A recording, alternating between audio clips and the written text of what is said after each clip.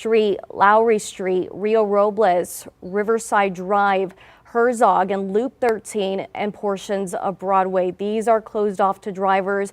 They may soon open up with the water receding, but at last check, these were the ones that were closed off. And again, this may just be a small piece of a bigger pie, folks. There may be more road closures. This is just what I've been able to collect from my data here at the station.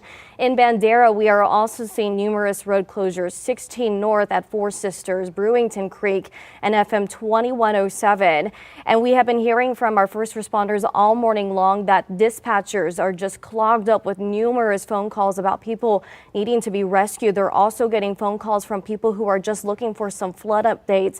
Please do not do that. There is a non-emergency line that you can contact. The phone number there on your screen, 830-796-3771. And because this is an emergency situation, I'm going to repeat that again. 830-796-3771. If your life is in danger, please call 911, but do not clog up the system with phone calls regarding flood updates. Keep it here on KENS 5 for the very latest. Also in the Comfort area, we're seeing some road closures. High Road and High Street, 7th and Cypress Creek, and High Street and Guadalupe River. I am getting where that Comfort High School is open for people evacuating. That is according to the Kendall County Emergency Management. So just numerous road closures that we are following. And then as far as San Antonio, we seem to be unscathed from the overnight weather. Guys. All right, thanks so much, Sarah, for those updates. Right now, we want to go back to Kerrville, where Rania Kaur is for us. She's been live there all morning. Yeah, and Ron, we understand they had told us earlier there were some fatalities now, and we understand you can confirm this for us.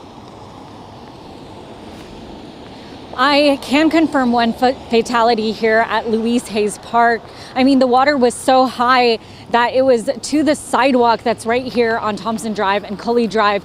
First responders are actively asking people to avoid Louise Hayes Park and even driving around trying to take video or pictures of the Guadalupe River because it's actually impeding on their rescue operations right now.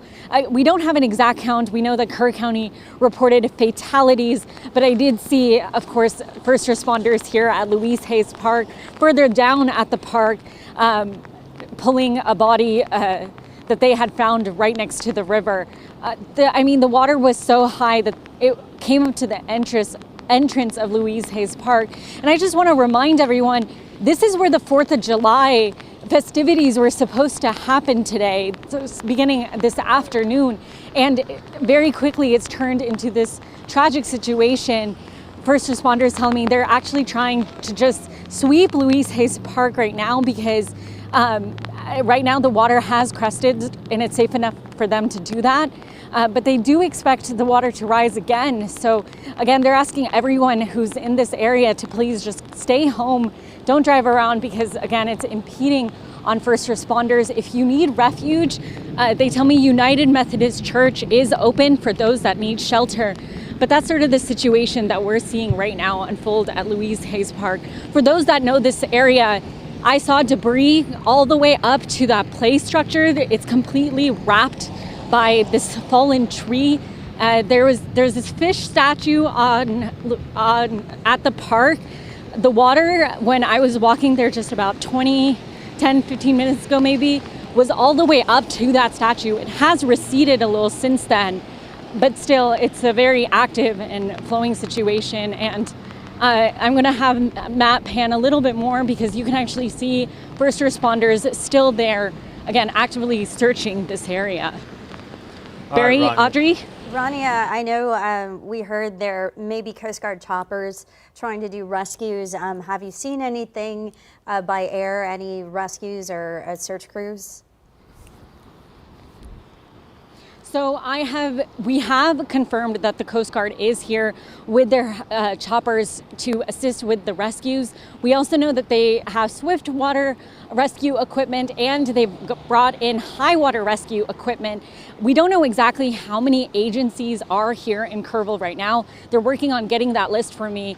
So we'll bring that update to you, but we know that there are a lot of resources that have been brought to Kerrville to just assist with the situation that seems to continue to evolve. And Barry Audrey? I saw there was some rope in the area that you had been earlier. It looks like they've roped it off now. Is that because that area is now an active investigation area? So yes, that is why. Again, we do have some we did see many of the ropes already here. I can't say that these are new ropes. I believe these were put up for the 4th of July festivities. I'm seeing a sign that says fireworks restricted area. So these ropes that you're seeing right now were already here. At this point, I haven't seen any crime scene tape at Louise Hayes Park while I was walking through, but we were told again by first responders and the Kerrville Police Department to actively avoid this area because they are looking for people who may need rescued or bodies that unfortunately may need to be pulled. Reporting live, I'm Rania Kaur, KENS 5. All right, thank you, Rania. And earlier, the mayor had declared a disaster in the area, and obviously we have the Coast Guard there now assisting as well. This will obviously open up for some state, maybe some federal money to help folks recover from this flooding that came on all of a sudden. We want to give you a better idea of just exactly what it was like early this morning. These are viewer videos. Right now, that is a live picture, though, of an ambulance rushing through town, assuming they have someone who maybe they've recovered or someone who maybe has been injured from one of those high water rescues. This is going on, like you just heard from Rania. They said to stay away from Louise Hayes Park. If you're in Kerrville, if you're in Kerr County, they are actively searching that city, county, along with now the Coast Guard has come in. Well, and they're going to have to comb the riverbanks just up and down that entire area. So the best thing is, I know everybody wants to see it, but stay home and watch it on TV. Don't get in the way of anybody who might be out there trying to help or save someone's life. And right now we want to go to some more of those viewer videos and pictures. This is a look at Cypress Creek Bridge from KENS 5's Earl Stoudemire. He's been out there. You can see, water starting to take over some of those bridges there in that area. Yeah, that would be impassable now for sure. And I want to take a look now at the San Antonio Fire Command unit. They're on I-10 headed towards Waring. This was from earlier today. This was about 7:30. They're assisting. They're sending manpower and resources up there to help the folks in Fredericksburg and along that entire area, as well as that water moves down. Absolutely. And want to take a picture right now from a KENS 5 viewer. This is Casey Claiborne. She sent us this, and you can just see the devastation at the raging river waters caused. There was a ton of debris and no trespassing fence. That's a gate. A gate, yeah. It looks like it was pulled off. You can see a tree in the distance just knocked over, and I'm sure that water, was flowing really fast when she took that photo.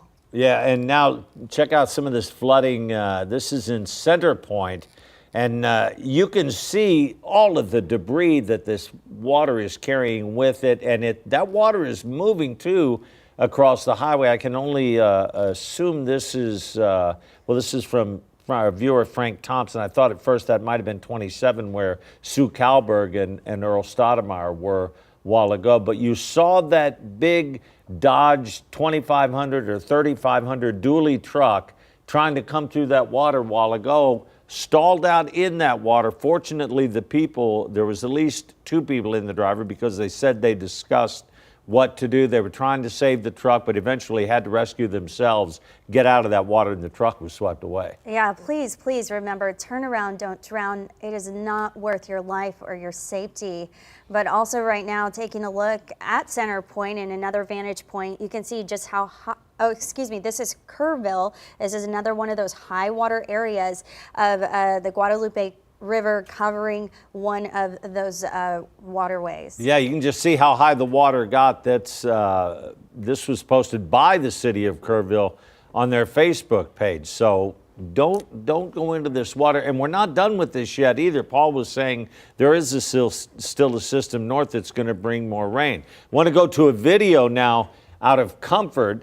This was taken by one of our viewers on Lane Valley Road early this morning. As you can see that water coming down that channel, bringing all the debris and everything else with it. It's going to be moving.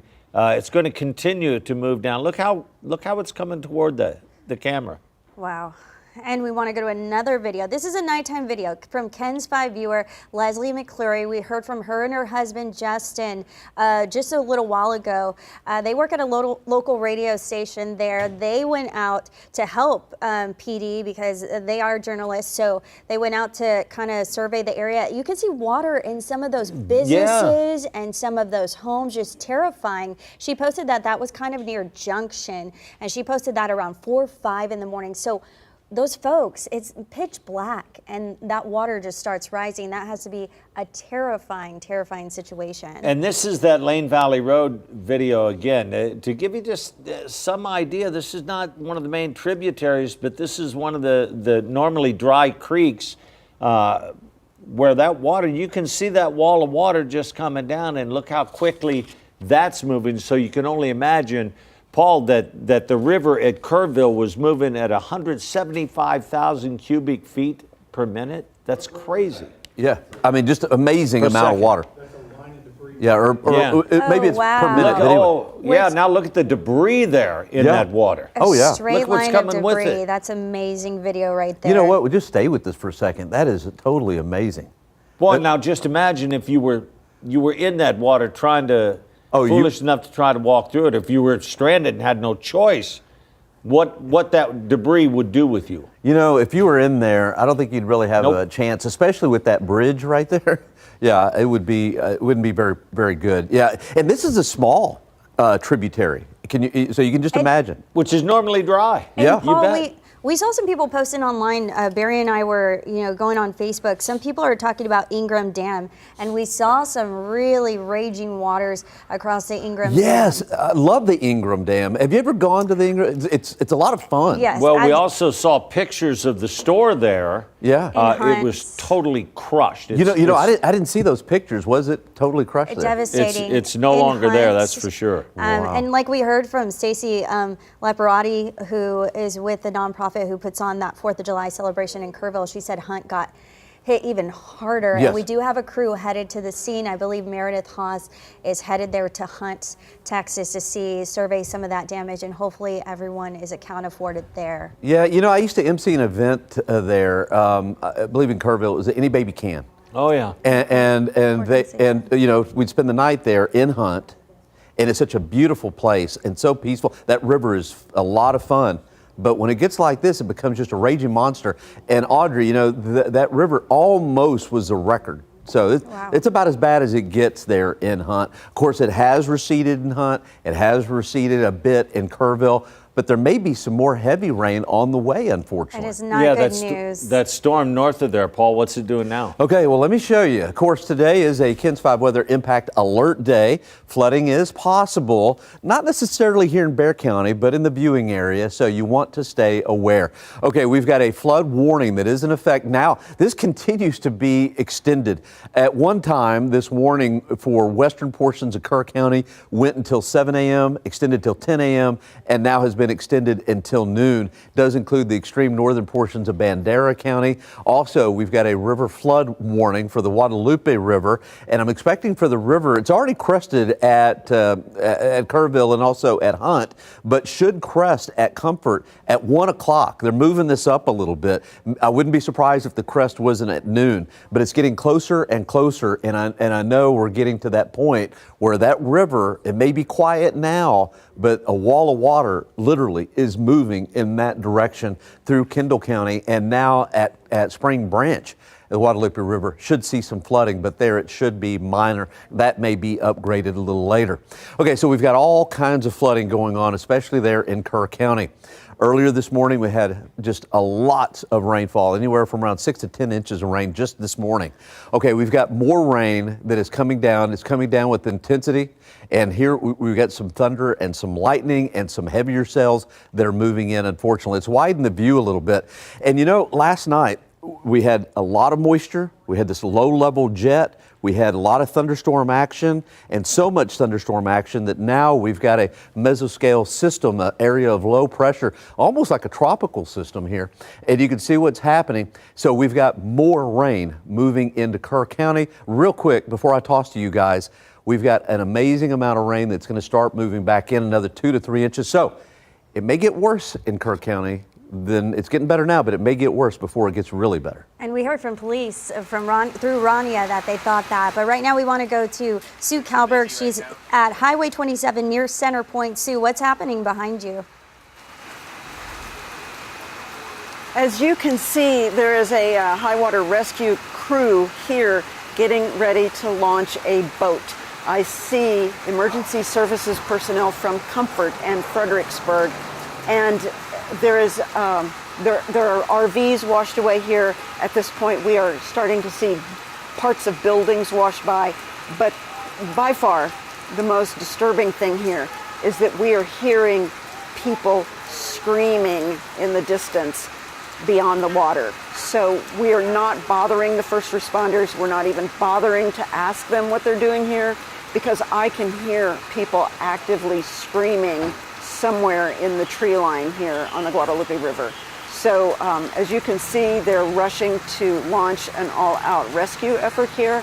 And as they launch, we will follow along with them and see what they're doing, because there are obviously people in trouble somewhere nearby in an area where we have seen RVs float by, parts of buildings float by.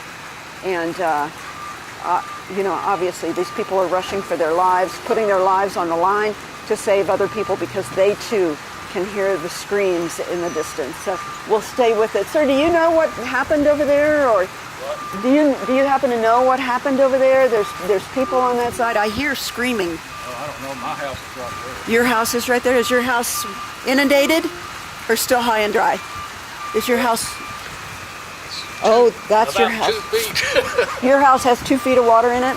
No, It's 2 2 feet to go away. to get the top of it. 2 feet away. Yeah. Okay. There, that brown house with a green roof. Brown house with a green roof. Let's just look over there. Yeah. It was 10 feet 6 inches above the ground. He said it was 10 feet 6 inches above the ground, and the water is getting ready to overtake his house with the green roof. And then you can see the first responders. Do you know anything about neighbors in your area? Have your neighbors managed to escape? Do you know anything about the people that were hearing screaming? I know they're out, yeah. Yeah. No one was in that gray house. He says nobody was in the gray house right across the water, but I do hear people screaming over there. Yeah, I think that's why those guys are getting in the boat. Maybe there was somebody in that B&B then. There's an Airbnb there, yeah. Yes, Airbnb there, and there was. And do you have any idea, just downstream we saw 4 or 5 very large RVs that have floated downstream? No, they were parked there. They come for the weekend. They were. That's their weekend parking spots. Okay, so weekend visitors were here, and very expensive RVs have been washed away. I watched a Camaro type automobile, a small sporty white car, just go right downstream, bobbing downstream. We've seen all manner of large objects and parts of buildings go downstream here. I'm going to try to move over a little bit so we can stay out of the rain, so the gear won't die in the rain. Sue, now Paul just came over and told us. Yes, I'm listening. Sue, Paul had just told us the water is just Yes, now cresting in that area. Yes, I would say that that's true. It has been steadily rising. I've been here for 20 minutes or so, and it had been steadily rising, but it seems to be plateaued right this minute. But rain is still falling from the sky. So, Sue, how populated of an area is that? Are you in a neighborhood? Are you in town, or is this just a little resort type area there? No, we are equidistant probably between Center Point and Comfort. There's a church behind me. Oh, Godspeed, gentlemen, Godspeed. There's a church behind me, and we are not to Lane Valley Road yet. So we are west of Lane Valley Road. You've heard people talk about Lane Valley and it being impassable. I heard you just a minute ago say that people sent video from earlier on Lane Valley when it was when the water was still coming up, and so we're just a little bit west of that, if you can imagine it. And right there. These guys are trying to rescue a man. Can you see that man, Sue, in the tree? Wow. Right now, if Sue, Okay, we're just going to stay with this. yeah, there's a man. Sue said she heard people screaming, Sue, and I'm assuming it is that gentleman who first responders are trying to help out right there, and that water is moving fast. Yeah, there he is. Awesome. Oh, they got him. They got the guy. You're watching a live shot. We're out of Center Point right now. We are in just outside of Center Point. Sue Kalberg is on the scene. Sue, did you hear or do you know if you heard more than one person yelling for help? It is so noisy out here with the rain and the traffic. I know for sure that I heard one person screaming, but as you saw, when they put that guy in the boat, they were pointing upstream. So I don't know if there's another person, but maybe they'll rescue one fellow, and then if there's more people, they will go back and get them. Common sense would indicate you'd save one person and then go on to the next. But we're going to know more in just a minute here. Yeah, but you're not hearing any other yells at hear this point. anybody screaming. I'm not hearing any other screams at this point, but they were pointing upstream as if maybe there's somebody else. You see, he's still pointing. And We're going to try to get him out of the water. A young Looks to be a relatively young man. Yeah. Looks like maybe he's woken up. And as I said, in this area, we saw RVs float downstream, just out of our line of sight here. RVs, parts of buildings. He keeps pointing back over his shoulder, and the boat is gone again now. The boat is back out in the water. Can you? Earl, where's the umbrella? We're going to go on. We're gonna. Can you I'm see? under cover right oh, now. wow. Is that a top of a, there's something really large on top of a house floating down the river? It's headed for those first responders. If we can, We're live streaming, so we're live streaming. Live TV. You're on my property. Yeah, oh, thank you. I appreciate the hospitality. You're not going to chase us out of here, are you? Yeah, tell me, come over here and talk to me and tell me what you know. What are we looking at here? Has this started going back down? Not yet. Somebody said there's a house floating downstream. Is there a house floating downstream right there? Oh, a house floating. No. I see a roof line. Is that right there? Yeah, is that a house on the move, or does that house belong there? If anything, that's not a house. If anything, It's just a roof? Storage shed. A storage shed. If it's anything, but no, the houses Okay. you can see. Earl, go get that guy. You can see all the houses here. Okay. Well, they're underwater. Okay, I'm just gonna, y'all just come with me. We're gonna. One of the guys that works for me told me that there was a guy in a tree. Yes, they just got him. This is him. Oh, they got him. Yeah.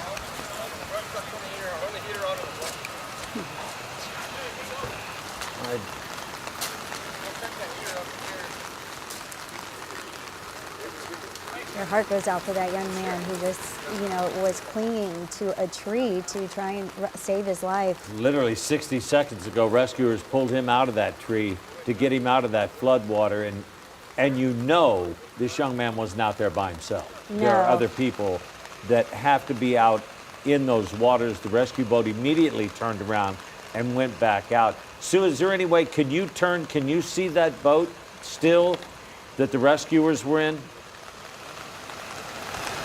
Earl, do you see the boat? I do not see the boat, and I hesitate to go any closer because I'm not going to interfere with these guys. Absolutely not. As you can see, there's water getting into houses here. Well, what does that sign say? Earl, did the boat go downstream? I can't even see it. It's so far down. Okay, the boat is so far gone to the other side, we cannot see it. It's beyond that line of trees over there. And that So water we're is just moving gonna, from your right, from you know. our screen view, from the right to the left. It's moving downstream to the left. Is that correct, Sue? That is correct. So just to orient you, screen right would be Center Point, Texas. Screen left would be Comfort, Texas. And in the middle would be the raging Guadalupe, which usually is, as you said many times, is just, a small trickling stream here. I'm going to show you this view down here, what we saw when we got here. Yeah, okay, they're telling us to back up, and I'm with them. But in the distance, you can see there's a a pickup truck that has been stalled there for about an hour or so. There are RVs that the fellow who owns this property, he said that these people were here for the weekend. They have weekend places. A couple of them, as you might be able to tell, were trying to get away. But let me zoom in here. Earl, can you help me with the umbrella? And those are RVs we're looking at now in the water. The lens is fogging. Yes, they were trying to escape, but they were overcome. Now, while we have been sitting here, I watched an RV of this size and class just go floating from way up here to way beyond. It is somewhere way downstream now. Look, there's a pickup truck going down toward the water too. Yeah. So many people have turned out and they're trying to help. But no sign of the rescue boat at this point. I don't see the boat anywhere. But the tree line is very heavy here. You know, that tree line you see 100 yards away is beyond that tree line. That's where the river would be. But see where we are. I mean, it's was that property? Great distance away. Was that property owner who you were talking to? Pardon? The property owner who you were talking to, was he able to say how many rentals are on that portion of land right there? Because I know that's a big concern. A lot of people from out of town don't know the area, may not have known, the storm system was coming through.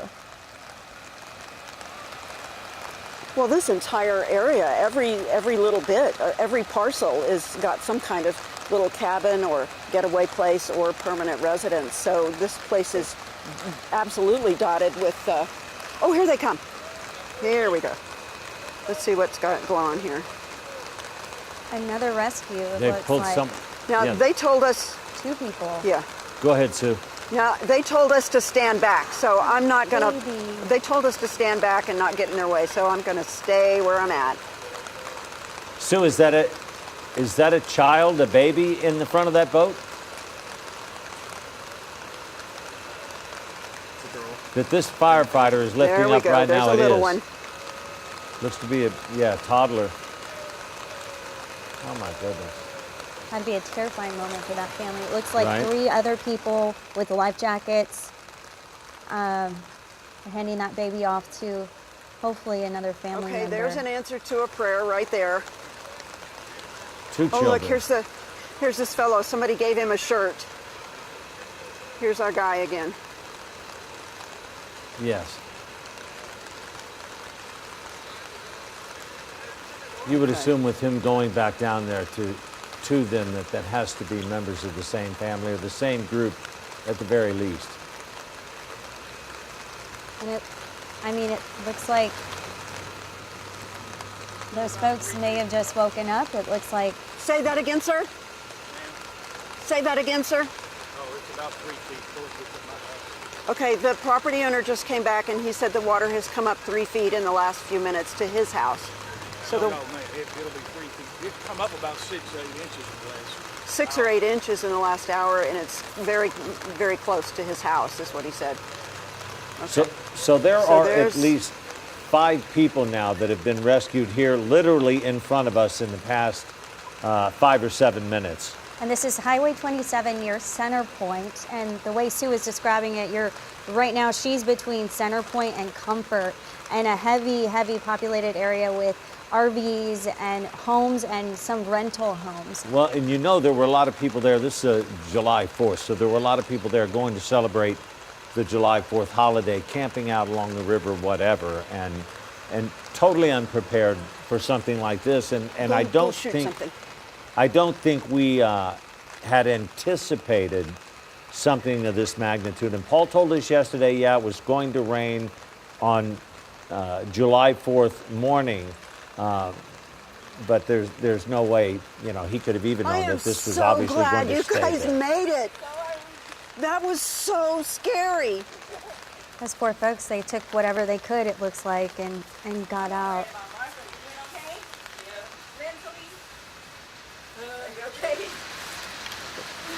Go ahead, Sue. Is it too scary to talk? Yeah. Yeah. Yeah, I asked her if it was too scary to talk. They've obviously just been through a terrible ordeal. We're going to let them have their peace right now and regroup. But, you know, answer to a prayer, an entire family saved by first responders.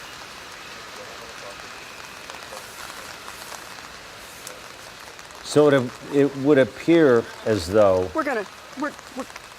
it would appear as though, Sue, that this is their entire group. I'm sorry? Yeah, well, I'm backing up. Yeah, I'm backing up. Yeah. Thank you for everything, all the time. Once again. So he said out of respect, he'd like for us to back up. Well, and let's give them all the leeway we can. They've got a job they need to do.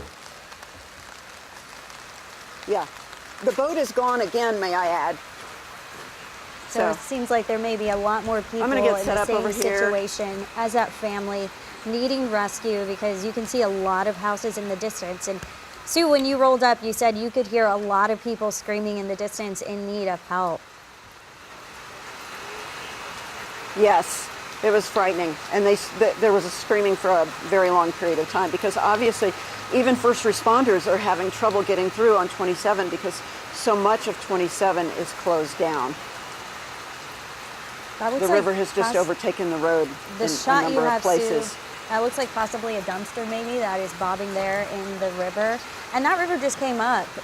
You know, in Kerrville, they were seeing that all morning, but it looks like this just came up just in the last hour or so. And Sue, you had just spoken to a homeowner there, and the water was 2 feet from his house, I think he said, when you first talked to him. That's the house right there.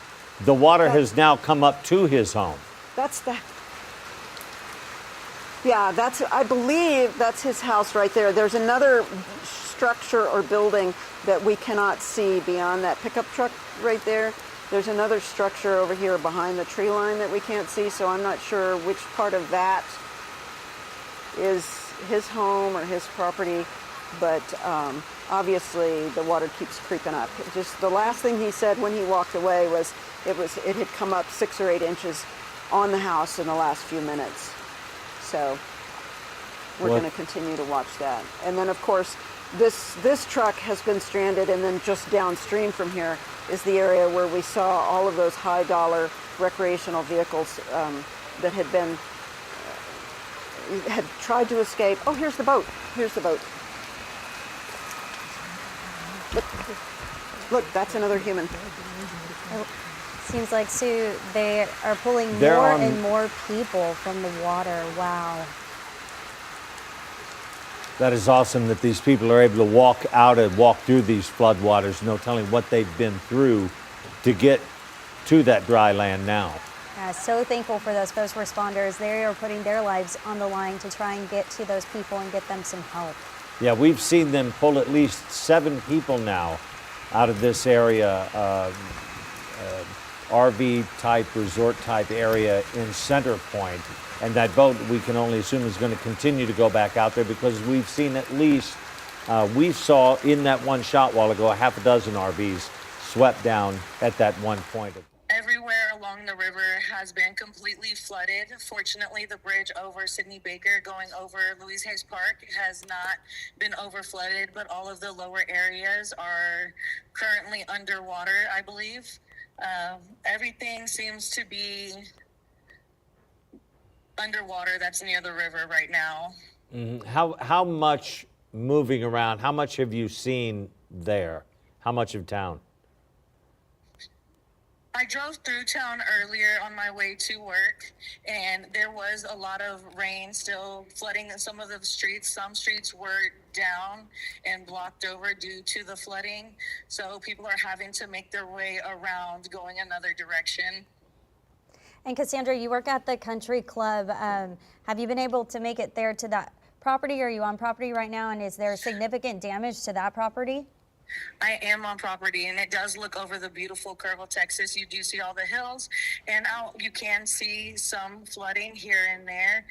The rain is pretty steady, but fortunately we are not underwater here at this point. Now, from what you can see, we know the river crested there about an hour and 30 minutes ago. Does it appear to you that the water is going down any at all? Not that I have noticed, and with the continuous rain, I really don't see it going down much. What have you heard as far as damage to the area, people missing, things like this?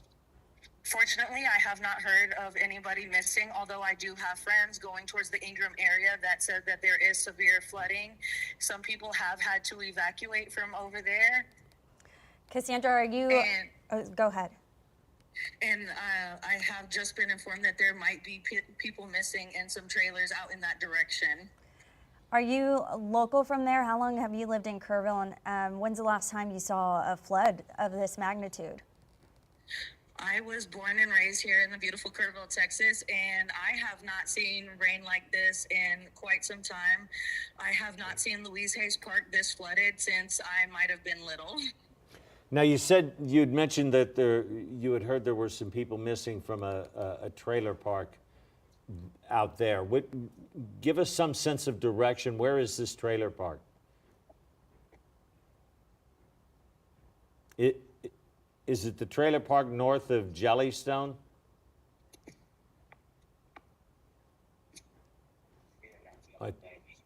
Cassandra? That I'm not quite sure, but I believe it was going towards the Ingram area. Okay. All right, Cassandra Jimenez from Kerrville, lifelong resident there. Thank you for taking some time with us. Just please be safe, and our prayers are with you and everybody up there. Absolutely. Absolutely, absolutely. And if anybody gets a chance, we would love for y'all to come eat at our restaurant. It is open to the public. Well, we'll wait till it dries out. Absolutely. You have a wonderful day. You as well. All right, and we want to get back to where Sue Kalberg is. She's at Highway 27 near Center Point. She's been in that area where the water has just been rising and rising. They believe it's crested there at the Guadalupe River, but we've seen at least 7 people be rescued by first responders. They've launched boats out there into where the river has risen. People were stranded. There was an infant who was pulled out of that water with their family.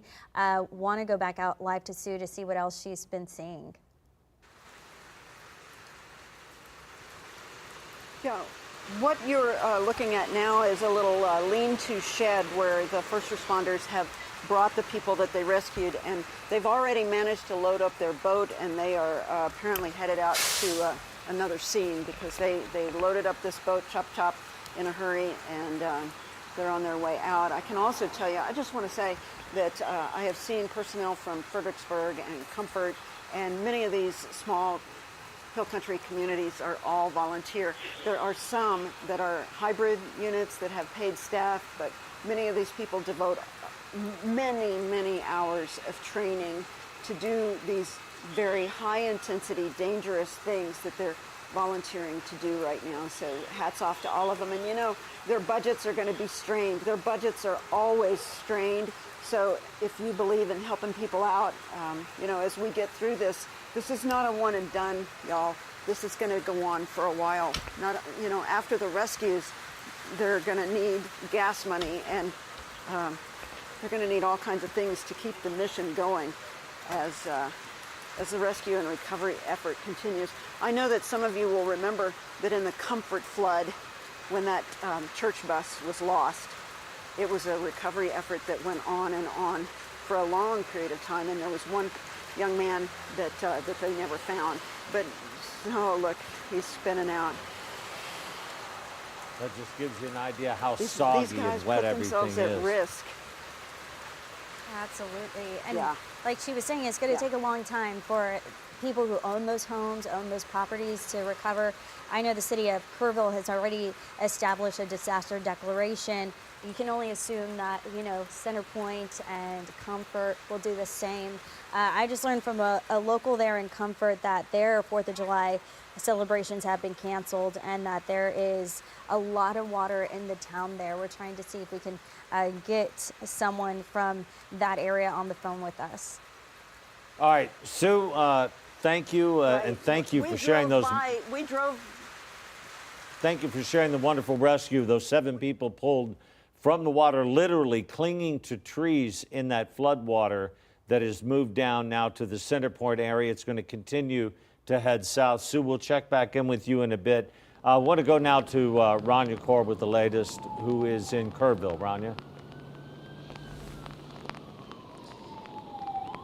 Barry, Audrey, I know you guys mentioned the disaster declaration. I now have a better idea of just how many agencies are here. We mentioned the Coast Guard is here with helicopters. I now know that Austin, Texas Department of Public Safety, Longview, Conroe, Bexar County, San Antonio, and the Texas Parks and Wildlife are just some of the agencies that are now here in Kerrville to assist with search and rescue efforts. I want to bring your attention to that yellow home that we've been pointing out since we've gotten here this morning, just to give you a visual of just how much the river has crested since we've been here. When we got here, that home was almost the stilts that home is on was almost submerged by the Guadalupe River. I do now see somebody that is walking outside of that home, so glad to know that they're safe. But we know that search and rescue efforts are happening all across the Guadalupe County River right now. I know you just a second ago heard some first responders probably on their way to another search and rescue. At the moment, that's saying we do know, and we have confirmed with the Kerr County Sheriff's Department, that there have been several fatalities. And at Louise Hayes Park, Kerrville Police Department confirmed one body was pulled. Again, they're combing this area. 4th of July was supposed to happen at Louise Hayes Park. That celebration, of course, canceled. And first responders actively telling people in Kerrville to stay home as they continue these rescue efforts in the area. The United Methodist Church has been set up as a refuge, but this is still a developing and ongoing situation as rescue and search efforts continue here in Kerrville. Barry, Audrey. All right, thanks so much, Rania, for that update. That's amazing that they have people all the way from Conroe, she said, that's outside of Houston, who are there trying to help with the recovery. They're going to need a lot of help. And this was, we had a shot of this earlier, and at the time I couldn't tell exactly. If you watch, that white line is just the leading edge of that water coming down Lake Valley. This is on Lake Valley Road, a creek. That line there, the white line is the water coming, then the water is behind. But what you see in the brown behind that open water is nothing but a massive field of debris. And that was shot off of Lane Valley Road there in Comfort. And Paul, you were talking about that water, that wall of water was headed there, and you can just see it coming. Oh yeah, that's what a flash flood looks like, no doubt. You know, we have all those limbs and debris and all kinds of stuff in there. And that is dramatic. That is amazing footage there on that bridge. Now they need to get out of there, being on that bridge. Okay, so let's talk about what is going on. Of course, we've got flood warnings in effect. We've got a flash flood warning. Every time I look, this is extended. This was expired at 7, then 10, and now noon. Maybe extended even further because I'm seeing more rain moving into Kerr County, which is bad. So we've got a flash flood warning for Bandera and Kerr counties. That is until noon, and now does include parts of Real County as well. Of course, flooding on the Guadalupe River. Now, the river has crested at Hunt, and it's come down. Also at Kerrville, the river has crested, and it has come down. Cresting right now, by the way, if you're wondering where Sue is, center point is like about right in through here, and the river is cresting as we speak. Where it hasn't crested yet is at Comfort, but it is rising. It's rising rapidly there at Comfort, and should peak at about 30 feet, a little over 30 feet, about 30 and a half at 1 o'clock this afternoon. Wouldn't be surprised if that crest wasn't a little earlier, probably around noon. And then further down the road, down around Spring Branch, it looks like we're going to have minor flooding on the Guadalupe as all that water moves down the river, down to the south and to the south and east. Okay, here's what's happening now. So far this morning, our rain has been light, but I think the intensity may pick up a little bit as we head into the early afternoon hours. Here is Kerrville. We've got more lightning strikes. Here's some good news for you. The lightning strikes with this thunderstorm activity is weakening, and that is definitely great. But let's widen the view a little bit here. Here's our area of low pressure that has developed. This is a mesoscale complex, or actually a mesoscale system. and this is going to continue to move on down to the south and east. About 3 hours or so ago, let's widen here. About 3 hours or so ago, yeah, it started off somewhere around Brady, Texas, and has moved down to the south and east. And this is heavy rainfall. I mean, we've got tropical air that's in place, and so these rainfall rates are like 2 to 3 inches per hour.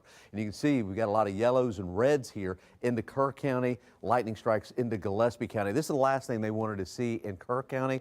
Let's just hope that this pushes through and doesn't linger. It looks like it is going to push through, but right now starting to rain heavily again just west of Kerrville, around Harper, western portions of Kerr County towards Mountain Home. Also, we got a pretty good cell there southwest of Kerrville, between Kerrville and Lakey right now, and so more activity is moving through Kerr County. How much? Well, over the last 12 hours, rainfall amounts have been anywhere from 7 to 10 inches just west of Kerrville. And here's where the Guadalupe River is, and it kind of does this kind of a thing right in through here. Well, all of this fallen had made the Guadalupe River just swell at Hunt, almost about as high as it's ever gotten there in Hunt. Kerrville, not quite a record, but one of the top 5 floods in Kerrville. So a lot of rainfall there. So let's widen out. Now, this was not the area that had the worst overnight. The most rainfall was up here. Here's Brady, Texas, and just south of Brady, back to the north and west, 10 to 15 inches of rain fell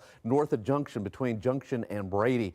Huge rainfall amounts, and that complex is moving on down towards the south as we speak. How much rain? Well, about 2 to 3 inches per hour, pretty close to that. It does look like it's weakening a little bit, but where you see the reds and the purples in here in northern portions of Kerr County, western portions of Kerr County, Kimball County, you've got 2 to 3 inch per hour rainfall amounts. This is Fredericksburg here, just west of Fredericksburg, pushing through as we speak. This will continue to move to the south and east. Let's take a closer view. Again, I showed you the bullseye of rain last night, just in the last night period, about 7 to 10 inches right in this area. Well, guess what? Here comes some more rainfall moving in. I wouldn't be surprised if we didn't pick up anywhere from 1 to 4 inches of rain, just depending on the trajectory. This may really aggravate the situation. It's pretty rare that you would have a crest and then it come down and then another crest, like a double crest. That would be, that's pretty rare that would happen. So I'm not expecting that to happen, but definitely it is going to be a little slower for that river to recede with more rainfall moving into Kerr County. Here are the precip rates. Yeah, we've got 1 3 inch per hour, about 1.5 inches. So anywhere between 1.5 inches to 3 inches. And I'm expecting for this to linger into Kerr County for about 2 hours. So again, wouldn't be surprised to see 2 to 4 additional inches of rain moving into Kerr County. And that's why we've got the flood warning that's in effect all the way until noon. We've got a flash flood watch until 1 o'clock, does include Bexar County, all through the hill country and along 90. So, you know, it's one of those days that you definitely want to be aware. We've got an impact day for today. All right, this is, I'm going to switch things up a little bit. I was using the HRRR.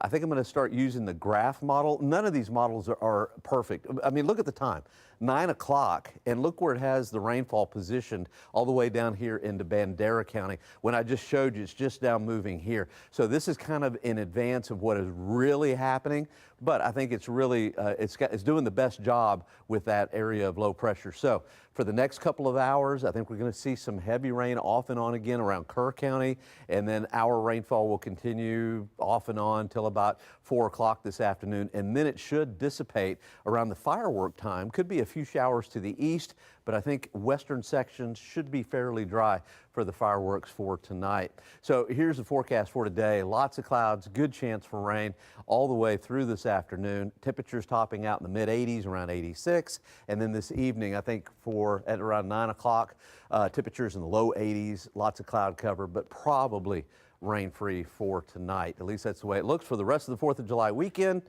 86, 87, that's it for a high today, and that's if we reach that. By the way, every day this month, the 1st, 2nd, 3rd, and 4th, high temperatures have been in the 80s. I'm going to go through the record books and see when the last time that happened. It may have never happened before that the first 4 days of July, temperatures were in the 80s for highs. That is pretty rare.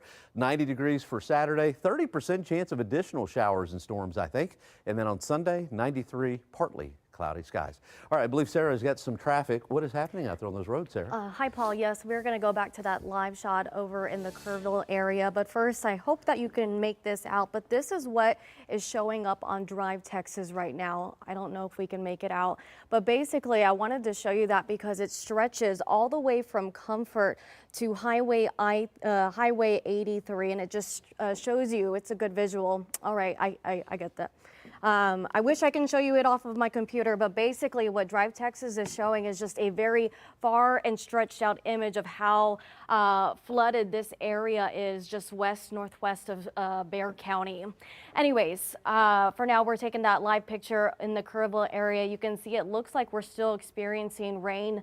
Our drivers are getting by. I believe some roads may be receding now, which is good news, but again, we're still following numerous road closures at this time. Our photographer at the scene showing us just the debris that was left behind from that heavy flooding from earlier this morning.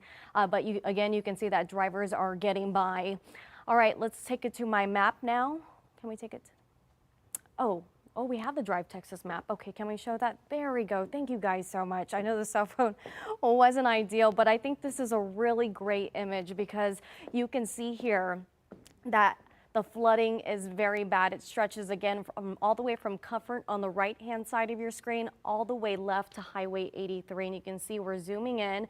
You can see areas like Ingram as north as Mountain High currently impacted from that flooding all the way to I-10. And it stretches even further up. You can see, as we go up higher, let's see, I think that's possibly Segovia. Okay, Segovia Junction. I think the red might be a construction closure, but all that blue that you're seeing here on Drive Texas, this is all flooding that TxDOT is reporting. Just a very shocking visual. I don't think I've ever seen Drive Texas covered with this much blue. And that's why I wanted to show you this. So I'm happy that we were able to bring this onto your TV screen. But yeah, you can see how much flooding is impacting northwest outside of Bexar County. Can we bring down the map a little bit lower again? I want to show them what we're following in Kerrville. You can see that it just stretches from the right-hand side of your screen to the left-hand side. So Kerrville, very much a active scene right now from those overnight rains.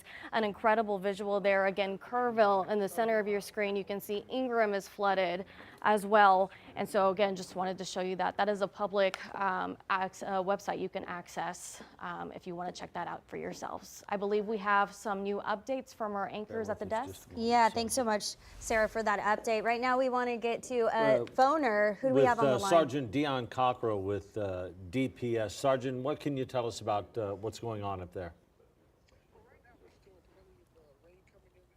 One second. Bear with me one moment, Sergeant. Okay, go ahead. Go ahead. I'm sorry. Sure.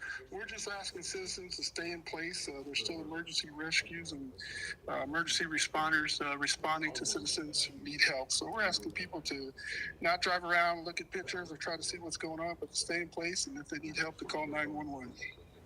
And Sergeant, have y'all been actively taking part in any of those water rescues? I know a lot of those are happening in Kerrville, in Hunt, and now, right there on Center Point. in Center Point near Highway 27. Well, yeah, the water is moving, and I'm currently in the Kerrville area, so they are conducting water rescue. DPS helicopter and other rescue teams are trying to rescue citizens that are stuck in the water. And need immediate help. So we're asking people to stay home and not travel around if they can avoid it. Well, unfortunately, it's a holiday weekend. We had a lot of people who may or may not have been from that area in those resorts, in those campgrounds, in RVs, whatever. Do you all have any idea how many people are unaccounted for? No, not at this time. Like I said, rescues are going on as we speak, but we are asking people that are in areas where they think flooding may occur to just go ahead and move to higher ground and try to evacuate any low ground areas or anywhere near water. And I know you guys are working very closely with Kerrville PD, the county, but can you confirm to us how many fatalities have? I don't have those numbers or anything to put out. You know, the only information I have now is to tell people to watch you guys, local news, and see what's going on, but to stay off the roads if necessary, and if they don't need to travel, stay home or seek higher ground if they're anywhere near water. All right, can you give us any sense of what DPS is doing to help in this? Well, DPS has moved their assets to any area that's required, that has low water flooding. So we're responding to the areas to assist all the local and county areas to do the best we can to help the citizens and with rescues or warning people of the low water crossings.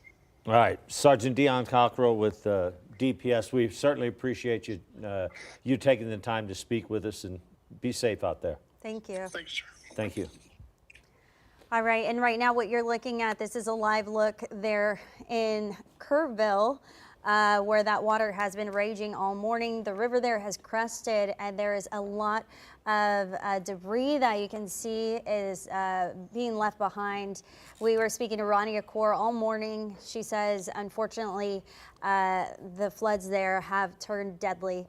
And she could not confirm with us. You just heard from DPS. They can't confirm just how many fatalities there are, but there are fatalities, and that's just unfortunate because, like you said, a lot of people were there for the holiday weekend. There's a lot of locals who've lived there all their lives along the river.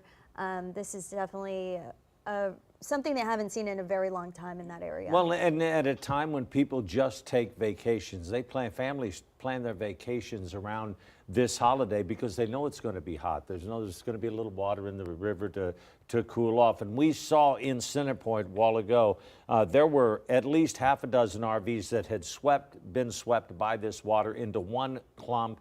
And that's where we witnessed live on air that rescue crew pulling 7 people literally out of the trees there in Center Point, whose RVs or cabins or whatever had been swept away by this wall of water that had come down. And Sue Kalberg there in Center Point said she could hear people screaming. We could hear people screaming in those quick pauses, and then we saw them, first responders, head out in that water rescue, rescuing a whole family, some other folks as well, 2 gentlemen and an infant even. They were, all in life jackets, and we're so thankful for those first responders. We have some as far as Conroe. They were saying Austin. We have the Coast Guard who is helping in brought some in helicopters in some of those search and rescues. These are just some of the pictures viewers have sent in to us of the water, which is just absolutely inundated area roads. This is near Kerrville itself. This was sent in from the city just to show us exactly how high that water got. And the thing is, with this water, it all came so suddenly because that system parked over the Hunt Ingram area just north and west of there. And then, of course, that's where the river begins, and it just flooded down in a literal wall of water. Barry and Audra, this is Sergeant Lamb. He's with Kerrville PD. Sergeant Lamb, first of all, thanks for taking the time to speak with us all morning. We certainly appreciate you. Can you bring us up to date on what's going on in Kerrville? Sergeant? Sergeant Lamb, thanks so much for joining us. Can you bring us up to date on the situation in Kerrville? Yeah, good morning. At this time, rescue and recovery operations are ongoing. We've been working for about the last 6 hours to ensure that everyone is safe. Our officers, along with Kerrville Fire Department and other agencies, are actively conducting rescue and recovery operations. Right now, it looks like the water is beginning to slightly recede. However, we are not sure that the rain is done with us yet. So there's still a possibility that we'll see some more flooding, and that's really it right now. We're in recovery mode. Our reporter was on the scene a while ago. We know these floods have turned deadly. She was on the scene when a body was recovered about an hour or so ago. Do you have any idea how many people are missing, or at this point, how many fatalities we have?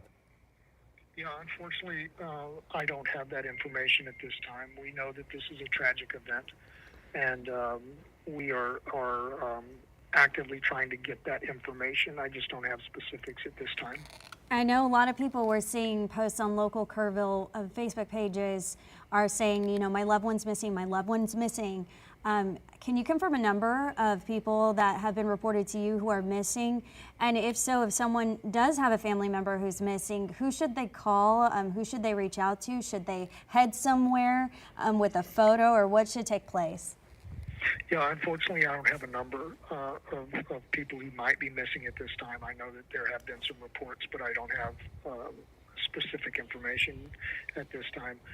They can contact us through our non-emergency line. That's area code 830-257-8181 to let us know if anyone is missing. We will make every effort to locate that person, go by, do residential checks and wellness checks.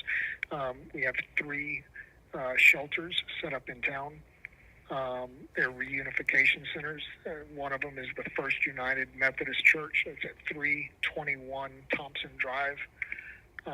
The other one is Calvary Temple Church. That is 3000 Loop 534. And the other one is a small auditorium. It's called Arcadia Live, and that's downtown on Water Street. So we're... Folks can go there and you know, if they've been displaced by the floods. Do you all even have, and I know this will probably be a difficult question to answer, but do you have any idea of just how many people realistically this flooding has affected?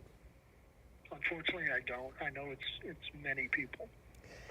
The Guadalupe River, as you know, runs right through the center of Kerrville. And unfortunately, this appears to be a historic flood. And we've seen a lot of devastation this morning. But as far as giving you a specific number, I'm not able to at this time. And we know there are a lot of different organizations, a lot of different police departments, Coast Guard. Can you tell us some of the rescues that you guys have been involved in, whether those be by boat or by air, or what's been reported to you? Yeah, we've been really fortunate. Our officers were rescuing people, you know, from 4 o'clock in the morning on. A lot of those were just them walking into water and carrying people out. We've conducted several boat rescues. We've been fortunate to have a lot of mutual aid come to our area. And real briefly, before I have to get off, I know that Texas Parks and Wildlife is here. The U.S. Coast Guard is here. Texas Department of Public Safety is here.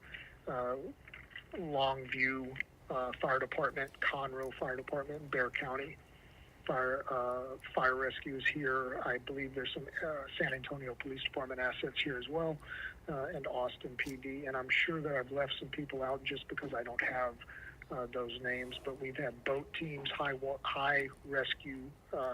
rescue vehicles, and helicopters come to our area, and they're assisting right now.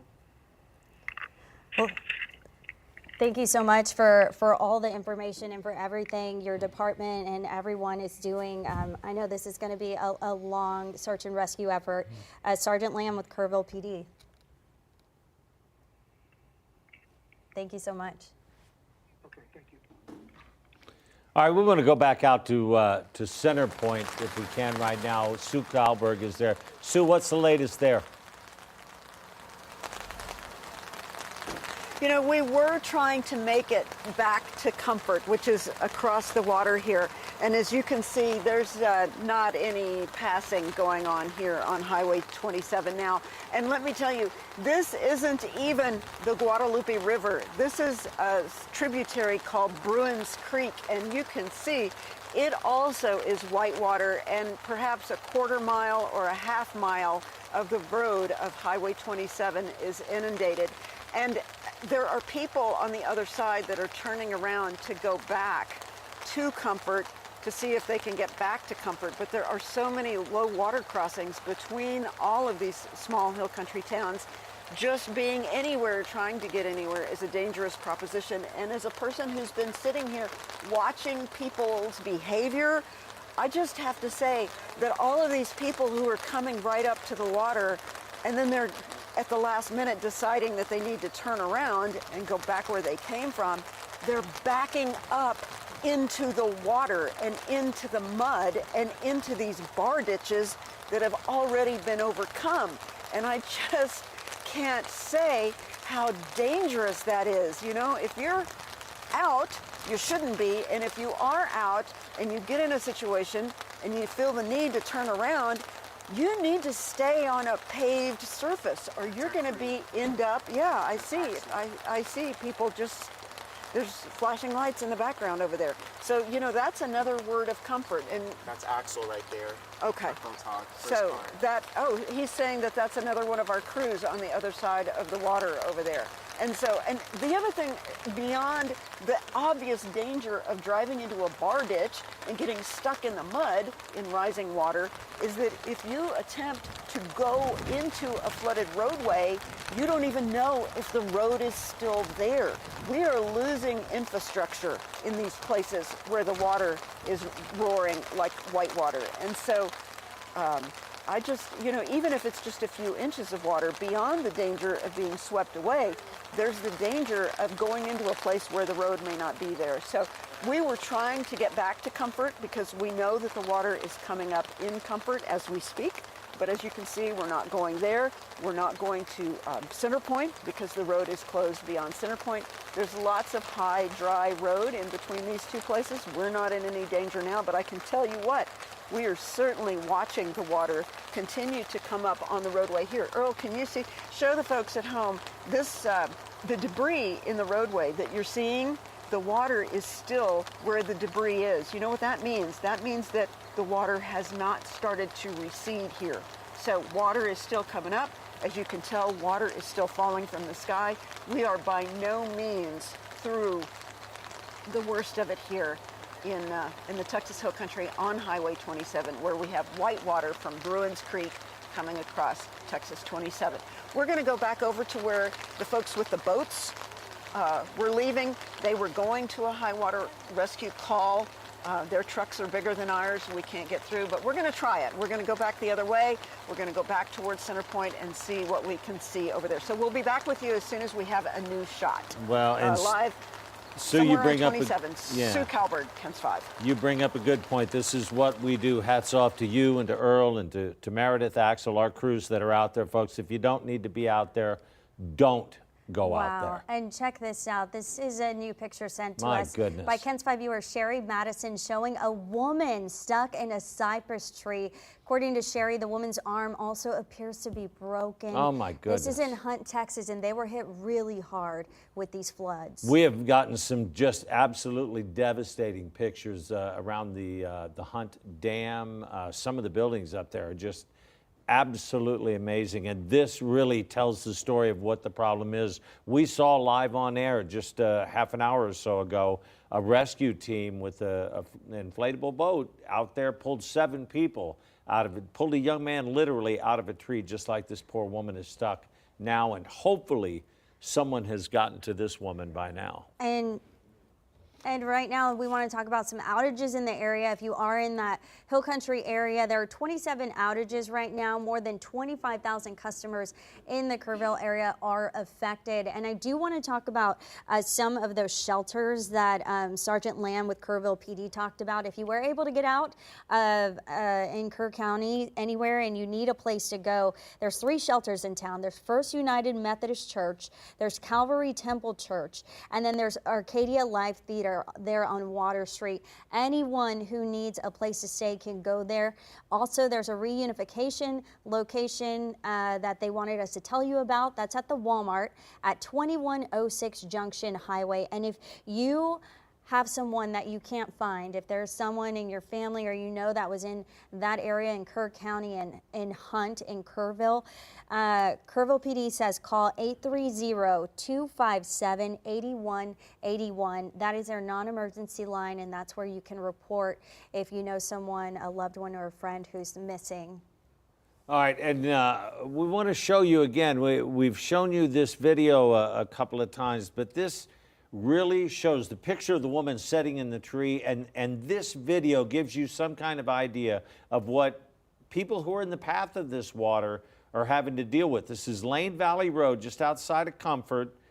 This creek is normally dry, as most of them are. That white line you see coming toward you is the edge of the water. The brown behind that is the water itself, and then that deep brown, this is what causes all of the problems. And look how fast that water is moving. You know, that's moving 4 or 5 feet a second easily. And look at the field of debris, logs, sticks, trash. It's just a wall of water. Yep, and that's a wall. You get in that debris, that builds up around your car, whatever else, it's going to sweep anything away the way that water is moving. Yeah, that's what a flash flood looks like. And you know, that's not even the main river. So you can imagine what the river looked like as it went from, 7, 8 feet and then went up to about 30-something feet. You Well, can just and imagine. the volume of it, Paul, you talked about earlier, that a little further up in Hunter, Ingram, the water typically moves at 5, 7 cubic feet a second, and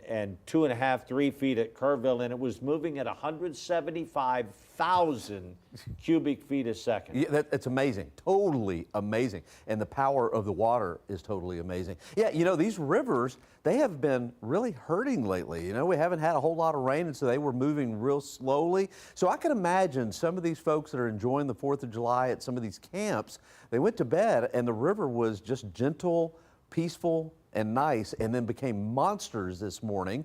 And this can happen here across South Central Texas. It doesn't happen all the time, but boy, it can happen, and it can catch you by surprise if if you're not paying attention or didn't hear the weather or what's going on.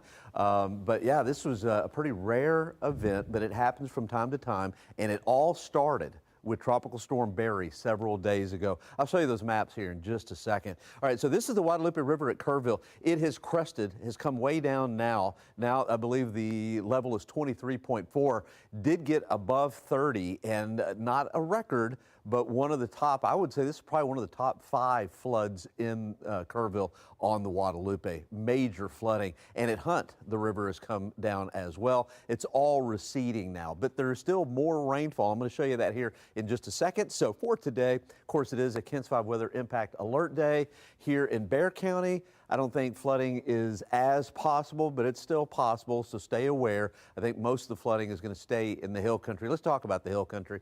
All right, we do have a flood warning, and this has been extended now. Now includes the eastern portions of Kerr County and all of the northern portions of Bandera County, back into Real County, and this is until noon, so a flash flood warning. You know, it's one of those deals where if you see low valleys, you know those areas that flood easy, you know those low water crossings, just stay away from those areas today. Today is not the day to mess around with those, and especially along the Guadalupe River. The Guadalupe River is just raging. It's starting to come down, has already crested at Kerrville, Hunt and Ingram right here, but you know, there's all kinds of camps along the river there. And then Sue has been at Center Point, which is about right here. The river has crested there and is beginning to recede, but hasn't quite crested at Comfort. I think that river is going to crest at about 30.6, major flood at Comfort, and that's going to be, they keep saying 1 o'clock, but I'm thinking more closer to noon. But either way, noon, 1 o'clock, we're going to see a crest there, and then all of that water is going to continue to move down to the south and east, and it looks like a minor flood at Spring Branch coming up about 24 hours, not 24 hours, about 12 hours from now. Okay, so here's what's happening now. This is Kerrville. Lots of lightning strikes, lots of thunder, lots of activity there. Also north of Kerrville into Gillespie County, and then further north over into Junction. So far, we have seen just light to moderate rain here in Bexar County. Most of the county right now, it's not raining, but thunderstorms are approaching from the north and west. And I do think early this afternoon, we will likely see some scattered thunderstorm activity. All right, you can see this plain as day. And what happened overnight is, first of all, it started with all of that moisture, and that was from Barry, okay? So we had a lot of moisture, and then we had this low-level jet overnight, and that helped to feed all this tropical moisture. And it doesn't happen all the time, but if you can get enough thunderstorms congealed together, then you have a lot of latent heat that is released, And then you've got a system like this that kind of feeds upon itself, and you can see what's happening here. Now that the sun has come up, it's not as strong as it was earlier this morning, but still a fairly strong system and holding together, and will continue to move on down to the south and east. So you can see in Kerr County, more rain across the county, and that's the last thing that they need there is more rainfall. Let me back up a little bit. Let me show you. Over the last 3 hours, it started off kind of close to Brady and now has moved in the center of the circulation here is pretty close to around Fredericksburg, and right in through here is where the heaviest rainfall is going to be over the next hour or so. They may pick up an additional 1 to 3 inches there in Kerr County, I think. This will continue to slowly move to the south and east, and I think our rain chances are going to be increasing here in Bexar County. Let's take a closer look at Kerr County, and you can see, wow, what a lot of lightning strikes there across the northern portions of Bandera County, and you can see the thunderstorm activity moving through Kerrville as well and into Fredericksburg. So what are the rainfall rates? Well, let's back up a little bit. Over the last 12 hours, in this bullseye right here, picking up anywhere from 7 inches to as much as 10 inches of rain, and now we're starting to add to that. You can see how that's still moving and expanding. So here is the Guadalupe River, moves right through. This is Ingram, and then there's Hunt, and it moves right through Kerrville, through Center Point, and then back to Comfort. And all of this rain has to go somewhere, and this is just an amazing amount in a short amount of time. And of course, it goes right into that Guadalupe River. The river gets swollen, and of course, it moves down to the south and east. So that's where the real bullseye was, just west of Kerrville, and that wasn't the heaviest rain overnight. The heaviest rain was back here between Brady and Junction, 10 to 15 inches of rainfall, and so the rain continues to add up. So how much more?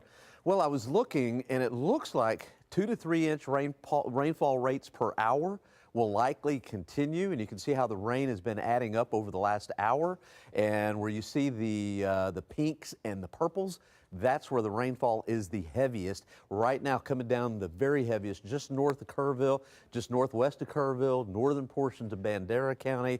Here's the good news though. Notice how off to the north and west, kind of the trajectory across where we had some very heavy rain earlier this morning, not nearly as heavy as it was earlier, and that's the good news. But bad news is it's going to take a while for all this to get better when it continues to rain and continues to rain heavy in some of these areas. So it's going to be a slow improvement, and then rainfall rates across some of these areas are anywhere from 1.5 inches to 3 inches per hour, so a lot.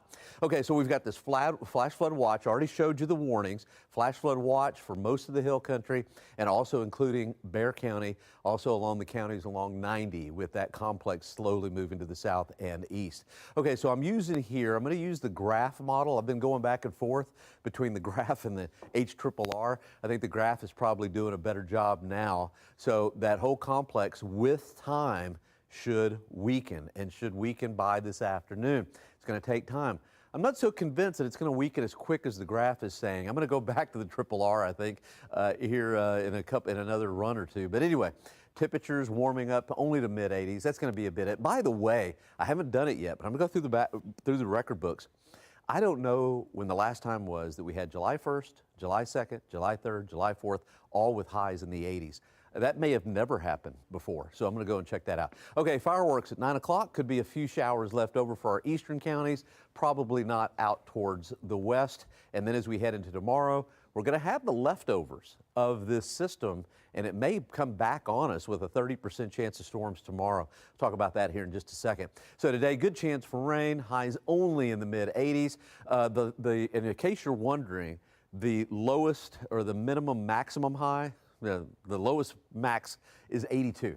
And if we hit 82 and that's it, that's happened before in the past as well, but never have we had a high that's lower than 82. Average high is 94 degrees. All right, here's what you can expect for the rest of the 4th of July weekend. Tomorrow, I do think we're going to see some sun, but as soon as we do, we're going to see thunderstorms developing again, about a 30% chance, high at about 90. And then on Sunday, 93, partly cloudy skies with winds out of the south at about 5 to 15 miles per hour. Just to let you see, this really looks like a tropical system, doesn't it? I mean, look at that, even banding and everything.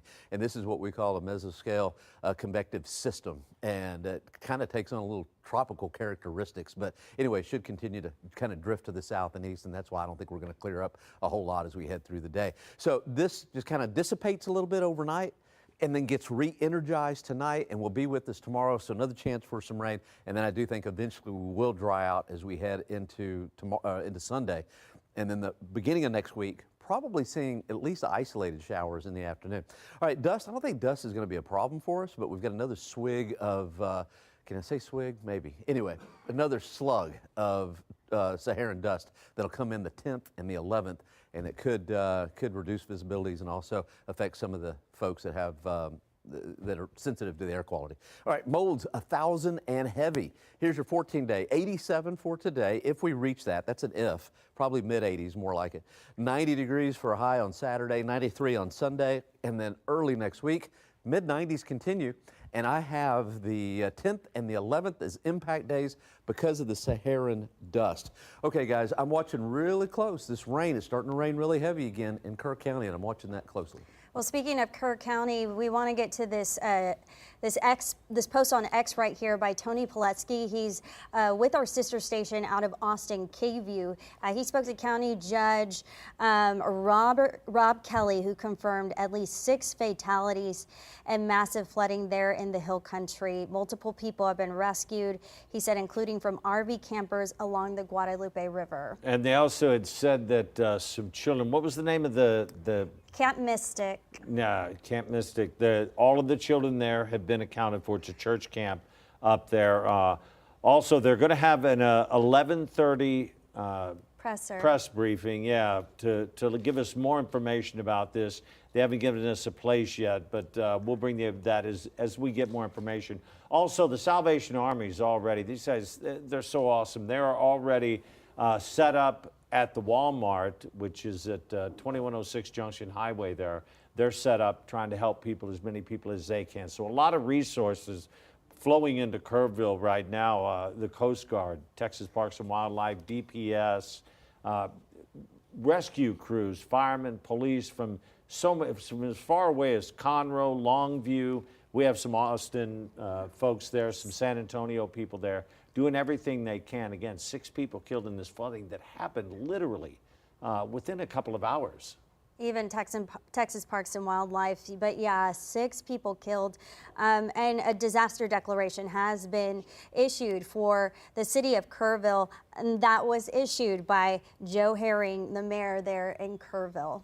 Want to look at some of the, a lot of roads and streets are closed up in that area too, Sarah, and they've been closed for a while. Yeah, and I do expect them to be closed for some time. I'm really concerned with what Paul just mentioned a few minutes ago, that we're going to see that rain continue throughout the day and until tomorrow. So something to keep our eyes on. I have 2 shots of the Kerrville area on our TransGuide cameras now. This is the one I've been showing you all morning long. It's on West Mile Marker 503. You can see highway is not impacted at this time, but I do want to toss it to our Drive Texas map. If you were with us probably within the last 30 minutes, this was a visual I was showing you guys. I have never seen this on Drive Texas before, and that should speak to how severe the weather has been over the last several hours. We've seen a lot of heavy rains come through the areas, and this is just a great example of the flooding that is happening in the Kerrville area. Something I saw on Facebook from the city of Kerrville, they said the entire county is an active scene. Imagine that here in Bexar County, the entire county, an active scene. And you can see that here. We have those floods stretching as far, east to Comfort, and then far west is to Highway 83. We also have them as high as Mountain Home and as south as Medina.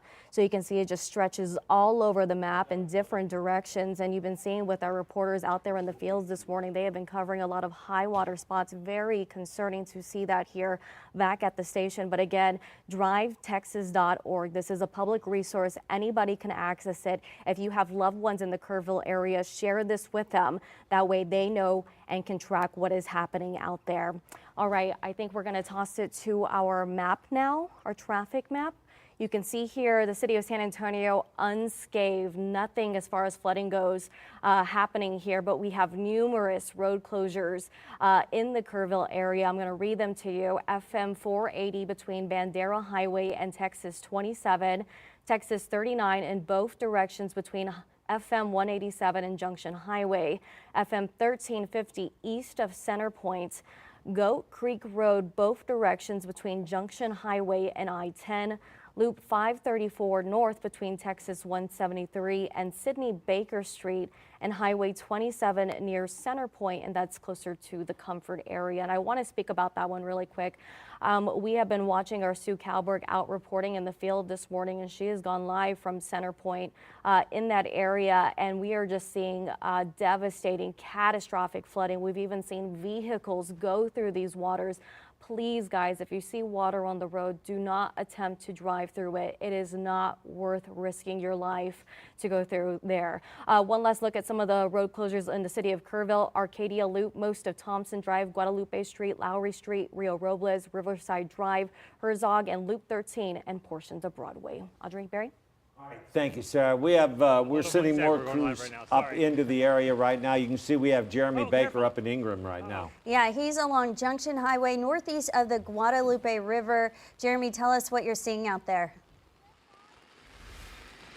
Yeah, we just got up here to Ingram by the Guadalupe River. We're along Junction Highway, and obviously you can see it's raining pretty hard right now, but a lot of emergency responders have blocked off a lot of the streets around here.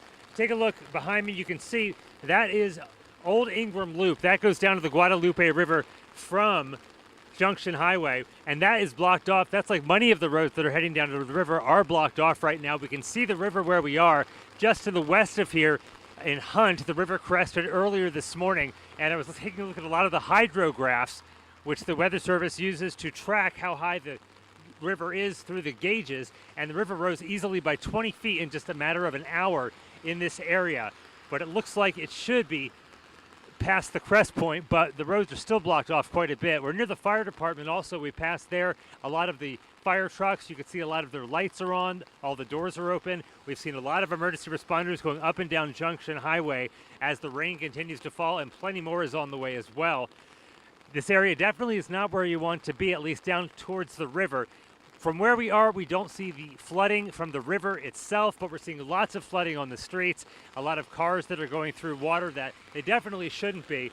So right now, things are looking very wet here, very flooded, as if it's heavy rain. But for so far, we have not seen the river or where the river has come up to, but it does look like for now that it has gone down just a bit. But Stephen, if you can zoom in just a bit to see the river, you can definitely see where the water is quite rough right now. I can almost see waves in the river right there going down Old Ingram Loop towards the river. We're going to try to get a little bit closer to see, but obviously we don't want to put ourselves in danger. We don't want anyone else to put themselves in danger. So if you live along here in Ingram, anywhere along Junction Highway, definitely avoid this area if at all possible. Stay as far to the north or east of the river as you can, as this rain is expected to continue for quite a while, as Paul has been saying throughout the morning. So we'll continue to keep you updated here in Ingram, and we're going to take a look and see how things are across the city. We've had a few people come up to us as we were setting up our live shot to talk to us about the conditions and what they've seen so far. So we're going to talk to them as well, and we'll get you more information as it becomes available from Ingram. Reporting live from Ingram, Jeremy Baker, KENS 5. All right, Thank you so Jeremy. much, Jeremy. Yeah, it looks like the river is raging there, but right now this is a ex-post from Tony Ploteski. He's with our sister station in Austin, and he says he has spoke to the county judge, Rob Kelly. They're in Kerr County, and they have confirmed at least 6 fatalities from this massive flooding event. Yeah, on the positive side of this, though, a lot of parents, I'm sure, are worried about their child. There are a lot of church camps up in that area, I should say, and Mystic Child campers all up there. All of the children, everybody at Mystic Child Camp has been accounted for. So that is perhaps one of the silver linings out of this horrible storm. Yeah, and that's an all-girls camp, and they said they did have to do some water rescues at Camp Mystic, but like Barry said, thankfully all of those children are accounted for. And right now we want to go to some other video that was sent in by another viewer. This is at Carlisle Road. Carlisle Road. And that's the video we had. That's where we watched the 7 people pulled from the trees, literally, over at Center Point. Oh, wow, yeah. And Sue was talking about that. She said she literally saw one of those campers floating down that river. But again, this video is from our reporter, Earl Stoudemire. That's where he and Sue Kalberg are there on Carlisle Road, showing RVs partially submerged. And like Barry said, they saved several people, including an infant. Yeah, a little one. And take a look at some of the debris left on, this is G Street in Kerrville. This was sent to us by our viewer, Aubrey Cortez. We appreciate all of you all taking the time to send this to us to help us share these with everyone else. Yeah, you can see that water rushing over that roadway. There's downed trees and downed power lines. And we've been talking about it. A lot of folks there in Kerrville and in Kerr County are without power, without internet service. And so it's really hard for them to get a lot of that information. And they say not to call 911. Please don't call 911. PD was saying, because it's overwhelming them to, try and give you the weather forecast. Definitely tune in here, download us on your phone if you still have some battery service, because they need to keep those lines open for people who need water rescues. And if they do need to call, if you have someone missing, the number to call there is 830-257-8181. Please do not call 911. As you can imagine, they're just absolutely inundated. We also have some other video. This was also sent in by Aubrey Cortez.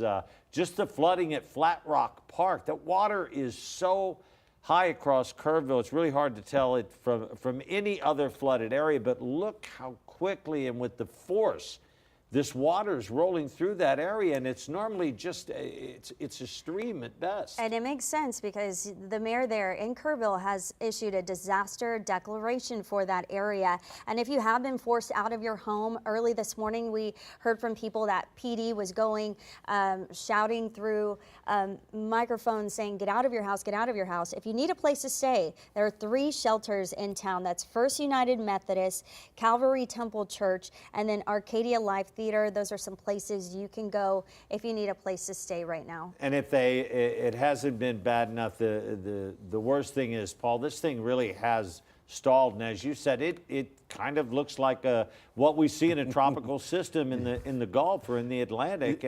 Only this is parked. Yeah, right. It is moving slowly. It's moving at about 10 miles an hour, I would say, just kind of slow to the south and east, and I'll show you that. But yeah, you know what, Barry? I mean, exactly. It just looks like it's got banding and everything. I mean, it's a complex. It's a mesoscale complex for sure. All right, so here are the river levels. The one that is there's only one that's rising still, and that's the Guadalupe River at Comfort, still flooding, and also major flooding is expected at 30.6, and that's going to be at 1 o'clock. I wouldn't be surprised if that wasn't more closer to noon, but the Weather Prediction Center says 1 o'clock for the flood crest there. Already has crested Guadalupe River at Kerrville, receding at Hunt, and receding now at Center Point. Has already crested maybe about half an hour or so ago there at Center Point. And Sue is doing such an amazing job there at Center Point. Those were amazing. And just what a horrible day. But I mean, that's the way it goes here in South Central Texas. We have periods of drought, and then we have periods of flooding, and then we'll have periods of drought and periods of flooding. That's just the way it is here in South Central Texas. But thoughts and prayers to all the folks that have been affected.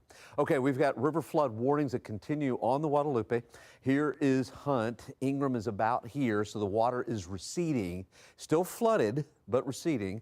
Still flooded here in Kerrville, but receding. And also Center Point. They've already seen their crest there and continues to drop. Now, there is additional rainfall, and I'm not sure what exactly is going to happen with the river. I don't think it's going to be significant enough that it will really drive that river back up again. It would be really rare to have a double crest. Let's see, around Comfort, going to be cresting there at about 1 o'clock, noon, somewhere around there at 30.6. And earlier, one thing you got to remember is earlier this morning there at Comfort, the water, the level was like 4 feet. And it's going to go up to 30. That's amazing. Down around Spring Branch, we've got flood warnings there, but should be minor flooding at this point. I'm going to check on Spring Branch again. That may go up to moderate, but right now it is minor. Okay, we've got a flood warning in effect until noon for all of Kerr County. northern portions of Bandera County, a little sliver there of Real County as well. And now we've got a flood warning in effect for the western portions of Guadalupe County. All right, so here's what happened. Now, of course, it is, what time is it? I don't even know what time it is. It's 10:30. Okay, earlier this morning, about 2 o'clock, I rolled in here sometime 2 o'clock or so.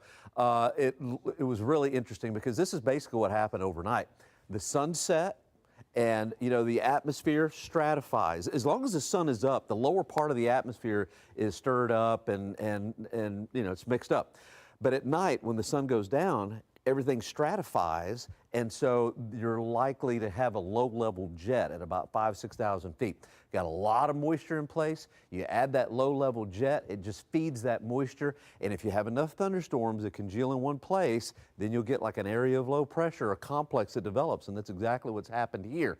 Now, you can see the thunderstorms here, quite a bit of it now in northern portions of Bandera County, into Kerr County, Gillespie County, and this continues to slowly move to the south and east. It's not moving very fast, but it is moving, and it's really taken a life of its own. I mean, you can see this area of low pressure plain as day, like a band into it, you know, and so this is moving to the southeast. Matter of fact, let me show you a loop over the last 3 hours or so, and about 3 hours or so was here just south of Brady, and now the center of circulation, I'm going to use that term loosely, but kind of north of Fredericksburg and continuing to slowly move to the south and to the south and east. The heaviest rain over the next couple of hours is going to be from northern Medina County, eastern Bandera County, and into Kendall County, and then we will probably a little bit later on this afternoon see some thunderstorm action, probably early afternoon, as this whole complex kind of moves to the south and east. Now, one thing that's really interesting is this complex is not going to totally die out, I don't think.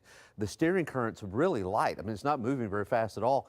And tomorrow could be the focus for additional showers and storms. It's not out of the realm of possibility.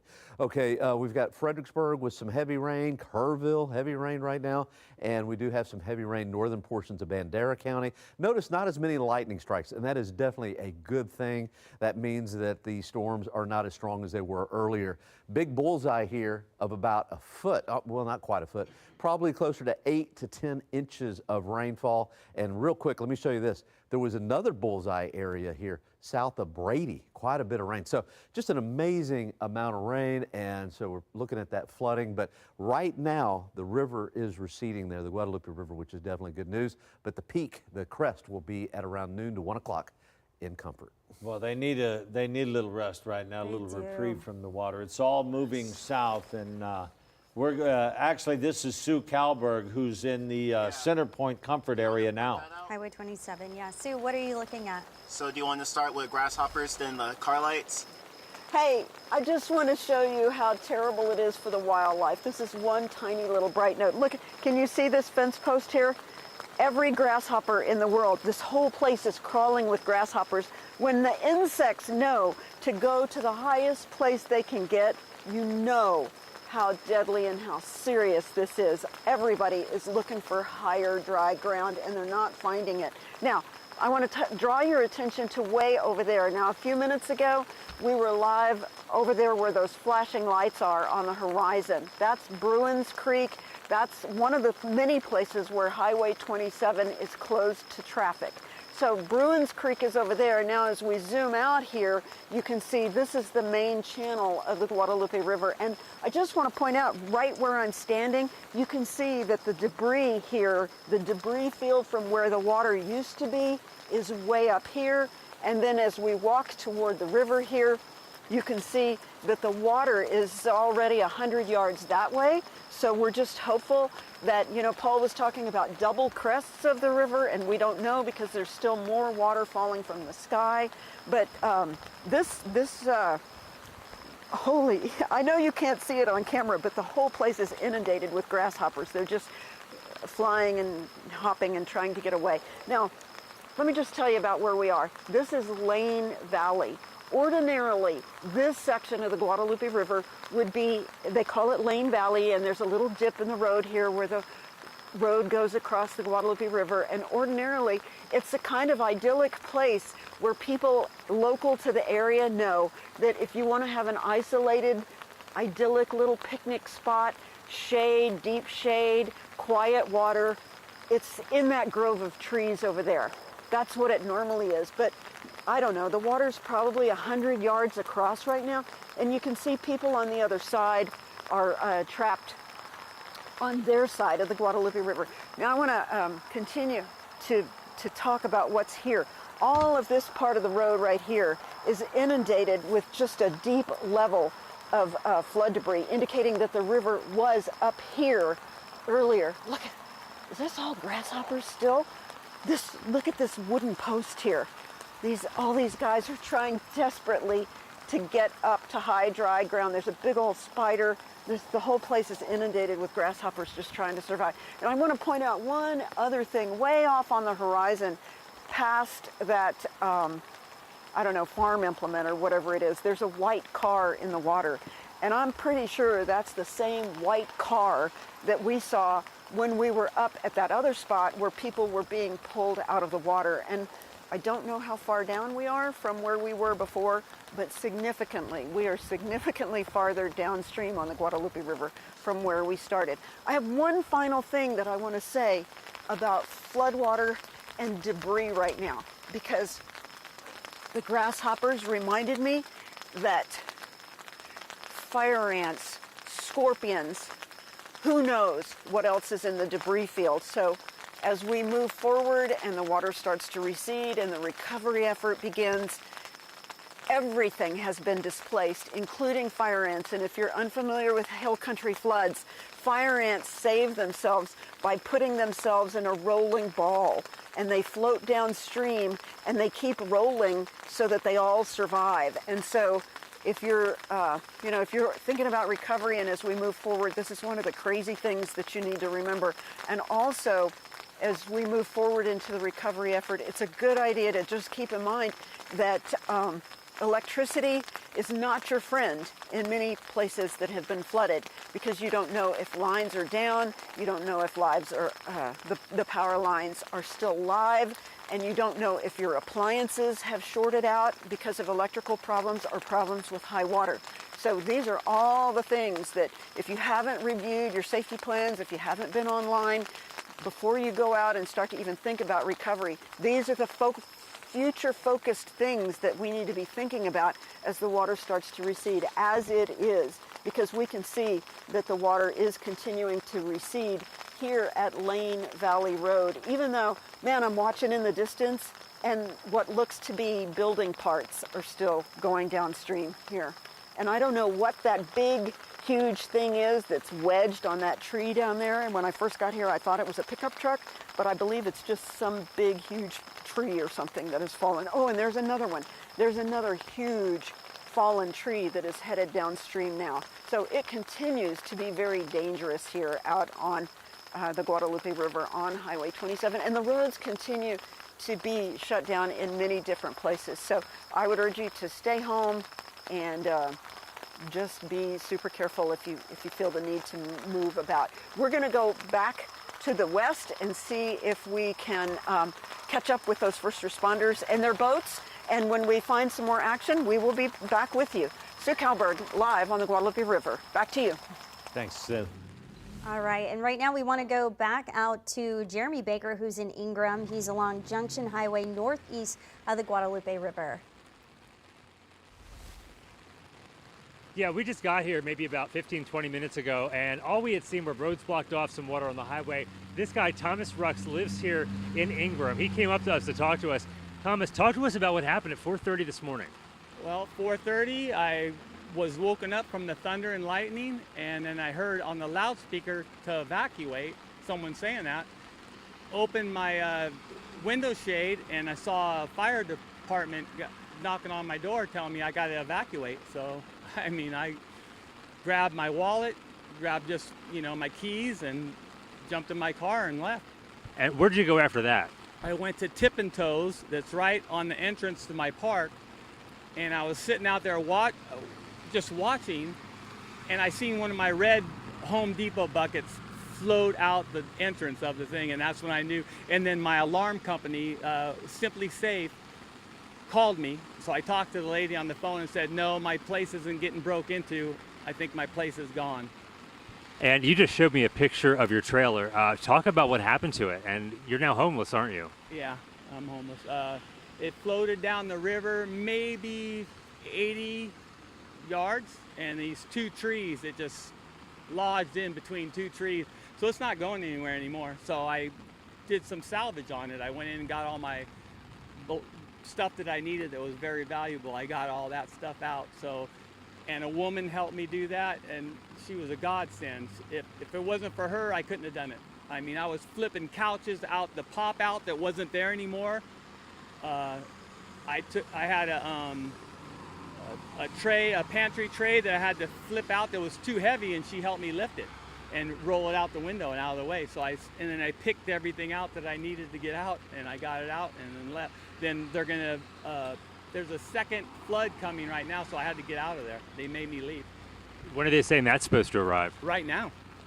Yeah, it's a flooded, yeah, they said you got to get out of here. So I got what I could and most of the valuables. My place is gone though. It's gone. So, you know, I was telling you just a few minutes ago, you have an incredible attitude for someone that's been through what you've been through. How so? I believe in the man upstairs, and with all my heart, and he's taking care of me. So. And you have kids, one in Idaho, one in California, and you've reached out to both of them. Yeah, I reached out to my son, my daughter. I texted her a picture of my place. She's still sleeping probably right now. When she wakes up, she's probably gonna freak out, but yeah, I love them all. My son I have 4 grandkids too, so. Well, she might freak out, but as long as she knows you're okay, that's all that matters. Yeah, that's what matters. Yeah. We're going to talk to you more in just a little bit. So glad you're okay. Thank you. Absolutely.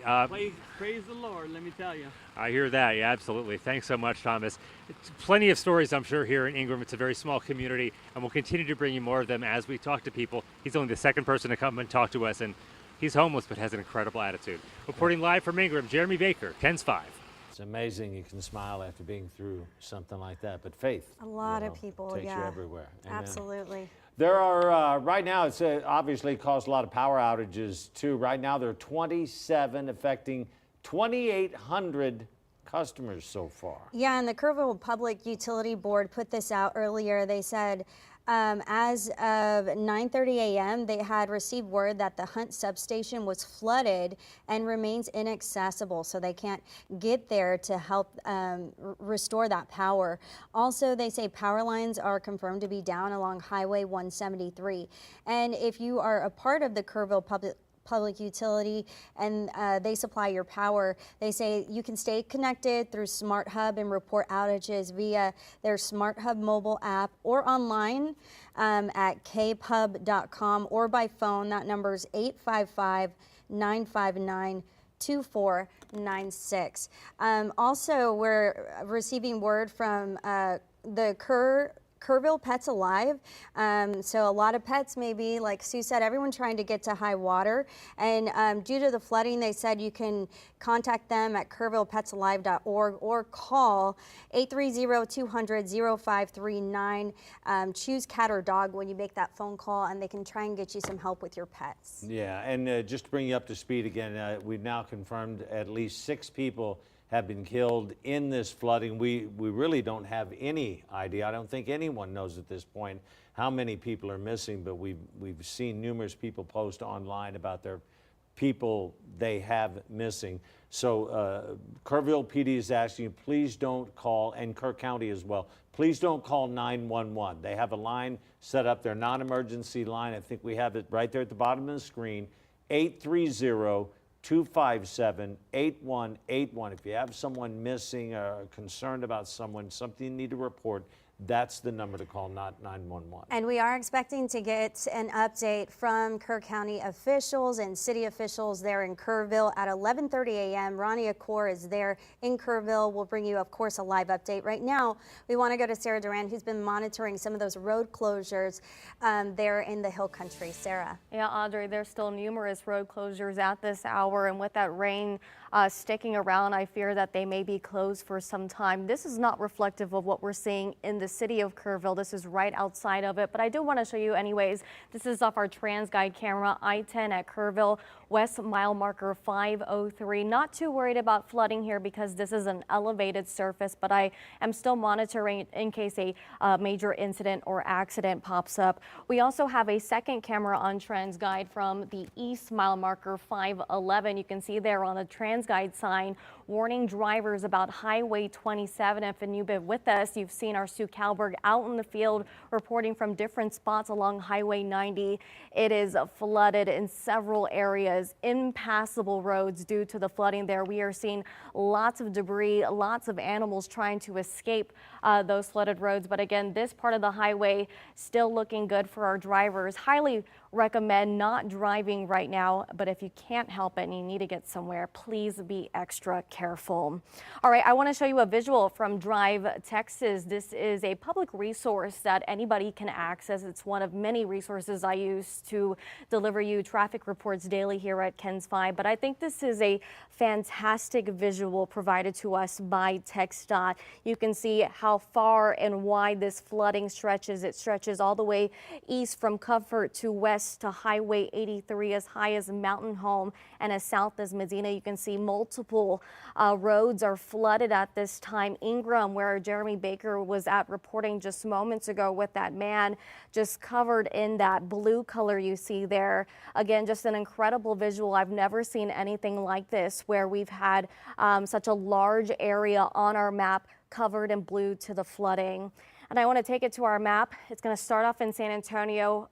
For the most part, San Antonio has been unscathed during this weather event, but of course Kerrville, Kerr County has been impacted heavily. FM 480 between Bandera Highway and Texas 27, that is closed off, and we are seeing numerous closures in the area. I'm going to read them to you. Texas 39, both directions between FM 187 and Junction Highway. Loop 534 north between Texas 173 and Sidney Baker Street. FM 1350 east of Center Point closed. Goat Creek Road, both directions between Junction Highway and I-10, as well as Highway 27 near Center Point, and that's where we've seen Sue bring us incredible images of water on the road, high water on the road. She's even showed us a vehicle that attempted to drive through. They got stuck. Please don't do that. If you see water on the roadways, please turn around. Your life is more important than where you need to go. She also showed us a lot of heavy debris in those areas that could quickly turn into a dangerous situation if you try to pass through. Here are some of the road closures we're seeing in the city limits of Kerrville. Arcadia Loop, most of Thompson Drive, Guadalupe Street, Lowry Street, Rio Robles, Riverside Drive, Herzog and Loop 13, portions of Broadway. These are new. Quinlan Creek seeing some flooding in their low water crossings, according to the city. 1st, 2nd, and 4th Street, as well as Park Street. Those were added not too long ago from the city's update. Closer to Bandera, we are seeing road closures here, 16 North at Four Sisters, Brewington Creek, as well as FM 2107. Again, folks, we have been repeating this all morning long. Do not call 911 if you are looking for flood information. Look to your media sources like here on KENS 5. The non-emergency number you can contact, though, is 830-796-7371. Closer to Comfort, these are a look at the closures over here. I know there are numerous ones. Please stick with me. High Road and High Street, 7th and Cypress Creek, and High Street at Guadalupe River. And I think this is just a small piece of a bigger picture. These are the road closures I have been able to collect. But again, if you are driving anywhere in these areas, you could come across water, so please be careful. If you're evacuating this area, Comfort High School is a great option. Paul? All right. Well, thank you, Sarah. All right, let's take a look at those rivers and how they're doing. Boy, they were just monstrous earlier this morning. The only one that hasn't crested yet is the Guadalupe River at Comfort. Major flooding is occurring right now. It's getting close to cresting. It'll crest sometime around noon. So water is rising. We'll reach the peak at around noon to 1 o'clock at 30.6. That's a major flood there at the Guadalupe River at Comfort. All right, Kerrville already has crested. Guadalupe River at Hunt has crested, and the Guadalupe River at Center Point has crested as well. Now receding, probably receding slowly, but receding. All right, we still have an impact day. Flooding is possible. Stay aware. as we head through the rest of the day today. All right, we do have a flood warning that is in effect, of course, for Kerr County. Now, for a good part of Bandera County, that's been extended. Also, the eastern portions of Real County, that's been added and extended. Good part of Gillespie County has been included as well. That's until noon. Also, we do have the river flood warning, of course, crested here already. This is Ingram about here. Hunt is here. Kerrville, water is coming down, but still a lot of flooding going on at Center Point. Just about to crest here in the next hour or two at Comfort. And I just checked on Spring Branch. Spring Branch, the latest update is that it will be close to a moderate flood. So the water continues, the estimate continues to move up. And you can imagine because there is still more rain. So they're at Spring Branch and Guadalupe. Looks like it's going to be probably, I think when it's all said and done, it's probably going to be a moderate flood. If you live near the river, you know what that means for you there at Spring Branch. Okay, more rain is going to be moving into Bexar County. You can see the lightning strikes all through Bandera County now. Most of the heavy stuff is trying to push out of Kerr County, but it's still raining very heavily. You saw the reports from Jeremy and also from Sue up there. Quite a bit of rain still, some lightning strikes as well. Not much down to the south and east. This is a loop over the last 3 hours. And look at this complex, how it's created its own little circulation here. We've got banding here feeding in and just an incredible amount of rainfall from this system and continues to push down to the south and east. And that's why I think our chances for rain here in Bexar County will be on the increase over the next couple of hours. And that flood warning has been extended now for most of Bandera County because of that band that's moving in. And this is really heavy rainfall amounts. There's still a lot of atmospheric moisture in place. The heaviest rain right now is just to the east of Kerrville, northwestern portions of Kendall County, southern portions of Gillespie County, and again right there in Bandera County coming down in buckets. This is a loop over the last 12 hours, and actually the loop is over the last hour, but the information is from the last 12 hours. Anywhere from 10 inches to 11. Big bullseye here, and all of that rain fed right into the Guadalupe River basin with amazing flooding at Hunt. One of the biggest they've ever seen. Kerrville was probably in the top 5, so lots of flooding going on there in Kerr County. That's not the biggest total, though. Overnight had even bigger totals here. Let's say, get our bearings here between Junction and Brady. I believe it's Menard. Is it Menard or Mason? It's one of those. But anyway, from Mason back to the north and west, 10 to 15 inches of rainfall, quite a bit of rain. And that's why we've got this complex that has developed. Over the last hour, about 1 inch to 2.5 inches again over Kerr County. That's bad news. Don't need that. And I think we could see an additional 1 to 2 inches. Definitely possible in Kerr County. The heaviest rain is now eastern Kerr County into Kendall and also there into Bandera County, where you see the purples and the bright reds there, northern portions of Bandera County. Over here to the east, where you see some of these purples that are embedded in here, that's rainfall rates of 2 to 3 inches per hour. Really coming down in buckets right now in the northwestern portions of Kendall County and northern portions of Bandera County, and seeing just a little bit more here. So I think we can see another inch or two easy in Kerr County over the next hour or two. Flash flood watch continues. I already showed you the warnings. Flash flood watch continues for Bexar County, Hill Country, and along 90, those counties there, and that is until 1 o'clock this afternoon. Okay, let's take a look at what I'm expecting to happen from here on out. Now, the model that I'm using, I keep flipping back and forth, but I believe we're using the graph model. This is the extended model. I think it's got a pretty good handle. It says that all this rainfall will start to dissipate later on this afternoon. Okay, I'll go with that because I mean that tends to happen now that the sun is up and we're going through the day. These complexes that develop overnight that tend to weaken, and so I think that's going to be the case. High temperatures today only in the mid 80s. Temperature right now 79. Let's say that our high today. Let's just say our high today is 81. That'll be the coolest high that we've ever had on July 4th. The old record was 82, and that happened several times in the past, 82 degrees. And that's a possibility. We may hit only 81 or 82, but I'm thinking more like the mid 80s for today. And then for the fireworks tonight, a few showers for eastern counties, western counties, probably not. Here in Bexar County, I think for the most part, just some clouds and temperatures in the low 80s. Okay, what's left of that complex may regenerate overnight tonight with some more thunderstorms, and then coming back at us tomorrow. I'm going to give it about a 30% chance tomorrow, and high temperatures tomorrow only around 90 for a high, could even be in the 80s again. If we have 5 days, the first 5 days in July with highs in the 80s, I think that's a record. I think that since we're in the 80s today, I don't know if we've ever hit the first 4 days in July with highs in the 80s. That's pretty hard to do. All right, let's take a look. This is what I'm expecting. Again, highs in the mid-80s. Chances for rain continue. Average high 94. We're way below that. And again, if you're going to go out and celebrate with the 4th of July, temperatures in the 80s, low 80s. Celebrate with the fireworks at around 9 o'clock. It should be mostly cloudy and temperatures in the low 80s, around 81. Here's what the rest of the 4th of July weekend looks like. Tomorrow, 89, 90, somewhere around there. 30% chance of rain. Mostly cloudy, then partly cloudy with scattered thunderstorms. As soon as we see sun tomorrow, I think thunderstorms will pop up.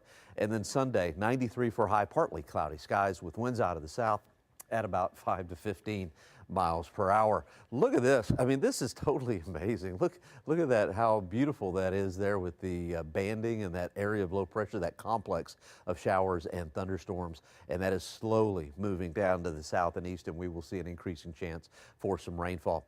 Okay, so I showed you earlier, I think that little complex is probably going to come back again tonight into tomorrow morning, chances for thunderstorms, and then we probably will dry out on Sunday.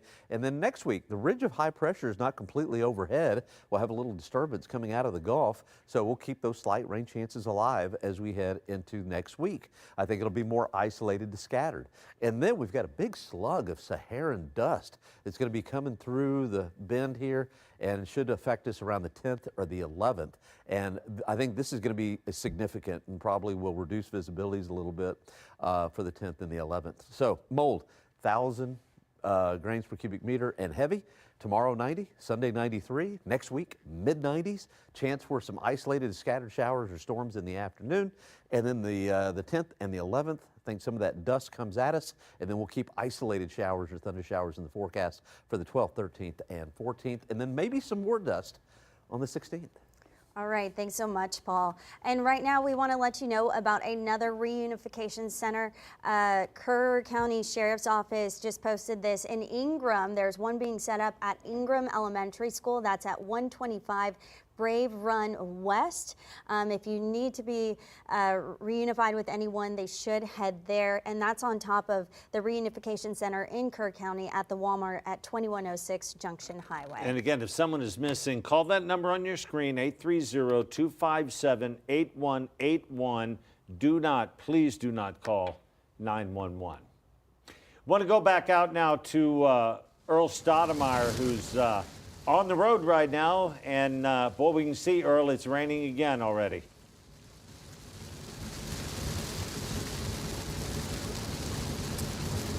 Hey, Audrey, Barry, me and Sue, we are now on Highway 27. We just got off of Leon Valley and Lane Valley, and the rain, it is still coming down. The sky has gotten darker, but some good news that I am able to share is that we are seeing fire crews being able to cross some of these stretches of water that we've seen cars getting stuck in all day. So we are in between Converse and Center Point. Comfort and Center Point. Boats coming down trying to do the rescues, and people have been at a standstill trying to make it through, but with the water coming down, it is going to make things a little bit more difficult now for fire crews to get out to some of these people needing help and support. There's rescue boats right up here. Coming up. Well, unfortunately, we have lost connection with Earl and Sue. Again, they were out on 27, somewhere between Center Point and Comfort. What we're looking at now are some pictures that Ken's 5 viewers have sent in of the flooding throughout the morning. This is just absolutely unreal. You can see that water has torn apart, gosh, parts of buildings, lifted cars up on railings there. The water was just absolutely coming through like we couldn't believe. I understand we've reconnected now with Earl, is that right? Nope. All right, oh, it's on G Street is what we're told. This is in Kerrville on G Street. The amount of water that had come through there, again, we had said this earlier, most times the Guadalupe River moving through there moves at 2.5 cubic feet a second. At one point, at the height of this flooding today, that water was moving at 175,000 cubic feet per second through that area. Just to give you some idea, look at that field of debris, just trash and logs and everything just washed up. This is in the Comfort area. The water has already moved through the Comfort area. We saw Sue a while ago out in a very rural area, and you could still see the water just screaming through a raging river through something which would normally be just rocks and a trickle of a stream. But this just shows the amount of water that has come down. In some places, Paul just showed you on that graphic, 10, 11 inches of rain since this began. And these were the water rescues that were off of 27 earlier. We saw live on TV this young man right here literally pulled from a tree by rescue crews, and then not 5 minutes later, they dropped him off. The boat went back out.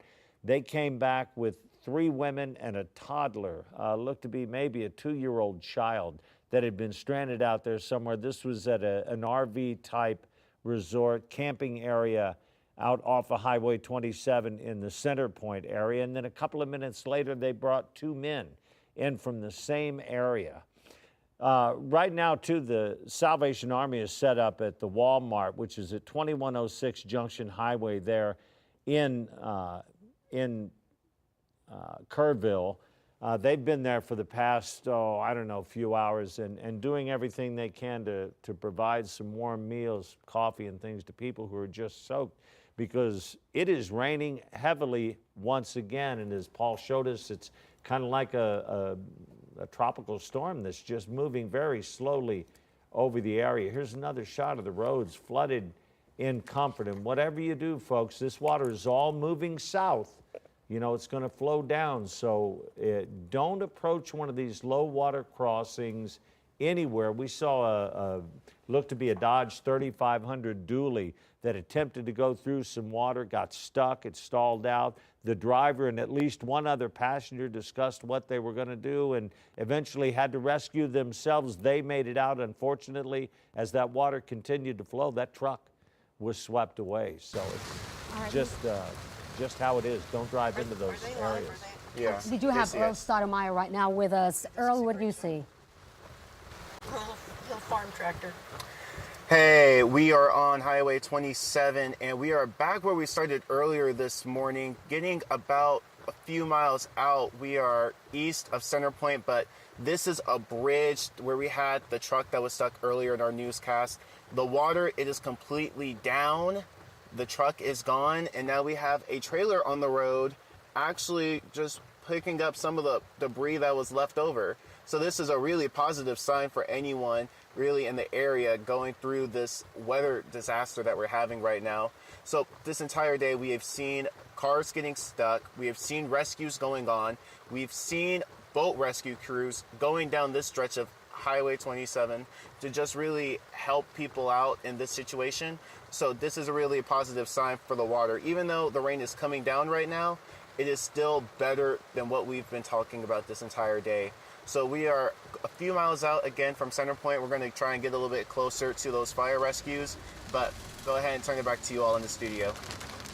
All right, Earl, y'all be careful. I'm glad to know that you're at least you find some high roads out there somewhere, because I'm joined now by Sarah Fergani. And Sarah, the thing we've been seeing all morning long, a lot of these roads are closed, and there are people stuck literally between low water crossings on a number of roads because they can't get through them. Right, and here's the thing, because today's the 4th of July, I think a lot of people are waking up today with holiday plans. They might be caught off guard.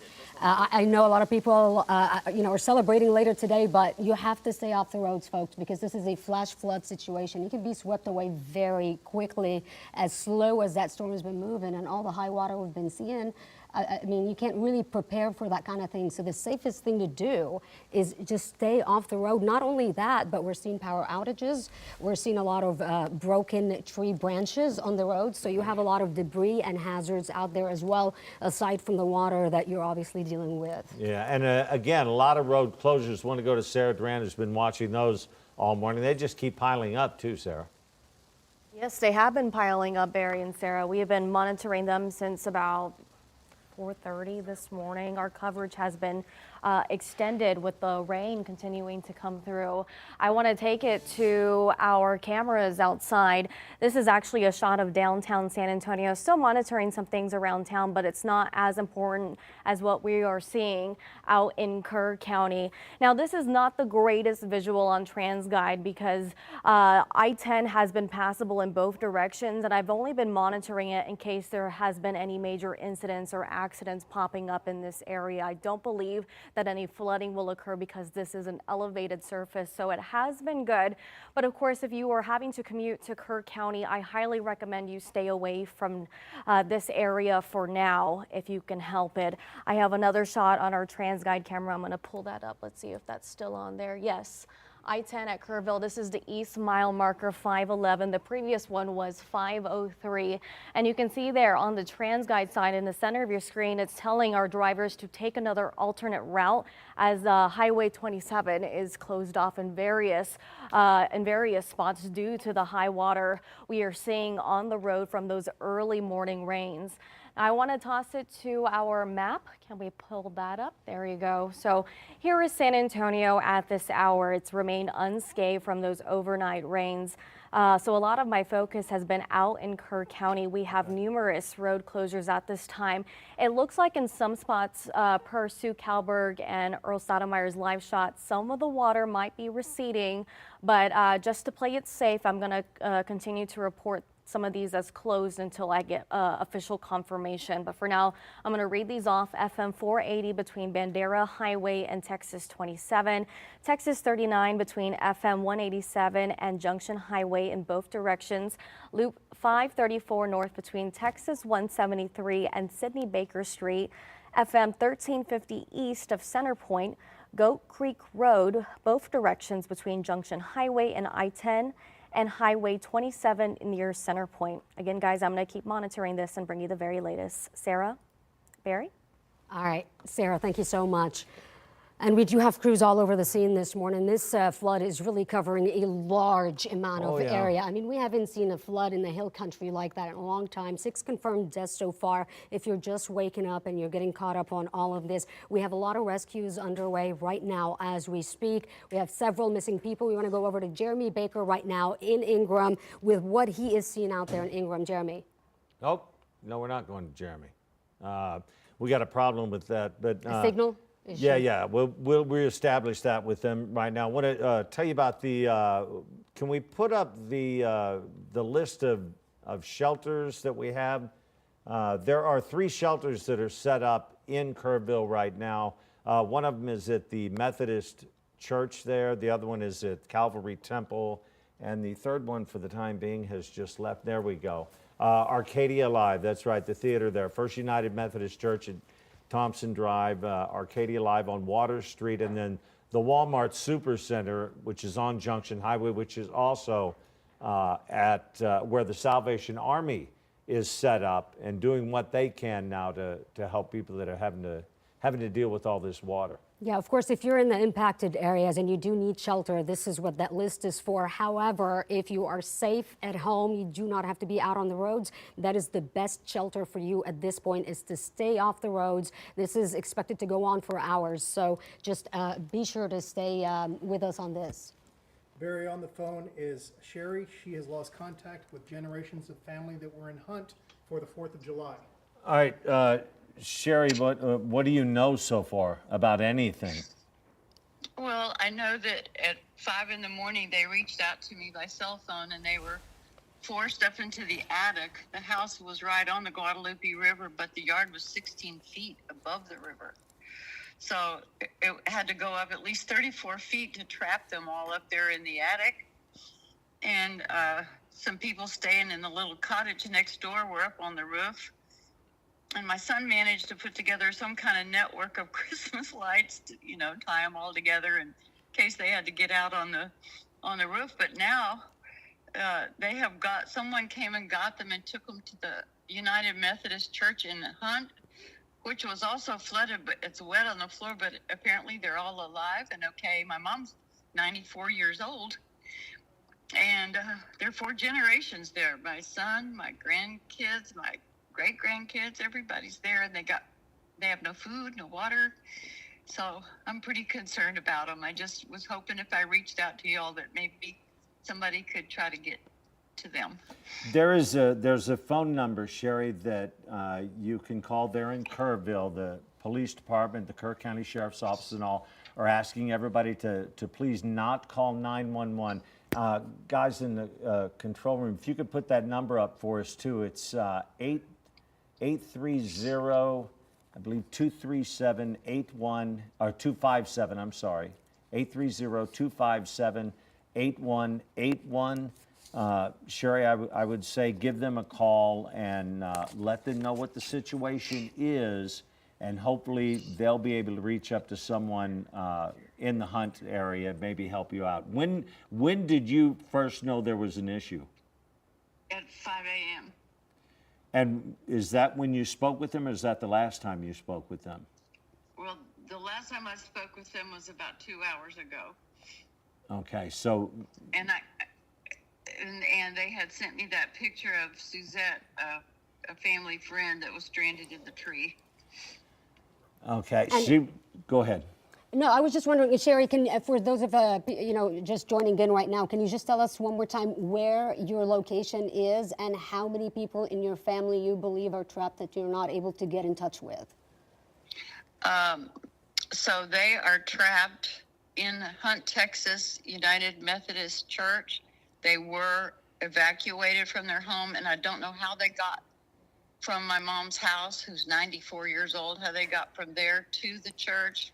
So my mother, who's 94, my son, who's in his 50s, my granddaughter, my great-grandson, my nephew, and all their friends somehow managed to get all the way to that church, which was also flooded, but at least they're not sitting there on the Guadalupe River in case it swells up again. They're away from the river then? Yeah, well, not by much. I mean, across the highway, but down the road a little bit. It's still pretty close to where it's all happening. So as of 2 hours ago, that was when you last spoke to them. That was on a cell phone. They all have cell phones, and you just haven't been able to get through to any of their lines? They have no electricity to recharge their phones. Yeah. All right. Well, Sherry, our prayers are with you. Call that number, the 830-257-8181. One more moment. Sarah has something. Yeah, Sherry, I was just going to tell you, when you get an update with you, please also let us know. We would like to hear when people are safe. And if we hear anything on our end, please, feel free to continue keeping in touch with us. And as soon as we hear something, we'll be able to let you know on the air as well. Okay, and do I call the same number if I get an update, the 713-732-0193? 830-257-8181. Yeah, the number you called us, call that number would be great. To call you back? Our number, yes, ma'am. That'd be great. Okay, all right. Thank you, Jack. Thank you. Our prayers are with you. Thank you. Bye-bye. It's hard to tell how many people are in the exact same situation. We know at least, just from the Facebook, what we're following in Kerrville, there are at least 8 people missing, and she has 5 members of her family missing. Right, and she brought up a really good point. I think a lot of people are running into that situation, especially if you weren't prepared for this and you didn't charge your phones overnight. A lot of people don't have phone chargers on them, whatever it is, and you can't get in touch with them. We're hearing some really difficult stories right now. We do want to check in with Jeremy Baker, who's out in Ingram, and he's got an update for us as well. Jeremy, tell us exactly where you are and what you're hearing out there. Yeah, we're at the Ingram Fire Department just off of Junction Highway, very close to the Guadalupe River. I'm here with Haley Bacchus. Talk to us, what's your role with the fire department first? I'm a firefighter with the volunteer fire department. We are currently here. We're just trying to get everyone safely away from the floodwaters. Our community has come together and has called up here and asking if we need anything or what they can do to help. And it's been amazing just to see a small community come together. And tell me about how you were woken up this morning and how you found out about the flooding that was happening. We have a system called Active 911 that is through the sheriff's office, and I had gotten a page on my phone for multiple calls during the floodwaters as they were coming in this morning. And then that's how I woke up and I was able to get down here and start helping. So talk to us, these people behind you, a lot of them, I would assume, have lost their homes, so they have nowhere to go. Yes, they have lost their homes, and we are currently helping them with their pets, having them stored here as well. We just have many people coming together. That's all I can say, but it's a very, very scary time for sure for being something around the 4th of July weekend. So I assume they just walk up here or they drive here. What do they say to you when you first come into contact with them? They just say, like, I need somewhere to go, or like, where can I be? And we're just welcoming everyone with open arms and having them here. We just have the community come together as well, and they walk in, they're like, what can I do to help, or do y'all need volunteers? And they've been great helping us out, and it's very nice to have. For people that are out there and they're listening to this or they're watching, perhaps they have family in this area and they're concerned about them, where can they tell their family members to go? They can probably tell them to come here, or there is a City West Church down the road, and also the Ingram Elementary School is where they have people going to as well, as far as I know as of right now. Anything else you think people need to know here in Ingram? If you don't have any reason to get out, please stay home. Just don't be in the heavy floodwaters, because that makes it more for us having to go out and get you. Just stay home, don't get out, turn around, don't drown, like they always say. That's a good point. Thank you so much for your time. Thank you for doing the good work you're doing. Thanks so much. Now, Karen and Jody, they're with Kerrville Pets Alive. Of course, people need to stay safe. We've seen several pets, in crates or cages, coming through here because they're also homeless or they don't have somewhere to go. Talk to us about what people should be doing with their pets. How can we help? How can you guys help? Okay, so our job is to help first responders really with and pet owners with resources for their pets right now. People need to take care of themselves, so we want to help them with their pets. They can reach out to us by calling our hotline at 830-200-0539. Follow Kerrville Pets Alive on social media, on our Instagram or Facebook page. We're working directly with Kerr County Animal Services, and people just need to be safe and know that they can evacuate with their animals and have a place to go. We have a staging area at City West in Ingram, and we're also about to announce after 11:30 our staging area in Kerrville, which will be announced at a press conference soon. Jody? We just want to make sure that people understand that they can evacuate with their pets and that their pets will be safe and that they can stay with them, and because being safe is the number one priority. Have you seen anything like this, either of you? A little bit on the flood side and on the freeze. We had a big freeze here, saw that, but this is truly epic with pets and people. Again, people are the priority right now, but people want to save their pets, and that's what we're here for. We're the extra to do that. So please reach out to us, Kerrville Pets Alive. You can message us on Facebook, Instagram, or call our number 830-200-0539. Anything else you think people need to know? No, I think we're good. Just people take care of themselves, and look out for that Kerrville press conference coming up about safety. All right, thank you so much for talking to us. Hang out one second. Our anchor, Barry, has a question. I'm not sure if it's for you guys or me. It's for you, actually for you, Jeremy, and thank them for what they're doing. I'm just curious, okay, and I know you're good to go. Yeah. Thank you so much again. Now, I know you've just gotten there. A lot of people coming around here. Right. You've only gotten there about 45 minutes or an hour ago, and I don't know how much you've been able to see. We've seen so much damage in Kerrville and just a little north of there. Tell me, and Hunt, we're seeing pictures that are unbelievable. How much damage have you been able to see since you've gotten there? I'm going to try to bring up a picture on my phone. I'm not sure if you're going to be able to see it here. I didn't have a chance to text it into the newsroom quite yet. The man we interviewed maybe about 20, 30 minutes ago who lost his home, I don't know if you can see this well, Stephen. We haven't seen any damage with our eyes yet because we just got here and parked, like you said, about 45 minutes ago across the street by the fire department. But this is a picture of the man's home. It's his trailer. And he was in that at 4:30 this morning. And he got out quickly. And the trailer at this park, the RV park, I believe it's called Riverside RV Park, the entire RV park, from what he showed us in pictures, has been washed away. Where his home was, he showed us the ground where his home used to be, and there's nothing there anymore. And the river just picked up this trailer, dragged it downstream. I'm not sure how many feet, not too far. There's an emergency alert. Come on. All right, I'll take that off there. But you saw the picture right there. The trailer, was picked up by the water, went downstream. He said, thankfully, the trees saved his trailer. He was able to get some things out of it, whether it's expensive things, some guns, some clothing, a couple computers that he hopes he can salvage. They didn't get completely wet, but that's someone's home, and it's destroyed. So I don't know how much more damage you can imagine, something like that. And I haven't even had a chance to talk to any of the people behind me, but like Haley from the fire department here in Ingram said, they've likely lost their homes also. So we're going to hear a lot of stories. We just got here. People have come up to us to talk to us. So we're going to, try to see some more damage and see what's happened. But just looking at that picture, you can only imagine what happened, Barry. It's pretty devastating for a lot of people here. And he still had a smile on his face, Jeremy. That was awesome. Thank you. Yeah. That's the amazing part. Yeah, sure. Thank you. We'll check in with you in a bit.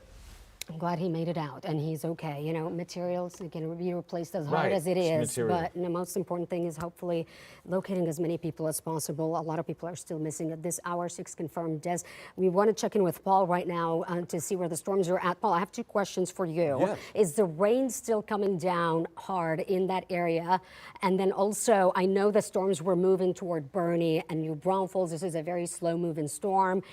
The people there need to be watching out as well. And should be watching out for how long, I guess I should ask also. Yeah, we'll talk about that. The heaviest rain, to answer your first question, the heaviest rain is now moving out of Kerr County, which is great. But again, moving into Kendall County and Bandera counties, and it is raining very heavy, but these storms are at least moving. So I don't think the situation will be nearly as bad as what's going on in Kerr County. Problem in Kerr County is we had these cells that just literally sat in the same place for like 2.5 hours with tropical rain, and this is what happened. So hey, I got an update for you on the Guadalupe River at Comfort. The original crest was supposed to be 30.6. They've upped that to 34.6. I believe that's right, and it's cresting now. I knew it was going to be earlier than 1 o'clock this afternoon. It's beginning to crest at 34 feet. That's a big flood in Comfort along the Guadalupe River. The Guadalupe River at Kerrville has crested, receding slowly, and also receding slowly at Hunt and Center Point. And the lady that called in earlier, I'm glad that her family is fine, but she pretty much confirmed that the river got up to about 34 feet or so, and that's big. That's a big time flood for Hunt. I believe that's the second, not quite the record, but boy, really close. That's about as high as that water gets there in Hunt. If you've ever been to the Guadalupe River at Hunt, it's amazing that it could even get to 34 feet, to be honest. All right, possible flooding. We want to stay aware today. It is a KENS 5 weather impact alert day today. Okay, we've got a lot of warnings, as you would imagine. We've got a flash flood warning. Now, every time I look at this, it's been extended. So flash flood warning is in effect for a good part of Kerr County and northern Bandera County until 3 o'clock this afternoon. This first popped up. I believe my first crawl was a flood warning for Kerr County at 2 o'clock this morning, something like that. So this has been an ongoing situation for a long time. Flood warnings are in effect for Bandera County. We also have a flood warning for a good part of Real County and also Gillespie County this morning. Well, it's still morning, but going into the afternoon. Okay, we've got a flood warning, of course, on the Guadalupe River. Here is Hunt. Ingram is here in Kerrville, and all receding, but boy, was the flood it was disastrous, as you've seen from all the pictures. At Center Point, Sue did just an amazing job there. At Center Point, the waters are receding, but still really high. Still a lot of flooding going on there along the Guadalupe River, and cresting. It was supposed to crest at 30.6, but I believe it's 34.6 there at Comfort. And then I was just checking Spring Branch. Spring Branch, it looks like when it's all said and done, it's probably going to be a moderate flood there in Spring Branch as well, as that water runs down the Guadalupe. All right, so here we've got Kerr County. Look at the lightning strikes here in Bandera County and also into Kendall County. Now rain is coming back into Bexar County. At this point, it's just light to moderate, but will continue to slide down to the south and to the south and east. Okay, let's get a big picture of this complex that's developed. It was all about tropical moisture, all about a low-level, nocturnal, low-level jet that we usually see at night here. But with that tropical moisture in place, you get thunderstorms in one area, and then you just have a lot of latent heat that's released, and then you have an area of low pressure, and this is what's happened. Now, one thing, though, that is good is it's not so concentrated, starting to loosen up. Can you see that? Can you see how it's just loosening up? And the whole complex is weakening, and that is a good thing. But still some heavy rain, Bandera, Kerr, and also into Kendall counties right now as we speak. Getting a close-up view. The big bullseye overnight over the last 12 hours was right about in here, and it's still raining very heavy, but the heaviest is now in Bandera County and also into Kendall County here, and continuing to move. It's not just stuck. But literally for about 2.5 hours, we had just thunderstorms that just weren't going anywhere overnight. So we picked up anywhere from 10 to almost a foot now, it looks like, over the last 12 hours in that western portions and central portions of Kerr County. And, you know, that water's got to go somewhere. And this is real just tropical rain. And so just totally flooded the Guadalupe River. This wasn't the worst, though. Look at this, between Brady and Junction in a 12-hour period, anywhere from 10 to 15 inches of rainfall, just tropical rain, just heavy, heavy rainfall. All right, in the last hour in Kerr County, I've seen about 1 inch to 2 inches additional, and may see an additional 1 inch. So, but here, okay, here's the good news, is I don't see like really heavy stuff, but at least it's not as heavy, but it's still raining there. Okay, we'll continue to monitor the radar. What is going on, Barry and Sarah? Well, we've just been told that the press conference at 11:30 is taking place now with Kerr County Judge Rob Kelly. Yes, Kerrville Police and Fire Departments right now. Let's listen in. And we'd like to share with you some information about our response. We are currently in an extremely active scene right now. There are assets deployed across the county to help start the recovery process from this catastrophic flooding. I have with me today much of our command staff, and today you're going to hear this morning from County Judge Rob Kelly and Kerrville Mayor Joe Herring, standing right behind me, about our response. Again, please understand this is an ongoing, very active scene. We're going to give as much information as we can, but please respect the fact we have every single asset possible available to us that has been deployed for this recovery. So with that, we'll open up to a few questions and statements. So statements real quick from Judge Kelly. Good morning. I want to thank everyone for being here and being part of this response. You need to know that the response is being led locally, but also at the state level, with very active participation. I was awakened this morning with a phone call from Nim Kidd, who is the Executive Director of the Texas Department of Emergency Management. And we were on their radar screen. And as we were walking out of the Sheriff's Office, we had a call from Senator Cornyn. I've been in touch with both our state senator and our state representative. And we have assets available. There's a lot of discussion about casualties, how many fatalities, a lot of discussion about how many people are missing. And I've been advised not to use any numbers. We do have some numbers, but we're not going to use them at this time. We'll have another meeting. What is it, 3 o'clock? We have another one? Yes, sir. Okay. And hopefully be able to flesh out some of those numbers. But suffice it to say, this has been a very devastating and deadly flood. I happen to live on Highway 39, which was the Guadalupe River this morning. And from the benchmarks, from the people that my wife bought the property from years ago, this far surpasses the 87 flood. I'm happy to say that the water did not get in the house. It got my office and the fence and the gate and the outbuildings. But when you look out your front door and you see the Guadalupe River running, it'll wake you up, let me tell you. With that, we can confirm that we are jointly working with each other. We don't have specific counts on the number of helicopters or different pieces of equipment at this point. Again, we'll probably try to have a little bit more information about that at 3 o'clock. But what we need is cooperation and prayers. And for the cooperation, if there are any people that are interested in trying to donate anything to help us with this response, please do that with the American Red Cross and identify this event, the Guadalupe River flood, and we'll let them handle that. And with that, I want to introduce the mayor. We share responsibilities. Both I do the county, he does the city, but he is the senior emergency manager for the city. Mayor? Thank you, Judge. Thank you for being here. My role today is to say thank you. Thank you to the men and women who are working to save lives, save property. This came at night when people were asleep in bed.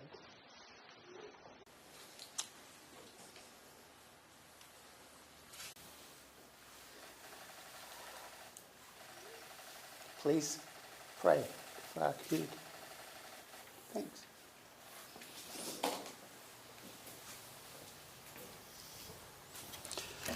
And with that, we'd like to open it up for questions. Kayla Washington here with KXAN. Wait. Louise, I'm sorry. The report was that we had numerous kids from Camp Mystic missing, and I just saw that they may have been all accounted for. Can you guys confirm that the camps are accounted for at this point? Okay. Judge? I can respond to that. We can't say for sure that they're all accounted for. We know that there are some missing. We know where some of them are stranded. And we've worked to confirm that with the people out of Camp Mystic. But in terms of exactly how many are missing and unaccounted for, we're not sure about that number. But we have a bunch of them that we're trying to get back. Our building on that, Rudy Koski with Fox 7 out of Austin. These kids, were they in trees? You know, where were these rescues and how were these rescues done? I don't know the answer to that question. And by who? Was it National Guard, DPS? I don't know. No. Jayla Washington here with KXAN. I know you guys aren't giving specific numbers. Would you be able to give us any indication of the people who you guys have found who unfortunately did pass away? Are they older? Are they younger? Actually, most of them, we don't know who they are. We're having to fingerprint them at the funeral home. And one of them was completely naked. He didn't have any ID on him at all. So we're trying to get the identity of these folks, but we don't have it yet. There are other camps that we are having viewers ask us about. The Heart of Hills Girls Camp and another Boy Scout camp.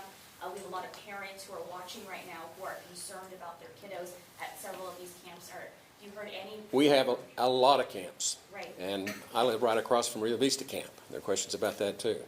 I don't know any specifics about any of the individual camps. What I do know is that everybody is doing their very, very best and trying to get this identified as much as we can. Parents who have their kids at these camps, how can they find out if their kids are safe?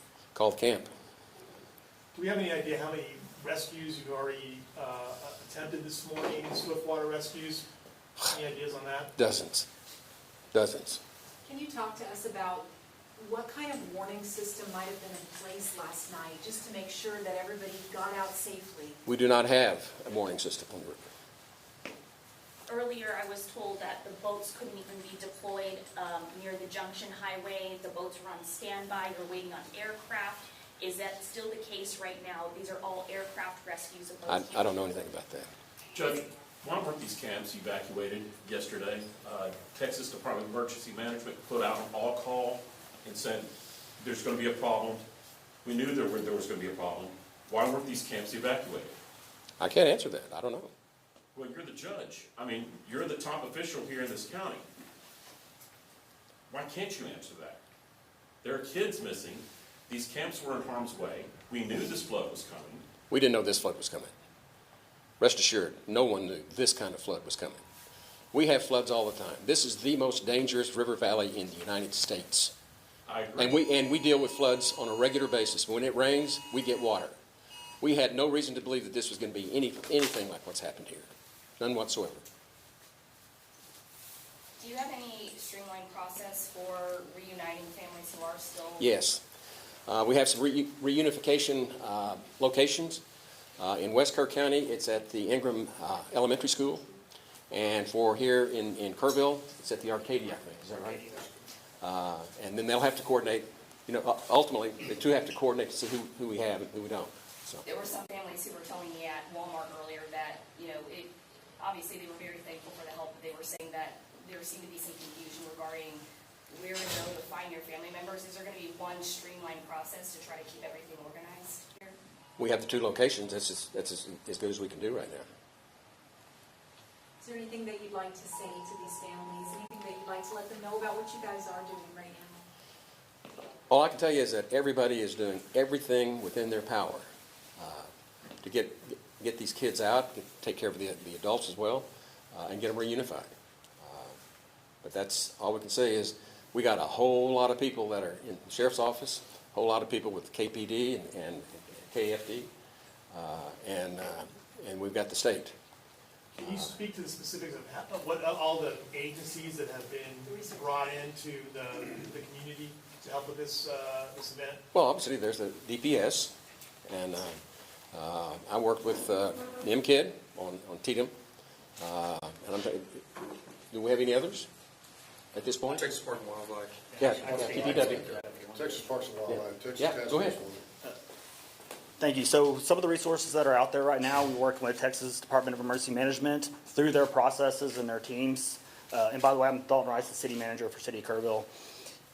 Through Texas or through TDM, all the different assets can be deployed throughout the state, so through different STARS requests. So both the city and the county issued disaster declarations recently. We are in contact with the governor's office.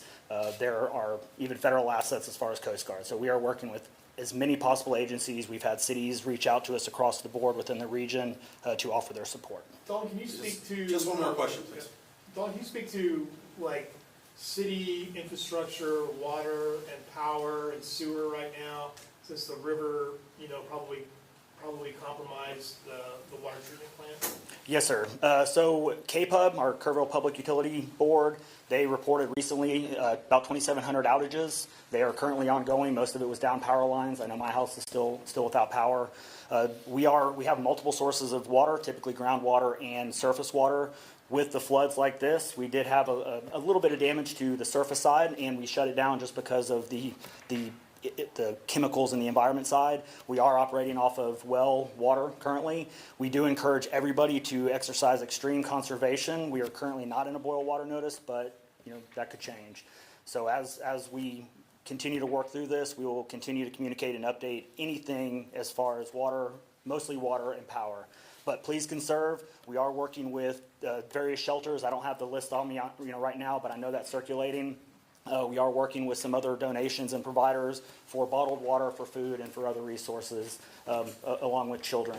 I did just get a report, too, that we do have some mental health task force as well that are in the area, should we need any mental health task force as well. Anything to do with evacuations now, because the rain does continue? Anything that you want to tell people out there while you've got the audience here about if people need to evacuate with the rain and the water continuing? Yeah, last question on the evacuation piece. We obviously, this is a very ongoing situation. We're continuing to monitor the weather, pay attention to your local media sources. We are continuing to get information out there.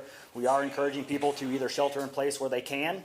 We are not seeing a lot of the small creeks be hit, which sometimes do happen. This is a more widespread North Fork, South Fork issue that all kind of converged and hit everything at once. So we encourage people to shelter in place. If you can, stay home, stay out of high water, don't drive into unknown waters or floods. We know this is a significant event. Use caution, use discretion. Don't be getting close to the water's edge. This is a very quickly moving river, and things can happen very fast. So with that, we want everybody to be safe, and we will have another meeting at 3 o'clock. The towns that are actually under evacuation orders right now?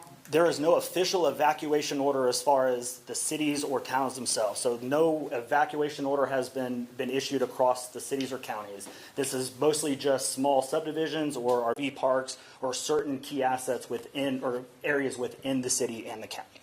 So thank you. So let's go. Can I ask a question? One question. Thank you. There are a lot of questions about why people weren't notified and what we did locally. I think that it's important to note Code Red went out this morning, correct? We had KPD since early this morning talking on Facebook. There were warnings, and I saw Tatum there today at Command Center at 7:30 in the morning. Real quick on this one, I was running the river trail at 3 a.m. this morning just because I'm that guy, and there was no signs of it. The rain was here on the river trail, which is down below at the water's edge at 3:30 and 4 o'clock when I left. There was no signs of it rising at that point. This happened very quickly over a very short amount of time that could not be predicted, even with the radar. Our team constantly reviews radar, constantly has NWS, or National Weather Service messages. We send them out on a regular basis and we communicate effectively. This is not like a tornado where you can have a siren. This is not like a hurricane where you're planning weeks in advance. You know, it hit hard, and things like this happen in a very strategic, very isolated area. And when those two things converged, you had what happened today. So this happened within less than a 2-hour span, very, very quickly. So thank you. That's going to conclude what we're going to do right now. Please follow us on Facebook, Kerr County Sheriff's Office, as well as the City of Kerrville. We do release information there, and we will have media advisories coming for another update later in the day. Thank you. The next conference will be here as well? Yes. Next conference is at what time? All right, folks, what you just finished listening to is a press conference that we've been waiting on all morning from the Kerr County judge, from the Kerrville mayor. We heard some really important details here because at some point they were asked, you know, you knew this flood was coming, and the county judge was very quick to say, no, we did not know that this flood was coming. We had no warning system whatsoever. One of the things, too, is that this storm moved in overnight at 1:30 in the morning, and so a lot of people were caught off guard. You're sleeping, and you're just waking up for the 4th of July, not realizing how dangerous the situation is versus when it moves in dayside. So that made a really big difference, too, I think, in how people reacted to all of this. And I think that's something, Sarah, that the judge really emphasized. You're thinking 2 in the morning, as you mentioned, people are asleep. We have families who are visiting. This is a holiday weekend, and as he said, it hit, and it hit hard. The main other focus right now and the urgency is the rescue operation, which we know has been ongoing for the last several hours. And you also think about what we've been seeing on the air is the trouble that these crews are running up against. A lot of these areas are dangerous themselves. Right. But the best thing, as they mentioned from officials, is right now is hunker down. Stay in place, shelter in place.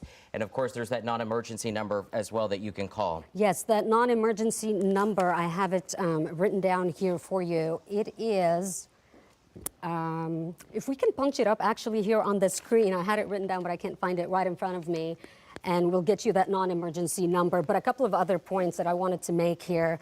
First of all, the mayor of Kerrville was so incredibly emotional, he couldn't even speak. All right, here's the number for you, 830-257-8181. That is the emergency line you want to call. They emphasize, do not call 911 right now because they are absolutely inundated. So make sure you call this number, 830-257-8181. I know that we spoke to some people earlier, and they said they couldn't get in touch with their families. It's another situation people are running into, is that they've been now trapped for hours. Their cell phones are dying. Their family members who are living somewhere else are seeing these, images come in that are pretty devastating, and they're unable to get a hold of them. So that's the number you want to call as well to try to get an update on it. I do want to get back to the mayor, though, real quickly, because that was important. The mayor, as I said, he was incredibly emotional about this, and one of the things that they pointed out is that this is worse than the 1987 floods that hit the Hill Country area at the time. Also, it was devastating, causing a lot of deaths. And as of this morning, we had confirmed initially at least six deaths.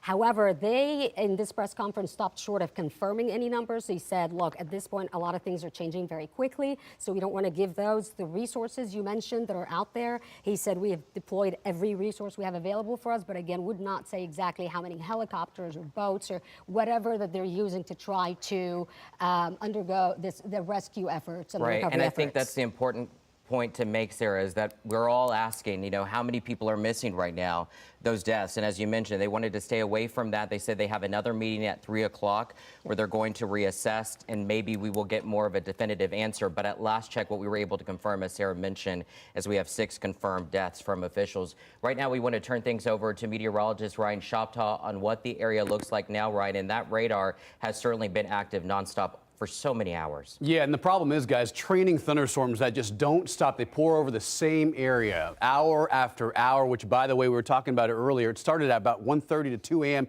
earlier this morning. It hasn't stopped, especially in parts of Bandera, Kerr County, near Kerrville, and near Hunt, Texas, where the radar is estimating about a foot of rain in less than 12 hours. That is the main concern, the flash flooding that's happening across the hill country. So here's the radar as it stands right now. A lot of this is expanding, so it's starting to weaken a little bit, but notice there's still some lingering thunder and lightning over Bandera. As a matter of fact, as we zoom in, more moderate to heavy rain from Fredericksburg, Texas 16 from 281. Matter of fact, a pretty good heavy downpour moving through Johnson City. That's going to probably produce about half an inch additional in the next probably half hour or so. We zoom into Kerr County, just along I-10. There's another one of those training thunderstorms that's just going to continue to cross over Kerrville, I-10, which will likely aggravate the situation that's already occurring at the surface, where they already saw about 11 to 12 inches of rainfall. A little break between there and Texas 16, out near Bandera, heavy downpours, and notice the tropical rain that's moving through southern and central Bandera County. Here's the rainfall estimate. You can see the bullseye location northwest of Bernie. And where the gradient really ramps up is between Kerrville, where they saw, again, 8 to 10 inches of rainfall, but towards Hunt, Texas, where the Guadalupe River is just overflowing, just inundation, just a ton of influx of tropical moisture that's not stopping anytime soon, at least not in the next couple of hours. Notice that these more brighter contours, towards the yellow and orange color, that's representing and reflective of like 5 to 7 inches of rain in just 12 hours time, and less than that, right? And then towards Ingram, about 8 to 9 inches of rain, and then there it is, bullseye, Hunt, Texas, where the radar is gauging between about 10 to 12 inches of rain, about an estimate of about a foot out in parts of the eastern and central Kerr County. And this does extend all the way down Texas 39, almost on the outer fringe of northern Bandera County. So the main concern is the river, and obviously everywhere that's experiencing flash flooding. Here's an update on the Guadalupe River at Comfort, for example.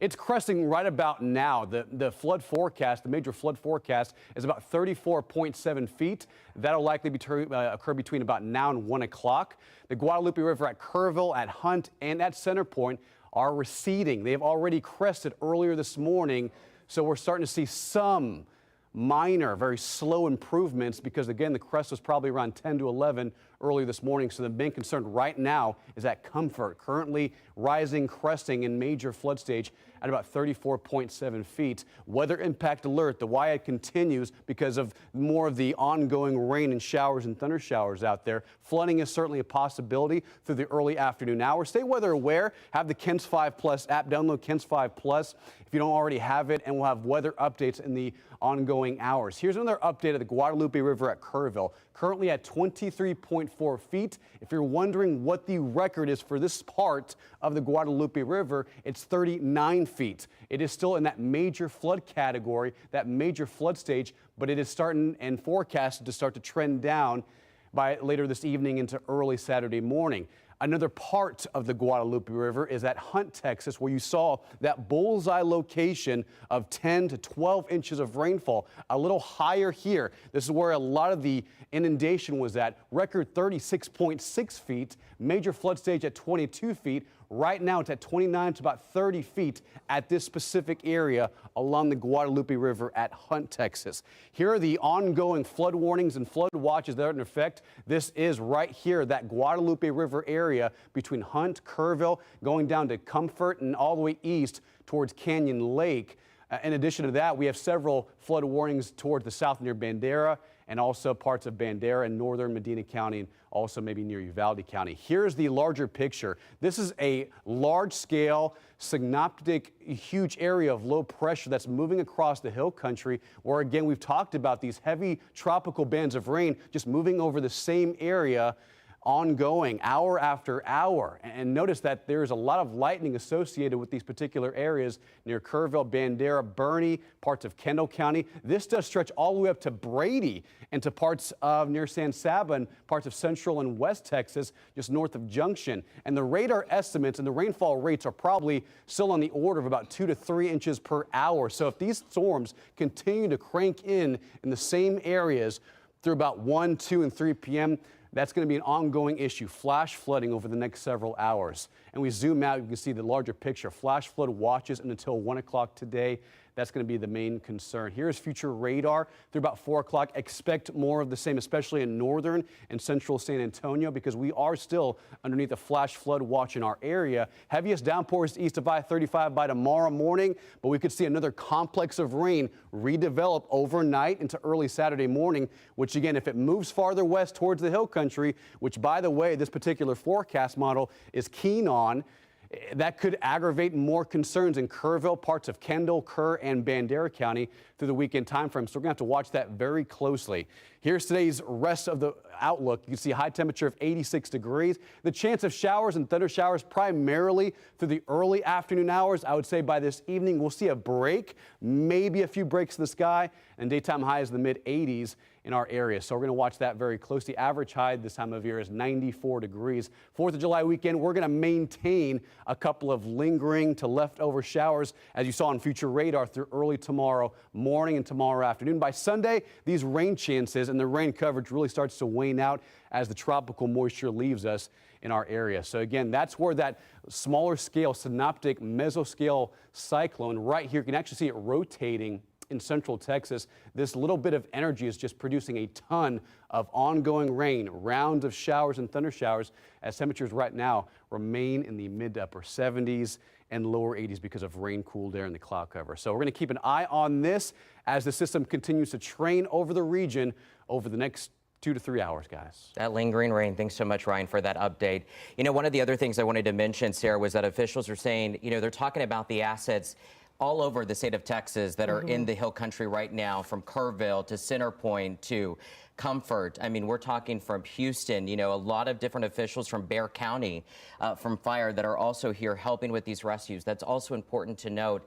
And as the official mentioned, you know, 2 things he's asking for right now is cooperation and a lot of prayer. Yes. Right now is what that area needs. Yeah, absolutely. And just to give you folks an idea, if you're not really that familiar with the area, you're looking at about 45 minutes to an hour west of San Antonio. A lot of these cities are fairly small, with the largest being Kerrville. It is a retirement community, about 25,000 people population just in that area. And so really everybody knows everybody. Everybody is connected to this. We do have Earl Sotomayor right now on Highway 27 near Comfort and Centerpoint. And Earl, I see a lot of damage right there behind, in front of you, a lot of debris as well. Can you tell us what you're seeing and if you heard from anyone?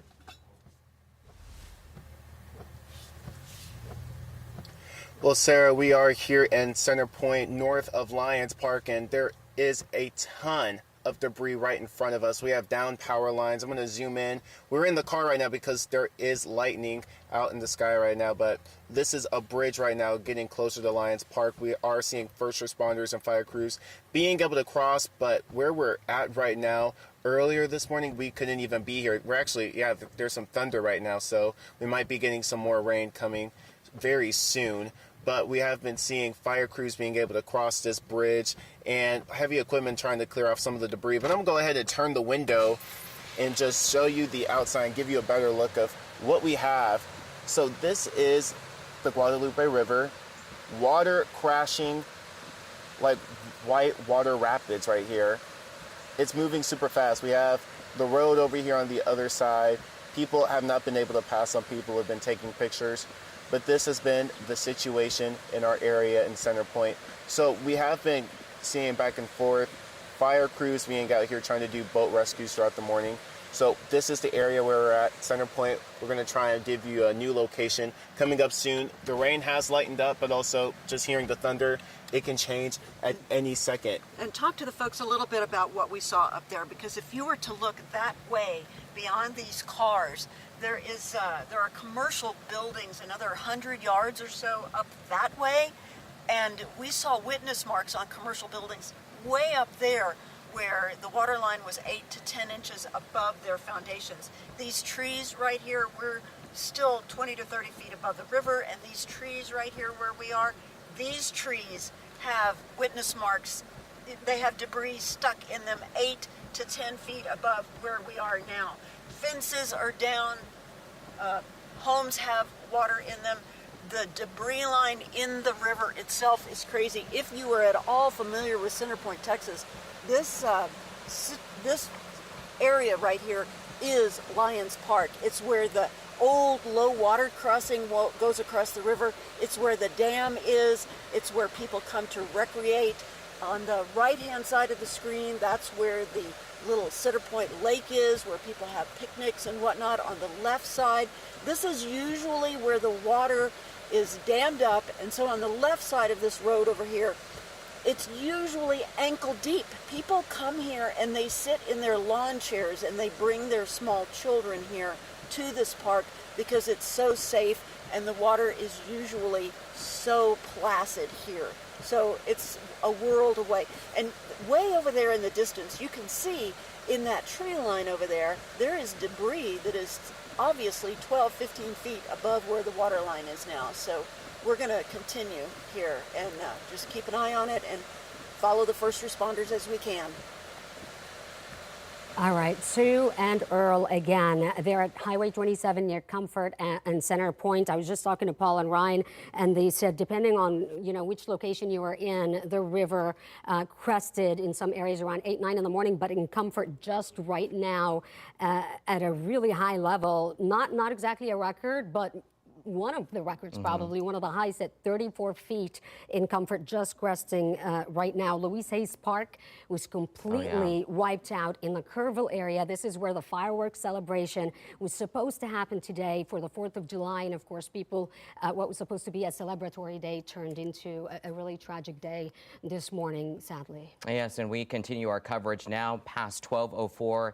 We're covering the catastrophic flooding in the Hill Country and Kerrville. We want to go back to Zach Briggs, who was at the news conference we just heard from officials in the last 15 minutes. Yeah, and Zach, we were listening into that press conference, and I know here we've gotten phone calls from viewers who didn't know exactly what to do and to trying to track down their loved ones that they can't get a hold of. I know that the judge and the mayor were asked that question. Can you tell us a little bit about what people should do and some of the takeaways from the press conference earlier? Yeah, and I already asked the sheriff, and they said they're trying to find me somebody. Right, we had city and county officials just really messaging to the community that stay home if you can and don't move to the water's edge. And there were some questions about the camps that have been taking place along the shores of the Guadalupe River. People wondering what's happened to their loved ones and when they'll be able to hear from them. And the Kerr County judge, Rob Kelly, really couldn't provide much in terms of a response. He's urging everyone to stay up to date on the Kerr County Sheriff's Office Facebook pages, the City of Kerrville Facebook pages, when it comes to updates regarding the situation with the flooding and, of course, with their loved ones. And Judge Rob Kelly, he noted that when he left his home today that this was perhaps this flooding surpassing the 1987 flood, just in terms of the severity. And when asked about rescue attempts, he said there have been absolutely dozens. We have assistance from across the region of the Hill Country, state resources included. We know the San Antonio Fire Department has crews on the way, if not here already, to assist with recovery and search efforts. And there was a lot of emotion in this press conference coming from not just Judge Rob Kelly, but from the few words of Kerrville Mayor Joe Herring Jr., who really just pleaded and asked everyone to pray for those that might be in the middle of this chaos, those who are searching for answers as their loved ones may have not made it. In terms of the number of fatalities, that was another question asked of officials, and we do not have an exact number at this time, but later there's going to be another media briefing at 3 p.m., and perhaps we'll learn a bit more when it comes to specifics regarding resources, personnel, and the number of people who have died as a result of this chaos. Again, a lot of questions that could not be answered regarding the whereabouts of kids that were here in the Kerr County area for camps, or the only specifics when it comes to those that were swept away, those that have died is that Kerr County Judge Rob Kelly said that he witnessed an individual that was naked being hauled away. That is the extent. Now, nothing on the demographics, whether those that have died are older, younger, middle-aged. But once again, the press conference kind of wrapped up with a message of staying home, being vigilant, and just staying off the roads as this flooding continues. And there's an immense amount of uncertainty on how long this will last, but you can bet there will be days, if not perhaps weeks, of recovery efforts and analyzing the damage that took place. And this morning, I spoke with an individual over at the VFW post off of Thompson Drive, which you have a great view of Louise Hayes Park and the flooding that's taking place. And Eric Burton, he's the commander of this particular VFW post, and he said that he's going to be doing everything he can to assist those in need. Him and other VFW members traveling across the city of Kerrville to assist families and figure out what their needs may be. They had a 4th of July celebration, bash ready to go. Their facility has been minorly flooded. A lot of the food still intact and ready to go, but obviously plans changing, and they'll be focusing their efforts at this VFW post on helping the community during this dire time. But once again, we do have another briefing involving Kerr County and city officials here in Kerrville that's slated for 3 p.m. All right, Zach, thank you so much for that report. And I just want to mention, we just had the number up there, that non-emergency number. But again, if you find yourself in a situation where you need to call officials, we've been stressing this all morning long, don't call 911. As Sarah mentioned, they are inundated right now, understandably so. But that number is 830-257-8181. Again, 830-257-8181. And Zach had mentioned some of those rescue efforts. I mean, reporter Sue Kalberg, I saw, who was in Center Point earlier this morning. I was watching from home that incredible rescue where you saw a family of 5 or 6, including a baby, being rescued. And that is exactly what these first responders are up against, which leads me to my next point. You think about these first responders who are putting their lives at risk to rescue these other lives. So we think about them and the amount of prayers that they need right now, Sarah. Yeah, I mean, you're talking about roads that are completely underwater. It looks like a river. You wouldn't even know that there was a road in that area. Louise Hayes Park, which, you know, where the fireworks show is supposed to happen, that is completely wiped out. We have seen trailers being uprooted and moved through, so you have a lot of debris in that area as well. One of the really important points I do want to mention, there are several shelters that are set up that are a safe place for you if you are in that area and you're concerned. And they talked about if you have pets, know that you can evacuate with your pets safely. There is a place for you.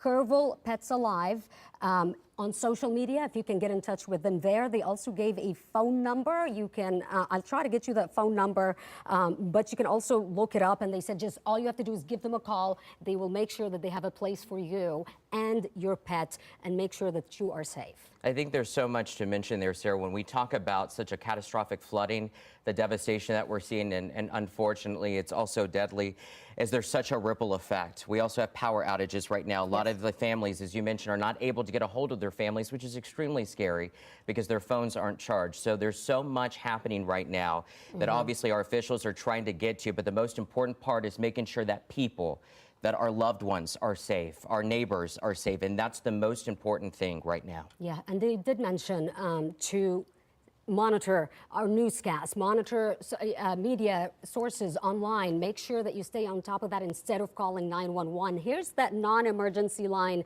830-257-8181. If you have any concerns, that is the number to call. I mentioned Louise Hayes Park earlier, and we now have a crew on the scene there as well. Yeah, let's go to Vanessa Croy, who's live there right now. And Vanessa, we can see just right behind you incredible images right there. Take us to what you're seeing and what you're hearing out there. Henry, Sarah, it's a devastating situation out here this afternoon. In fact, many people have stopped by, many neighbors of here, the Kerrville, Ingram, Comfort area, stopping by just to get a look at the damage behind us. And many of those people telling us just stories of devastation, saying this is the worst they've ever seen it. We're going to give you a view of what we're seeing right now. This is the Guadalupe River right here in the heart of Kerrville. You can see how high that water came rushing through those trees, the bark completely stripped off, and the river is still raging. In fact, the thunder still roaring behind us as the rain is coming down.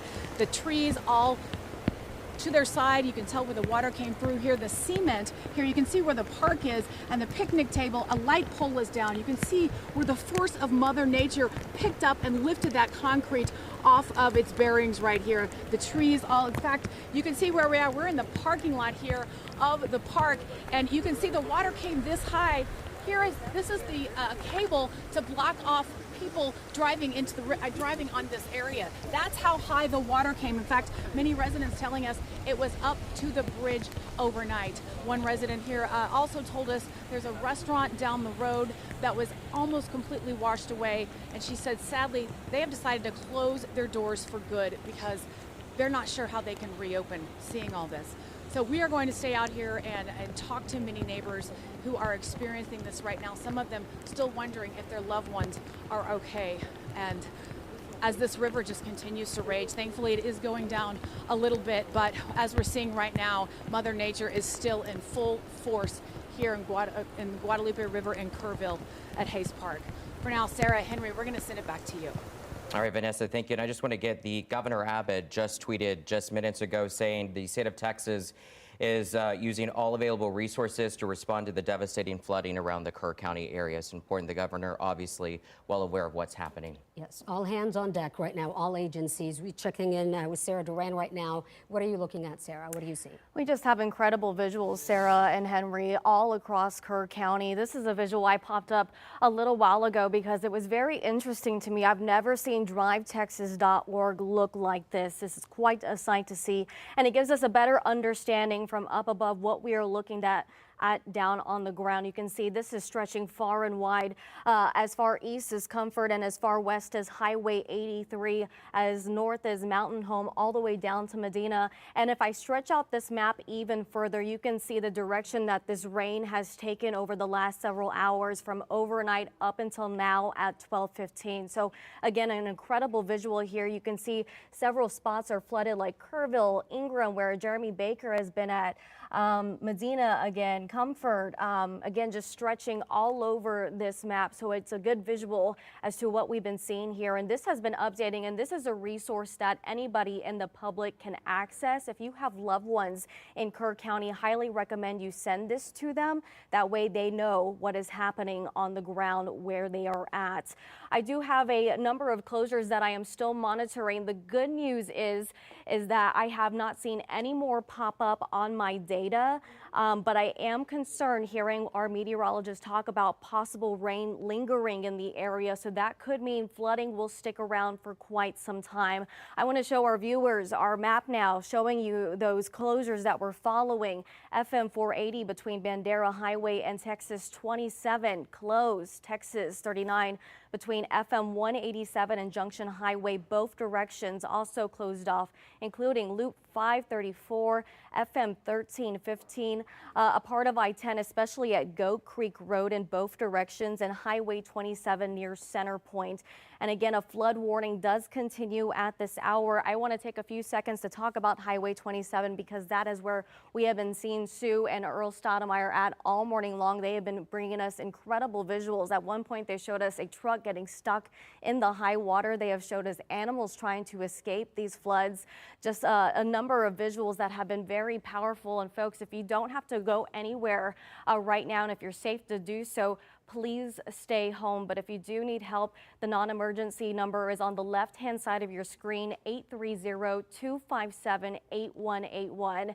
Here are some of the road closures in the city limits of Kerrville. We have 10 plus closures working at this time. We have mentioned these throughout the morning. Arcadia Loop, most of Thompson Drive, Guadalupe Street, Herzog, and Loop 13, portions of Broadway. I know this is a lot of information. Stick with me. Lowry Street, Rio Robles, Riverside Riverside Drive, Quinlan Creek, 1st, 2nd, and 4th Street, 3rd Street still open, and Park Street. A little south of there in the Bandera area, 16 north at Four Sisters, Brewington Creek, and FM 2107. That was the latest update. Kendall County Emergency Management also posting an update not too long ago, giving a very grim outlook as to the flooding in the area. They say if you can, stay home. High Road and High Street currently blocked off due to high water. 7th and Cypress Creek also a flooded area, as well as High Street and Guadalupe River. And we have been not seen any of this type of flooding in our neck of the woods. You can see that San Antonio is green across the board right now, which is good. But again, we are following multiple road closures at this time, and I do imagine it will stick around for some time, right, Ryan?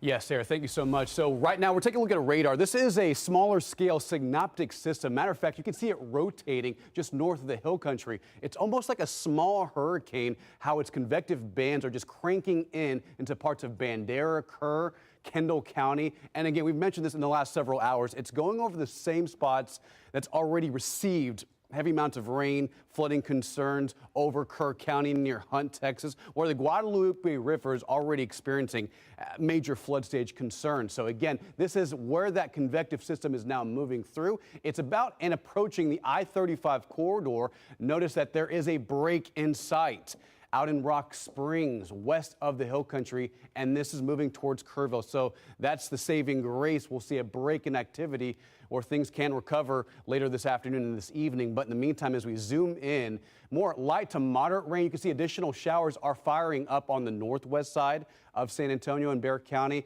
But where the thunder and lightning, where these training thunderstorms are focused in on, is near Bandera, just northeast of Utopia, Texas 27, eastern Kerr County, where again, this is where the concern has been between Hunt, Kerrville, Comfort, Texas, towards Bernie. Matter of fact, Kendall County is just blanketed with widespread rain where there are some embedded heavy downpours and some thunder and lightning, the heaviest of which is now crossing and moving east of 281 and approaching the I-35 corridor between there, Blanco, Dripping Springs, for example, and that's going to continue to move east. But here's the area where, the catastrophic flooding has been the main headline these last 6 to 8 hours. This started at 1:45 this morning and just hasn't stopped raining, which has resulted in a byproduct of that is about a foot of rain. Take a look. The radar is estimating right here, the bullseye location between southern Kerr County towards Hunt, where you can see the gradient just ramps up so fast,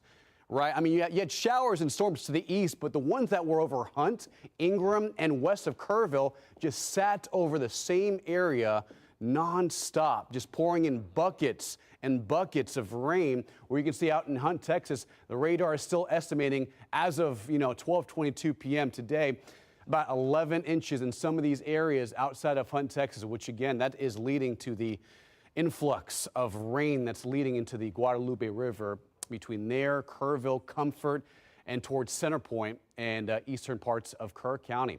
Here are some of the updates on the river level. So right now, the Guadalupe River at Comfort, for example, earlier this morning, it was rising, but now it's cresting. It's pretty much right at its peak at 34 feet, and that's right about now, between now and about 1 p.m.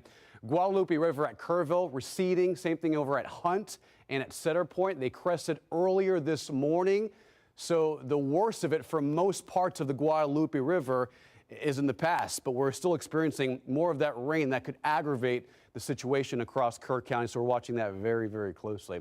Here's the weather impact alert, still in effect for today. Flooding possible. Stay weather aware. Have the KENS 5 app. Download KENS 5 Plus for free, and you can have consistent weather updates as we get more information here at KENS 5. Here's another update on Kerrville for the Guadalupe River. Now at 23 feet, it's going to continue to improve. If you're wondering, what's the record? 39 feet, major flood stage earlier back in the 1980s. 23 feet is at right now. And here's the Guadalupe River at Hunt, now at about 30 feet, major flood stage at 22 feet. So it's exceeded that. And the record is 36.6 feet.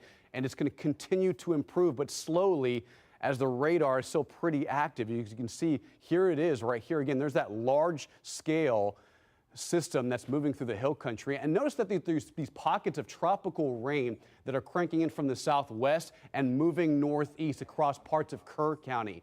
Bandera County, Kendall County, Gillespie County. And as long as we see additional development on that southwestern side, even though there's a break out to the west, we're going to have to watch these little bands of rain because that could, again, aggravate the situation and just crank in an additional maybe 1 to 2 inches of rain when they've already seen about 11 to 12. And notice again, there's the radar between Johnson City, Blanco, Canyon Lake is getting a good soaking right now, and more soaking rain is on the way from Bernie all the way into parts of Hayes County along the I-35 corridor. And there's the radar estimate, and even more towards Mason, Brady, there were an additional pocket of about 15 inches of rain across parts of central Texas.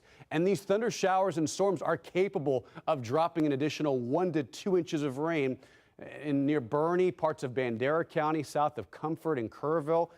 Again, there's that break in activity. It's moving in our direction, so that'll help things a little bit by about the 2 and 3 o'clock hour, as less rain is likely by later on tonight. Here's the flash flood watch in effect until 1 p.m. from the National Weather Service. This does include Bexar County. Here's future radar. One more wave of rain through about 1 o'clock, and then by this evening, mostly cloudy, maybe a leftover spotty isolated shower. By tomorrow morning, we may see a redevelopment of rain into the early part of the weekend. Based on this forecast model, it starts off east and then it may push farther west. And if that does happen, if this particular forecast run verifies, that'll push towards Bernie, Kerrville. We'll have to watch the trend on these forecast models, but we are expecting at least some redevelopment overnight into early tomorrow morning during the pre-dawn hours. And depending where these heavy pockets of rain situate themselves, that could aggravate the problem of flash flooding that's already occurring in Kerrville and parts of northern Kerr County, Kendall County, and Bandera County. Here's today's forecast. High temperature, lower to middle 80s. The cloud cover and the rain is really going to help with temperatures.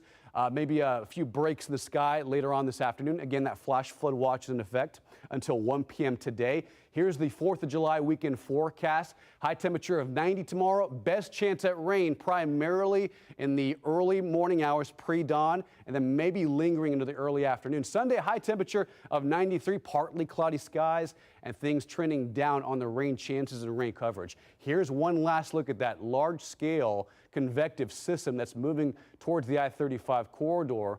So as long as this is with us, this is going to continue to crank in moisture. But good news, guys, we have this moving farther east, and this should improve things by later on tonight. But in the meantime, next couple of hours, we're going to have to watch out for these additional showers and storms that do move into the area, San Antonio, Kerrville, and across the hill country.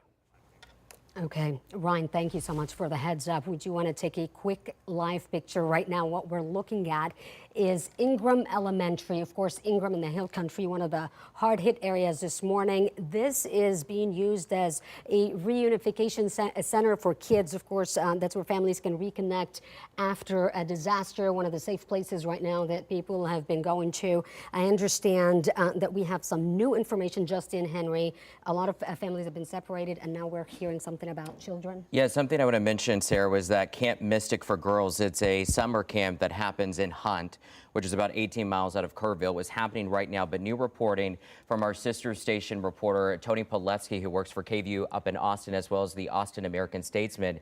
He now just tweeted this just within the last 15 minutes or so. He says, Camp Mystic says it has notified parents whose children are not accounted for, which begs the question then, is that were there children there? And if so, how many that were not accounted for during this flooding event? And this is new reporting just in from Tony Poletsky. So we'll, of course, continue to reach out to officials to confirm that, because we heard the opposite from the Kerr County judge, I believe, who had mentioned that everyone had been accounted for. But now new reporting, again, just in to our newsroom right now from our sister station, Tony Poletsky, saying that Camp Mystic has notified parents whose children are not accounted for. You think and you pray for those families right now, those parents who are worried sick. I really can't even imagine. Yeah, it's absolutely terrifying for all these families who can't even get a hold of their loved ones, and yet alone your kids, when you know they were supposed to be safe at a camp, and then a tragic situation like this happens, and we don't know where these kids are at this point. Again, we've been getting those conflicting reports, but we'll keep you updated as soon as we hear something on that. We do want to go back out to Jeremy Baker right now, who is in Ingram. We heard from Jeremy earlier. He was at the fire department. Want to check back in with him. Jeremy, you talked about some really important points of not only evacuations, but also your pets and how there's a safe place for that as well. What are you hearing now and what are you seeing?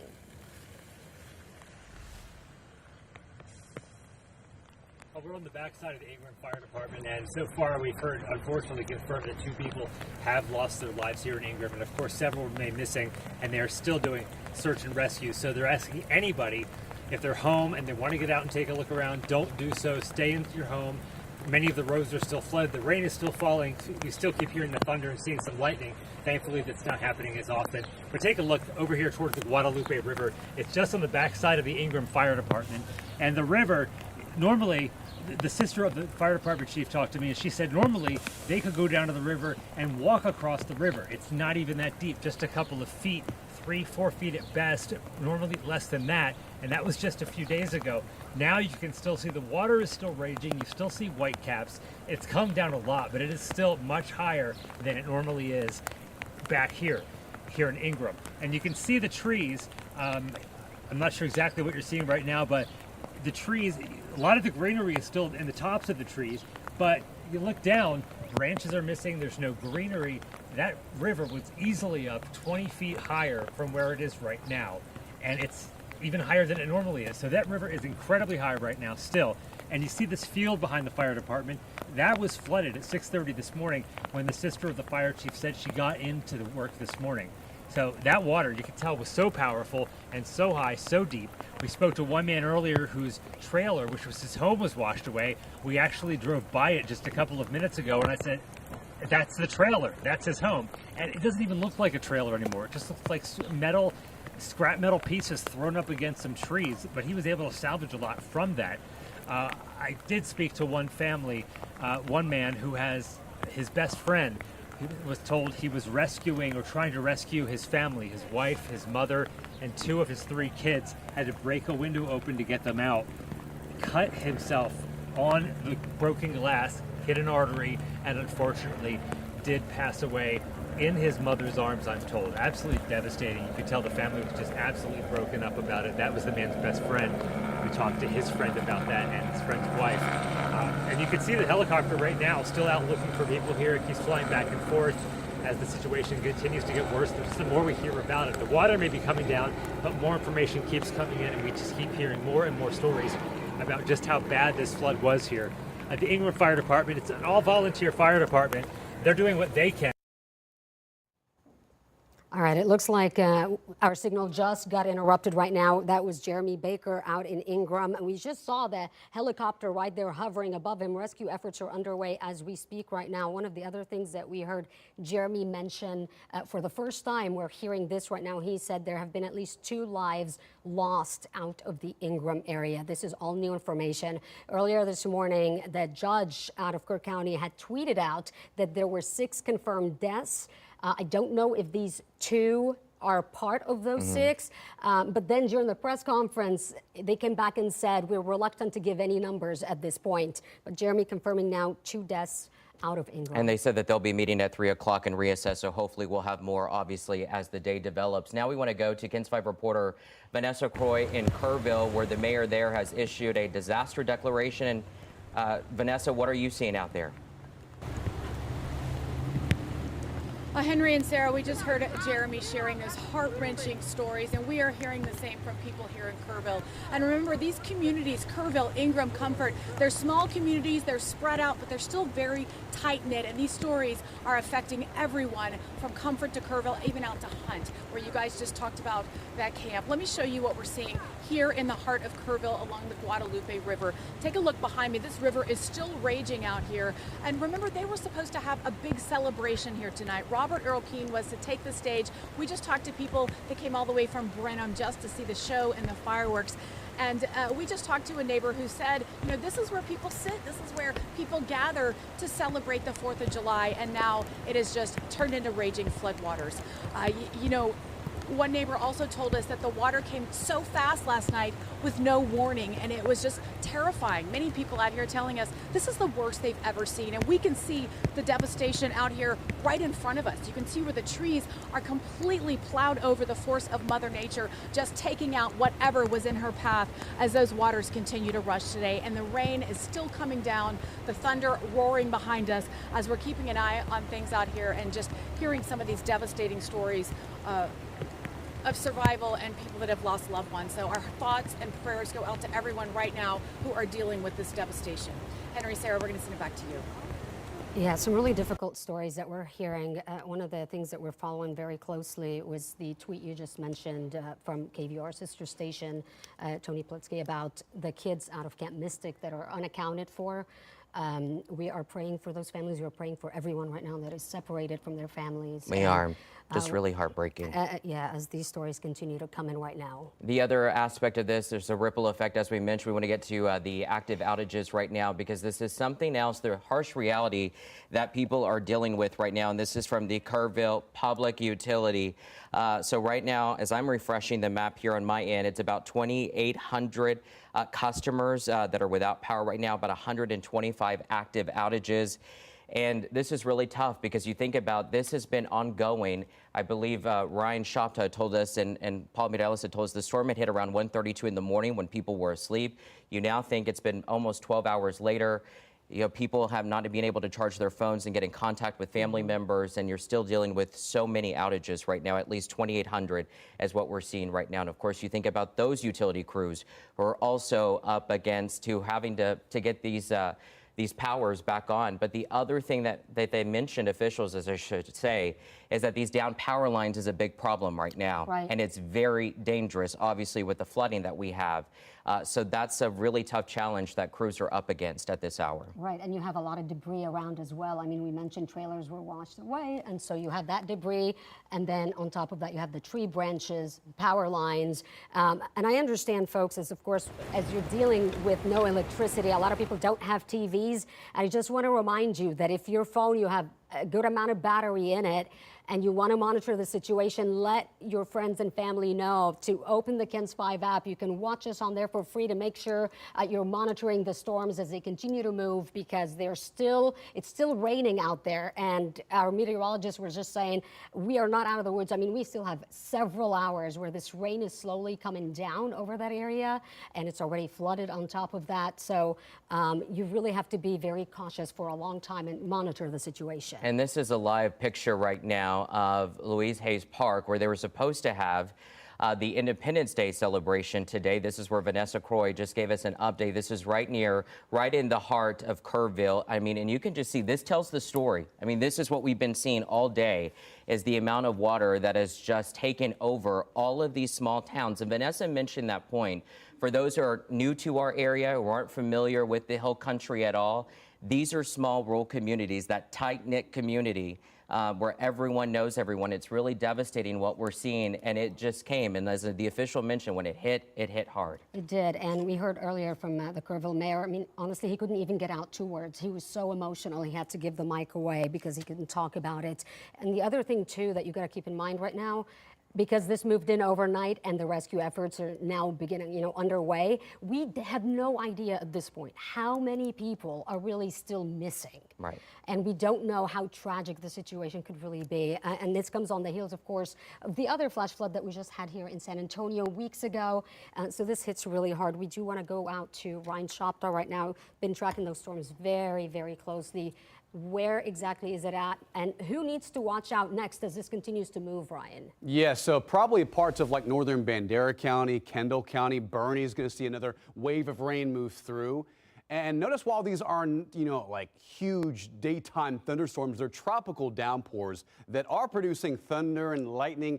And these tropical downpours, when you have so much moisture coming in from the south, from the Gulf, that low-level jet that's cranking in, the fuel you need, that just transports so much moisture and heavy rain and can just drop in one spot for several hours, which is what we've seen these last several hours since about 2 a.m. this morning. And notice you can actually see it rotating, right? This is what we call an MCS in meteorology, a mesoscale convective system.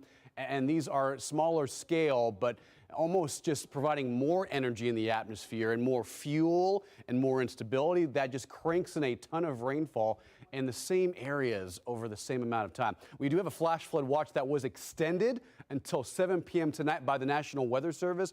That does include Bexar County, Medina County, Uvalde, Bandera, Kerr County. While there is a break in sight, notice there's that dividing line of rainfall that's starting to move out towards 281, move towards the eastern area. But Rock Springs starting to dry out. Junction, by the way, areas north of Junction saw incredible, record challenging soaking rains just north of that area, north of Kimball County. And notice there's Kendall County right there. Lots of heavy rain moving in from the southwest towards the northeast. Johnson City, the 281 corridor from Bulverde towards there, and Austin. So heads up for Austin and San Marcos, New Braunfels, Schertz. We're going to get clipped by some of this more light to moderate rain. But notice that there are embedded thunder and lightning. So those are localized heavier downpours. We zoom in. There's Fredericksburg. Comfort's right about here. Kerrville. There's Hunt, Texas. The good news with Hunt, the rain is starting to slowly come to an end, probably the next half hour to hour by about 1:30 or 2 o'clock today. But in the meantime, it's 12:40 on your Friday afternoon, and we just have more soaking rains that are moving in. There's Bandera. There's a ton of lightning right there off of Texas 16, just south of the southern part of Kerr County. We zoom out, and here are some of the radar estimates. Now, this was from about, let's say, 11:30 to 12, but we zoom in, and you can see the gradient just ramps up and increases dramatically how much rainfall fell in parts of Kerr County. In Kerrville, the radar specifically is estimating about 5 to 6 inches of rain, but you move farther west towards Ingram, towards Hunt, and this pocket of blue on the contour map is reflecting and indicative of probably about a foot of rain in some areas around Hunt. And the Guadalupe River, the videos that have come out from Kerr County, Kerrville, Ingram, and Hunt this morning, this is indicative of that. And this is matching up with some of our data that the radar is estimating across this huge pocket of Kerr County. So we're going to have to watch this very closely because this is an evolving situation as the Guadalupe River just continues to get poured in by tropical downpours of rain, probably over the next couple of hours. Just to reiterate, we have a flash flood watch in effect until 7 p.m. tonight. It was at 1 p.m., but it did get extended until 7 p.m. tonight, which includes Kerrville, Bexar County, Medina County, Bandera County, and most of the hill country, stretching all the way up into parts of central Texas. Here's a look at the river levels. Guadalupe River at Comfort rising and about cresting right about now at about 34 feet. That's what the forecast from the National Weather Service does say. That'll happen between now and about 1 o'clock. Receding, the Guadalupe River at Kerrville, Hunt, and Center Point. Again, this is a very volatile situation, so we're monitoring this river very, very closely. But from what the data says from the National Weather Service, this crested earlier this morning, around 11:30 this morning. So as the rain moves out slowly by this afternoon, the worst is in the rear view. But we're watching Comfort right now, the Guadalupe River at Comfort, for that rising to cresting situation, probably between about 30 and 34 feet in the coming hours, probably through about 1 o'clock. Weather impact alert for today continues. Flooding possible. Stay weather aware. Just to reiterate one more time, we have that flash flood watch in effect until 7 p.m. tonight. It was extended. Notice that 23-foot reading over at the National Weather Service at the Guadalupe River at Kerrville, above major flood stage. That is the threshold at 20 feet. The record's at 39 feet. And notice right here, about 23 feet is right here, and then there's that record really far from that. So that's the good news. However, ongoing flooding is the major concern. Here's at Hunt, 22 feet is the major flood stage, right about 30 to 31 feet in some areas in parts of Kerr County. Here are the remaining flood warnings. This one goes all the way through Kerrville, flowing through Comfort, all the way east towards parts of 281 and Canyon Lake. There's one last look at radar. Still a lot of tropical downpours we're keeping a close eye on because that could aggravate the situation, added more rain. The ground's already saturated, so this just leads to more runoff. The rain can't go anywhere, and especially over the Guadalupe River that's expanded and that flood stage is maxing out. You can see all the rain that continues to form in parts of the hill country. And there's that bullseye location between there and the north of Junction. You can see just near Brady about 11 to 15 inches of rain estimated by the radar. Some of these downpours could produce an additional 1 to 2 inches of rain just south of Kerrville, between there, Highway 83 and parts of Bandera County. That's why this is an evolving situation, because as the end of rain is in sight in this particular region and that dry pocket's moving farther east, we're going to have to watch these showers and thunder showers as they move over the same areas that already received about 11 to 12 inches of rain. There is that update on the flood watch in effect until 7 p.m. tonight. This does include Bexar County, Kendall County, most of the Hill Country, and down Highway 90 towards Del Rio. Not in effect for Val Verde County, but all the way towards Real and Edwards County, which does include Rock Springs. Here's a futurecast and future radar look by this evening. Some lingering leftover isolated downpours are certainly possible, but overnight tonight we'll have to watch for a redevelopment based on this particular forecast model of more storms moving farther west by tomorrow morning, early tomorrow afternoon. There is an outside chance that some of that moves towards Kerrville, towards Kendall County, which again could aggravate the situation that's occurring at the Guadalupe River. Today's forecast, high temperatures, lower to middle 80s. The cloud cover, the rain does help with the temperatures. But again, that flash flood watch in effect until 7 p.m. tonight is the main concern. Tomorrow's high 90, maybe the upper 80s. By Sunday, I think we're done pretty much by and large with the rain chances and rain coverage. A high temperature of 93 degrees, southeast winds at 5 to 15 miles an hour. Here's one last look at that very focused area of tropical rain. Remember, we had Tropical Storm Barry earlier in the week. That just cranked in a ton of moisture, and now we're setting up the stage for more additional rain through about 2 and 3 o'clock, as daytime highs remain in the upper 70s and some spots lower 80s. So we're going to watch this. This is an evolving situation. One more time, flash flood watch in effect until 7 p.m. tonight.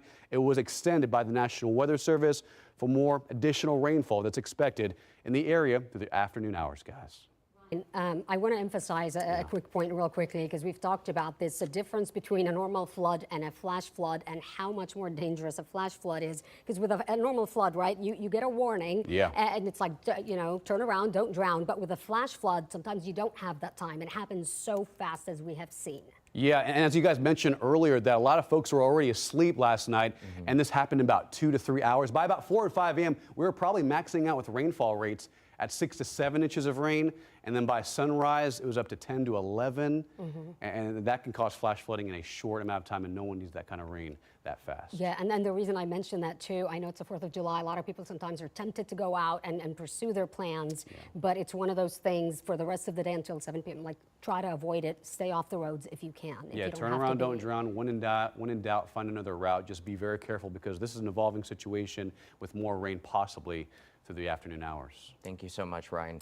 You know, and I think that's one of the biggest points that officials had mentioned is just to stay put, you know, stay home. And it's so unfortunate, because families that are coming in and, you know, that are trying to celebrate Independence Day, but we have so much devastation out there. And of course, our thoughts and prayers are with a lot of families out there in the Hill Country, because there's just so much uncertainty at this hour.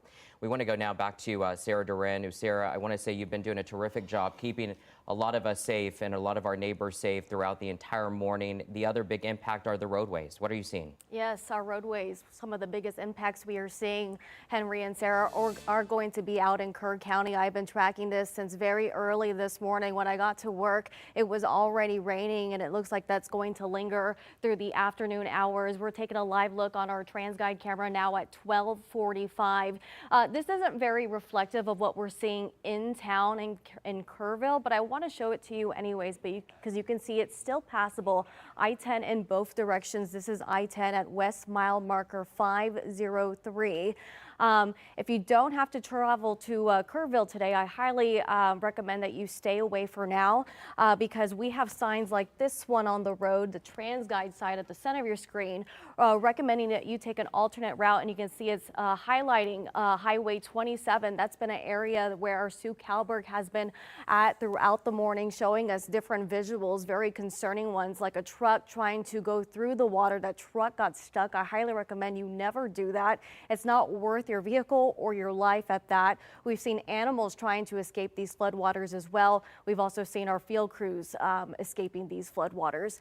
Over to our Drive Texas map, we can see a better visual from up above. You can see that we have several areas of blue. It looks like it has changed a little bit since I last visited it, but basically you can see that we do have several areas of flooding. Let's take a look closer. This one looks a little bit different from my computer, but you can see we have several areas of flooding as well as closures associated from those rains overnight. You can see they stretch all the way from Fredericksburg to Segovia and up high to Mason and down to Mountain Home. If someone's listening to me in the booth, can we lower the map just a little bit? This is a little too far out. There we go.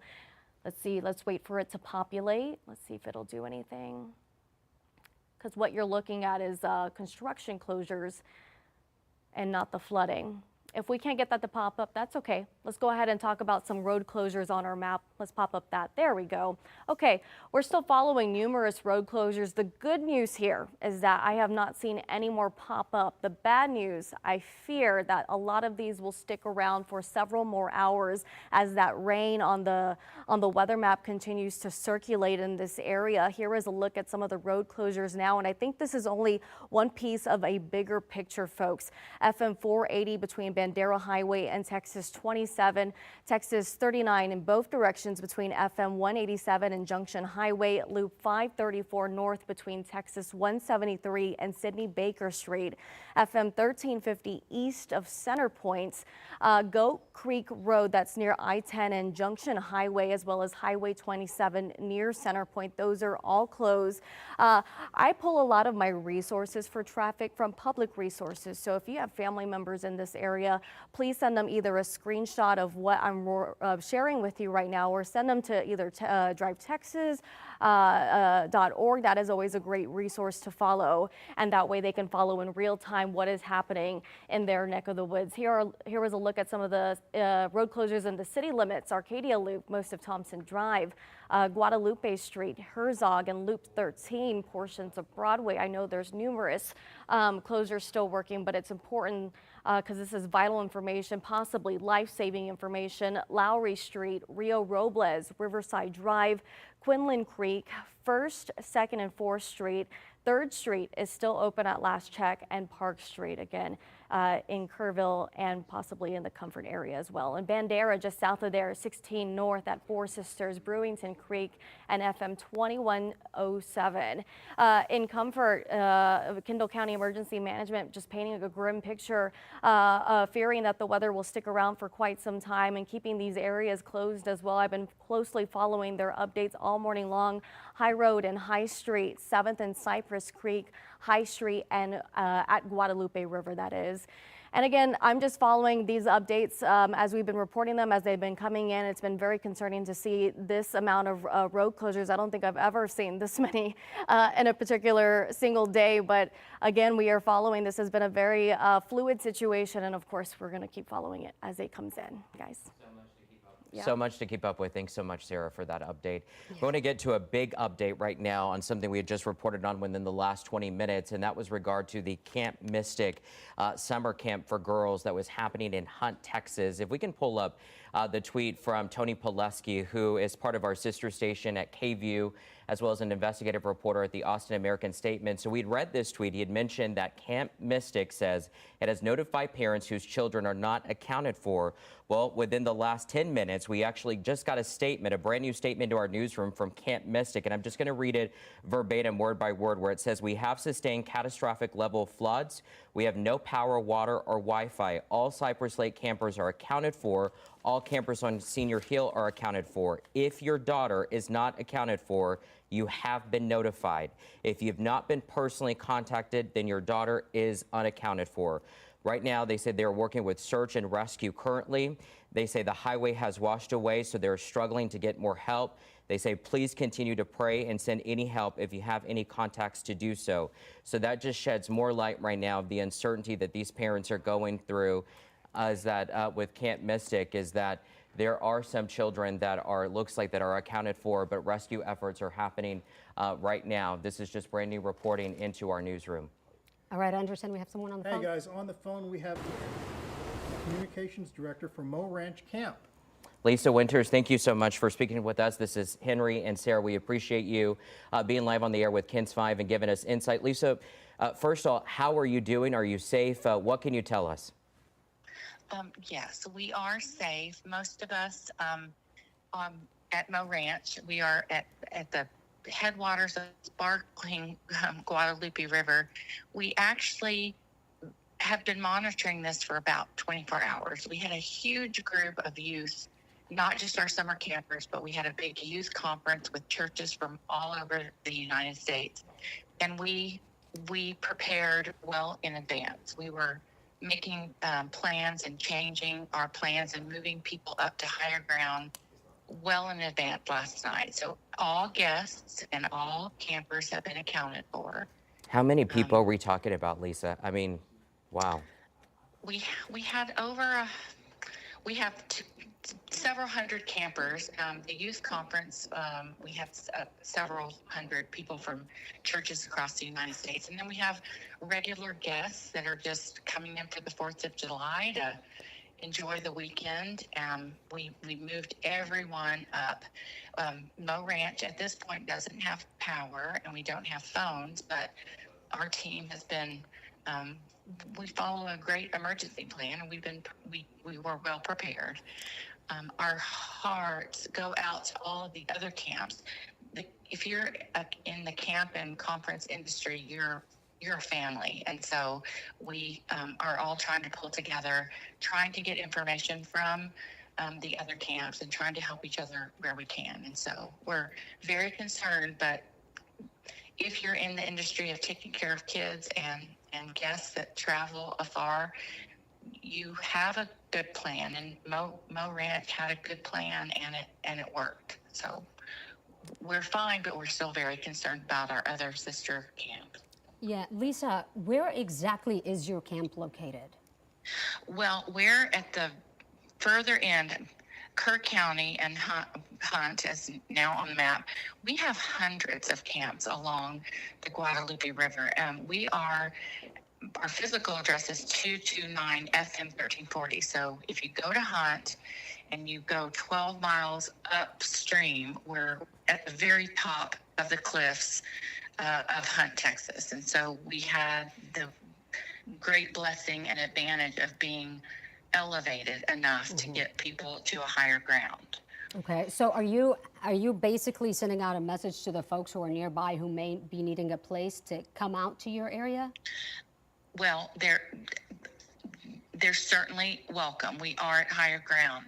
Unfortunately, you have to cross several low water crossings to get to us. And when this news first broke, I live right in Kerrville, and I got in my Bronco, which I thought could take high waters, and I couldn't even get past Ingram because of the low water crossings and the devastation. So I had to turn around and come back home. But it would be very difficult for people to probably get to us unless they went a different route, which they could, which would be I-10 to 41 Rock Springs, and then that's higher ground, and then work their way back.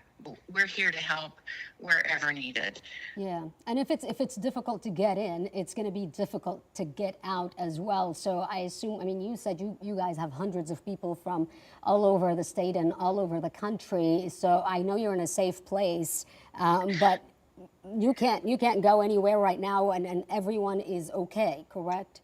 They're all guests, all campers accounted for, and we notified folks there is, if you go that other route to get to our camp, which would be Highway I-10 and then 41, we were able to check campers out safely, and all of the guests that were there that needed to leave had a different route that they could depart from, and very safely and very calmly. We prepared folks before, so it didn't come as a shock, and we worked it through. And so I'm very happy that Mo Ranch was able to prepare in advance and just keep kids and families and parents notified and calm.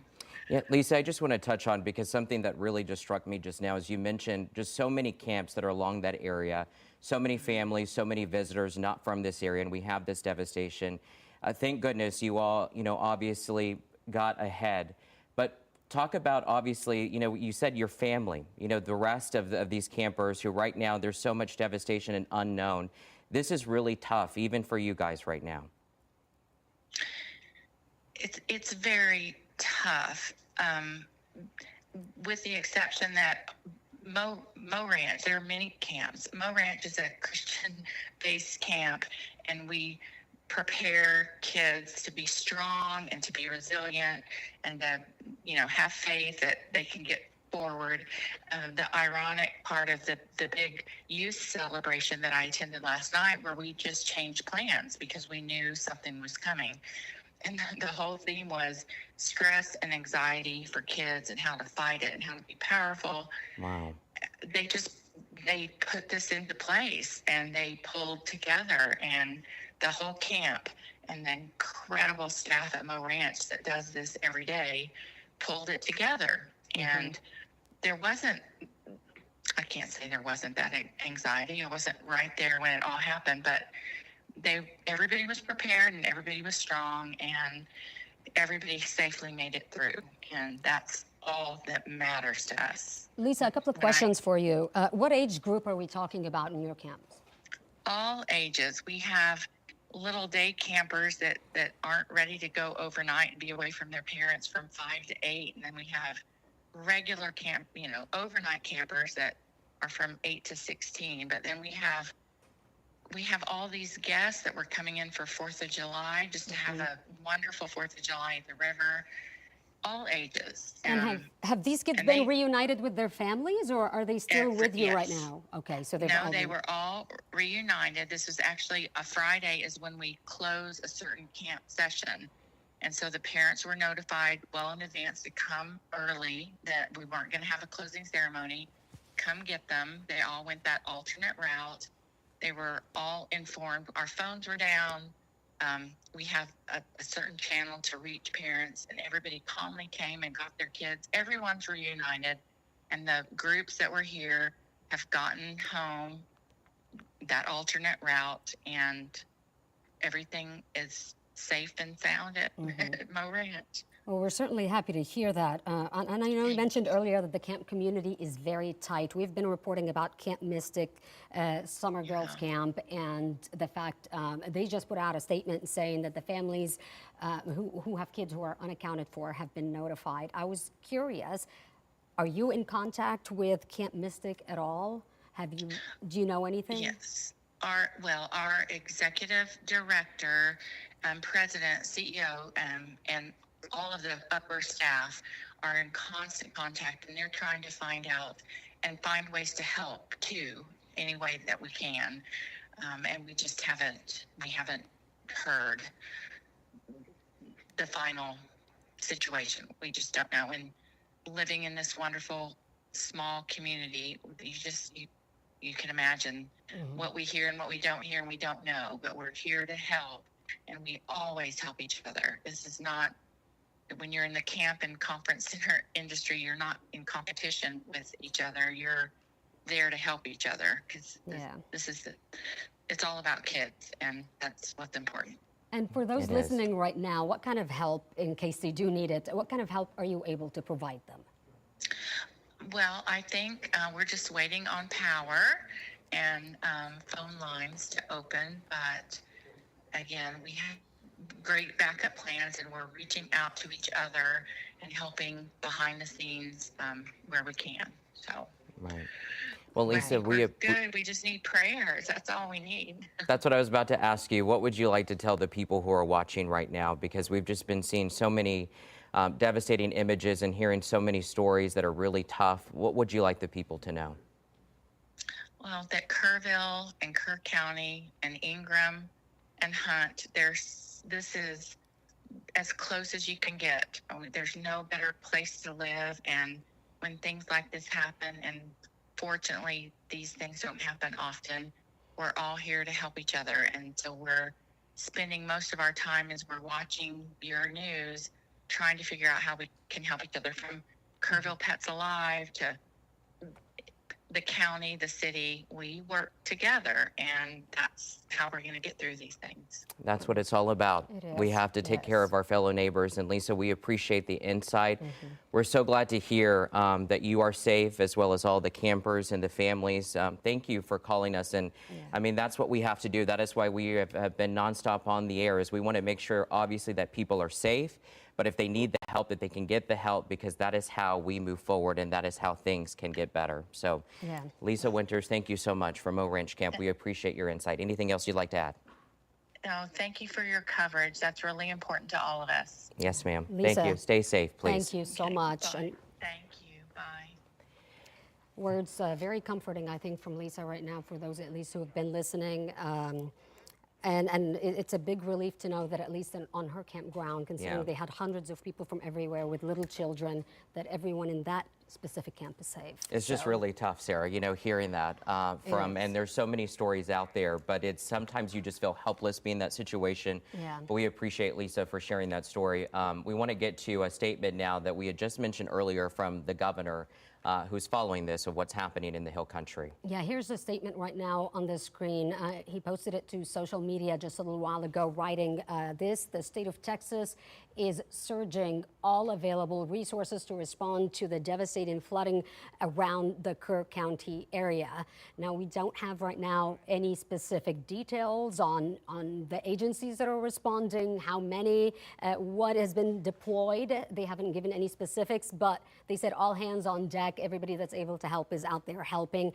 Water rescue teams, sheltering centers, the National Guard, Texas Department of Public Safety, and the immediate priority, they said right now, is saving lives. That is the most important. And it looks like from what we're just hearing is that the Lieutenant Governor Dan Patrick will also be having a news conference in about an hour at 2 p.m. Obviously, we'll get more insight there for exactly those resources from across the state. We did hear, though, from local officials now about an hour and a half ago, who had mentioned about just some areas of Texas that are responding to the Hill Country right now, not only with the rescue efforts, but obviously with power. That situation being an immediate, warning right now for a lot of people. It's because they're without power. And so we want to make sure that they are safe as well. We do know that teams from San Antonio Fire, as well as Bexar County, are also headed in that area. If not, they are already there helping with these efforts right now. Because at this point, as we come on the air at 1:04, the last known confirmed number that we had that was mentioned from the Kerr County judge is that we had at least 6 people who unfortunately lost their lives. At this hour, we don't know how many people are missing. So that's important context, but it's also important to note that the officials, they wanted to stay away from those numbers. They said that they would let us know as the afternoon develops, and that's so many uncertainty right now, Sarah, when you think about those lives. Those are family members right now. Yeah. And this situation here is so eerily similar to what happened in San Antonio several weeks ago. The rain moved in overnight as people were sleeping, and I think they were caught off guard. The judge emphasized that they didn't know, they had no warning, there was no preparation for any of this, and they're just trying to figure things out as they go right now. I think the priority, more than anything at this point, is rescue, rescue, rescue before you can even get to the thought of any recovery. There are a lot of missing people possibly, and no one really has an idea yet, considering that the water is very high still. Absolutely. All right, we want to check in with Vanessa Croy, who is out in Kerrville right now at Louise Hayes Park. It was wiped out by the floods overnight. Vanessa, I mean, you could see how high the water is behind you. Can you walk us through the area and just tell us what we're looking at here? Sarah, yes, I just want to say, you just mentioned so many loved ones still looking for their families. We just talked to a family that came up here in just desperation, asking all of us if we knew anything. They had no one to call. They didn't even know who to reach out to. She said that she had stopped every police officer that she could find here in Kerrville, and they still have no word on where their brother is tonight. Once again, that number is on your screen. We've been sharing it all morning. If you are missing loved ones, please call that number in hopes that you will find some information. For now, we're here at the park right along the Guadalupe River. You can see the water is still raging out here. In fact, just about an hour ago when we checked in with you guys, we could see the water receding a little bit, but it appears to have gone back up. You can see things just completely devastated out here. I mean, there's a light pole on the ground. The trees are completely just plowed over. The force of Mother Nature just coming through with such force, ripping the bark off the trees in the middle of the river. In fact, we can't see it right now. Those of you familiar with Kerrville, there is a good patch of land right here in front of us in the park, and we can't even see that. We're seeing kayaks wrapped in trees, other debris wrapped in the trees out here, lawn chairs spread about. And remember, guys, this is the place where the 4th of July celebration was to happen today here in Kerrville. Robert Alpine was to take the stage. We've talked to many people who actually came from out of town, from the Dallas area, Brenham area, to celebrate the 4th of July. And now all they're here, all they can see right now is this raging river and the devastation here in the heart of Kerrville. Many neighbors out here coming out just to take a look and sharing their stories. In fact, we just talked to a couple who, they're okay, thankfully, but they can't get home now because the water has washed away the road to their home. So we're just hearing so many devastating stories. And just looking at here, you can see the force of Mother Nature and how powerful its impact is here in the heart of Kerrville. I also want to say, we talked about search and rescue missions. We have seen the DPS chopper flying. We can hear it right now. It's coming back around, flying the length of this stretch of river right over the bridge, taking a turn around and coming back, no doubt looking for people in this area and hopefully looking, search and rescue mission. You can hear the chopper overhead right now. This is DPS state troopers. You can see it here, traveling down this stretch of the Guadalupe, just search and rescue mission. So for now, Henry and Sarah, we're going to send it back to you in the studio.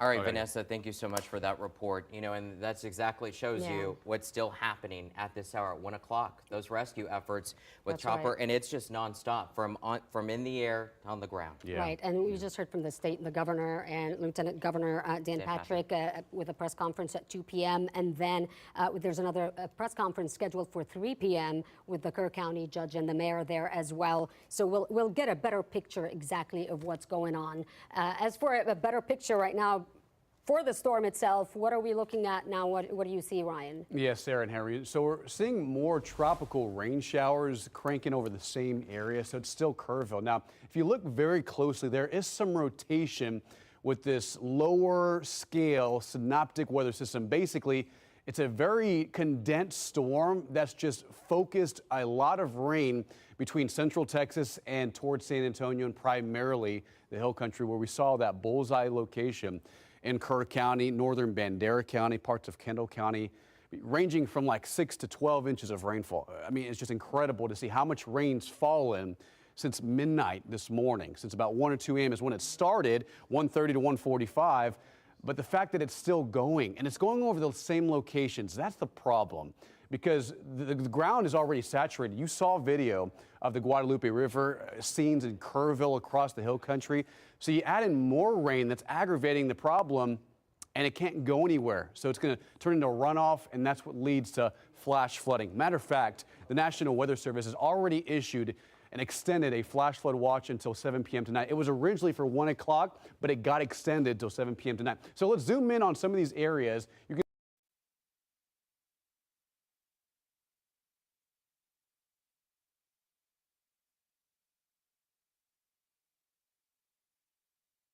and some of the thunder and lightning.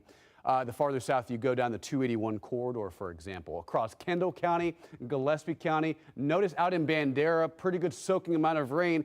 That's generating some lightning and thunder at this hour. But notice, while the radar doesn't look too impressive, these are buckets of rain. These are tropical downpours that just have almost, it feels like larger raindrops and just accumulates quickly compared to other kinds and types and tiers of thunderstorms. And again, we've talked about it. It's just cranking in the same area nonstop. There's Bandera, there's Comfort. That's where the Guadalupe River at Comfort, at Kerrville, and at Hunt continues to rage with a ton of water. And again, with more rain on the way for the next couple of hours, because we are seeing some redevelopment out west. There is a dividing line of light rain, drizzle, and just cloud cover out west. And this will eventually come to an end in the next couple of hours. But in the meantime, we're going to have to watch for a redevelopment of showers and thunder showers as they move farther east. Because look at this. This is radar estimated rainfall. And I do want to take a look and update some of these numbers because it's going to populate with a couple of numbers right here. And notice where that bullseye location is. And it's been raining for the last 8 to 10 hours. So I do want to refresh the data and do this real time. So between Hunt, Texas, and let's say Texas 39, Ingram, Kerrville, where some of these colors are representing very staggering amounts of rain. And we've talked about it. Some of the flash flood emergency information from the Weather Service has declared, some areas in Hunt and parts of Kerr County receiving upwards of a foot of rain. And that's been since this morning, 1:30, 2 a.m. And it's what, 1:15, 1:12 this afternoon. So about 10 hours of nonstop ongoing rain. And this is the result. And you can see the bullseye location between Kerrville, where, by the way, Kerrville, it says 4.3, but I've seen some reports up to 5 to 6 inches of rain in Kerrville. But by and large, the main takeaway is that it ramps up in rain accumulation the farther west you go towards Hunt and along the Guadalupe River, which, by the way, extends from Hunt through Kerrville down into Comfort and then farther east towards Canyon Lake. And that entire bullseye spot just stretch all the way down to southern Kerr County and northern Bandera County. So we're watching that very closely because with additional showers, while they're not exactly producing a ton of lightning and thunder, that could aggravate more of the problem we're seeing on our river. So take a look at some of the updates on the Guadalupe River. At Comfort, it's rising to cresting right about now. Major flood stage. According to the National Weather Service, it's going to crest at about 34 feet, 34.7 feet from updates from the National Weather Service in San Antonio. 1 p.m. crest. Guadalupe River at Kerrville, it's receding along with at Hunt and at Center Point. That happened earlier this morning. So that's the good news. It's slowly improving, but as you saw on radar, additional rains could cause more of a problem. Here's a weather impact alert for the rest of the day. We talked about this earlier. The flash flood watch has been extended. It was originally for 1 o'clock, but now it's until 7 p.m. And that does include Bexar County, San Antonio, most of the hill country towards Uvalde, for Hondo, and just east of Del Rio. So that does include Real County and Edwards County as well, just because of that huge cyclonic area of rain that's continuing to pump in nonstop moderate showers, which again just can accumulate very quickly over time.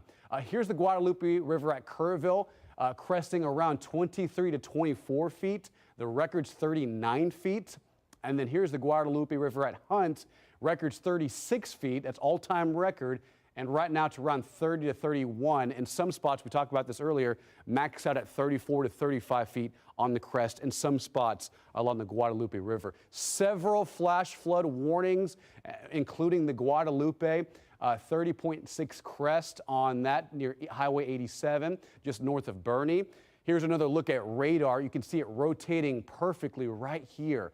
Typically, you just see squall lines move through and we're done with the rain. But you can see as it's rotating, it's just gathering in more moisture. It's gaining momentum.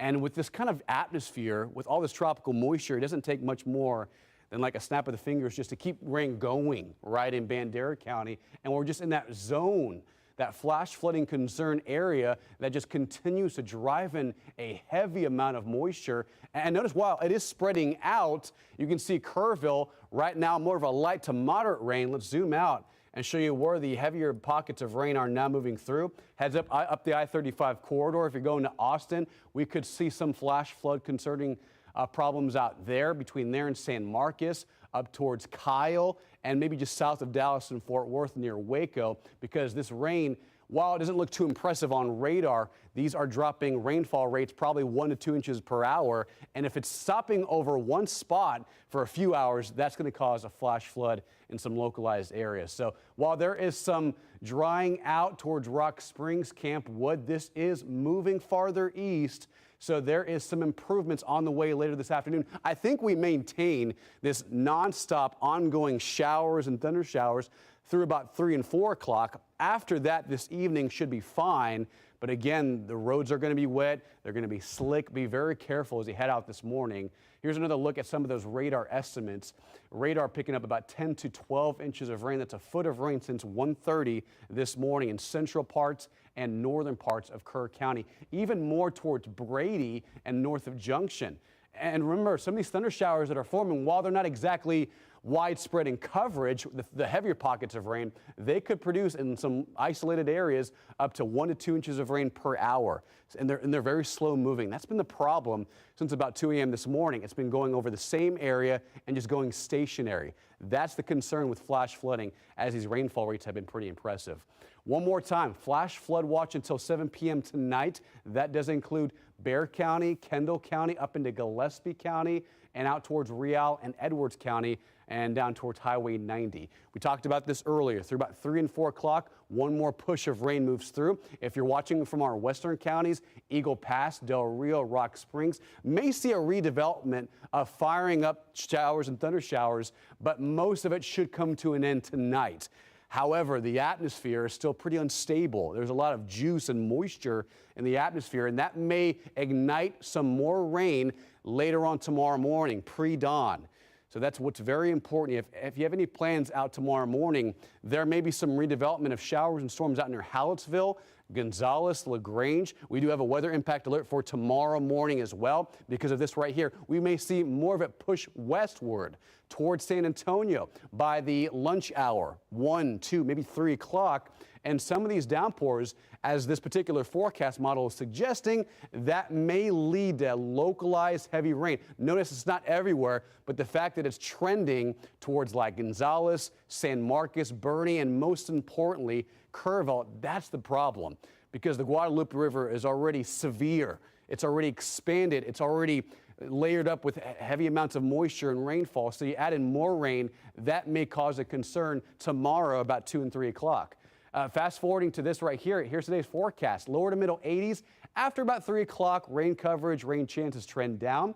If you have any plans Sunday, not bad, a high temperature of 93. But in the meantime, we're watching the radar very closely between now and 3 o'clock.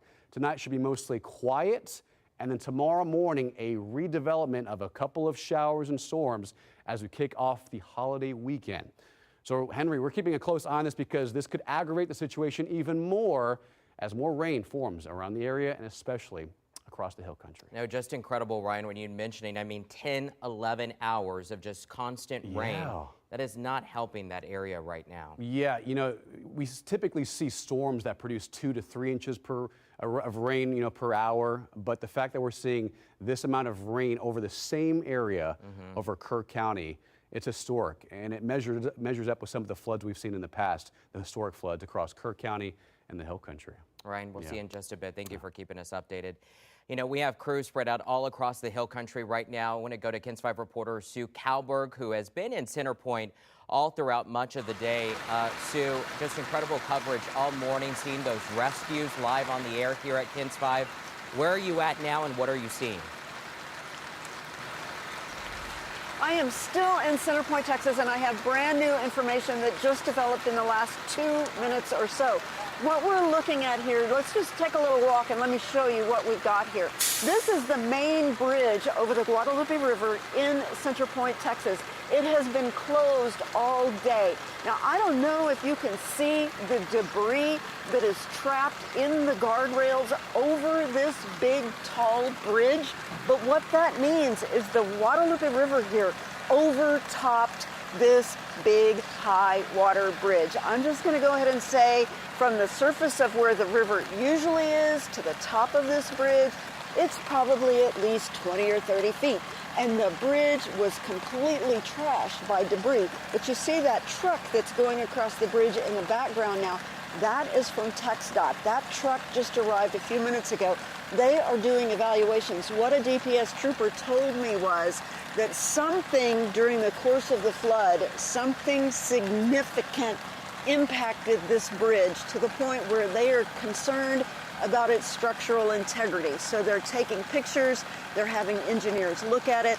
A supervisor is on the way to this site to evaluate whether they're going to be allowing traffic to continue on this major connector here in Center Point. This is the bridge a lot of people take to get through the hill country, to get across the Guadalupe River on a daily basis. So it has kept first responders busy. People who would ordinarily be involved in the rescue business, search and rescue, search and recovery, are now tasked with keeping this bridge closed down because there are so many. This is such a heavily utilized resource that people want to drive across this bridge as soon as humanly possible. And so they have asked us to relay to people to just stay out of the area if possible. Now, heavy equipment has been brought in, a private contractor. They mentioned J3 by name. You can see there's a backhoe, there's several backhoes in the area. As soon as it was safe to get out there on the bridge and get rid of that debris that overtopped the bridge, they immediately started opening it to lanes of traffic so that when they get the all clear from the structural engineers, they'll be able to reopen this very important waterway. And while I've got you here, I just want to say that we were driving around Center Point. There are lots of houses, lots of businesses that took on water. Lots of debris has been pushed over. We've seen down power lines, we've seen down fences. Whatever damage you can imagine, it is here in Center Point, Texas. So, you know, we're going to, after we get through here, we're going to go upriver a little bit and see what else we can see, upriver, downriver. Any way you look in this area, there's just a disaster zone that stretches for miles. Henry? It is, Sue. Thank you so much for that report. And Sue has been at Center Point all day long, and she's continuing her journey. As she mentioned, Sue, we'll check in with you in just a minute. I want to go now to KENS 5 reporter Zach Briggs, who's about 15 minutes away out in Comfort. There are a lot of shelters and reunification centers established right now. And Zach, I understand you're at Comfort High School, which is a shelter. What are you hearing from people there? What does it look like? Well, let me show you, Henry. This is the Comfort High School shelter. We have a number of folks that have evacuated from their homes. They were notified early this morning, many of them, and we have a number of agencies here to assist folks, anyone that has questions. We have lots of food for evacuees as well. And I'm joined now with Hope and Tony Bernal. They evacuated this morning. So Hope, firstly, can you take me through how you learned of this flooding situation, how you were notified to evacuate? I was on my front porch this morning, about maybe 9:30 or 10, and I heard a fire truck come by with a megaphone informing all the people on Broadway that there was high waters coming and that we should evacuate. And what was your instant response then, you and your husband? Were you guys already prepared in a way? Did you hear of the potential for this? No, it was just a lot of water, a lot of rain.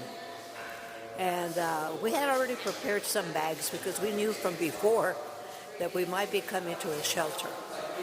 So I put things in my bag, and that I would need in case I had to stay here a little longer. What are some of the things that you prepared? Magazines so that I could read them. I brought my medications just in case, and of course my purse.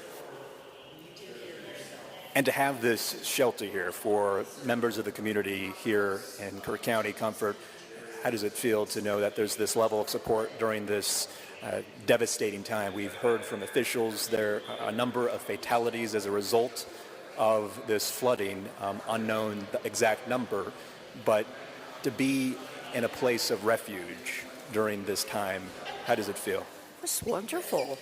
We have so many people here that are willing to help us, and of course a lot of food came in from different members of the community, so it's been great, to be here. Any idea of the status of your home, or what do you fear might be the outcome of when you're able to eventually return to your home? Well, I hope that it doesn't get in, that the water didn't get into my home, because we have had since we've been here about 22 years, it's only been about 3 times that we've been through a flood, and the water comes only to the 3rd step of the home. It's an old house, in front of our Comfort Park, and I'm hoping that it will remain the same this time. Can you recall one of the previous flooding situations? Do you think this is going to be perhaps the worst? I hope not. But, one time we did get we were evacuated. A fireman came to our home and rescued us because we didn't know that it was coming. So we weren't really prepared, but we did evacuate. But this time we decided to go ahead. We heard the word evacuate and we immediately thought about coming to the shelter right away before the water came in. And for the families that might be in a different situation, that don't have this luxury to be in a shelter, that might be trapped or unknowing of their loved one's situation, what are your thoughts for these families? I hope there's not too many people that are in a real bad situation.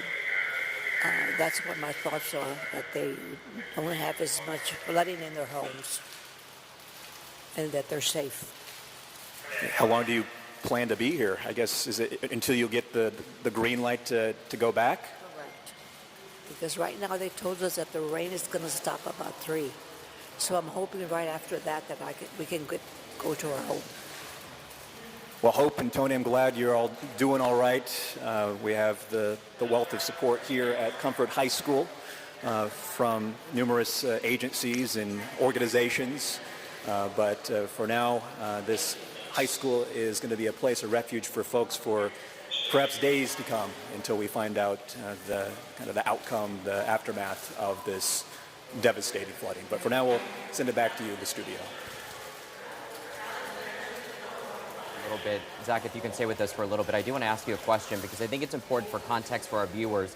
As we come on the air, as you mentioned, the number of people that have died, unfortunately, in this flooding, we still don't know at this hour. I think at last point it was 6, and it looks like, unfortunately, we just lost. As I was mentioning, if you can hear me, at least 6 people have died. That was the last account from the Kerr County judge. At this point, at this hour, we still don't know about that number. Officials wanted to stay away from that. We also don't know how many people are missing. The other part of it, which Zach just showed you, is that a lot of people and residents forced out of their home, now having to take refuge somewhere else, like at Comfort High School. And especially when families, Sarah, when you think about it, families are supposed to be together today. Right, on the 4th of July. I mean, I think people woke up this morning thinking that they were going to celebrate. Kerrville was supposed to have one of the biggest fireworks shows in the whole entire area. And then that was wiped out in an instant. That was going to be at Louise Park, and it's completely underwater right now as we speak. Speaking of shelters, we wanted to mention that we saw Comfort High School. There are a number of shelters that are set up across the area.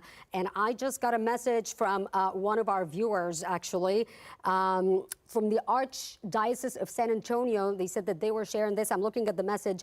Notre Dame Catholic Church at 929 Main Street is now a shelter. They're asking people if you need a place to go to their shelter. 929 Main Street in Kerrville, Notre Dame Catholic Church. And the other important aspect, too, is that 830, the number for the non-emergency line. We've been sharing that. We haven't shared it in a while, but I want to share that 830-257-8181. That is the non-emergency line. Police are obviously in Kerrville in that area telling you not to call 911. But if you have a situation, you can call that non-emergency number at 830-257-8181. And we do have Jeremy Baker out in Ingram right now. He's been out of the fire department in there that entire morning. And earlier, Jeremy spoke to Kerrville Pets Alive as well, saying that you can evacuate safely with your pets if you need a shelter for your pets as well. And we want to check in again with Jeremy now. Tell us where you are and what's the latest out there. What are you hearing from them?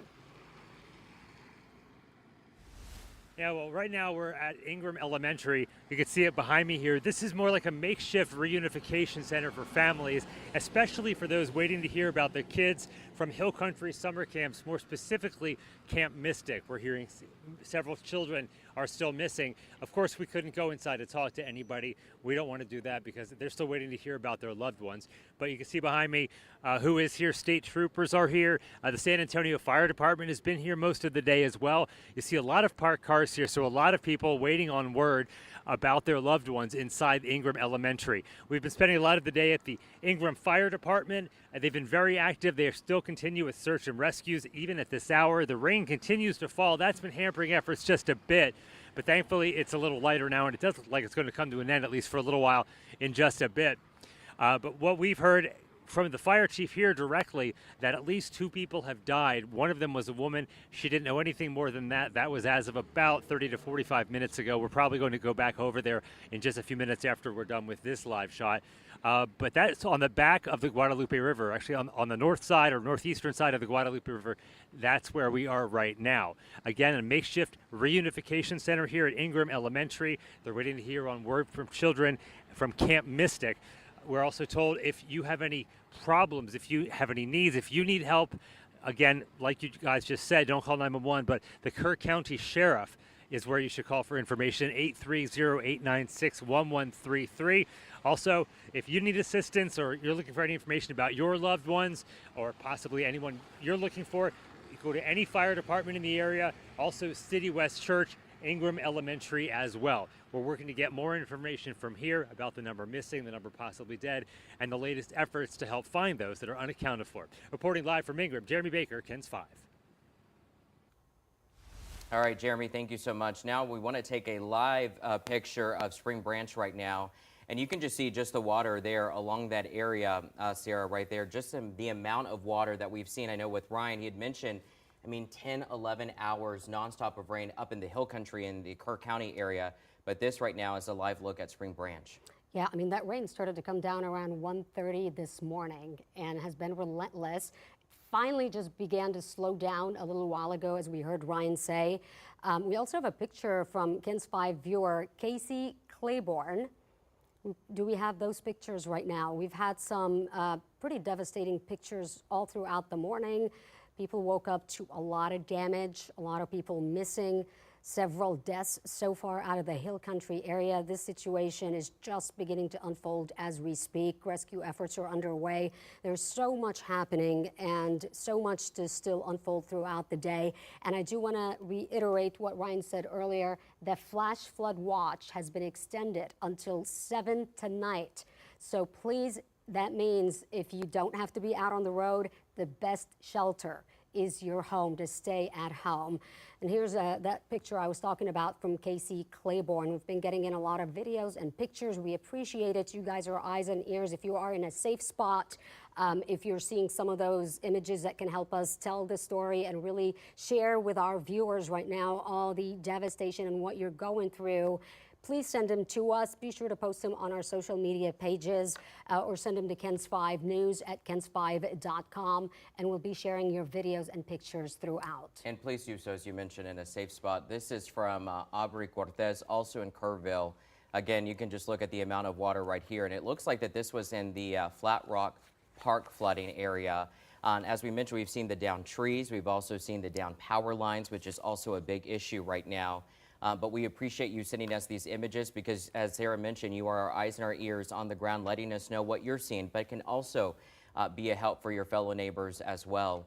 So we're kind of taking a look at images from around the area. Just remember, the best advice from officials is that you just want to stay at home. You want to stay put. You want to stay off the roadways. That is the best advice from officials right now, especially with that continued rain that has just been nonstop for the last 10, 11 hours. Now I understand we do have KENS 5 reporter Vanessa Croy in Kerrville right now. Let's go back to Vanessa. Vanessa, I know the last time we saw you, we saw the DPS chopper, from what we believe, right above you with those rescue efforts. Anything new that you're seeing out there? In the last few minutes, Henry, Kerrville police have been out here asking people to stand back. We've seen people kind of walking down these embankments here, and they are telling people, we know you want to see it out here, but you need to stay away. This is as far as we're going because this ground is so unstable right now. We want to take a look at the river right now. Look how fast this water is still moving at this hour. We saw it recede just a little bit, but it looks like it's still going back up, and that's what Kerrville police just told us, that the water still seems to be coming up, and they want people on higher ground and safe. Do not come out here and sightsee right now. It is still not safe to be in this area. We're also seeing on the other side of the water over here, debris that is just the force of Mother Nature, just taking everything as it's going and just slamming it up against the side of this river. And we said earlier, this was the site where everyone here in Kerrville, surrounding communities, people from out of town are here to see the 4th of July celebration. Robert Earl Keen, William Beckman were set to take the stage tonight. We're even hearing reports that right over the bridge is where they had that stage set up that was completely wiped out by these floodwaters. And you can see all the debris here along the park. In fact, right where we're looking, right in front of you, that's the parking lot. You can see the light pole completely down from the force of that water. So once again, it is still not safe to be in this area walking down these embankments. In fact, we looked right here, you can see how high the water went up on this embankment. Someone just told us most of this used to be a hill, and that is completely gone by the force of that water. Here you can see the trees, there's lawn chairs, a lot of debris caught up in these rushing waters. We haven't heard anything official from any city officials here. I know there's a press conference coming up very soon, but once again, many people, neighbors out here coming out just to take a look. Wait until the rain has stopped, the water has receded, and it's safe. That is a message from officials here in this community. We will stay here and monitor this situation, Henry, and we will give you an update as soon as we know. For now, back to you. Vanessa, we heard from Sue Calvert just a little while ago, who is in the area near Highway 27 near Comfort and Center Point. She talked about the structure of a bridge possibly being in question at this point. On your end in Kerrville, are you hearing anything like that about certain areas that people need to avoid, and are they able to get in and out, or is that whole area blocked off? Can you give us an idea? Not from where we are right now. We're not hearing of any official road closures, but we are hearing from neighbors who are in that same area just moments ago that we talked to, and said they saw pieces of houses washed up along the side of the river. So I would say anywhere in the Kerrville area right now, if you're at home right now, just stay there. You can see the rain is still coming down. This river is just raging out here, so it's definitely safer to stay at home. And Vanessa, with you being on the ground, I know that you mentioned you've had a few people come up to you and emergency officials. Have you had a chance just to talk to them? Obviously, I know you've got such a heart, and telling them, I'm sure that, they're all in our prayers and our thoughts. What are they telling you right now with everything that's just been unfolding and that they're going through? Well, you could just see their overwhelmed faces right now. I just told the officer out here, we appreciate you. This community appreciates you. We know you guys are working as quickly as possible. He was talking about the power company as well. Crews are out right now trying to restore power to people out in this community. So all of the first responders here, the power company, everyone is working around the clock as quickly as they can to help these communities. And Henry, I do want to say too, we've spoken to other neighbors, and we spoke to one woman who was frantic. She was still looking for her brother and asked us how she could find out. We shared the emergency number with her. Once again, I know that you guys have been airing that all day if you are missing loved ones, but it's heart-wrenching to know that people are still out searching for their loved ones, and they don't know where else to go. She even told me that she stopped every first responder she could find coming into town, and that's where she ended up with us trying to find some answers. So shout out to all our first responders who are working around the clock on search and rescue missions and to help these communities. Absolutely. First responders out there risking their lives as well, to try to, bring everybody possible the safety that they can try to find people at this point. Vanessa, thank you. Do you want to share that emergency number again that Vanessa was just talking about? It is a non-emergency line so that you don't call 911. They're asking you don't call 911 because you're inundated with phone calls. So if you can't get in touch with your family for whatever reason, that number is 830-257 8181. That is the number to call, and hopefully they'll be able to help you. You can also make sure to stay with us here. And if you see our crews out there, you're in a safe spot, you can get to them, feel free to flag them down, ask him questions, maybe share your stories, whatever it is that you would like to get out to the public. Absolutely. And Sarah, I just want to mention something because I'm refreshing on my phone from the City of Kerrville Facebook page. That is something that officials had mentioned that they're going to be posting constant updates. And a big alert that they just posted within 28 minutes ago, they're saying, please make room for first responders. And this is according to the City of Kerrville, that they've received some reports that Kerrville and Kerr County first responders have been hindered getting to rescue sites and trying to get people because they've been dealing with people trying to take photographs and videos.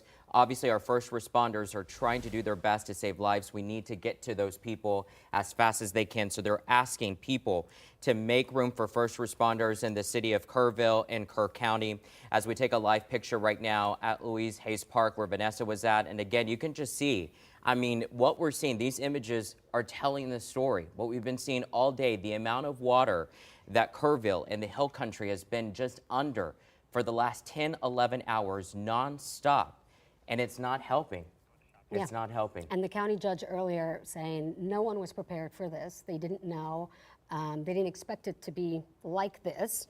And if you didn't know the area, you would never know that there was a parking lot where Vanessa was standing, that there was a stage in a park right there, because it just literally looks like a river. And a really other important point that Vanessa brought up, the debris, folks. I mean, you're talking about, that's dangerous because these are big pieces of structure that are floating around. These were trailers and you know, road parts that have been picked up and are now floating down that water. So you want to avoid it. Don't be out there to take pictures or videos.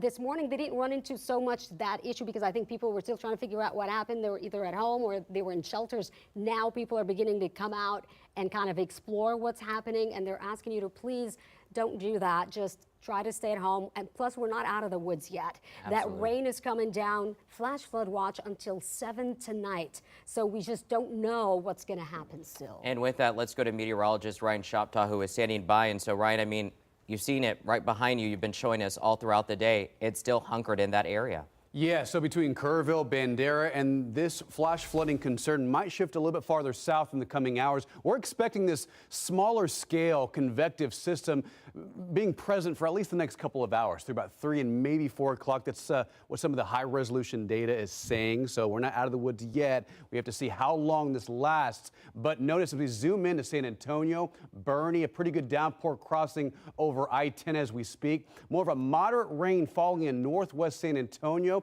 between there, Medina Lake, Timberwood Park, 281 for example. And while this is not exactly heavy rain, it's a moderate rain. And if we have more on the way that's moving in from the west, that may create that flash flooding situation that does extend from northern Medina County into northern and central parts of Bexar County. Again, these precip rains are not exactly impressive, but they're falling over the same area that's already received rain earlier this morning. So that may create a concern for flash flooding, high water spots, for poor drainage areas, flood-prone neighborhoods, things like that. Notice Bernie as we move farther north, Comfort for the Guadalupe River that runs through there, also near Kerrville.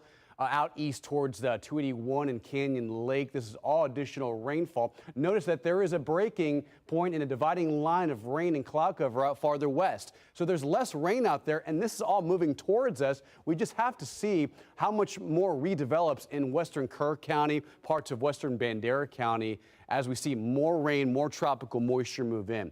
We talked about this at the top of the hour, but there is that bullseye location across pretty much central and northern portions of Kerr County and northern Bandera County. We zoom in, and this is what's really impressive. From Kerrville, the radar is estimating maybe 5 to 6 inches of rain since about 1:30 this morning. But the gradient, I mean, it just ramps up incredibly towards Ingram and then towards Hunt, Texas 39, where this particular pocket of rain and the radar is estimating probably on average like 10 to 12 inches of rain. That's a foot of rain since 1:30 this morning.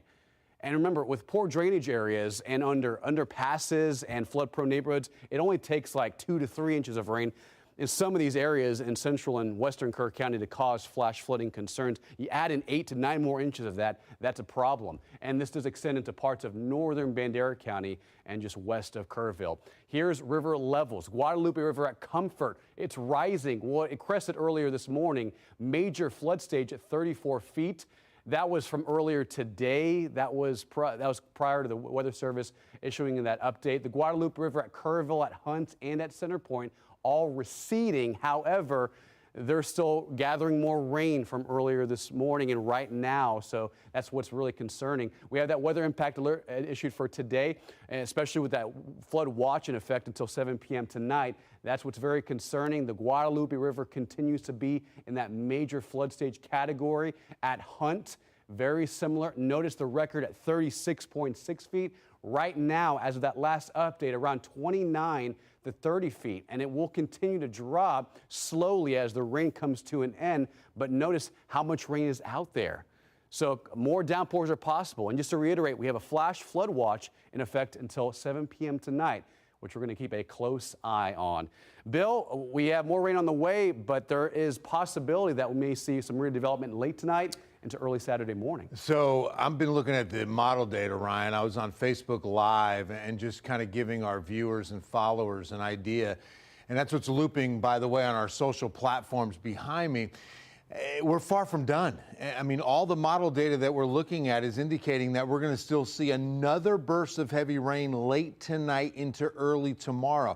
The computer model data that we're looking at has been performing really well with this, and I take that back to even Tuesday. We started looking at some of this possibility Tuesday of an MCS forming and not moving, and was, you know, at least 3 days out. And it refined it into the 35 corridor west into the hill country.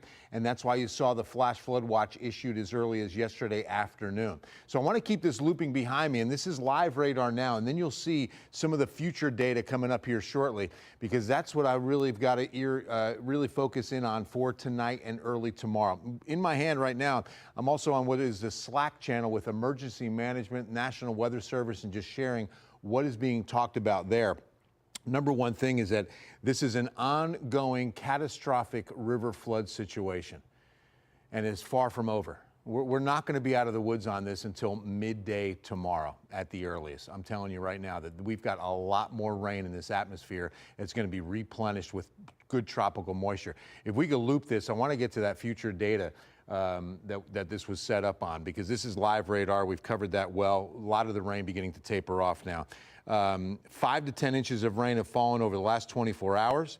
1 to 3 inches expected out of what you're seeing right now. We could see an additional 2 to 4 inches develop. So let's catch you up on the river flood or the flood watch. Okay, here it is, future data. So 9 o'clock tonight, you're seeing things taper off. Winds are going to be significant. Look at this, 4 a.m. right on top of us, right up the I-10 corridor and moving west into Kerr and Bandera counties. Tapering off, but not until about 1 or 2 p.m. tomorrow. So we're really not expecting a significant dry out, a significant change until Saturday afternoon, and then we are even dropping rain chances on Sunday. I don't know that we'll hit 90 tomorrow. We're going to be so rain cooled and getting so much more rain tomorrow morning that we could actually stay in the 80s once again, and that is amazing.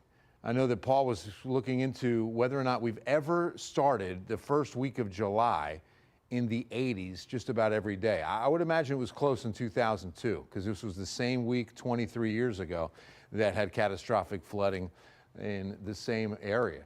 All right, now notice too, river flood warning that does extend down into Medina River and Medina Lake. Keep in mind that the Guadalupe is going to transport all this water east into Canyon Lake. And then with the rain that's coming overnight tonight, I was looking at some of the QPF, the quantitative precipitation forecast, calling for 2 to 3 inches of rain tonight and early tomorrow up the I-35 corridor out of what you're looking at right now. This could be an additional 2 to 4 inches of rain through, again, early tomorrow. And Ryan, you know, we were talking about these models, the graph and the HRRR, they're a good consensus between the two that this happens between I-35 and I-10 late tonight and early tomorrow. Well, and yesterday, the flash flood watch wasn't originally for Bexar County, but it did extend recently towards San Antonio. So that's what's a concern. This rain and this amount of moisture might push farther south and create some more concern south of I-10. Well, yeah, that first extension east was about 8 o'clock last night. The original watch did not have Bexar, did not have Kendall. And Paul and I were talking about it midday yesterday, like, I think they're going to have to extend this. And now with what I'm showing you, I don't see how the watch isn't extended beyond 7 p.m. tonight and to include overnight tonight and early Saturday now. Yeah, matter of fact, I mean, the Weather Service might have to think more about issuing this through about midnight, maybe tomorrow morning, based on the HRRR, the other high-resolution model guidance. That may lead to more additional rain early tomorrow morning, so we're going to watch that. That consensus, and as I mentioned, we were looking at this data as early as Tuesday, even Monday of this week, indicating that this MCS would sit still. You know, the amount of rain is really hard to pinpoint on a forecast as far as how much would fall. But as far as the area was concerned, it was really kind of lining up as early as Tuesday of this week. That was pretty impressive. You know what's incredible? This all started with like the remnants of what was Tropical Storm Barry.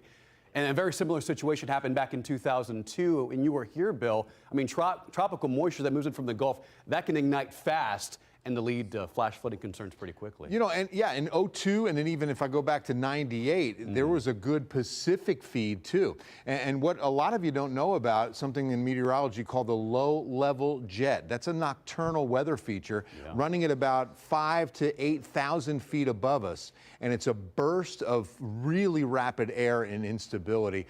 I think we're getting close to Lieutenant Governor Dan Patrick's news conference. We're going to send things over to Henry and Sarah with what's coming out of Austin. Guys? Well, actually, Bill, before we get over to Lieutenant Governor Dan Patrick, we have someone on the phone right now from disaster relief. Yeah, Southern Baptist Disaster Relief, Scotty Stice. Scotty, we appreciate you, so thank you so much for taking the time with us. I know right now you're trying to get a lot of help to the Hill Country. Tell us exactly what you do and what you're doing, sir. Disasters, and we're glad to celebrate the 4th of July, but we are heartbroken over what's happened in Kerrville and the surrounding area today.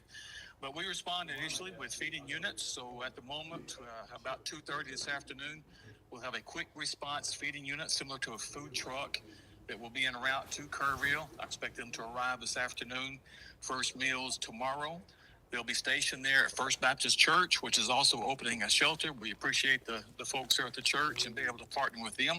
And we'll stand by and be ready to help the community.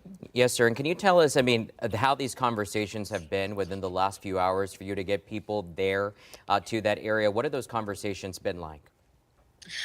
Well, we got notice this morning, of course, of the flood and began to just monitor and watch things and began to see that it was much worse than I even initially anticipated. So I put in calls to First Baptist Church, and they said, yes, bring the feeding unit on, and we'll do what we can to serve this community. So we've just been monitoring and responding as needed. Now, you guys are coming from Kingsville? Jasper, Texas, and Southeast Texas. Okay. And where are you there already now and set up? We are not. The unit is preparing to leave now. They will be leaving about 2:30 this afternoon and be en route to Kerrville. And how long of a drive is that? What time are you guys estimated to be here? 3 to 4 hours if there's no problems on the road. Mm-hmm. And I'm just curious, Mr. Stice, like how much are we talking about that we could feed here with this mobile unit? What are we looking like? This is a unit that can do 700 meals a day. Oh, wow. We know the Salvation Army is also deploying a unit. I don't know the location of their unit, so we always partner with them. And if it gets bigger, we can put a mass care feeding unit that can do thousands of meals per day. So this will be a start, and we'll just respond as the situation changes, whether it grows or gets smaller, we'll be ready. Now, is this open-ended? You guys are planning to be here for however long it takes? However long we're needed, we'll be there. And you're all volunteers at this point? Are you taking volunteers from Jasper and they're coming here? Yes, 3 volunteers are coming with the Jasper unit, and of course we'll be partnering up with First Baptist Church there in Kerrville. Yeah, Mr. Stice, talk to us. I mean, being from the Southern Baptist Disaster Relief, you know, the mission of what you guys do, because this is exactly part of what we're doing. When we see something like this, you know, catastrophic and the devastation, you know, people's lives lost. I mean, this is what we have to do in order for people to step up and help our neighbors. Talk to us a little bit about that. Well, when there's a need, of course, the disaster organizations, especially the volunteer organizations, are quick to respond. They see suffering. They want to reach out. They want to meet a need. But we'll also see, especially true in Texas, that neighbors help neighbors, communities help communities, and all of those resources will be responding. Of course, they need to wait for an all clear to come in for water to reside, and for local county emergency, city county emergency management to give the all clear for work to start. But we're always glad to respond and help our neighbors. You know, Mr. Stice, that point exactly just made me think of my next question. When we see these types of disasters, what exactly are the people going to need? Because this is just the beginning. Well, there'll be various needs. Every family will be a little bit different. There's been loss of life. There was the RV park that took a direct hit.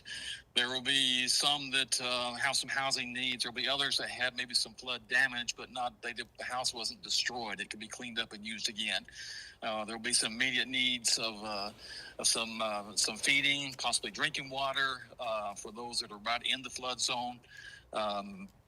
And you just find the needs, identify them, and do what you can to identify a response, a source to meet that need. Yes, sir. Yeah, and Scotty, I think it's one of those situations, honestly, I think most of us, you can never fully mentally prepare for something like that.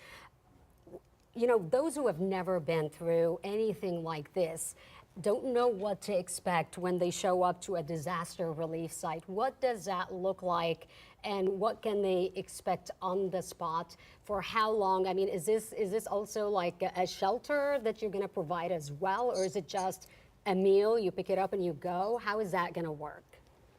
The church is going to offer the shelter, and we'll be doing the meals with the unit outside. We'll be able to feed the public and be able to support anyone that's in the shelter as well. So usually we establish some meal times. People can come by, drive by, and we'll give them a clam shell with the daily food in it, the daily menu, and send them on their way. Those in the shelter, of course, just a little bit different according to how First Baptist sets that up. You know, with that, Scotty, I also think about, as you mentioned, it's about neighbors helping neighbors. You know, people who are at home and have been watching us nonstop, you know, here in the San Antonio metro area, or also in the Hill Country as well. What's advice that you would give to them? What can we do to maybe help your cause? You had mentioned, you know, water, things like that. What would be a message that you would give to us who are sitting here and watching? Well, we're a faith-based organization. So first of all, pray for these families that have been impacted. They need God's peace at this moment. Their whole world may be turned upside down, just depending on what they just went through. They got questions about what's happening tomorrow and next week, housing, cars. I saw images of cars floating down the river. There's all those questions are in their mind. So focus on the needs of the community. What we'll need is just support of the community to help get word out so that those in need of a meal can come get a meal. And you actually just brought up a point that I was just thinking about. I know right now we're probably in the short-term mode mindset, but do you guys offer long-term relief as well? Is this something that people can approach you with, and they need to maybe start an application process now, or a certain thing that they need to do from now to make it easier? There are agencies that do that. We do not, as far as long-term rebuild is what we're talking about. Okay. And we do short-term right on the very front end. We'll use it deploy for weeks at a time. But the long-term rebuild, that could be going on for months, and in some very worst-case scenarios, even into years. Those will be different agencies. County Emergency Management will probably already be working on that. If not, they will be soon, and they will have that kind of information whenever it's ready. Yeah, and Scotty, I just want to mention, you know, as I'm on the air right now, I actually just got a message from someone watching us who's wanting to help. And can you tell us about a number? How can people get in contact with you or donate to your organization wanting to help? Can you tell us that?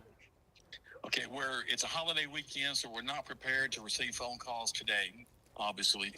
But our website for donations will be sbtexas.com. So SB as in Sierra Bravos, sbtexas.com/DR, and they could donate to disaster relief. You know, with Scotty, the images that we're seeing is something that you've also mentioned. Have you ever responded to something of this magnitude to what we're seeing? And we don't even know the full extent yet, the full scope, but anything like this? Yes, it's horrible that we have to report that, but yes, we've seen floods like this, not in Kerrville, obviously. Right. Hurricanes, Hurricane Harvey, Our volunteers respond to some massive events. Hurricane Helene last fall in North Carolina, Florida, and Georgia. So yes, they're used to responding to these type needs. I won't say they're callous to it, but they know what they need to do so they can focus on their mission to do what they can to help the community. Well, that's great. It sounds like you guys are well prepared for this sort of mission. And I can tell you here, I'm probably going to speak on behalf of our viewers who are watching now on our community. We appreciate it very much that you guys are extending a helping hand. And, you know, we're all one. We're all one giant team at this point. And we're there for each other. It's something that we get to see in every disaster. And I know there's so much tragedy to report, but it's always this silver lining and this hope to see the people coming together and the community stepping up to say, hey, I can help, I can do whatever, and we certainly appreciate it. I hope that you have a safe trip. I know that you're about to leave, and I hope you and your crews have a safe trip here. Scotty, I just have one last thing for you. If you don't mind talking to the people to the Hill Country, I mean, obviously you're a faith-based organization. Give them some words of encouragement and really for all of us right now. Well, the best thing I can say is that God is in control. He knows our needs. He knows our suffering. I believe he's already lining up the help for us. He doesn't guarantee that he will keep us from disasters, but he does promise to be with us through disasters. So lean on God, lean on the kingdom of God, and let him help. Let us find the peace of God in the midst of a disaster. Yes, sir. Mr. Scotty Stice, thank you again so much for you and your volunteers and your organization for helping us and for helping our neighbors in a time of need with the Southern Baptist Disaster Relief. Sir, we appreciate your time. Thank you. Thank you. I appreciate the time. Thank you so much, sir. And while we are talking about that, community stepping up, I am getting messages from viewers as well. You're starting to see more and more people just finding ways to pitch in whatever way. Sherry Winrider says Schreiner University has opened the event center as an emergency shelter, and that Schreiner Diner is also open now and serving meals. So if you're in need of a meal and you just need a moment, a break, and you can get there safely, again, Schreiner Diner in Kerrville is open serving meals, and Schreiner University opened the event center as an emergency shelter. Sherry Weinreiter, I hope I'm saying your name correctly. Thank you for writing me and letting me know that. Folks, if you are watching now, you have a way to help. Again, being safe is the first thing. You can do it safely. You want to get a message out to the public. Please find us on social media, Henry and I. We will be happy to get your message out to the public. If you have pictures, if you have videos, whatever it is that you have, we are going to be with you on air. We are not leaving you. As this situation unfolds, we are here right by your side. We're here at least until 6:30 tonight, nonstop, with no commercial break, and possibly beyond that as well. So write us, send us whatever your concerns are, and hopefully we'll be able to help. Yeah, we're not and going get anywhere. your help somewhere. We are not going anywhere. Our team just not here on the air, but behind the scenes, we are continuing to work nonstop to make sure that we bring you the latest, to make sure that you and your family are safe, and that we also bring you the latest from officials as well. What you're looking at nonstop is from all of you, from our KENS 5 viewers sending us images and videos from around the Hill Country. This is at Lane Valley Road in Comfort, and you can just see the water that is right there. And you can just wait, as what I'm being told. We showed this video earlier, but you can just see just the water slowly there. You can see that line right there, Sarah, just creeping, and then just, I mean, just the rush. And that's the important part here. We know how powerful water can be. I mean, we've seen it just picking up cars, you know, homes, structures, the debris that's just around that area. Look at that. Well, think about this. All it takes is a foot of water to lift up a car and to push that car to begin to float. So imagine when you have water this high. I mean, you had the Guadalupe River cresting at 34 feet high. Incredible images that we've seen all day. Actually, Sherry, our viewer, KENS 5 viewer that I was just talking about, was saying, she said she was here for the 87 floods, and she's like, today was so scary. She'd never seen anything like it. I think the people in that community feel the same way. Everyone is absolutely shocked at this point. It hasn't even really soaked in yet because they're dealing with what's happening as we speak. But look, I mean, look at all that debris moving in. Cars being, taken up as well and floating down the water earlier. And then we have another Sherry. This is Sherry Madison from Hunt, Texas. A woman stuck in a tree. Wow. And that's what we've been seeing. I mean, this morning with the rescue crews, with on the boats, getting people, trying to get that elevated surface, either on trees or on roofs. That's what we've been seeing throughout this morning. And this is just incredible images here. This is out of Hunt, Texas. We've also been seeing a lot of the Camp Mystic as well, where we know that there are at least, from last account and reports from Camp Mystic, that parents whose children haven't been accounted for have been notified. So we think about those families and those parents, because this was supposed to be a summer camp, especially in the middle of July and in a beautiful area like the Hill Country. Yeah, and one thing too is that the Camp Mystic situation has been unfolding since this morning. Initially, we got reports that there were kids missing at the camp, and then we got reports that no, everybody's been accounted for, but then the last report was about a couple of hours ago, I would say. At this point, yes. From Camp Mystic itself, issuing a statement saying that they have notified the parents of those unaccounted for, which means there are children, girls, that are unaccounted for because this is a summer girls camp. And we don't know how many people were at that camp. We don't know how many were accounted for and how many were not accounted for as well. And speaking of another camp, because we've been notified, along that area, there's so many different camps there.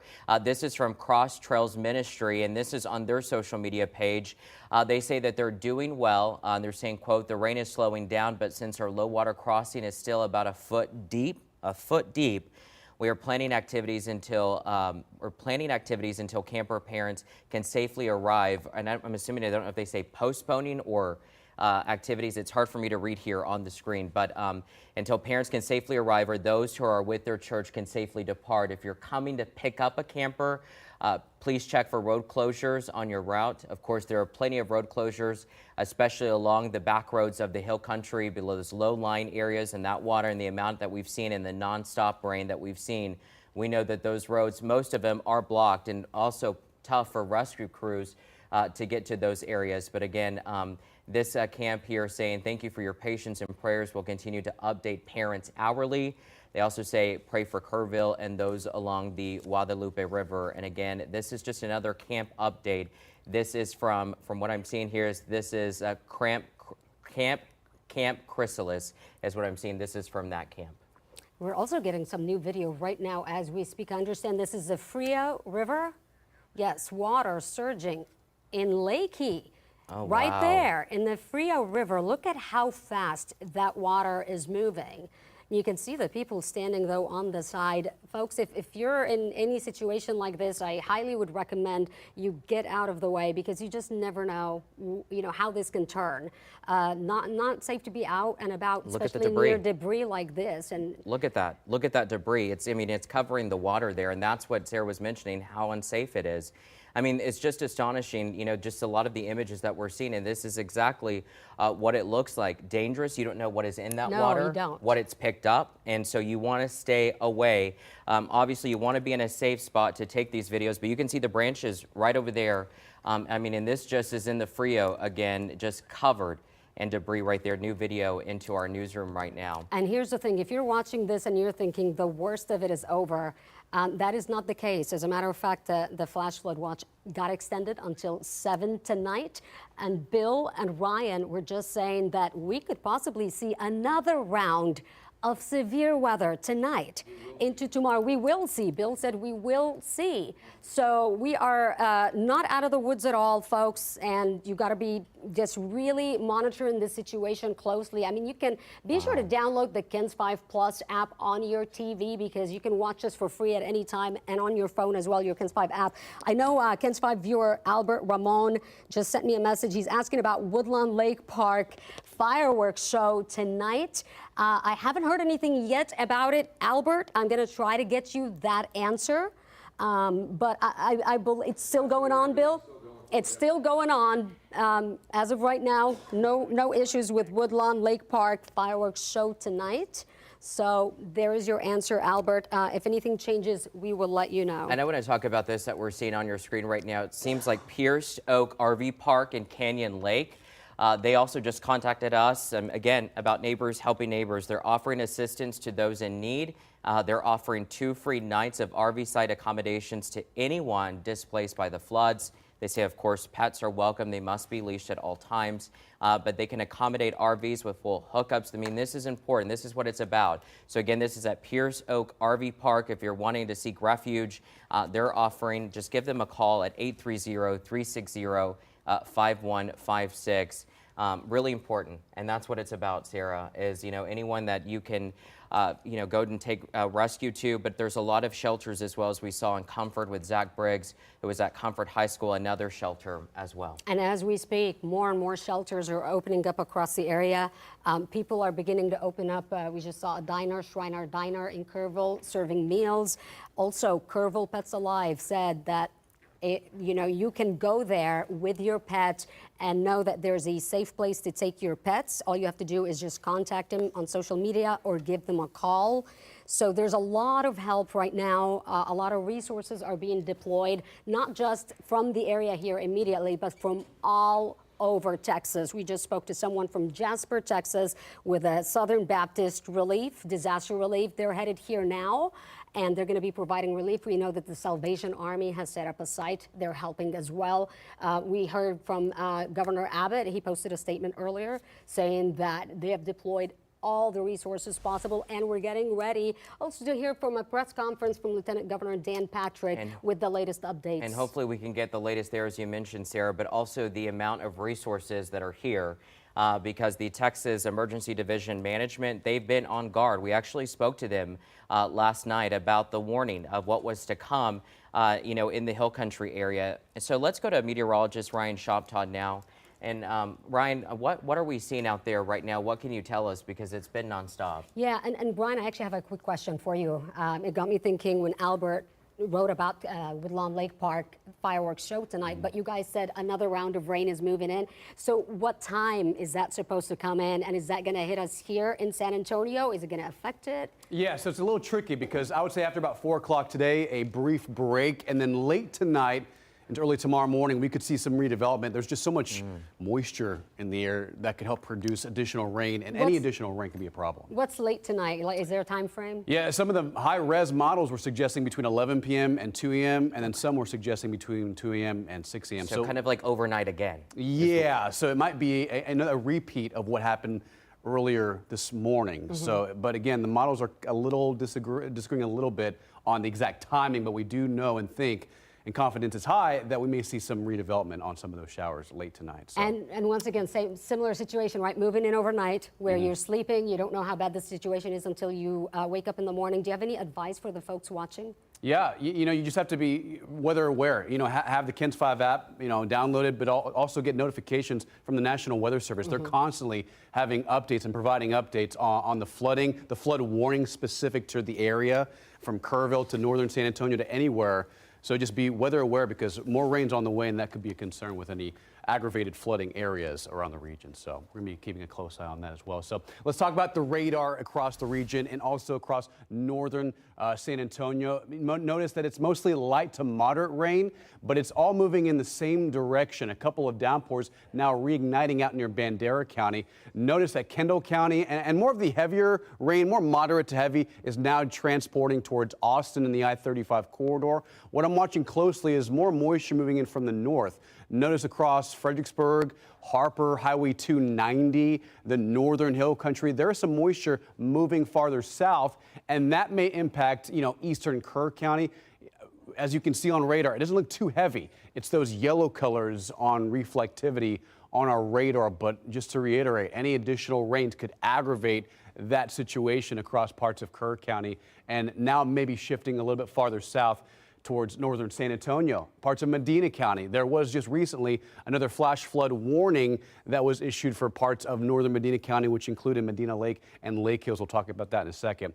Notice here are rainfall rates. The heaviest is now between Austin and Georgetown. We talked about this about a minute ago. Some moisture now diving farther south. That may impact Kerrville and eastern Kerr County. While it's not incredibly heavy, anything that's additional to all the flooding rains that's already added up towards the area, it's going to be a problem. Notice Kendall County and Bandera County and Kerr County lighting up. This is as of 2:16 on our Friday afternoon. Northern San Antonio seeing on average between maybe 1 to 3 inches of rain, but it climbs up drastically towards like Medina County and towards Kerrville and parts of Kerr County and Gillespie County and Kendall County. I mean, just huge amounts of rain as we move farther northwest, upwards of 10 to 11, maybe a foot of rain between Hunt, Kerrville, western Kerr County. I mean, these are staggering numbers that all have fallen within the last 12 hours since about 2 a.m. this morning. And notice all the green out there, flash flood watches to flash flood warnings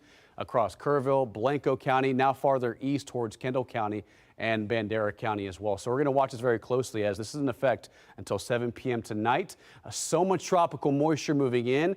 Our atmosphere is juiced up, and that may produce additional rain in the coming hours. And Bill, this is a problem for our rivers. The Guadalupe River that extends from the hill country all the way up to Canyon Lake. Yeah, I mean, it's going to go all to the east, and it's continuing to rise as we speak. And the problem, as we're mentioning, is that by tonight and early Saturday, you're going to have 2 more sources of water flowing into the I-35 corridor. It's going to be falling from the sky, and it's going to be rising from the ground. Right. So we're definitely going to be seeing a rising Guadalupe River as we get into early Saturday. Now, Canyon Lake probably has enough capacity to handle the water that's going to be moving in that direction. That is one concern that came up on our Facebook Live earlier. I really see Canyon holding a lot of it. We've got a river flood warning that extends down into Medina Lake on the Medina River. And that is also a lake, obviously, can definitely use all the water that can push into there. So we're praying that we see some good level rises on both lakes. Guadalupe River, look at this, major flooding at 34.5 feet. Crested a little more than an hour ago at Comfort, but remember, it's rising as it moves east. So you saw those green polygons Ryan just showed you. Those are the river flood warnings in that brighter green that we're going to continue to watch very closely. Guadalupe River at Kerrville beginning to recede. It's already crested at Hunt and Center Point as well. So as we're moving into areas of, again, the I-35 corridor, that's going to be the main concern heading into tonight and overnight. And as Ryan mentioned, we've got both models agreeing there's going to be more rain. So let's just start there. We're far from done with this flooding and the catastrophic situation that we're dealing with, because we're definitely getting more rain tonight and early tomorrow. What the difference is the timing. So one model starting it up a little bit earlier, the other model about 3 or 4 in the morning. Either way, it's going into about midday Saturday on what we expect. We start to dry out Saturday afternoon, and we could even drop rain chances for Sunday. All right, so here's the Kerrville look. I mean, flood stage is at 10 feet. It went up to 23.5, more than doubling that, and again, went up to 34, which, look at that, 39 feet is the record rise and level on the Guadalupe River. Now, with all the moisture that's being replenished, this is now at Hunt, we're going to continue to see this number rise, 29.5 feet. Major flooding starts at 22 feet, so we're almost 10 feet above that situation as well. And the record, about 36 feet, is still several feet away. I don't know why that went to the black, but Pacific hurricanes. Okay, wow, we're really diving into some other stuff here. But let's go back to Ryan. I want to show that precipitable water and just how quickly this is replenished. And we were talking a little bit earlier before we thought we were going to go to the Lieutenant Governor. That was scheduled for 2 o'clock, but that's being delayed up in Austin. The low-level jet, it's a nighttime feature. And so this burst of wind aloft creates so much instability. And with that map behind you, so much tropical moisture that we're still looking at precipitable water through tomorrow midday. Yeah, and this was all courtesy of what was Tropical Storm Barry earlier in the week, and now we just have all the leftover moisture, the remnants of this tropical system feeding in the fuel we need to touch off more scattered rain, tropical downpours. And remember, these tropical downpours, they're not necessarily, abundant in lightning, but they come down in buckets. They just have a ton of rainfall, and when they go over the same spot several times, that's what's concerning. Now, notice that there's so much tropical moisture present between now, tomorrow, and it starts to thin out by Sunday and Monday early next week. So we have the fuel. And when we were talking about this earlier, me and Bill, the different models, when is the rain going to come down after this first wave pushes through, which, by the way, produced 11 to 12 inches of rain in central Kerr County and across the hill country. Now, here's model 1, the opinion 1 on 2 different model guidance. You can see it is initializing decent. It is a little over aggressive on what's happening in the hill country right now. But notice we may see some redevelopment late tonight into early tomorrow morning. We'll actually rewind that back and go hour by hour for you. So notice this is 11 o'clock tonight, maybe a couple of lingering scattered showers. And then by overnight tonight, this particular model is pretty aggressive on redeveloping a couple of larger thunder showers and heavy downpours between about 3 a.m. and 7 a.m. Again, this is just one opinion on what could happen overnight. And then most of the action is starting to wane down by tomorrow evening. So that's model 1. So this particular model, the HRRR, is saying between about 11 p.m. and 7 a.m. tomorrow morning is when our next round could move in. Here's the second model. So this is the graph model, initializing a little bit better. After about 4 o'clock today, mostly quiet. But this one we've been showing all morning. And about 7 a.m. tomorrow, redevelopment east of I-35, pushing west. And this is a little later in the day. So the HRRR a little earlier on the onset of some heavy downpours reigniting, or Saturday afternoon in the graph model is saying more towards the late afternoon. And then by tomorrow night into early Sunday, maybe a couple more leftover showers. Remember, the high is out west, so we just have a lot of room for these tropical amounts of moisture that are so copious moving in from the south, and that could produce more rainfall. So the humidity is there, and we have a lot of tropical moisture that's present. We're going to go back and look at radar, actually what we have. It's that mesoscale convective system that you can see on radar almost rotating. You know, we look at the storm moving farther east. It's now crossing over I-35. While we're being clipped by this in San Antonio, more light to moderate showers. But we're going to watch this right here, additional rain that's forming and pushing farther south in the next couple hours. So we're going to watch this very closely, guys. Just to reiterate, a flash flood watch has been extended until 7 p.m. tonight. Wouldn't be surprised if the Weather Service extends this into tomorrow morning for additional rounds of rain that are certainly possible. All right, slowly on the move right behind you. Thanks so much, Ryan. Yeah. You know, the other part that we mentioned is, and I think it's important to stress at this hour, as we're on the air at 2:22, is the emergency shelters that are open. It's always important to remind folks what is open right now along that area. So there's a few of them right there on your screen, and that's the First United Methodist Church, Arcadia Live, as well as the Walmart Supercenter. I'm just going to read a few more, as well as Ingram. We saw Ingram Independent School District, as well as the Kerrville Fire Department and Kerr County Sheriff's Office. Those two, of course, obviously are trying to help with these emergency shelters besides the rescues. But important, if you have loved ones, family members that are just needing to seek shelter in a safe spot. You know, we even saw Zach out in Comfort at Comfort High School as well. We had a lot of people forced out of their home, and right now they're taking cover and shelter. Yeah, and one of the things to note here, folks, is that if you know of a place or if you have information that you think can help the public right now, message us and let us know. It's really important because sometimes you're on the spot, you're actually getting things before we are, and we are welcoming that information. I'm looking at a message right now from Ken's 5 viewer, Mario Perez, who's also mentioning another shelter, Notre Dame Catholic Church. The Archdiocese of San Antonio shared that on their Facebook page, saying evacuees seeking shelter from the current flooding can go to Notre Dame Gym, located at 929 Main Street. There are diners that are now beginning to serve meals. There's all sorts of help coming in from different places. And we were expecting a press conference from Lieutenant Governor Dan Patrick at 2 p.m. Obviously, that hasn't happened just quite yet, but we are waiting for that conference to try and get the latest update from the state. And we will bring that to you. Now let's go to KENS 5 reporter Vanessa Croy, who's in Kerrville. Vanessa, we want to get to you. What are you seeing now? Any new developments? I can see the rain is still coming down. That's right, Henry. The rain is actually just picking up out here, as well as the wind and the water out here in the Guadalupe River still continuing to slowly rise. When we first got out here, we saw it recede a little bit, but we can see it going back up. You're looking at what was part of a park here. It was a parking lot. You can see the bridge on the other side of the bridge. We're told that's where the celebration was set to happen tonight. One thing I do want to point out, in the last few minutes, we have seen more first responders. We're hearing a lot of sirens out here.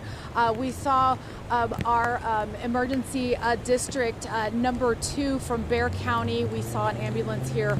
First responders coming from all over to help. In fact, we just saw what appeared to be a National Guard chopper above. Once again, we've seen DPS State Trooper chopper above on search and rescue missions right here along the river. They're patrolling this area of the river right here. You can see there's just immense damage. We're also seeing people out here, coming out here just to take a look and talking to neighbors. We just spoke with one woman who was in tears, and I just asked her if she was doing okay, and she said that she had just found out she had lost a coworker, and she just had to see it for herself.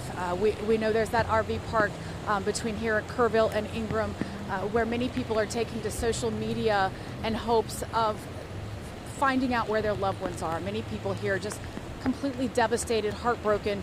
We know these communities here in the Hill Country, Kerrville, Ingram, Comfort, they're spread out, but they are one big community. People care about each other. They're lending a helping hand to each other, as community members here are just wondering what to do next. So it is very heartbreaking out here. We did talk to one first responder who was actually asking people to move back because there are a lot of people coming to take a look. We're standing on high ground. We're standing in a safe place, but many people are walking down the hill here, and they're saying, do not do that. It is not safe. This ground is unstable. And once again, we've seen it, how fast these waters can move in and the force of the waters. Look at the trees out here, literally ripping the bark off the tree, knocking these huge trees over. We're also seeing debris piles on the other side of the river here. You can't even see the bridge that went out to the little area. I believe they called it Tranquility Park. We can't see anything. It is all covered in water. So if you're in this area and you're trying to come out and see the damage, stay home. It is not safe to be out on the roads. You can hear the rain. It's still coming down right now. So Henry and Sarah, we're going to send it back to you in the studio. Yeah, and Vanessa, I mean, that is a really important point. I mean, we can't emphasize this enough. I mean, I know we keep saying it. First responders, I've already said earlier, they are trying to get to rescues. They are trying to get to places where people need desperate help at this point. So if you don't have to be out there, stay away from that area because you are getting in the way, and also it's not safe for you. You may look at it and it may look like it's okay, but we don't know what's in that water. That water is moving fast. That rain continues to come down. Even if it's slowly, you already have saturated ground.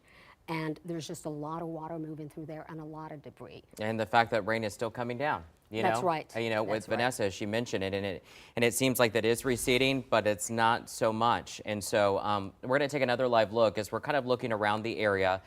This is in the Spring Branch area, and you can see the water there still flowing from what we saw the last time. And with this water comes a lot of that debris, which we've seen in a lot of different videos from around the area, like in the Frio River, as well as in the Guadalupe River as well. So this is just another example. You want to stay clear. We are asking you, safely if you can, send us photos and videos, but do so safely and not, with it when you're not in the interference of first responders. Yeah, and also we are aware there are a lot of down power lines, a lot of power outages in the area.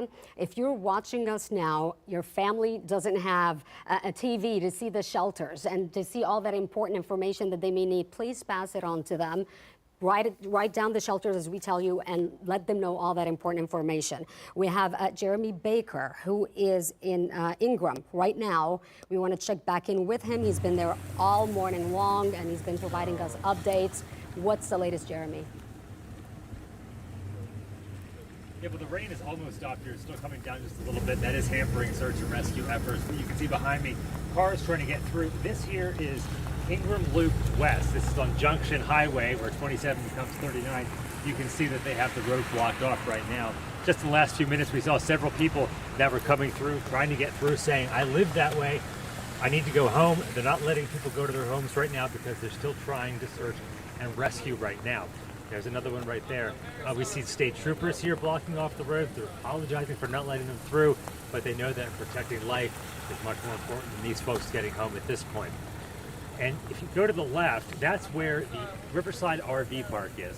That's where we spoke with one man who lived there in a trailer. He said he was woken up at 4:30 in the morning, got out of his trailer, was able to get out, but within minutes his trailer was picked up by the Guadalupe River, which had easily overflowed its banks, and it picked it up and pretty much brought it a mile down the road, or a mile down Junction Highway, just off the highway, smashed into some trees. And that's where he was able to salvage some things from his home, including computers, some clothing.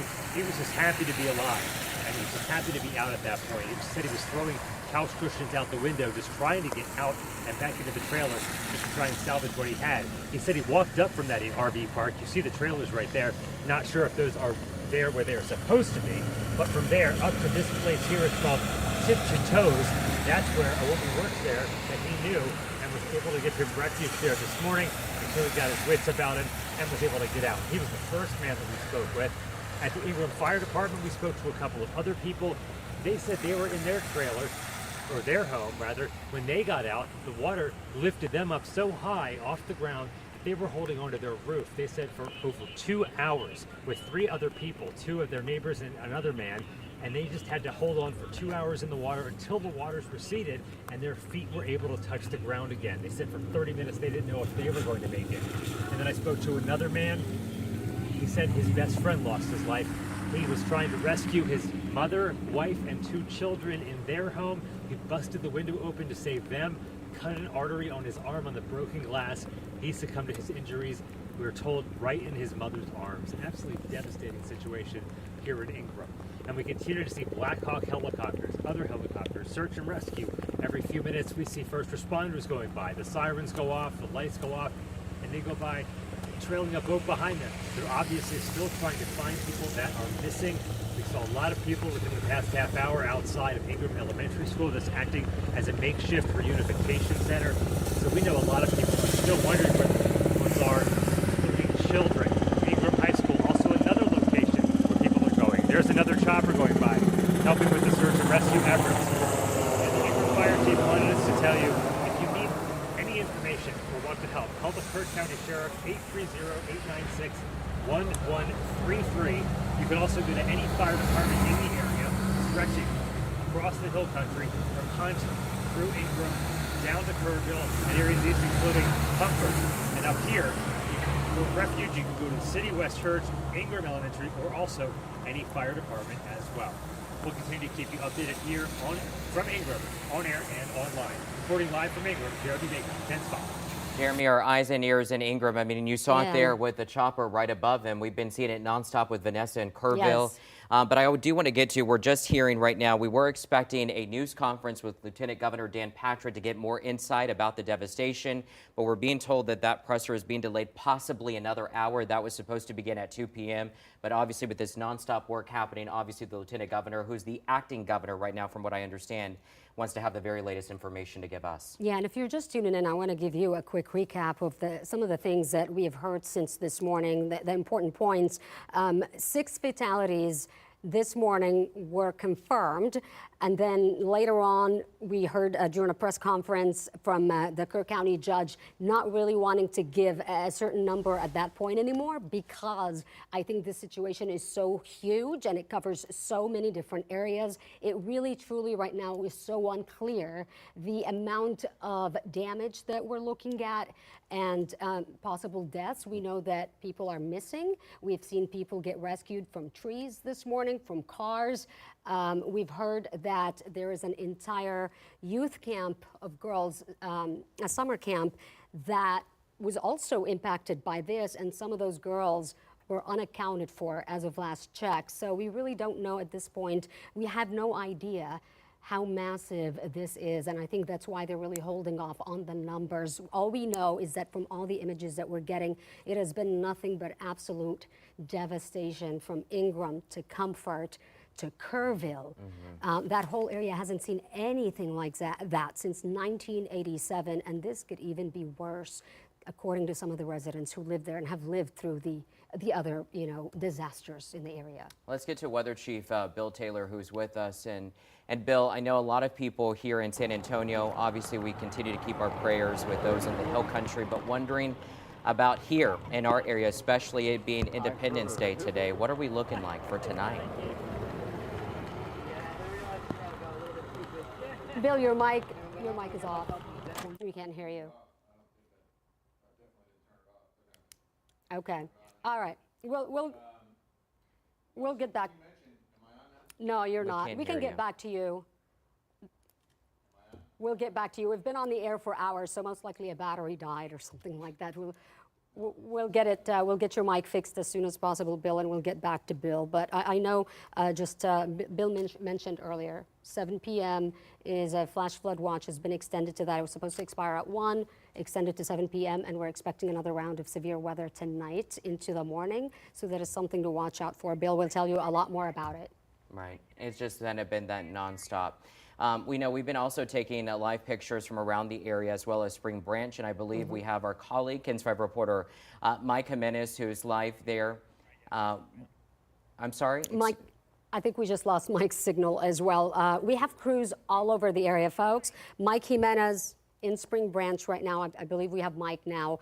Mike, want to check in with him right now to see what's the latest out of Spring Branch. Sarah, Henry, there's not a lot going on here, but there is certainly, as far as the Guadalupe River is concerned, but there certainly is quite a bit of buzz here.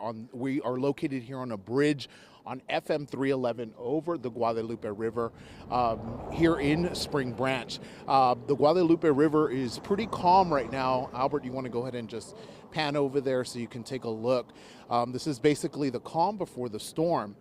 But there's maybe about 40, 50 people that have joined us here on the bridge here that are waiting for the floodwaters to come, and we're expecting those floodwaters to come any time now. We've heard estimates from an hour to it can happen at any moment now. So we are here actively monitoring the situation. And like I said, there are, about maybe 40, 50 people that have joined us here on this bridge. And joining me right now is Mr. Dave Clark, is that correct? Yes. So I just wanted to ask you, if you don't mind maybe getting over here. Okay. I just don't want you to get too close to the roadway. So tell me why you decided to come out here today. Just to see what it's going to do, I've seen it come up, I've seen it go down, so I like it's just fun to watch. When you see that first rush of water, that's really spectacular. Of course, not if you're in the floodplain and your house is there, but I mean, this is just going to be gorgeous when this comes through. Yeah. And it'll come up almost to the bottom of the bridge. Okay. And so over your years that you've been here, how many times have you seen something like this happen? Oh, several times. 5, 10, I'm not sure how many, but in 98, in 2002, when we had that perpetual rain all summer and the lake went over the spillway. I mean, this is still going all the way down to feed the lake. So it's impressive to watch. It really is. I've seen it on 1863 where there's a crossing, low water crossing. People just sit there and wait for it. It comes. Hey, everybody, I need you guys to get off the bridge. Okay. Well, thank you, Mr. Clark, for giving us just a little insight Sure. as to why you're out here Sure. and what you're expecting to see. Why I was out here. Yeah. Yeah. The sheriff here, one of the sheriff's deputies is actively asking everyone to get off the bridge here. Now, they did come by earlier this afternoon and they were told that we could stay here on the bridge, but they're asking everyone else to get off the bridge. So as you can see, people are starting to get off the bridge here. But like I said, we are going to be out here and we are going to be monitoring this portion of the Guadalupe River. So of course you can still, of course, stay with us here on air and of course on KENS 5 Plus. Remember, you can download that app and watch us for free. Other great local programming as well. We're certainly going to be here as those floodwaters come and flood the Guadalupe River here in Spring Branch. Reporting live here in Spring Branch, Mike Jimenez, KENS 5. Mike, I'm curious, are they asking, did we lose Mike? I was curious to know if they asked him to get off the bridge just mainly to let cars come through for rescue efforts, or is it, a question of structure, safety? Too. I think so. So I'm kind of curious, but we'll get that answer we from want to make Mike. sure everyone is safe, and I'm glad that Mike has obviously has his vest on. Absolutely. He's back up, okay. Mike, I don't know if you had a chance to hear my question, but why are they asking everyone to get off the bridge? Is it just a matter of letting people through?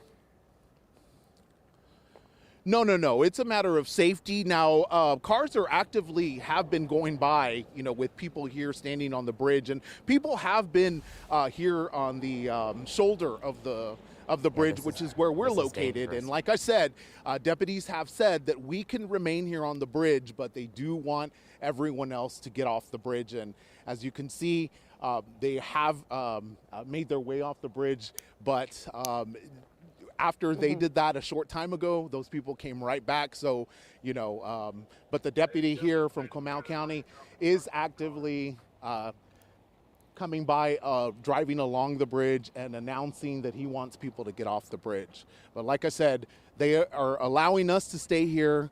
We have our safety vests on, so we feel secure, and we plan to be here as those waters come through. Okay, good. Yeah, we just want people to be safe. Yes, absolutely, safety first. And it applies to pedestrians, not the cars, as we just heard from Mike. All right. Thank you, Mike. We'll see you in just a bit. All right, now I think we've got Weather Chief Bill Taylor at the weather wall. Bill, I think your batteries are working now, so please bear with us at home if you're watching, because we've been nonstop on the air.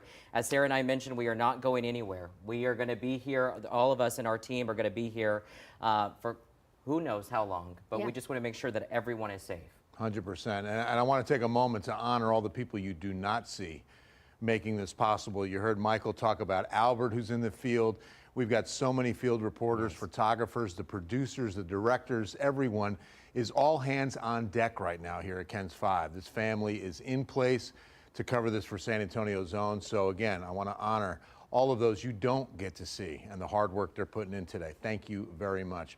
All right, happy 4th of July here in San Antonio, socked in. I want to talk a little bit about what's happening here. Everything kind of rained and cooled off with the cloud cover. Right now, temperature is 79 in the city. Just a light rain falling. Feels like 83. Look at the dew point. Only 3 degrees away from saturation.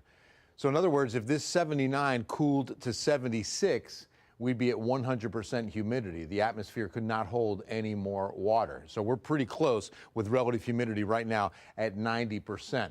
A lot of 70s on the map. To see this on the 4th of July is exceptional. 73s, Bandera, Bernie, Helotes, 78 at Hondo, 83 at Stinson, as warm as 86 at Pleasanton, Floresville, Stockdale. Let's talk about the Guadalupe River at 23.4. Just checking this, has already peaked and crested. It is going to start to recede just a bit, and with rain ending in that area, that is very, very good news. You can see at Hunt, it's still at 29.45, also reaching its crest. It will also begin to recede just a bit, but that's why we position Mike Jimenez in Spring Branch. All of that water is moving east towards Canyon Lake and, well, yeah, Guadalupe County, but more or less Comal County. All right, let me show you this. 70% chance of a few additional showers. I think most of this rain is going to be ending in the next few hours for where it's raining right now. Radar in a moment, but this is the concern. Saturday, we're running at a 40 to 50% chance up until about midday or early afternoon of more heavy rain. We're going to be able to drop rain chances on Sunday, but it's Saturday that's most concerning, and I'll show you the future model in just a moment. First, live radar. Band of the heaviest rain on the radar is moving now east and northeast of Austin, but right up the I-35 corridor. You see that counterclockwise swirl. That is this area of low pressure. What began as an MCS, a mesoscale convective system after midnight last night, and sat still. We call them those. The MCS is a self-generated system, and now as an area of low pressure kind of winding out. Remember, it's almost like a wheel with the center of the low at the center of the wheel, and then each spoke are these bands of very, very heavy rain that rotate around the low. So that's what we're still getting some additional rains there at Bandera and Medina, Texas. So this is concerning because, again, we have nowhere to put this water. So every drop that falls will lead to runoff and flooding. We're going to start seeing some of the rain end in Kerrville temporarily. Some of this batch is going to come in from the north that's dropping out of Harper and, again, moving across Kendall County on its way out towards Austin. So a lot of this will not impact San Antonio.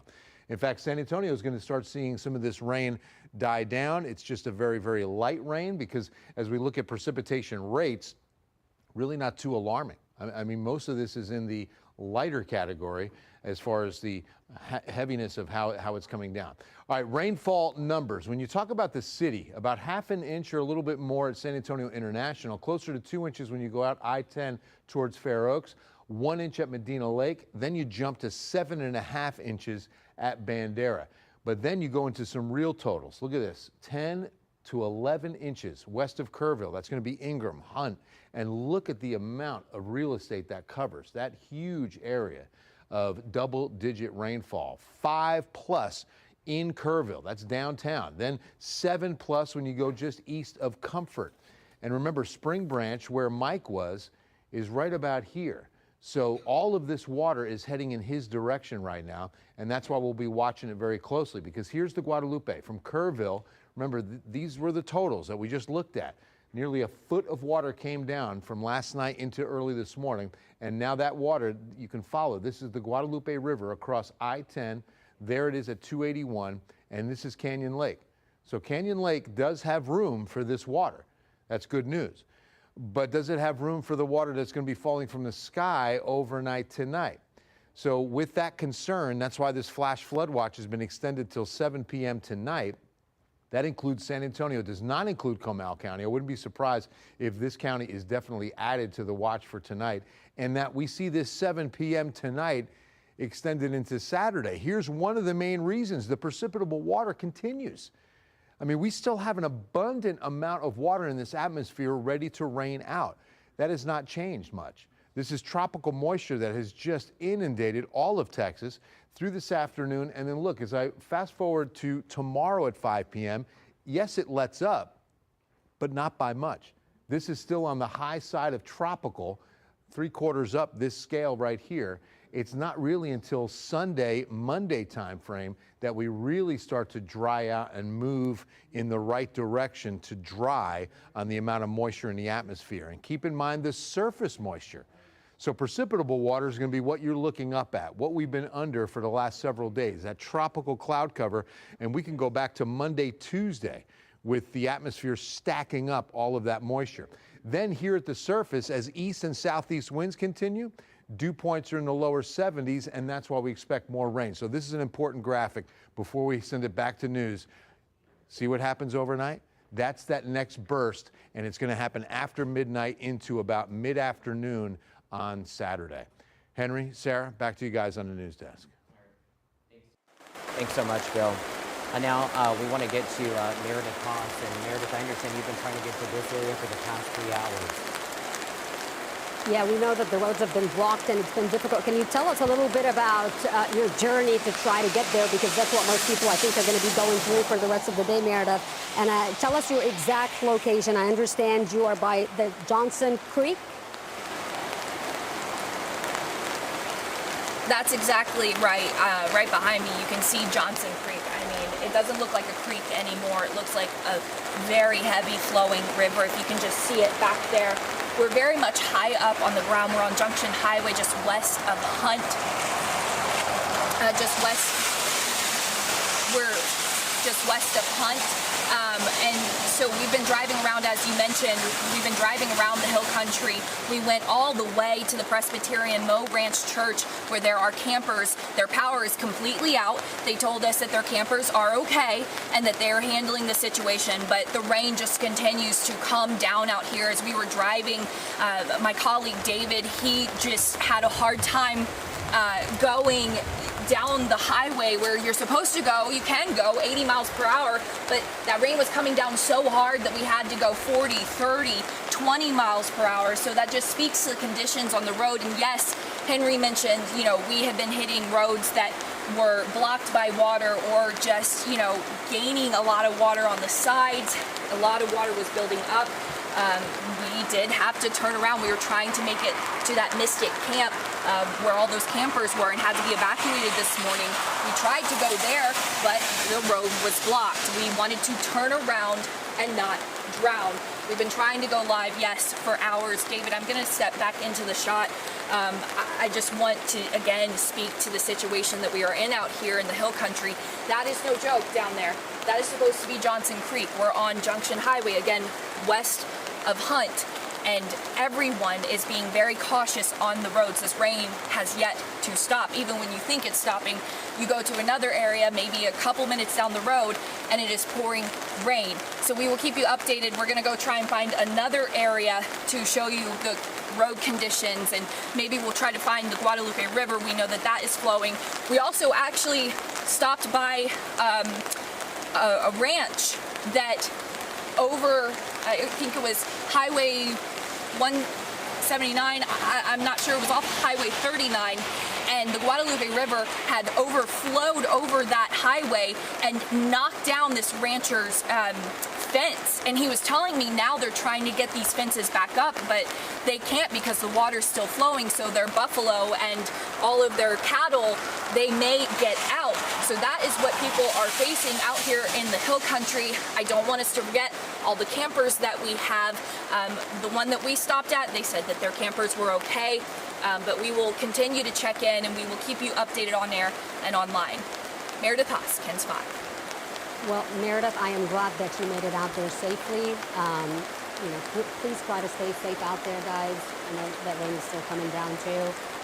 We have crews all over the hill country area, and we are live with you nonstop. I understand we are now getting some live pictures from, is it Vinny, they said? Yeah, I understand we're at Calvary Temple Church in Kerrville, which is being set up as an emergency shelter, I believe, and that is where Vinny Vancetta talked to officials there.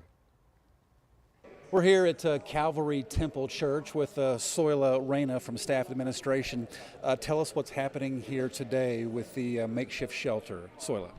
So Calvary Temple Church is providing the building for the Red Cross and Salvation Army to come in, and then we just host, but we help facilitate anyone that's coming in for shelter.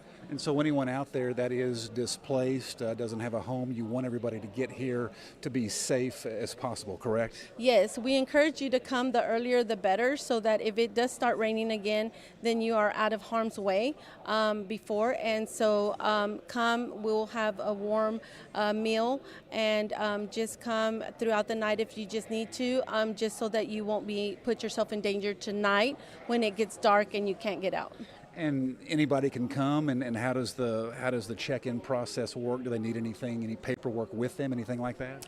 No, you'll just come. There is a process. Once you come, they will take your name, address, phone number. They will put a wristband on you so that they can keep track of how many people were displaced or how many people needed shelter. Any idea how many displaced community citizens you may have this evening and into the night? We're already having a trickle of people that are either being found in different places and they're bringing them over here. But that will grow throughout the night, I would think, because people are going to then now find a way to get to the shelter. Kerrville, Texas has been through severe weather, whether it's icing, flooding before. It's amazing, isn't it, to watch this community come together like this in a time of need? Yes, it has. From the time that I opened up the building, we've had a flow of restaurants, of people dropping off water, food for the shelter, so much that we have told Salvation Army to take the food to Comfort and other areas that may need it, because our shelter is very well equipped, but it's our community who has come together and rallied around us. And again, this is the place to be for anyone displaced, for food, warmth, and just shelter in general, right? Yes, yes. All right, and tell us again, remind everybody the name of the church and the address if they want to get here today. It is Calvary Temple Church, and we're on 3000 Loop 534 here in Kerrville, Texas. Is there a phone number people can call?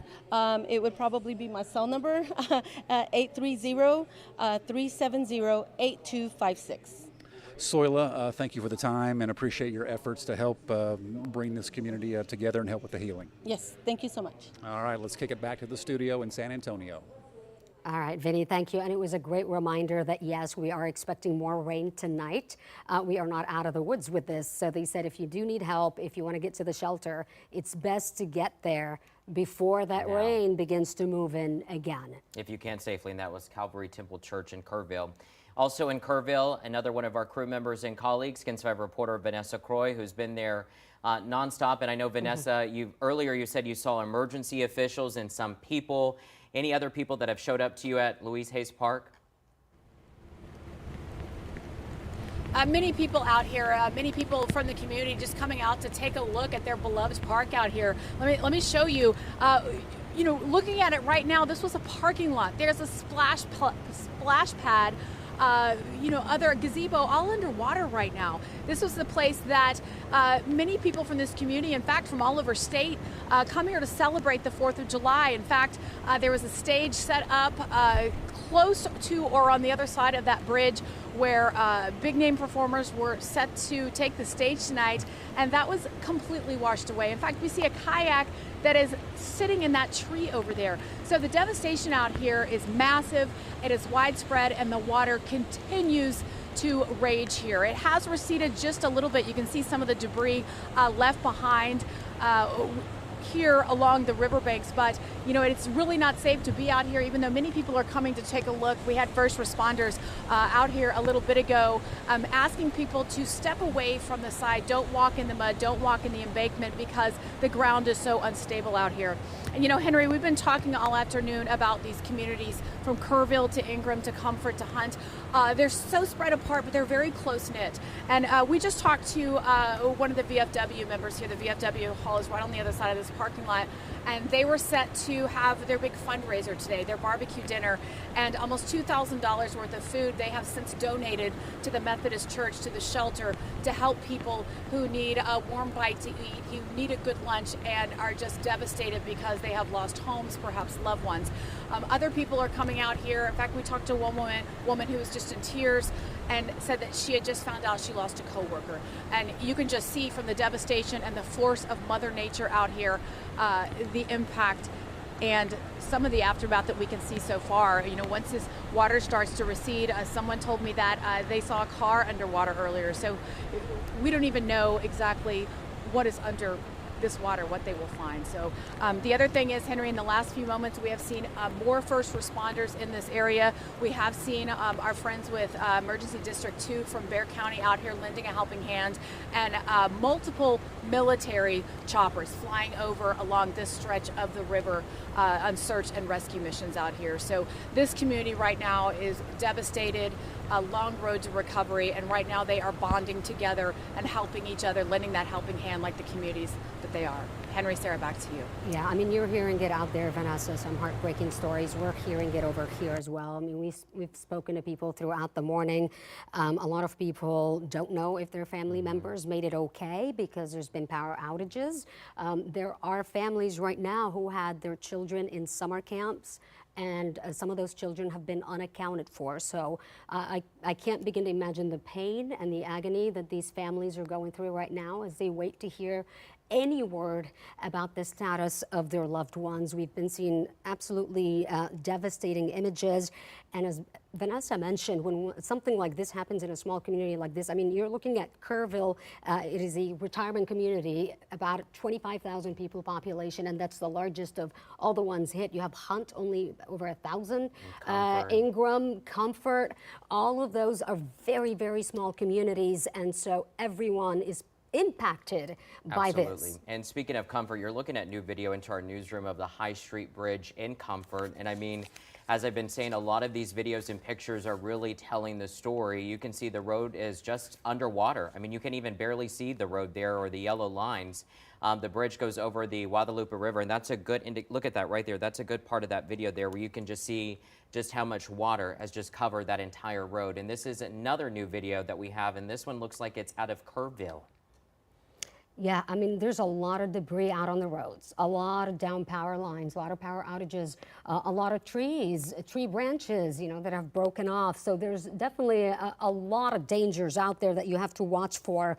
Earlier today, we spoke to somebody from Southern Baptist Disaster Relief. They're coming all the way from Jasper, Texas. They just left, and so now they're headed there, and they're bringing in as much relief as possible. They're just one of many agencies now that have volunteers, people stepping up to try and help. We are now also just getting word the Cajun Navy rescue team is on the way here. And that's what they do. They respond typically to these types of disasters We're told that they should be on the way here to help with the rescue efforts, and it's something that we've seen previously. You know, and something important to note, Sarah, as I'm looking at this Kerrville flooding along the Old River RV Resort, a lot of this areas with the hill country, a lot of people bring out their campers. You see a lot of resorts out there because a lot of people do camp.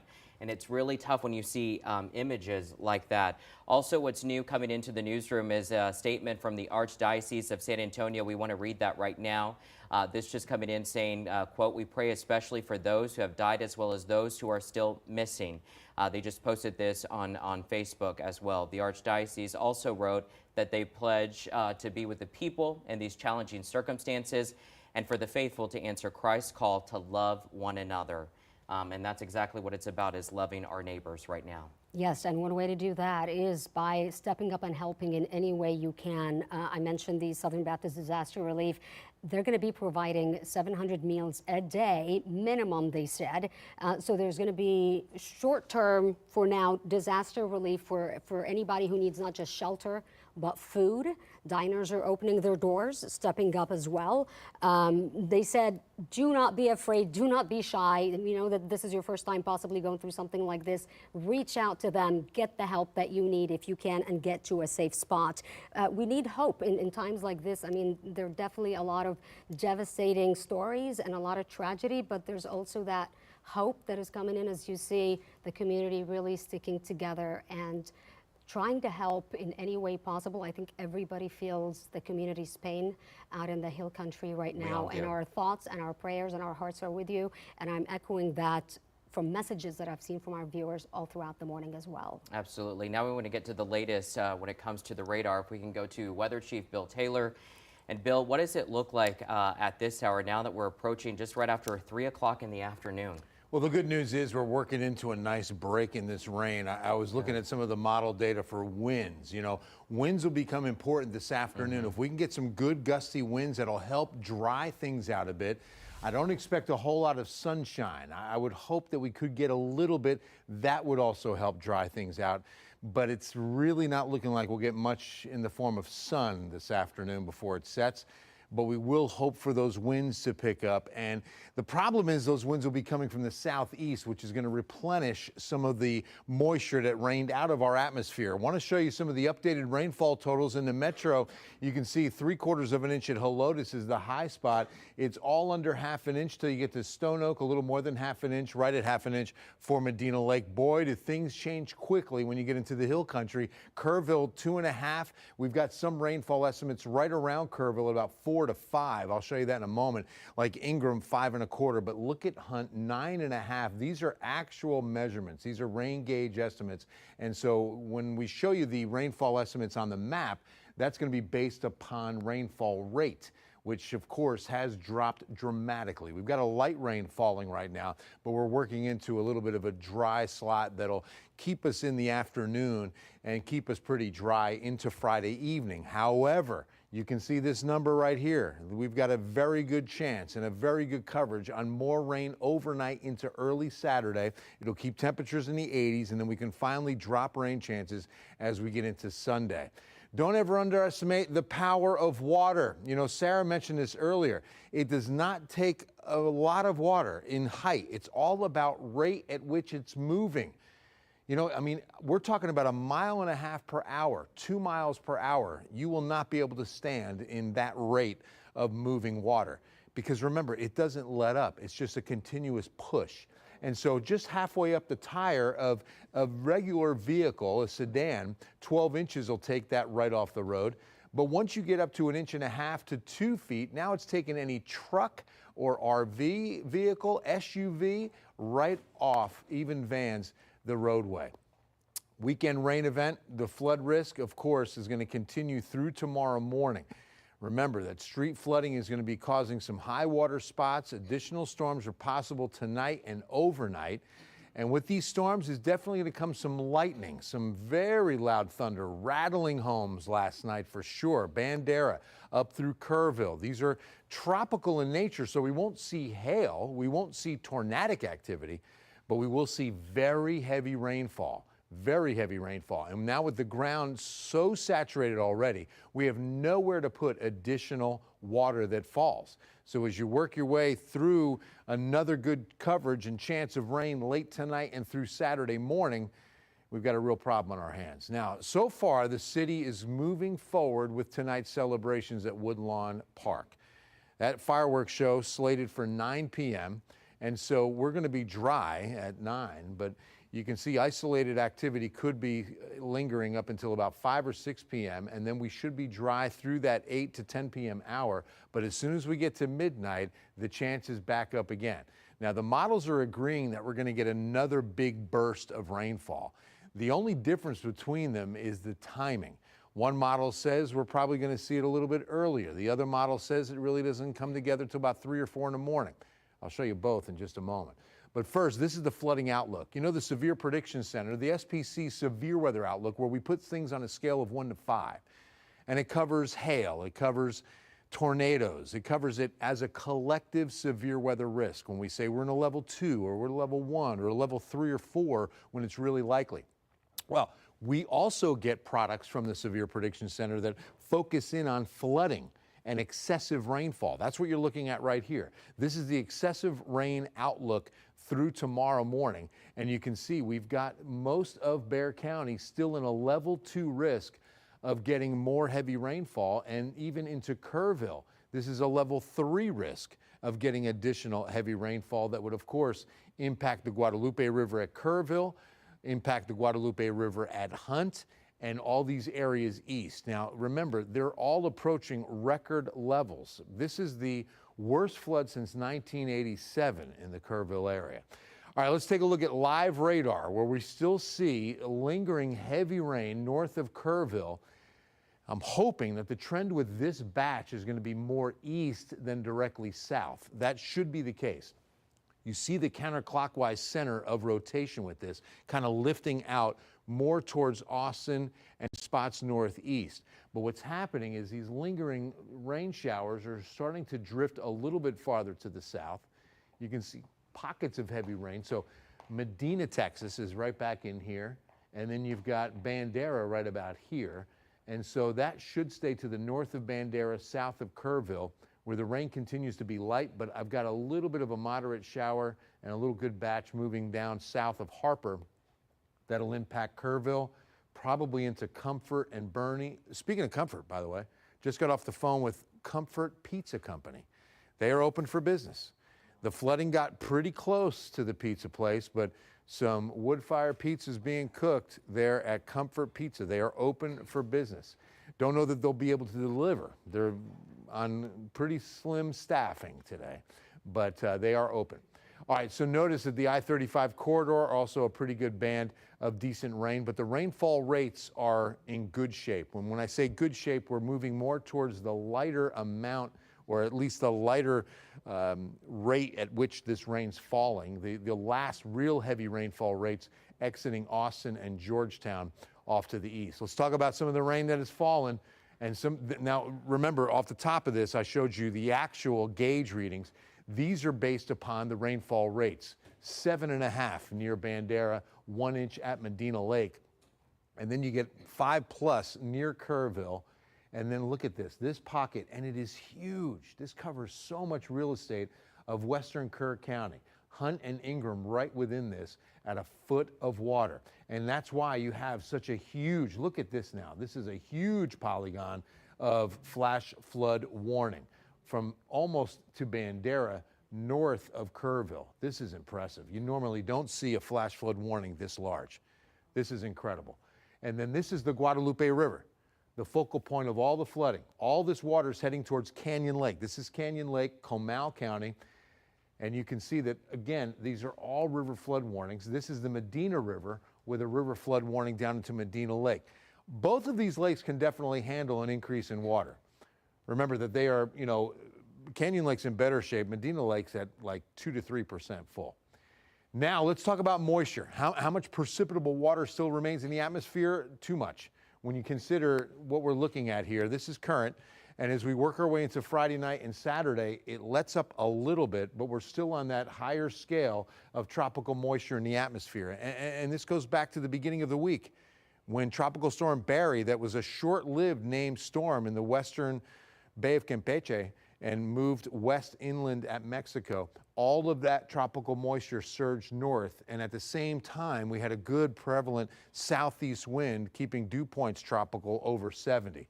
Now you start seeing things thin out, but this is Monday. So I think we're getting on the better side of things Sunday, but then by Monday, we should be dry enough. Now, see, this is the problem. This time of year, we're not talking about a cold front where we're going to see a change in air mass. We're not going to see a good dry air pool move in. That's not going to happen. So dew points, even through tomorrow afternoon and into Sunday, are still 70 plus. With those southeast winds continuing off the western Gulf, we keep this moisture in place. All right, future radar. This is important. As we get into the overnight hours, we're going to first look at the HRRR. And what radar should look like at 3 a.m. Saturday? Well, you can see right down I-35. So after a break this evening, and we stay under cloudy skies and this water starts to recede a bit, we're going to see another good batch of rainfall develop after midnight into the 3 a.m. hour. Then more heavy thunderstorms expected to develop at New Braunfels at sunrise, about 7 a.m., right up through San Marcos and Austin, drifting southwest into the city, right up the 281 corridor, mid-morning Saturday. Very heavy rain from San Antonio International right through Bernie, Spring Branch, where Mike Jimenez is, and we're watching the Guadalupe closely right now. And then look at this, it sits still. So that was 7 to 11 a.m. And then look, this is 3 p.m. tomorrow. And we're still looking at very heavy rainfall that drifts down into northwest Bexar County, but is slowly moving west. And hopefully this comes true, that it really starts to die down later in the evening Saturday and avoids coverage into the Kerrville area and West Kerr County, where we saw those double-digit totals. This would be the blessing, that it moves a little farther south, and then by, again, Sunday, we start to dry out. Let's look at the second model. The second opinion on this, well, this model, the graph, has it Saturday at 7, and it blows up off to the east of us. Still very heavy rain. So the one thing that both models definitely agree upon is another big burst of very heavy tropical rains. It's the timing that's the differential between the two. And notice that the abundance, you really saw a blast of heavy rain in the midday hours of tomorrow, and by 2 p.m. tomorrow, pushing west into Bexar County, and then beginning to let up as we get into the mid-afternoon tomorrow. So again, it's really just a difference in timing. Both models agree we're going to see more rainfall tonight and through tomorrow morning. Here's some of the totals. The highest predicted totals between 3.5 and 4.5, I-35 corridor, New Braunfels to San Marcos, about 1.5 inches to Austin. It tapers off quickly, but I'm telling you, this 1 inch can aggravate so much of the flooding on the Guadalupe and Kerrville. It can't handle 1/10 of an inch, never mind 1.25 inches. Then you're going up closer to 1.5 inches at Fredericksburg. And again, this is through Saturday night before we start dropping rain chances heading into Sunday. 14-day forecast, a weather impact alert's going to be up for at least half of Saturday. If this continues to show trends of moving more rain into the afternoon, we're going to have to extend it for all of Saturday. But for now, overnight tonight and early Saturday, weather impact alert. Temperatures will stay in the 80s, 40 to 50% coverage on that rainfall for Saturday. Dropping rain chances Sunday. We warm back up to a more seasonal 93 for early July. And then an isolated shower can't be ruled out on Monday, Tuesday. Weather impact alerts here. Notice there's no rainfall. Why are they there? Saharan dust expected to thicken at the end of the work week on the 10th and the 11th.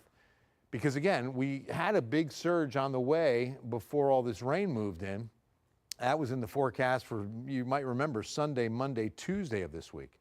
Well, that was when that first good batch of tropical moisture and the rainfall moved in, so that really quelled the Saharan dust buildup. 10% chance of rain for the weekend of the 12th and 13th, 10% even on Monday, the 14th. So again, guys, we're far from done with this rainfall, and the worst news is that tonight and early tomorrow, another big burst of heavy rain is in the forecast. So we're going to have to keep this very, very close. And remember, download the KENS 5 app, keep the radar in the palm of your hand, have notifications on, and we will be keeping you up to date on all platforms. Right. And Bill, I think the reason, too, that this comes at a particularly difficult time and makes it even more devastating is you're looking at the 4th of July. It's a holiday. That particular area in the hill country is known amongst vacationers. People come from all over the country to camp out near the Guadalupe River, near the Frio River. And just a little while ago, we were talking to someone from one of the camps up there, and they said they had hundreds of children and people from all over the country vacationing here. Luckily, in their particular case, they were on higher ground, so they're all accounted for and safe. But you have, for example, Camp Mystic Summer Girls Camp, where right now some girls are still unaccounted for, and the parents are still waiting to hear was the last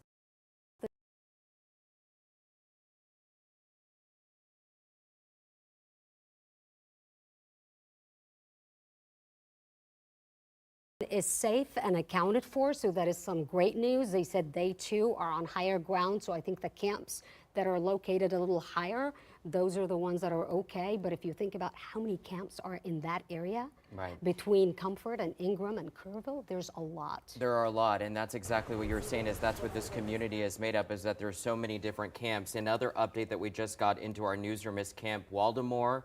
We're happy to report that everybody is safe there, except their phone and internet is down, we're told, but they are telling us that everyone is safe again at Camp Waldemore, and this is in Hunt. And then also another camp, Camp Kickapoo, which is in Kerrville, also reporting that everyone is safe. And when we spoke to Lisa earlier with another different camp, which Sarah's just mentioning, they actually got ahead, planned ahead. They felt like something wasn't right of what was coming today, and so she was happy to report that they are safe at Camp Mo, I believe. But what she was telling us is that this community, they're all family. They're all in this together. And so it is unfortunate when we are hearing reports like for Camp Mystic, where there are reports that there are children who are missing, for girls that are missing, and that's part of the rescue efforts right now. So we pray for their families and their loved ones right now. Absolutely. Our hearts are with those parents and the families waiting to hear from their loved ones, and they don't know what their status is. One of the things Lisa mentioned is that, and you mentioned that now with the camp community being so close with each other, but they've contacted them, they've talked to them, they've reached out, and they're offering to help each other as well. So I think you're seeing the ones that made it through from the higher ground, trying to do whatever they can to help the other camps that are impacted right now and flooded out. Absolutely. All right, that was the updates on the camps along the Hill Country area. Now, I believe we have our colleague, KENS 5 reporter and meteorologist, Jeremy Baker, who has been in Ingram throughout the day. So, Jeremy, what are you seeing now? Looks like a lot of cars and emergency officials behind you. Yeah, they've been here for a little while here at the Ingram Fire Department. We're back here again, just off Junction Highway. You're just talking about the camps. Down the highway about half a mile was where we were for our last live shot, about close to 1 second. Mic is not on. Give it just a second. Okay, are we good now? I think you can hear me now. Excellent, good. Having a little technical issues there. All right, so we're back here at the Ingram Fire Department. Our last live shot, close to 30 minutes ago, was about half a mile down Junction Highway, where they stopped traffic from going through just before you get to Ingram High School. And we saw a lot of choppers flying around. And the reason is because they were bringing, from what we're told, several of the girls, probably about 30 or so of them, from the camp down at Camp Mystic. They've been landing behind me in this field here, and we saw several of them rushed into the Ingram Fire Department, which is just to my right, and from there they went into another room in the Ingram Fire Department, and we saw a bus pull in.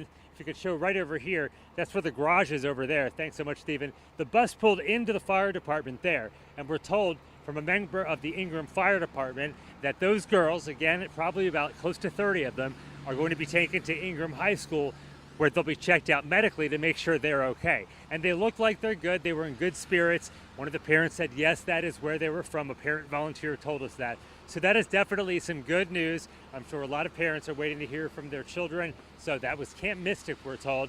About 30 of the children there brought here to the Ingram Fire Department, and that Ingram Fire Department member told us they're going to be taken to Ingram High School, where they're going to be checked out medically. Also, I spoke to a man down there where we couldn't get through about Camp La Junta.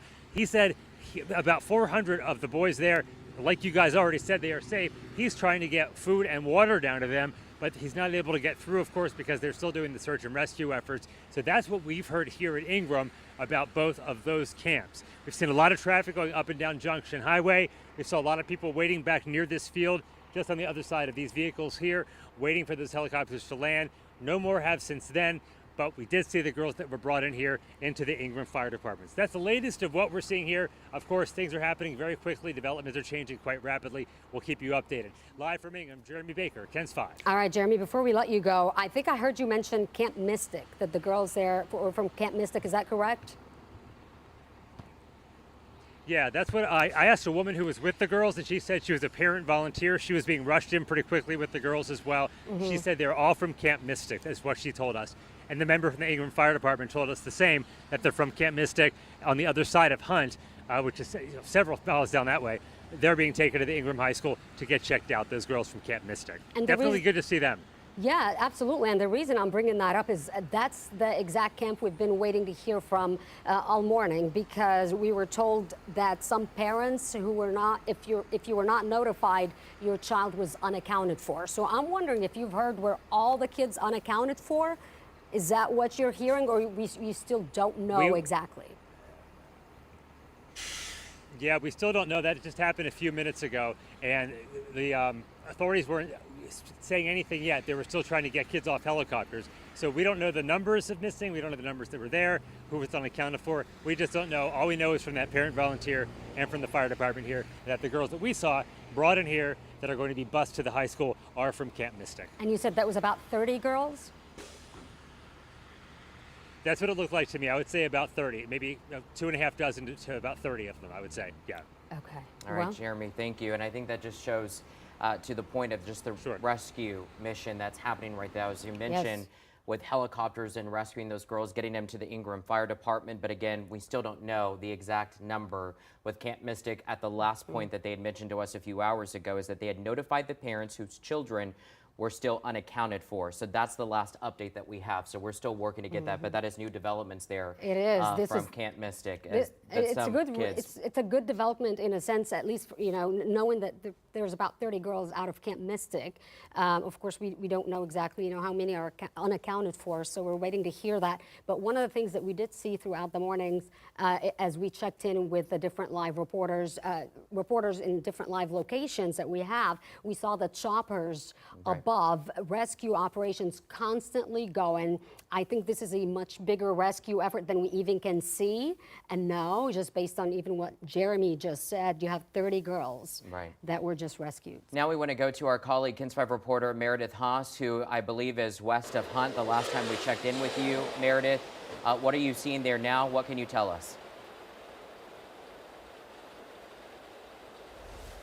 That's right, Henry. We are on Junction Highway just west of Hunt. This is Johnson Creek behind me. It looks like a river. It just keeps getting bigger and bigger. David's going to show you exactly what it looks like. Trees are just taken by this water. David, can you show them that walkway? It should be a pathway. The water has gone so far up. It has reached pathways. It is moving so fast.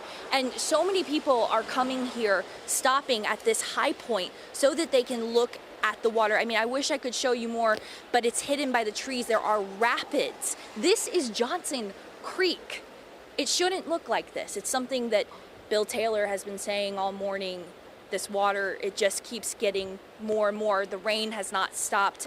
And David, we're going to take it back to me. I just want to remind everybody how bad these roads are. We were driving from San Antonio all the way to Presbyterian Mo Ranch Church. And as we had to go 40 miles per hour in an 80 mile per hour zone, put our hazards on, pull to the side of the road sometimes. That's how heavy the rain has been. When we made it out to Presbyterian Mo Ranch Church, they had no power. They said all their campers were okay, but they had no cell service, and neither did we. We've been driving around the hill country trying to bring you something live all morning, but many roads are blocked. When we were on, I believe, Highway 39, we got off on another road where the Guadalupe River had actually gone over that road. So much so that its force knocked down a rancher's fence. I had the chance to speak with that rancher who said it's going to take a long time to get that fence back up, and now he's worried he has buffalo that could get out of that fence. But he can't do anything right now because the water is still flowing, just like we see right here. I mean, just take a look at Johnson Creek. So much has been consumed by this water. So if you are out here in and around the Hunt area, in the hill country, remember what you are facing. This is no joke. The rain just seems to never stop. It seems like when it does get lighter, it's just downpouring when you drive a few minutes over, but we're going to be in the area to see what other roads are blocked, to bring you the very latest and keep you safe. When we have the latest, we'll bring it to you on air and online at kens5.com. I'll bring it back to the studio. All right, Meredith Haas reporting there on Junction Highway west of Hunt. Meredith, please stay safe out there because I know it was such a trek for you and David Peters to get there. We do want to get to some news that we're just receiving into our newsroom right now. This coming out of the city of Boerne. Of course, today is Independence Day. They're saying that they're canceling tonight's fireworks show. So the city of Boerne, they are canceling tonight's fireworks show so that emergency personnel, first responders, the fire department can go to the hill country to Kerrville and assist what is happening there. And they're also helping comfort, is what our producers are just telling us. This is all just coming in as we speak. I think as this situation, we see how desperate the help is, how desperate they are for this help right now. Every agency is beginning to respond. They're going to need all hands on deck. So we're going to be getting, I think, a lot more of that. As of right now, I know we've gotten some questions from our viewers about Woodlawn Lake Park fireworks show tonight. We haven't heard anything about that. As of right now, the show is going on at 9 p.m. as initially planned. But Boerne, again, fireworks show tonight is being canceled as the first responder is going to head there to help. And again, we also want to get to the shelters and reunification centers that are along the hill country, just in case that you need that information. Those shelters and reunification centers. But what I'm being told right now is that Lieutenant Governor Dan Patrick, we've been waiting for his news conference here for the last hour and a half to give us the updates as to what is happening, because obviously we have a lot of state agencies and a lot of personnel from across the state. So let's go ahead and listen to Dan Patrick, the acting governor. The rain came down 12 inches or more per hour. Within 45 minutes, the Guadalupe River, and many people watching or listening know that they have, maybe in the past, when they were younger, or taking their kids or grandkids down, you've tubed down the Guadalupe. That river rose 26 feet in 45 minutes. It was a dry bed. It had been dry. There wasn't a lot to absorb it. It went down the rocks, and it was a destructive flood, taking property and, sadly, lives. I know that there are anxious parents watching, wanting information. We have the best rescue teams and response teams in the world in emergencies. Currently, we have 14 helicopters in the air. I've been receiving calls on my personal cell from people who know someone or have someone that was in one of these summer camps. We do not need anyone showing up with a drone. We do not need any more personal helicopters. I know it's been offered. We do not need more additional air assets. We have 14 choppers in the air. It gets dangerous even with that many flying. So I know some of you have said, oh, we can be there, we can help. We do not need any more helicopters or drones flying in the area. We have 14 choppers, as I said, 12 drones, 9 rescue teams, swimmers in the water, rescuing adults and children out of trees. We have 400 to 500 people on the ground from all of our various units, and Freeman Martin, our director of DPS, can talk about the various units who are there. For the parents who are waiting, particularly that had children in Camp Mystic. Camp Mystic is a camp that has over 750 kids. Right now, there are 20-some that aren't accounted for. That does not mean they've been lost. They could be in a tree. They could be out of communication. We're praying for all of those missing to be found alive.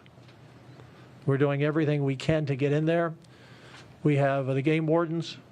You were the colonel of the game wardens, Pete, walking in by foot, driving, dropping in the water, whatever we can do to find everyone we can. That camp is divided into 2 banks. For those of you, parents who have children at Camp Mystic, this is a notice they sent out. They know all of the names of the parents, all the email addresses, all the phone calls, all the cell numbers so they can make the calls. Their following message: we have sustained catastrophic level of flooding. We have no power, water, or Wi-Fi. All Cypress Lake campers are accounted for. So if your child was in Cypress Lake, that camp is divided into certain areas. All Cypress Lake campers are accounted for. All campers on Senior Hill are accounted for. If your daughter is not accounted for, you have been notified from the camp. If you have not been personally contacted, then your daughter has been accounted for. I want to repeat that. And this is not from the state, not from the government. This is from the camp director on the ground. If you have not been personally contacted, then your daughter is accounted for.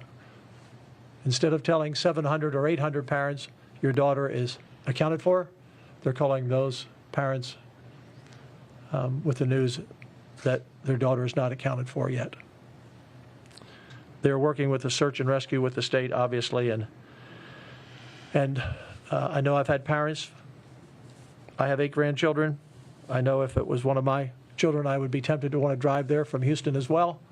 But we're asking people to stay away from the areas. There's flooding in many roads that are impassable, major roads, minor roads. And once we're able to get some of those roads clear, when the rain stops, then we have 10 buses ready to go in and pick up the kids, and we'll find a point and announce it at that time where you can be reunited with your child and hug them hard, because you know they're frightened.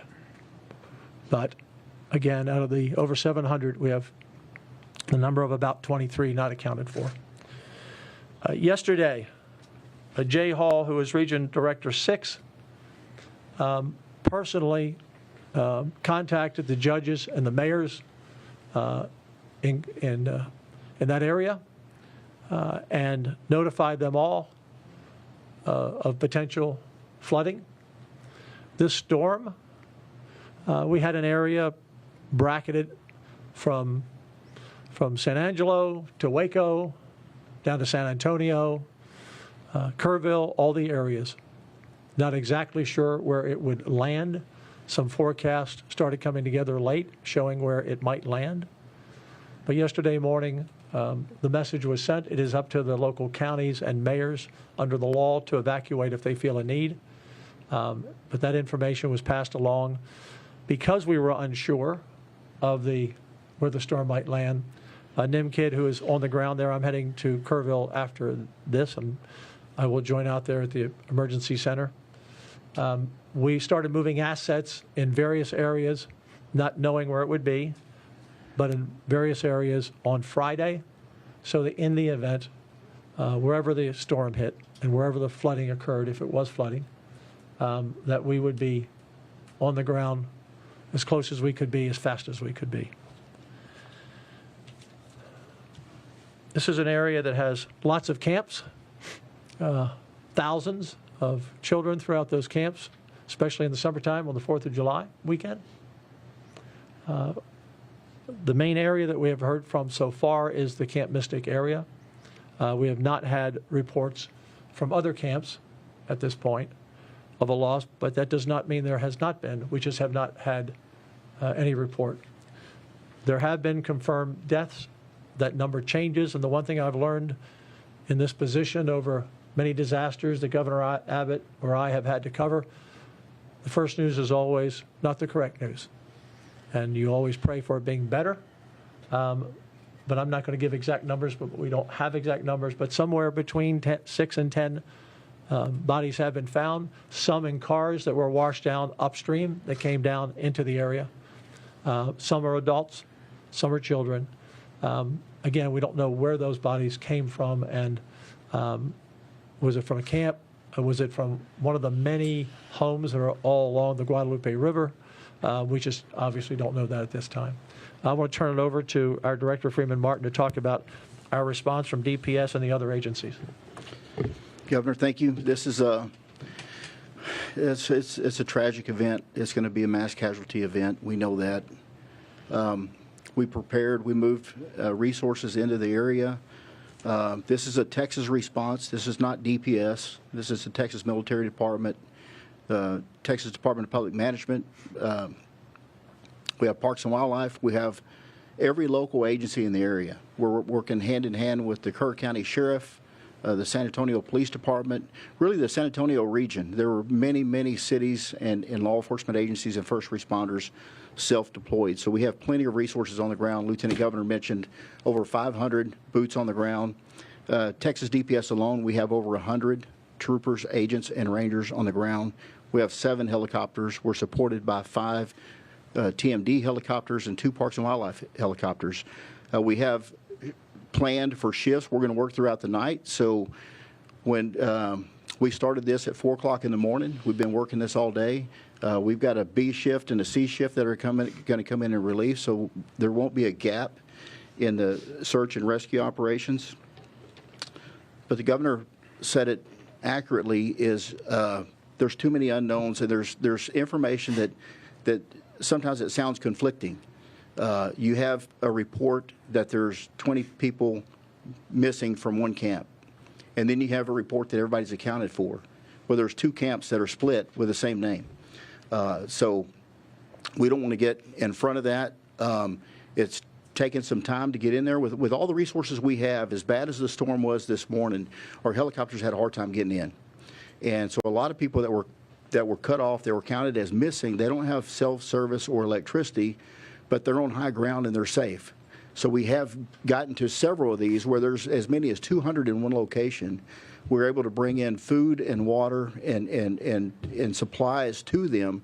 It's just taking time to get them out of there. At the same time, there's other camps where we know their people are missing, and there's search and rescue operations going on. Parks and Wildlife using their boat teams, some of our tactical marine assets. They go as far as they can go, and then they go on foot the rest of the way. So it's not easy, but we're making progress and hope to have better numbers later this afternoon. As the Lieutenant Governor said, we'll be on the ground here shortly with our first responders there in Kerrville. I know there's reunification centers stood up, one in Ingram at the elementary school at 125 West Brave Run in Ingram. There's another one at the Arcadia Live Center on Walter Street in Kerrville. And then there's media staging at the Hill Country Youth Event Center in Kerrville, where there'll be a media press event later on. A couple of things. Lieutenant Governor said we don't need any more first responders. We don't need anybody to self-deploy. We don't need any more drones or helicopters. We don't need people just showing up. This is a very coordinated response. Stay away from the area. If you can, stay home with your families. That's the right thing to do, to stay out of this area. There's working with TxDOT. We know there's over 85 locations that have been impacted by high water, and at least 25 roads shut down. Right now, the rain has let up, but we know there's another wave coming, and then there's going to be some more impact downstream later tonight and tomorrow that we're concerned about. So we'll continue to work with locals. We're also doing rescue operations and evacuation operations in Tom Green County and Kimball County. We're concerned about San Saba downriver, so there will be more notifications coming out. If you're asked to evacuate, please evacuate. If you are on a roadway and you see water, you have no idea how deep that water is or how swift it is. Stop, turn around. Do not try to cross water if you don't know, you can't tell how deep it is. But the best advice is stay home. And I know y'all want numbers. I wish we had numbers. Those numbers change frequently. Like I said, some people are reporting as missing, and they're not missing. They were evacuated. They're safe. They just didn't. family member is concerned, not knowing where they are. So with that, Governor, I'll turn it back over to you. I do want to mention before I turn it over to Pete that I was in touch with the governor early this morning with Senator Ted Cruz. We've been in touch. I've tried to reach out to the sheriff, or not tried, reached out to the sheriff and the county judge in Kerr County, and understandably they're busy, not answering their phone. They're getting a lot of calls from a lot of people, but that's why we're going down there. But we are in touch between our departments. We are in touch with them. We've had multiple calls from the White House today. I've talked to several people at the White House. The president has sent the message, whatever we need, we will have. We are sending in the Army Corps of Engineers. It's one of the requests we made to look at the dam at Canyon Lake to make sure that dam holds. I just had a meeting with them before I came out here. I said, is the dam safe? And they said, it is safe, sir. I said, safe tomorrow? It is safe, sir. I said, well, if anything changes on that, you call me on speed dial immediately. But right now, the Army Corps believes that dam will hold and is safe as we sit here today. We're also expecting more rain and potential flash flooding to the Waco area, San Antonio, Austin overnight. That would not be, that would be localized flooding where, as the director said, you don't want to be driving in deep water. We could have heavy rain in those areas. But even in the Kerrville area, even if it's not a heavy rain, just a few inches of rain is going to only make the situation worse. Let me turn it over to Senator Pete Flores, who represents that area, along with House Member West Verdell, who reached out to me earlier today. I know he's from Brady. I don't know if he's waterlocked or not, because some of those roads are cut off, but we appreciate him reaching out. Senator Flores. Thank you, Governor. Thank you for allowing me to be here, and thank you all for being here. And the first comment is prayers for our affected Texans, and to make sure that they come out of this event with their lives. And for the first responders that are out there, especially the local ones who were there first, we want to always recognize that they mostly voluntarily step up for their fellow citizens, and they're the first ones there and the last ones to leave. My role is to work with the governor and work with the state agencies to make sure that our affected areas get what they need. And thank God we are in Texas, because Texas is well prepared to do this. And my previous life. All right. Folks, we are now headed out to Kerrville for another press conference. We just got some crucial information here, and we want to listen to some more. Throughout all of Kerr County. As soon as we can confirm details, we will deliver them to you with transparency. We also want to be upfront that due to the rapidly changing nature of this situation, we will not be taking questions at the conclusion of this briefing. We are committed to keeping you informed, and we will provide the media with a time and location for the next scheduled press conference as soon as we're confirmed. At this time, I would like to invite Kerr County Sheriff Larry Letha for an update. Okay. Yeah, those of y'all, I'm the sheriff, Kerr County Sheriff Larry Letha. Want to tell you, appreciate y'all coming down here to cover this stuff. What I want you to know, we're not here to hide anything from the media. We'll keep y'all updated as much as we can, as fast as we can. But y'all got to understand, right now, the only concern we have is rescuing everybody and all these kids out here. What I can say, there's still several people unaccounted for right now at this point, but we're working really hard, and we're going to continue. This is probably going to be a couple of day process, okay? We don't know when it's going to stop raining, how much more, hopefully not much more. What I can tell you, at this time, currently, we have identified 13 fatalities. Okay, well, I'm sorry, we haven't identified, we have located 13. That's at this time. I think there'll be more when this is over and time to tell. We'll do our best job to keep you informed as we can. What I'd like to tell you about is our reunification centers. One of them is at Ingram Elementary. That address is 125 Brave Run West, Ingram, Texas. The other one is at the Arcadia Live, which is at 717 Water Street here in Kerrville. So one of the biggest questions we've had is, where can we call? How do we get a hold, or how do we find our loved ones? What you'll do is you'll contact the Red Cross. The number is 1-800-733-2767. What I'm going to ask the public to do at this time, what we need is, we've got a lot of assets here from every agency. I actually really don't know what all of it. They keep coming in. My phone doesn't stop. We've got a lot of help out there. We'll be able to do the job. It's just going to take some time. But I ask everybody to shelter in place, okay, if you can. That's what I'd like to get out. Please shelter in place. But we're working really hard. We don't have a number of how many missing. Obviously, we're working hard and around the clock to do that. So at this time, I'll turn it back over to PI Clintmore. Thank you, Sheriff Lathan. Now I'd like to welcome to the microphone Kerrville Mayor Joe Herring Jr. Thank you for being here. Our job today is to give you information as soon, as quickly, and as accurately as we can.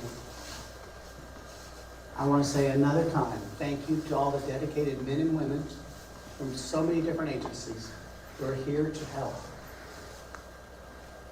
City crews, county crews, and state crews are working extremely hard to help in this situation.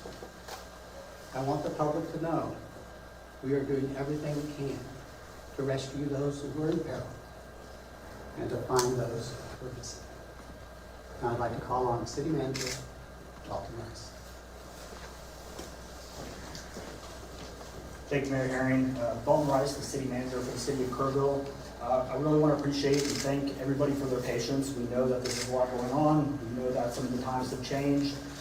As I said before in the previous briefing, this situation has evolved very quickly and it's still actively going on. So I want to kind of share a couple things. We have what we know, we have what we don't know, and we have what we don't know we don't know. And so we're continuously working through this process. Kind of just a real quick brief history of what happened on the timeline this morning. The North and South Fork, which feed into the Guadalupe, hit peaks about 3 a.m., give or take. Don't quote me on my times, but somewhere around 3:30, 3 a.m. I was on the river trail at that time, and everything was fine. Within an hour to hour and a half to 2 hour period, it was up almost to the bridge. So it rose very quickly, very significantly. We even had crews, out just getting ready for the 4th of July event, and we could not anticipate this. Despite flood warnings, despite everything going on, there were some things that happened very fast. When those two rivers converged, or two forks converged, it created obviously a large flood event. In that, because of the early morning hours and because of the holiday weekend or holiday time period, those were not yet awake, and there was a lot of people that were sleeping. And so as we are going through the camps, we are still trying to figure out where people are, what's going on, and how to best serve this. So again, thank you for your patience. I'm going to throw a lot of information out to you guys as far as shelters. We do have multiple shelters set up. Shriner University Event Center at 2100 Memorial Boulevard. First United Methodist Church at 321 Thompson Drive. Calvary Temple Church, 3000 Luke 534. Notre Dame Catholic Church, 929 Main Street. We also have a donation center located. You can call the Red Cross. They are not quite set up as far as donations yet. However, Cross Kingdom at 3044 Jet Highway, 830-367-3480 is taking donations, so please contact them if there's any donations out there. We are working on getting a volunteer set up, so we understand that a lot of people want to help, a lot of people want to provide their assets and their time, but please, bear with us while we get a number and get a volunteer coordinator set up. So if you want to help, give us some time. We are currently still actively rescuing, so we are not quite into recovery mode yet. We are still actively trying to find those that are out and those that are needing assistance. A couple utility updates. KPUB, Kerrville Public Utility Board, our electric co-op. We have about 2,800 customers that still remain without power. Damage assessments are ongoing. We are having obviously some still active flooding and some road closures that are impacting KPUB operations. We do have some other sites that are currently underwater still. So we do not have an estimated time for restoration. That will be delayed. Again, stay away from down power lines. If you think it's a line, just stay away from it. You can report outages 24/7 on the Smart Hub app, online at kpub.com, or 855-959-2496. We will be moving EOC about 1,800 at some point. We also, as far as water, we did have a couple water main breaks that are being resolved. Some of the floods and flooding damage has caused some water main breaks.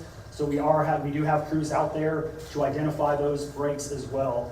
If you do not have to be on the road, please stay off the roads. Let emergency vehicles pass. We've had some issues with emergency vehicles not being able to get to their locations or to get to the places that they're trying to rescue people or save people.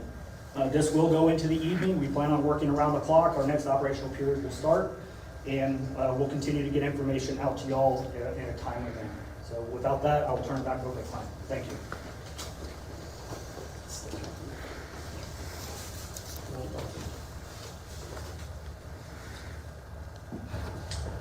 Okay, that's going to about conclude what we're doing for this event. Our next communication, we're estimating for about 7 to 7:30 this evening.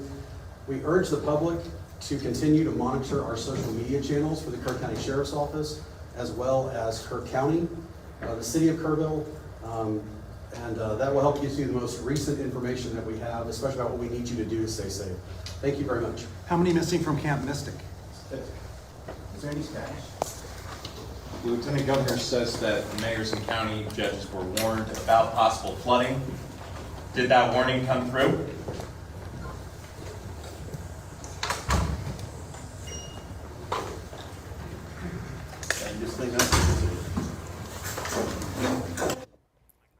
You are just now listening from an update from Kerr County officials. We heard from the sheriff there.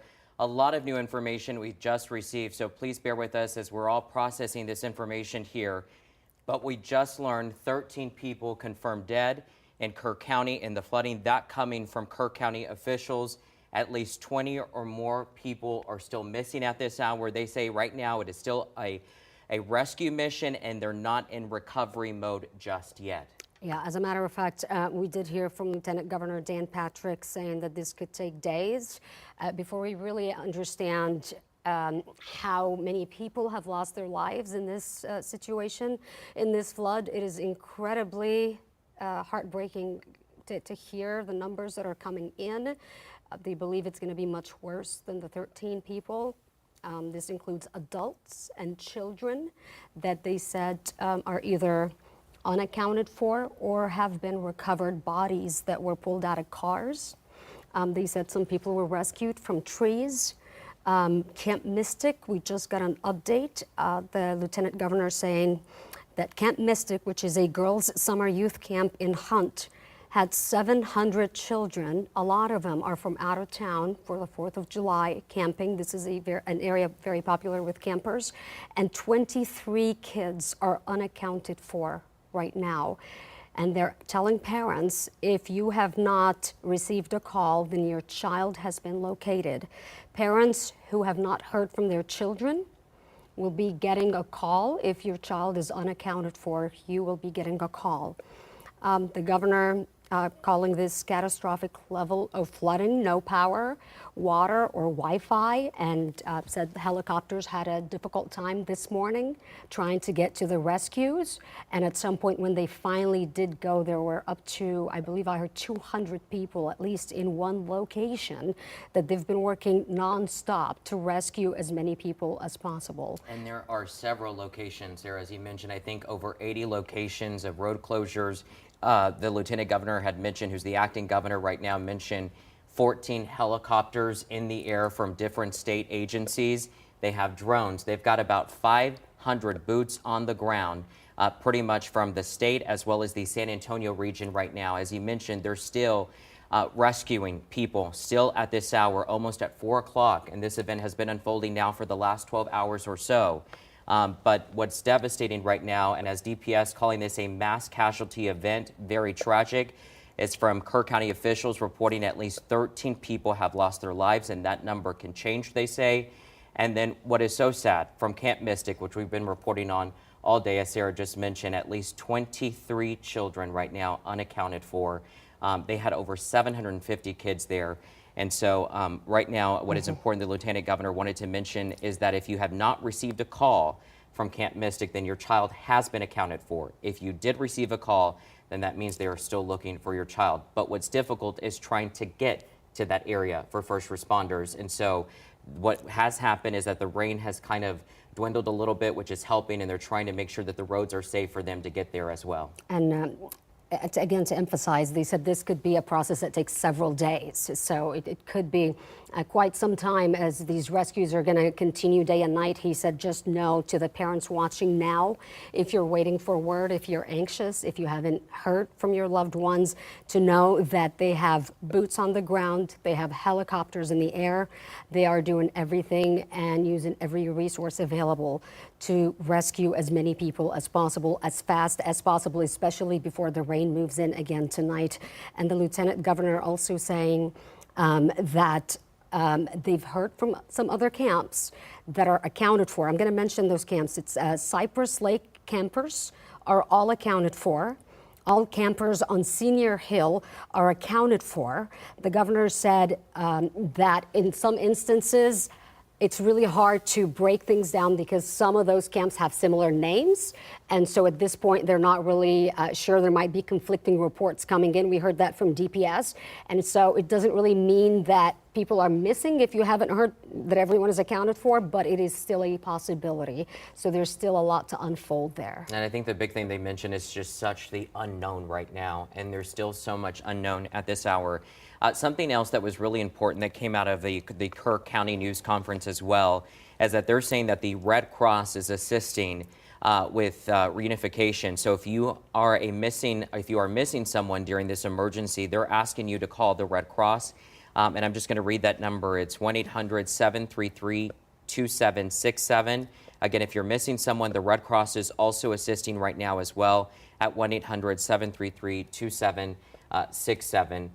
But we're just slowly just getting, a clearer picture of what has been unfolding, just the devastation and such a tragedy for our neighbors in the Hill Country at this hour, Sarah. Absolutely. I mean, this is, I think, a lot worse than anyone expected. And now that we are seeing more and more of the damage that's coming out of this, it's going to be some time before we really understand how bad things are. And I'm talking about just in terms of the loss of people. I'm not even talking about property damage at this point, which is a whole other thing that people are going to be dealing with, I think, for a long time. One of the really important points that came out of the press conference right now as well, they said, while we appreciate everybody's help, please do not show up with drones or personal helicopters. They have 14 helicopters in the air, and it is a matter of safety at this point. They said this is a very coordinated effort, and any additional aircrafts in the sky will pose hazards and could become very dangerous quickly. So they're asking you to please do not show up with drones or personal helicopters. They're not looking for any more first responders. They have everybody they need at this point. They also talked about Canyon Lake Dam. That is a really important thing that they're monitoring at this time.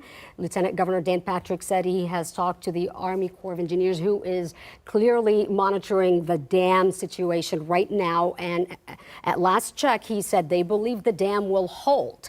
Now, that said, with any more rain tonight, they are taking this very seriously, moving forth very cautiously, because the governor said just a few inches of rain could make the situation so much worse at this point. So that is something else that I think we're going to be keeping a close eye on and monitoring the Canyon Lake Dam. Right now it's okay, and we're just hoping that it holds, as Lieutenant Governor Dan Patrick said. And the other thing that was mentioned too with the rescue efforts that are underway right now, DPS mentioning you have to think about some of these crews have been working since 4 this morning, and they're still ongoing. So he says there will not, and he reiterated this and emphasized this, that there will not be a gap in the search and rescue operations, because that is still continuing on at this hour. As we look at different images, again, as you're joining us, looking at different images from across the Hill Country, we're trying to process the information that we just received. But as we just mentioned from Kerr County officials,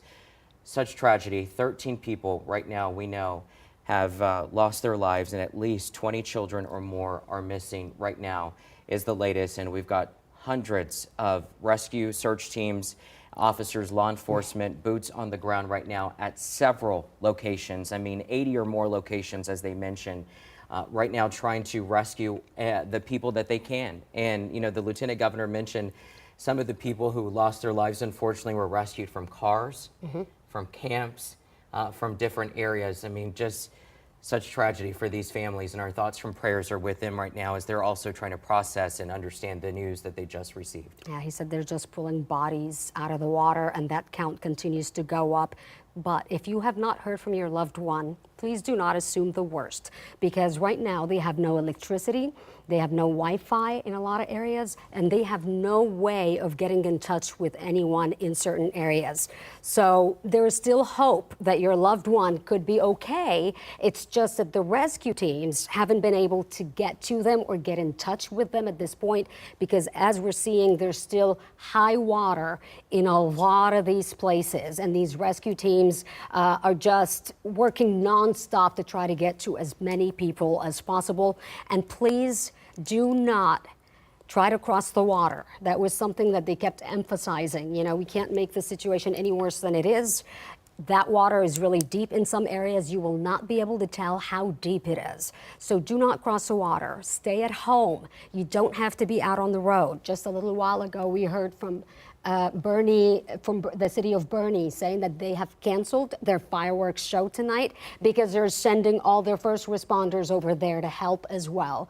So there's a massive rescue effort involving so many agencies right now from Texas, all hands on deck. And it's really hard to understand that right now, but the state's saying that it is a very coordinated effort. I understand we have our colleague, KENS 5 reporter Zach Briggs, standing by right now. Zach, what can you tell us from your vantage point? Give us your perspective and where you're at. Yeah, we're here at the Kerr County Youth Event Center in Kerrville, and we just wrapped up with a press conference involving Kerr County and City of Kerrville officials, and we did hear that there have been 13 fatalities, but they stressed that there are a number of folks that have been unaccounted for, and it's too early to confirm all details accurately. They said uncertainty, they say, is incredibly hard, but at the same time, every resource is being deployed for search and rescue efforts. That was one of the main points that they stressed. But at the end of the press conference, there were no questions being taken. One reporter asked about, alluding to the day before, and any preparations, any potential alerts that could have had local officials get ready and potentially evacuate people ahead of time. But officials did not respond. And they, in fact, at the beginning of the press conference, due to the amount of uncertainty and lack of clarity on all of the specifics in terms of the unaccounted for, evacuation notices, they just weren't going to take questions at the end.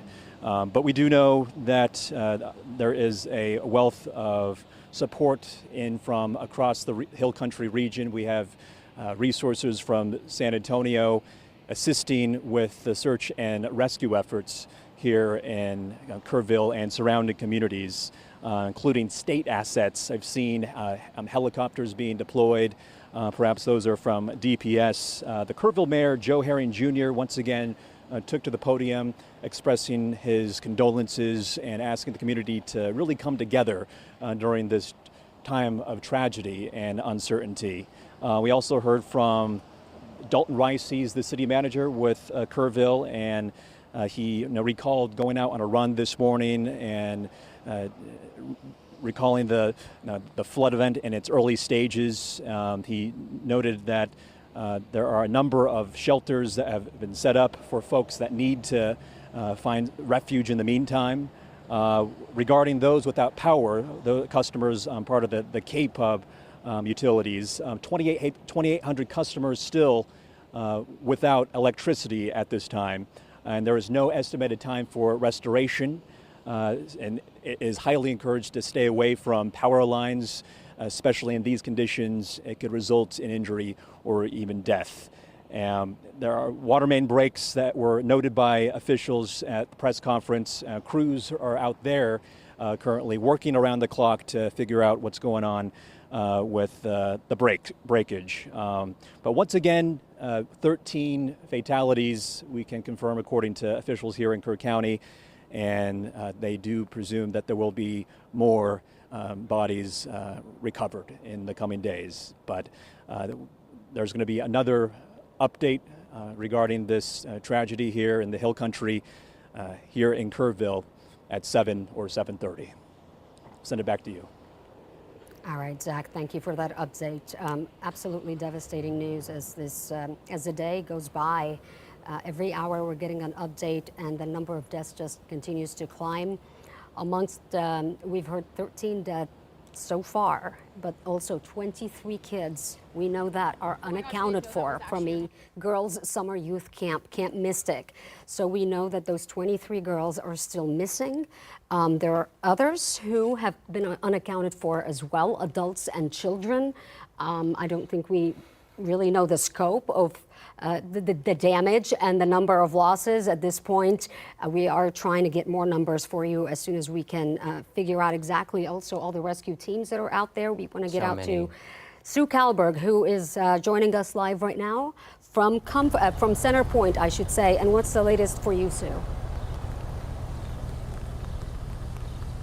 Sarah, I'm here in Center Point, as you said, on the bridge over the Guadalupe River. Now, as you can see, there are huge signs here that say road closed, and they tell us that this major thoroughfare, which so many people, thousands of people use every day to get where they're going, is closed for now. It's been closed all day. It shall remain closed for the foreseeable future. Now, if you look at the debris field over there on the bridge, you will realize that the Guadalupe River, which is 20 feet below the bridge usually, it overtopped this big, tall bridge this morning.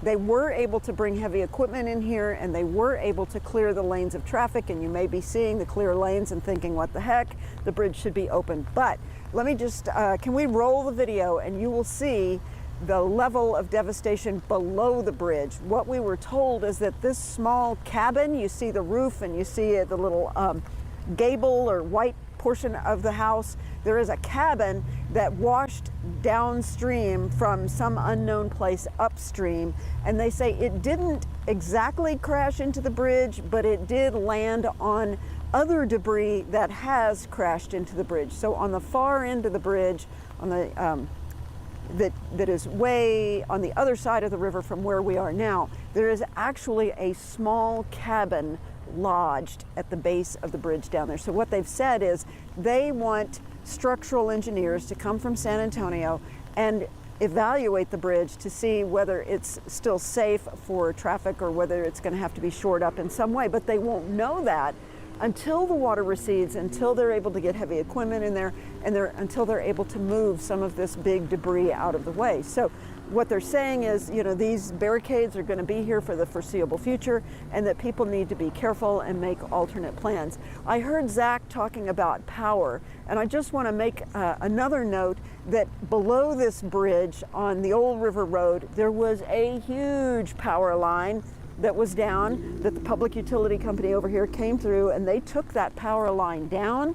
But there are other lines that are still going to have to be addressed, and there are other people that are still trying to come back online. And you never know, as lines begin to come back online and you're in water, that is another thing that people need to be aware of as we move into the nighttime hours, especially. If you can't see if the power is down and you don't know if the power is on, you shouldn't be walking into water. And then the last point I want to make about what's going on here at the Guadalupe River is that underneath this bridge, there is a storm sewer line of some sort that is just spewing water, and it doesn't smell very good. So that's the other thing. A lot of these rural areas are not on sewer systems per se. They don't have sewage treatment plants, but there are sewage treatment plants up and down this river.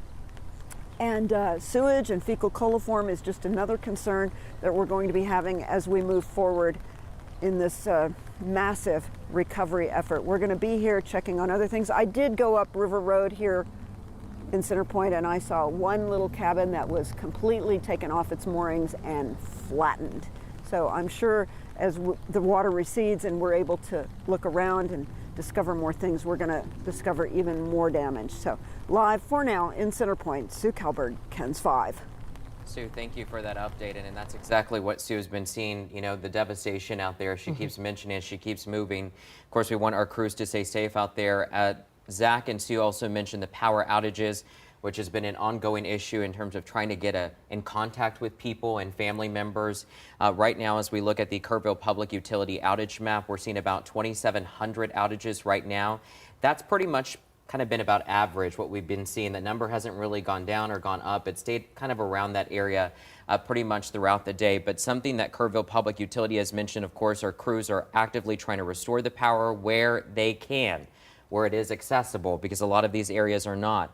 Of course, the damage assessments are ongoing where it is safe to enter, because you have to think about these down power lines with the amount of catastrophic flooding that we're seeing. It's just a recipe for disaster. So they're trying to stay safe, but also trying to do their job as best as they can at this hour. And here's the thing too, the weather that's moving in could also be a hindrance tonight. So not only are rescue crews already running into all these obstacles, because we are still seeing a lot of high water in a lot of areas, but as Bill was saying, we're expecting to see more rain tonight, and just a few inches of rain could make matters much worse. So this is something that we're watching very closely. Canyon Lake Dam, they talked about that, Bill. They're monitoring that very closely. It's holding now, which is good, but that is something that they're looking at as well and monitoring. Yeah, it sounds like the governor's office in close contact with the, Army Corps of Engineers, and they said it will not be compromised tonight or tomorrow. We've got more rain in the forecast. I'm just reading the Slack channel, and this is for emergency management, National Weather Service, meteorologists like myself, that this is the information that's being handed down. The river observations from the National Weather Service at Kerrville could be a little suspect because they can't get to a lot of these gauges. The water is so high that at the moment we're going to have to wait for the water to return to normal flow before USGS crews can safely access the sensors at the river channel to perform maintenance. And so there could be, some of these totals that we're getting on the Guadalupe, at Kerrville, we're going to have to wait for that water to come down and get below those sensors in order to get more accurate readings on the water levels. And then the other one that just came in, listen to this, Bergheim, Texas. If you don't know where that is, it's on Highway 46, essentially between Bernie and New Braunfels. And it says that the flood wave has reached the Bergheim River gauge. This is the Guadalupe. It's seeing a 5 to 6 foot jump every 15 minutes. And so I'm interested to hear from Mike Jimenez, who we have in Spring Branch, to see what the Guadalupe River is doing there. Let me a second to put my phone down and my glasses. But, that's impressive. 5 to 6 feet every 15 minutes. Now the rain. You can see it's light. So this is very good news. But where this pocket of yellow and dark green is, that's a steady rain that continues.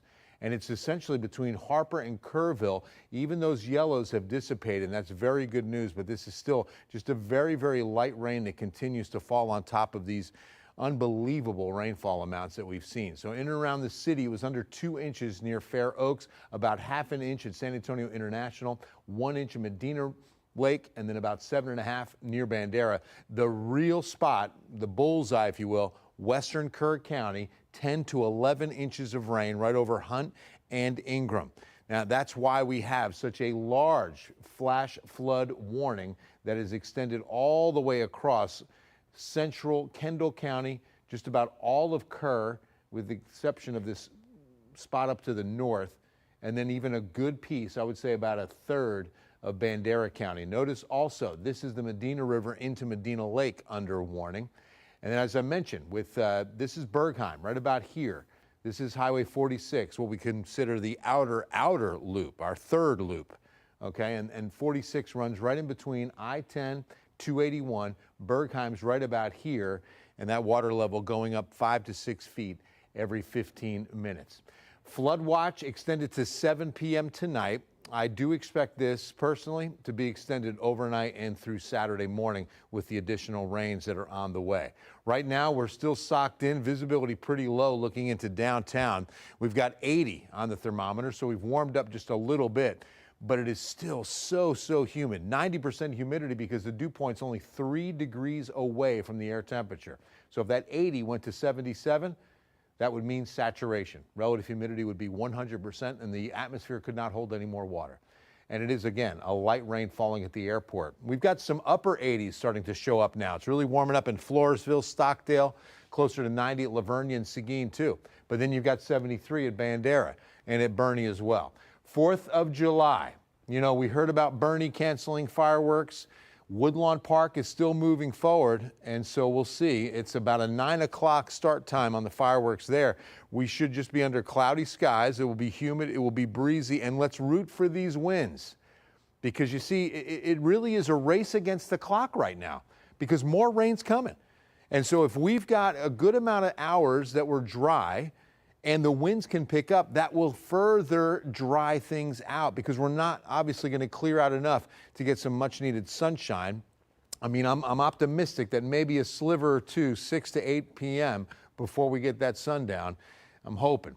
Temperature-wise, mid-70s should hold true, maybe 81 as we warm up just a little bit before the sunset at about 6 o'clock. But this is the concern. As early as midnight, but then certainly by overnight hours, we're expecting more rain with a 50% coverage into Saturday morning.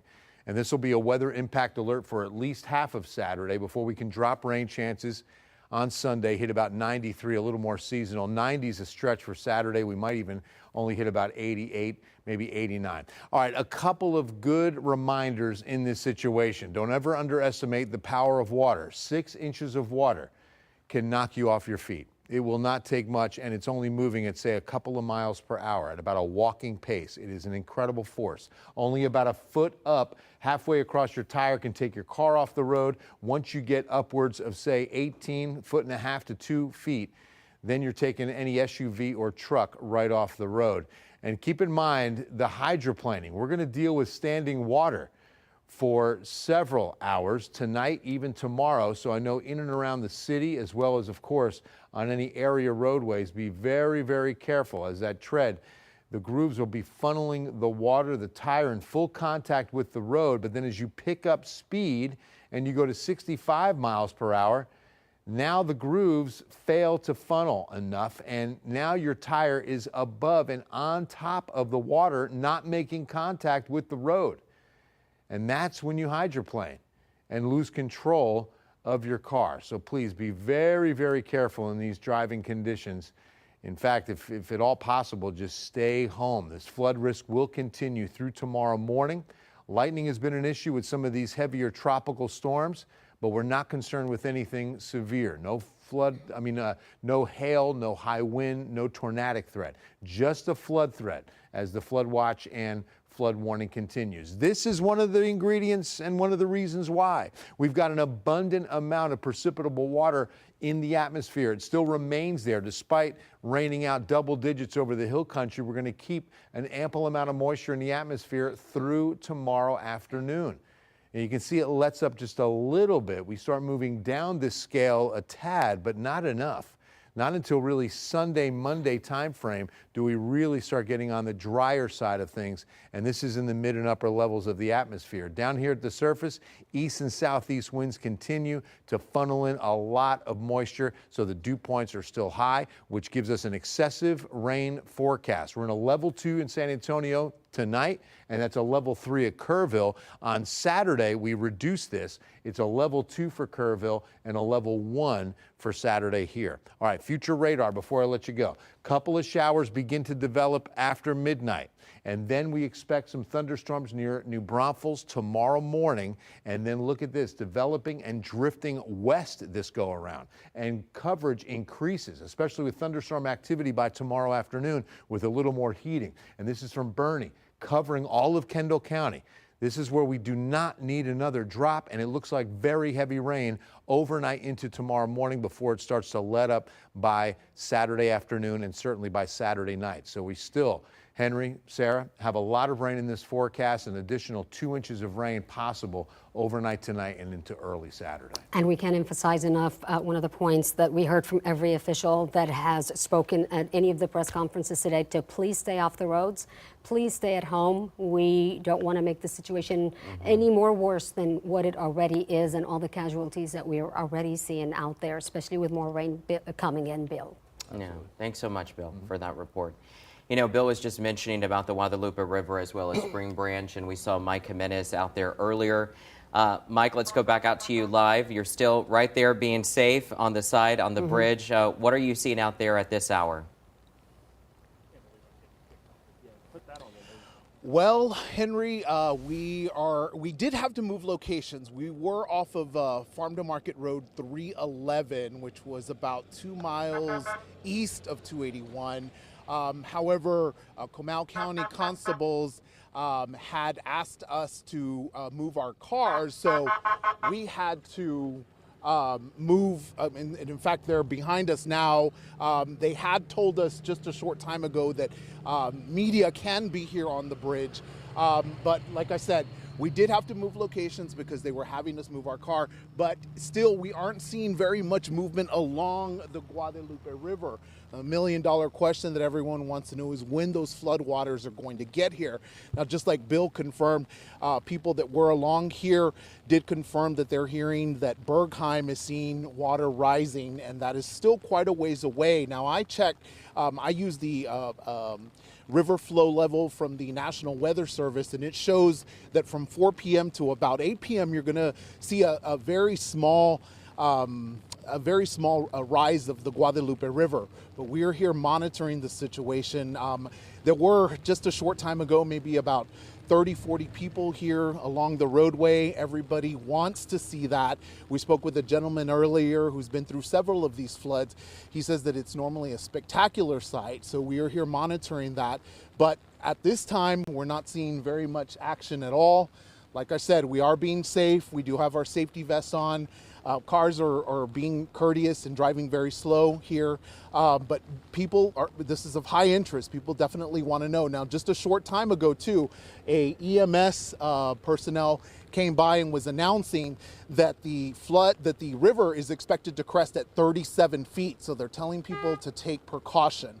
But we do plan on being out here throughout the afternoon. Unless things change, we are going to be monitoring the Guadalupe River, but still at this time, very little movement here.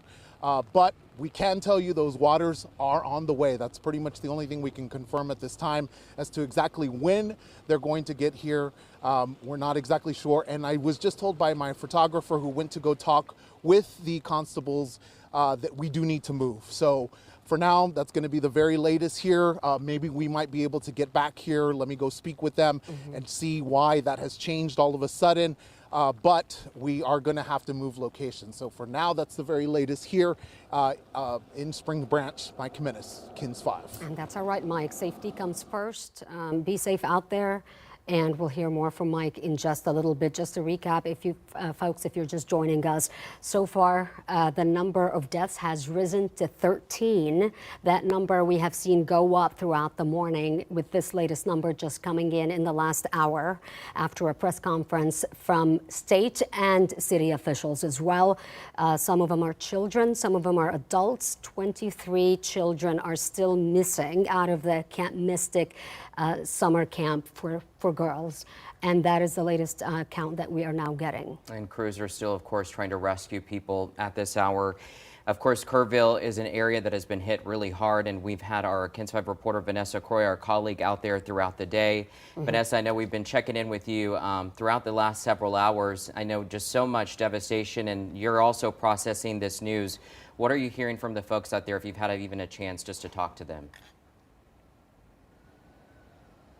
Once again, many people from this Kerrville area, this community, stopping by just to take a look, especially at this point. We've moved upstream just a little bit where we were earlier today. You can see how high the water still is and how fast that water is still moving. And I know we've heard the rain's letting up a little bit. It has continued to rain. We've been out here since around 11 o'clock. And the rain has continued to come down. Look at how high this water is. You can see from the tree line just how the impact that it's having out here. You can see the bridge on the far end. Many people coming by just to take a look, but others coming by because they lost loved ones, and they wanted to see the devastation and just pay their last respects here, and it's heartbreaking. It's gut-wrenching. These communities are very close, and it's really hitting them hard out here.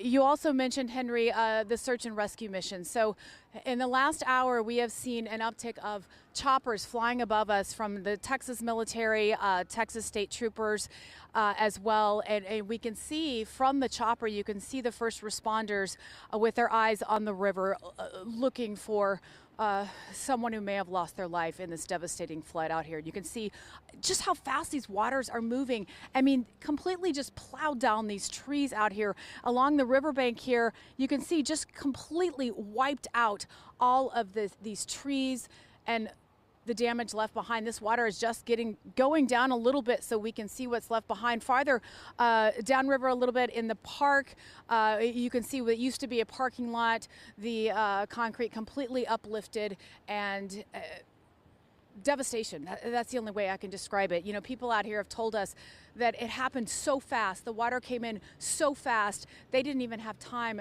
to react. And many people we've talked to saying this is the worst that it's ever been. And tonight our prayers go out to this community and the surrounding communities that are coping with this devastation tonight. Henry, back to you. All right, thanks Vanessa for that report. And it was so fast. You know, Vanessa, it's interesting because where she was at before, it was like a parking lot. It was a splash pad. I mean, you can't even recognize it anymore because it's just covered in water and it's still going. I mean, obviously it looks like it's kind of dwindled down with the rain, but so much rain that has fallen in this period of time. It's going to take some time. And I think what makes today particularly more difficult is that this area is really well known for vacationers from all over the country and campers in a lot of areas, as we've been seeing all sorts of camps reporting, you know, whether they're accounted for or non-accounted for. And you have the 4th of July, a holiday on top of that. So you have so many more people who are in this area today in particular on vacation. And then all that rain moved in overnight as they were sleeping. So you didn't have all the time to react, as Vanessa was saying. We have Zach Briggs out there right now. He is giving us the latest. We've been checking in with him all morning. What's the latest there, Zach? Yeah, we heard from the Kerr County Sheriff Larry Aletha. He says there are a number of people still unaccounted for, and there's going to be around-the-clock, 24/7 search and rescue efforts. And again, we have resources from all over the Hill Country, resources from the state DPS, the fire department from San Antonio in town, helping with this tragedy as the floodwaters are just continuing to devastate communities. And during this press conference, officials were not willing to take questions just due to the amount of uncertainty. They don't want to get certain facts incorrect, but we do know that 13 people have died as a result of this flooding. Once again, still a number of people unaccounted for, and you got to feel for the families, the loved ones who are just wondering and praying for their family member or their friend to make it out alive, to be found hopefully alive. And now a number of shelters were listed by the city manager of Kerrville. Hopefully we can find the long list of the shelters and evacuation points on our website at kens5.com. But earlier today I spoke with VFW Post 1480 Commander Eric Burton, and this was over off of near the HEB in town by the Louise Hayes Park. And he was getting ready for the 4th of July bash with the VFW, veterans of foreign wars, folks that have served our country on this patriotic day. And now their plans have obviously changed because of Mother Nature's impact on this community. So Burton tells me that at one point the water had came up all the way to the sidewalk near the building of this VFW post.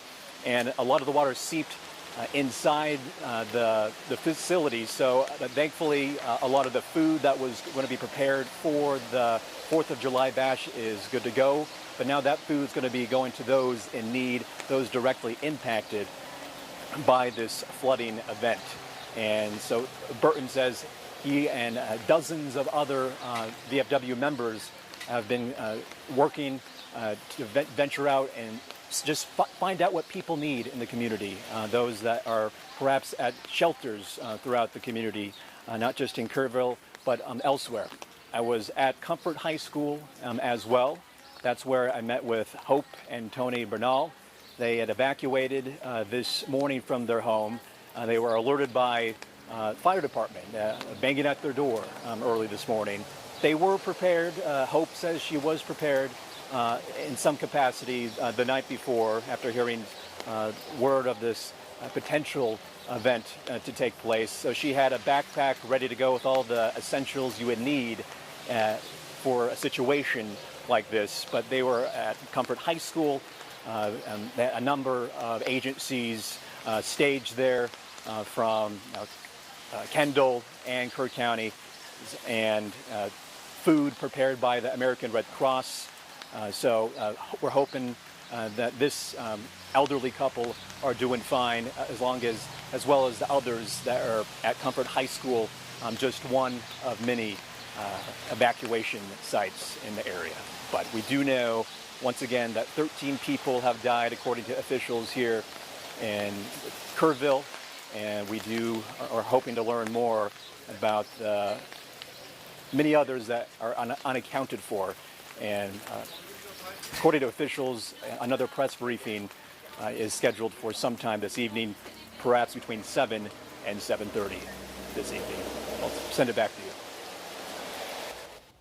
All right, thanks so much, Zach. And as Zach just mentioned, of course, we just got the latest numbers, and those numbers can unfortunately change. But 13 people, adults and children, killed in these devastating floods. Their ages and identities are unknown at this time. Of course, this is such a very fluid and active situation right now.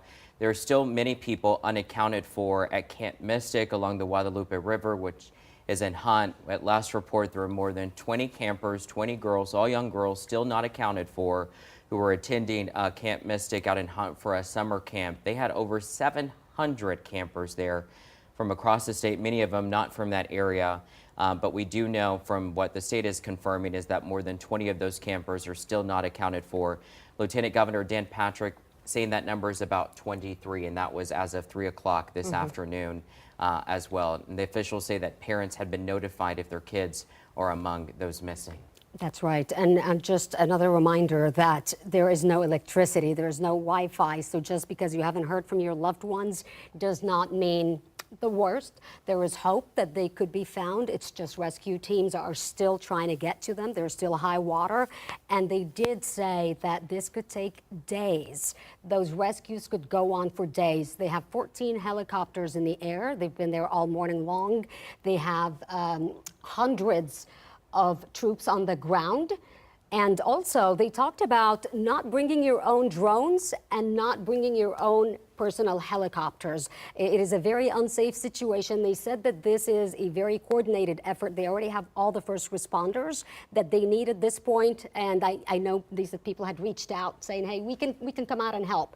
Don't volunteer unless you're asked, and just keep the skies clear for those 14 helicopters as they continue to conduct the rescue missions over the next few days. They also talked about 2 reunification centers for families who are still looking for loved ones. Do not call 911. Instead, call the emergency line 830-257-8181. That is the non-emergency line, 830-257-8181. Those 2 reunification centers that we talked about were Ingram Elementary in Ingram and Arcadia Live in Kerrville. This is where you could go to reunite with your loved ones and to try to get more information. And with that, the Red Cross is assisting with the reunification. So if you have a loved one that's missing, it's 1-800-733-2767. Meantime, this afternoon, the Texas Military Department took to Facebook posting these photos that the Texas National Guard was activated yesterday. This is all part of a multi-agency response, of course, to the weather affecting the hill country. We're kind of getting a better picture and better idea of what these rescue teams look like. I think at one point the Lieutenant Governor had mentioned about 500 boots on the ground right now, but these are pictures from Texas Task Force 1, helicopter search and rescue teams as they were deployed to Hunt and Kerrville. They write that service members are working tirelessly to provide steady support and that they will continue as long as it takes to get the job done, and it has been round the clock for all of these crews, and DPS made it very clear that they're not going to stop. There will be no gap in this recovery effort as they try to look for those missing people. And we're also now getting an update from officials at the HEB Foundation camp along the Frio River. They posted to their website that their camp and other camps in the canyon are now affected by flooding and are in good shape, but that the river road is closed at this hour. They also wrote they're praying for camps along the Guadalupe and everyone in Kerrville, Ingram, on Hunt impacted by the flooding. They say they will continue to monitor the situation. All throughout the morning, we have also heard from Cajun Navy rescue teams that are headed this way.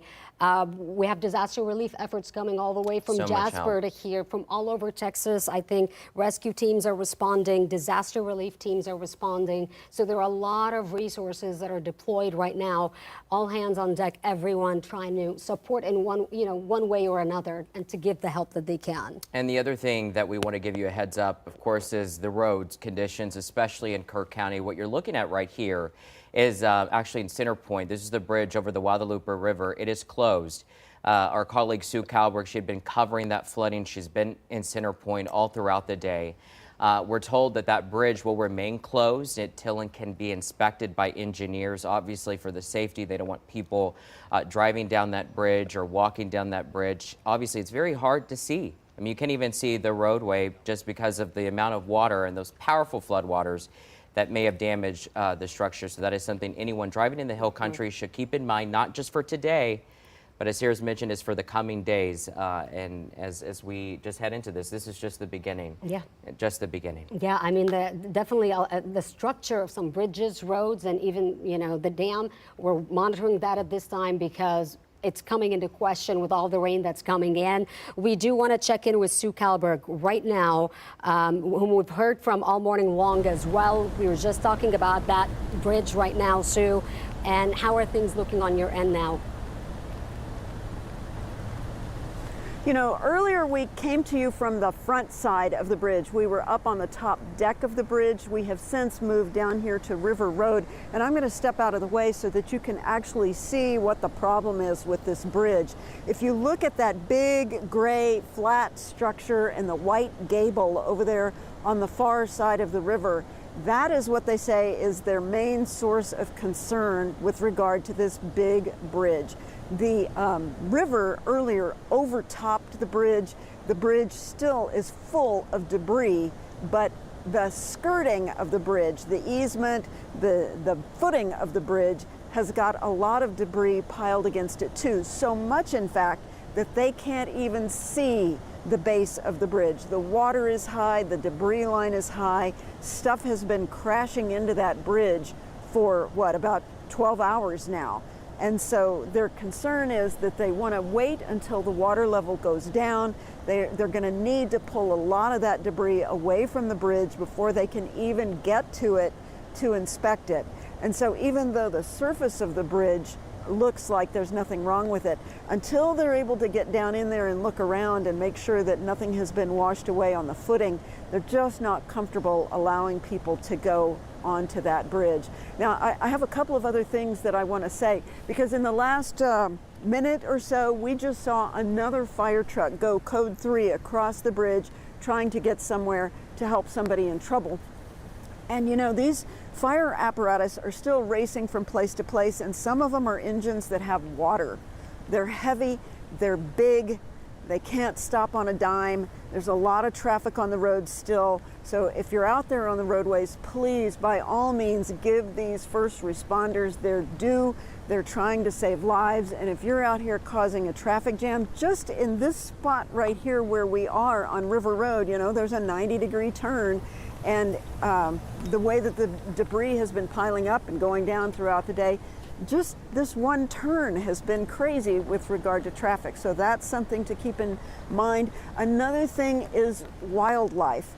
Just a few minutes ago when we arrived, there was a crawdad skedaddling right down the road here. And that was benign, but you know, there's snakes out here and scorpions and all kinds of other things in the water. So people who are out here sightseeing and whatnot also need to keep in mind that there are dangers seen and unseen as we move forward here. And Axel's wiping the lens because it's just very humid. The rain, as you can tell, the rain is still falling.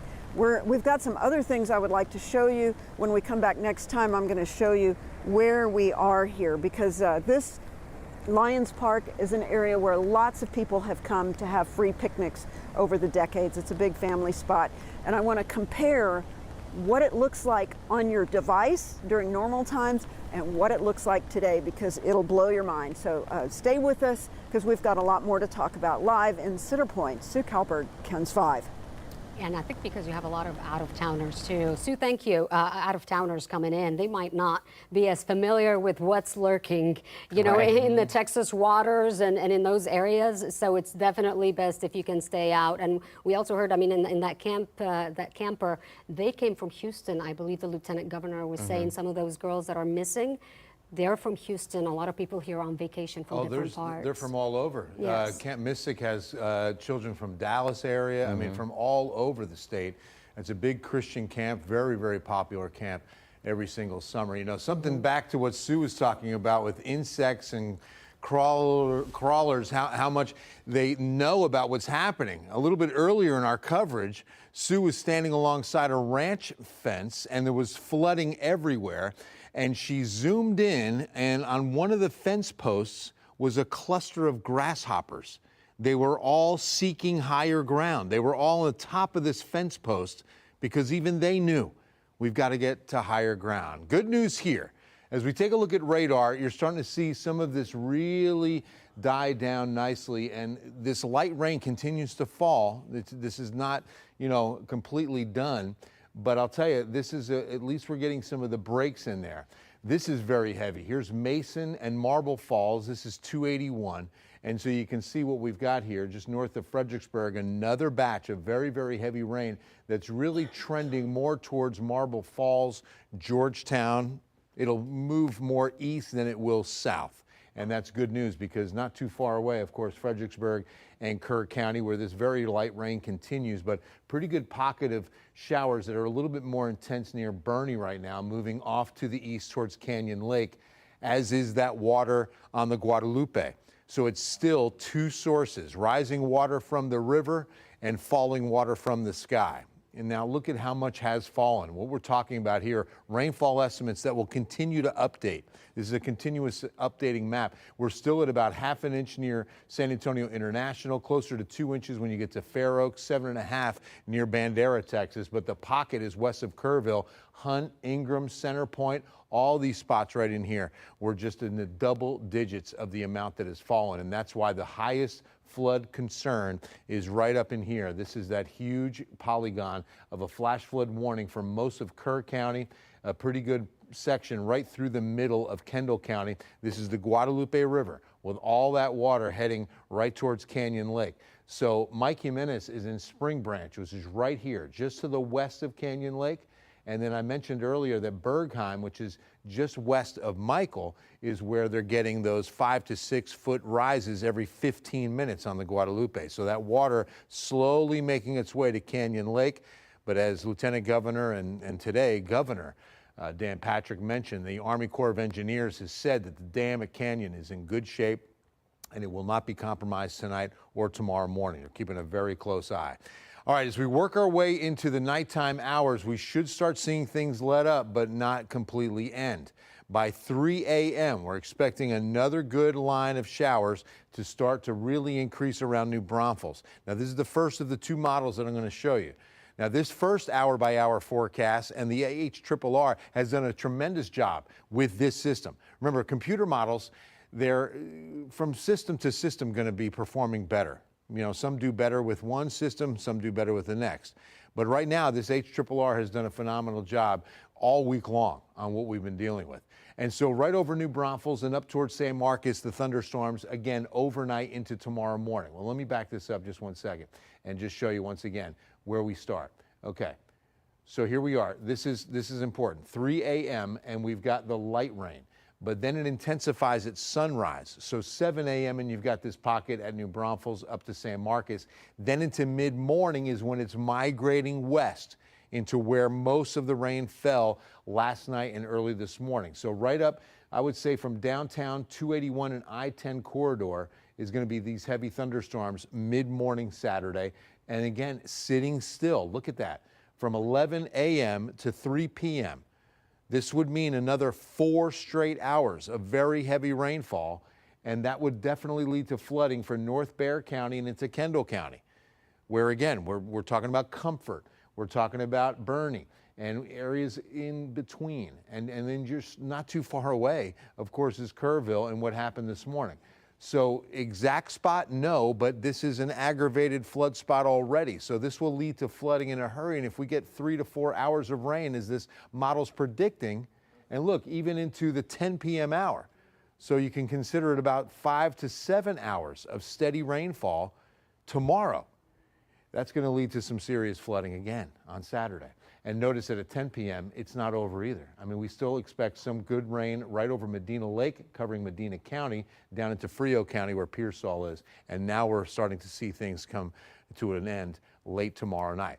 The second model, the graph has done a wonderful job. I would say all spring and into summer was outperforming the HRRR. I was really leaning into this data for several storm events. And so this one has been performing really well. This is 7 a.m. and you can see it starts a little bit later according to this model, but it's still just as intense. So see, the important thing to take away from this is that 2 computer models agree we're going to still get some very heavy rain tonight and early tomorrow.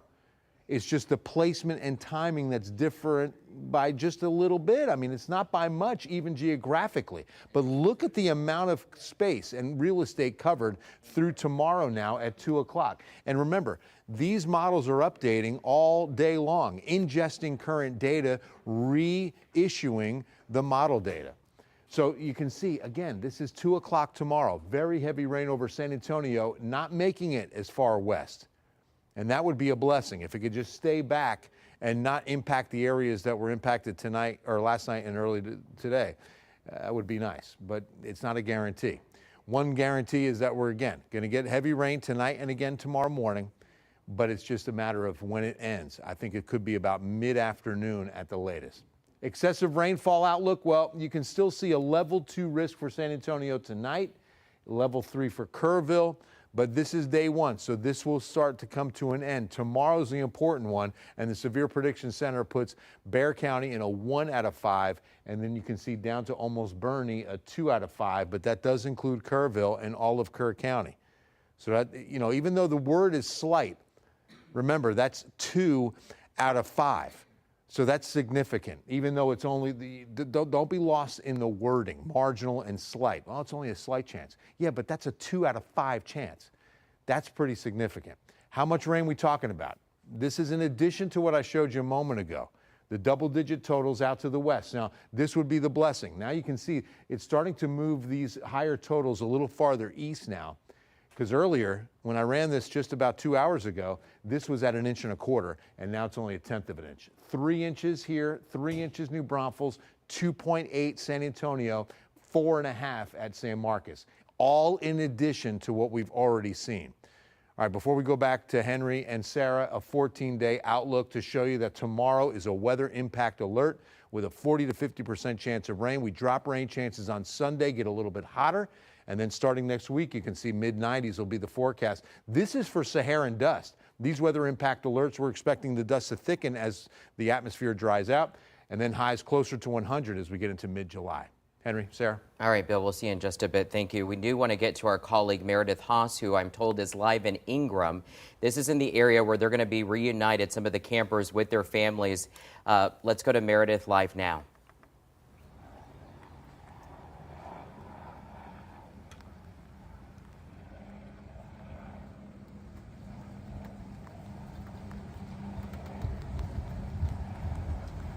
Guys, I just want you to look behind me. It's Ingram Elementary. So many parents waiting out here for their kids from Mystic Camp. Now we know earlier this morning the kids who were at Camp Mystic, they had to be they had to be evacuated from those campgrounds because there was such bad flooding. But look, so many families are waiting for their children. They don't have answers right now. David, walk with me as we show. It's not just here in Ingram Elementary, it's over there. That's how many parents are out here. I've seen people hugging each other, consoling each other. They don't know where their kids are. They don't know if they've been saved, or they don't have any answers. It's still raining. The water is still taking over all of the roadways out here in the hill country. I see people talking to DPS. They're talking to officials, trying to figure everything out. But right now we know that at Ingram Elementary, the kids who are at Camp Mystic are going to be brought here. Just take a look. This is what parents are going through. They're having to wait. You have emergency personnel out here. You have the Texas Game Warden. You have DPS. You have parents crying, people on the phone, trying to figure out where their children could be. I also want to show you, or tell you rather, about the helicopters that are going in and out. I don't know if you can hear, but there's one that's about to fly over us or near us. And what they're doing is they're getting people who are being evacuated down the road that is blocked off. Look, David, let's show them over there. There's a helicopter. They've just been going in and out. I've seen at least 3 different types of helicopters going in and out, getting people evacuated because, again, it continues to rain today. Roads getting blocked by water. And again, I can't say it enough. These families, they're left questioning where their kid is. They were at Camp Mystic early this morning, and we were told by parents floodwaters were up to people's knees, and they had to get those kids out of there. So right now, there are children who are safe. There are some that we have heard who are unaccounted for. That's what parents have told us. And so we're waiting in this rain as floodwaters continue to take over the roadways for these children from Camp Mystic to be brought to Ingram Elementary. We don't know how they're being brought in, whether it's by helicopter, bus, or cars. But when we find that information out, we'll provide it to you on air and online. And we will be here the moment these parents and these families reunite with their innocent children who probably had no idea what they were facing this morning when it started raining. So when we have the very latest, we'll bring it to you on air and online at KENS5.com. I'll bring it back to this. All right, Meredith Haas giving us new perspective and reporting there in Ingram. A lot of new developments right there. Again, this is Ingram Elementary School. I just can't even imagine, Sarah, as parents showing up to this school to make sure that their kids are there. And that's what we were seeing there right now, as we also saw a chopper going by because the rescue efforts are still happening right now. Yeah, and Lieutenant Governor Dan Patrick mentioned earlier that a lot of these girls were rescued by helicopter, and then now they're being transported to Ingram Elementary by the buses. It's one of those situations where, as we're looking at this video right now, the parents and the kids, relief for the parents who have been reunited with their kids right there, but also the agony for the parents who have yet to see their kids. You have 23 girls who are unaccounted for right now, and these parents have been notified. So officials said those who have not seen their kids have been notified, and so they are aware of the situation. Currently, I think there's so much focus right now on Camp Mystic because it is one of the camps that has reported the kids who were, the number of people who were unaccounted for, as other camps have already told the Lieutenant Governor. He said that they were reaching out to him and saying, we have all our kids accounted for. Now, there could be other camps out there as well. The Lieutenant Governor said that they maybe have not heard from at all, so we really don't know exactly. But to see these kids here with their parents reunited, a lot of these parents are coming in from out of town. These girls were here on summer camp from different cities, different parts of the state, and their parents are getting word that this went on, catastrophe overnight as they were sleeping. So you can only imagine the fear, the panic, and the pain that they're going through now. Yes, our thoughts and prayers are with them. And we want to go to our colleague, Jeremy Baker, who at last check was also in Ingram, I believe, next to a fire station. It seems like, Jeremy, you have moved location. So where are you now, and what are you learning? We're actually still at that fire station right now. That's the one right behind me. Things have quieted down a lot here. They just shut their doors, about 2/3 of the way down. When we got here just about 45 minutes or so ago, we were about half a mile down the road that way. That's toward Ingram High School. We saw a lot of choppers flying around. As we drove in, just on the back side of the fire department, the land drops down before you get to the river. That's where those choppers were landing, and that's where the girls were getting off of the helicopters that we were eventually told by the Ingram Fire Department and by a parent volunteer that those were some of the girls from Camp Mystic, and we counted probably about 25 to 30 of those girls. Again, they were offloaded from helicopters behind here just before you get to the Guadalupe River. They were then brought into the fire department. They had some food there for them. They've already cleaned that up very quickly, but they had food, they had blankets, and from there we saw a bus that pulled into the fire department. Eventually the girls were moved into a room inside the department, eventually onto a bus, and then we saw that bus then taken out with the girls on it. One of the girls, we could see that she said, "Oh look, we're on the news." Unfortunately, it's for the reason they were on the news, of course, was the flooding. We also saw some of the girls after that. They crossed the street and got into a couple of SUVs. They had blankets and some towels so they could be dry.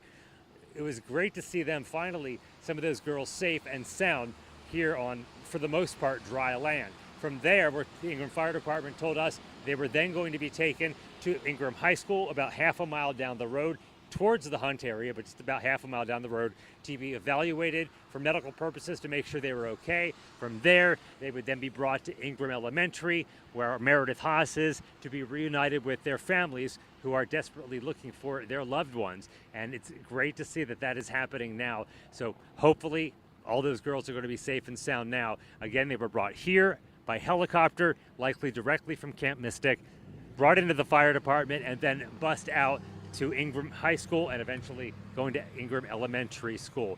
And again, about 25 to 30 of them is what we saw from there. It's become a lot quieter here on the road. We're still seeing some choppers flying around, but nothing like what we saw earlier on. Of course, we'll keep you updated both here and online. Live from Ingram, Jeremy Baker, KENS 5. All right, Jeremy, thank you so much. Now we want to go over to our reporter, KENS 5 reporter, Megan Reyna, live at the scene. Megan, what are you seeing right now? Okay, so we are at Ingram High School. Jeremy was just mentioning this is where they're being medically evaluated, and we just saw a helicopter land with several children getting off, and there's another helicopter you're seeing right now land just right here. We're assuming there's also children, maybe adults that are inside that helicopter as well. Jeremy was kind of explaining this whole operation about how, they're dropped off at different locations, but the high school is where they're being medically evaluated, and then they're being reunited at the elementary school with their families who are just desperate to see their children safe and sound. Such a heartbreaking, such a scary situation out here. But yes, we are seeing those children that just came off one of those helicopters. We're going to wait a moment to see this yellow helicopter if it has any children. But being able to see these children, Henry and Sarah, is just such a relief given, the news that we were told earlier about all the people unaccounted for. So I know that they're just, those families are just eager to be reunited with those kids and just to hug them close and tight. And like we were mentioning earlier, so I was at that press conference actually with Zach Briggs from Kerr County officials. The number that they gave us was 13 fatalities. They wouldn't tell us how many people were unaccounted for, and they wouldn't answer any questions when it came to Mystic Camp and what was happening in that situation, because this is, of course, what people are really paying attention to, considering all of those children that appear to be trapped and caught in those floodwaters. And we're still waiting to even confirm if any fatalities were from that camp as well. But we know, again, 13 fatalities and all from this flooding devastation here in Kerr County in the Hill Country. I also want to point out, as we're, just watching this view as well, there is so much damage that we are seeing from these floodwaters. Irissa, I know you want to hold on that shot shot just to make sure, but yeah, we're watching that. But let's pan over here. I want to show you what the Guadalupe looks like right now. It is still rushing. Of course, the rain has not really, I mean, it's let up, but it's been consistently raining throughout the afternoon, early evening. But you can see the water is still rushing down, but now you really see the force of the water with all of those limbs that have been broken. And we see it even over here, Iris, if you want to come a little bit, or actually this way, where you see the part of this road has been taken out. That goes to show just the strength of the water. This is very, very damaged right there. I don't know if we're close enough, but down the road or down the street a little bit, there's past our vehicle, which is pulled over. There's actually, I don't even know what that is, honestly, but something that was picked up by the water, as we can assume, and then ended up on the side of the road. It has definitely receded, of course, because now, again, we're seeing all of this debris. That yellow helicopter, I don't think I saw any children exit from it. It did take off. It is heading back in that direction towards Mystic Camp. But of course, this is just a huge response. So many different agencies out here just trying to make sure that they can rescue as many people, everyone that they can, get those children out to safety. Also, just anyone in general that is along the Guadalupe and in this area, you know, that's their main focus right now. And we will have another update. We'll head back there eventually. We'll have another update from those Kerr County officials around 7:30 tonight. It was, again, I want to point out, they did not take any questions from us, so there's, you know, wasn't that opportunity to press them on really what's happening as far as the preparation that they had and whether or not the Mystic campers were told to evacuate ahead of time. There's still a lot of questions surrounding, you know, what could have been done, if anything, to, you know, prepare better for this devastating flooding event. But I'll send it back to you for now as we're just watching things unfold out here in Ingram. Henry, Sarah. Megan, I want you to stay with us with just incredible images that we're seeing here. Just one more time for our viewers and for us as well. Explain, so you're at Ingram High School, and I mean, you can see that these helicopters had made this makeshift landing right next to the Guadalupe River, which is what we're looking at right now. Just incredible to see the juxtaposition here of what they're having to do to rescue these kids and get them to safety, to get them to emergency personnel. Describe that for us. No, absolutely. Actually, we have a helicopter coming above us right now. I'm going to have Irissa, the photographer here, follow this helicopter for you. Yeah, they are the landing spot. I'm sorry, it is loud, of course. The landing spot right there in front of what's, I think, the baseball field here at the Ingram High School, Ingram Tom Moore High School. And you can see there, that's the landing spot that they have decided.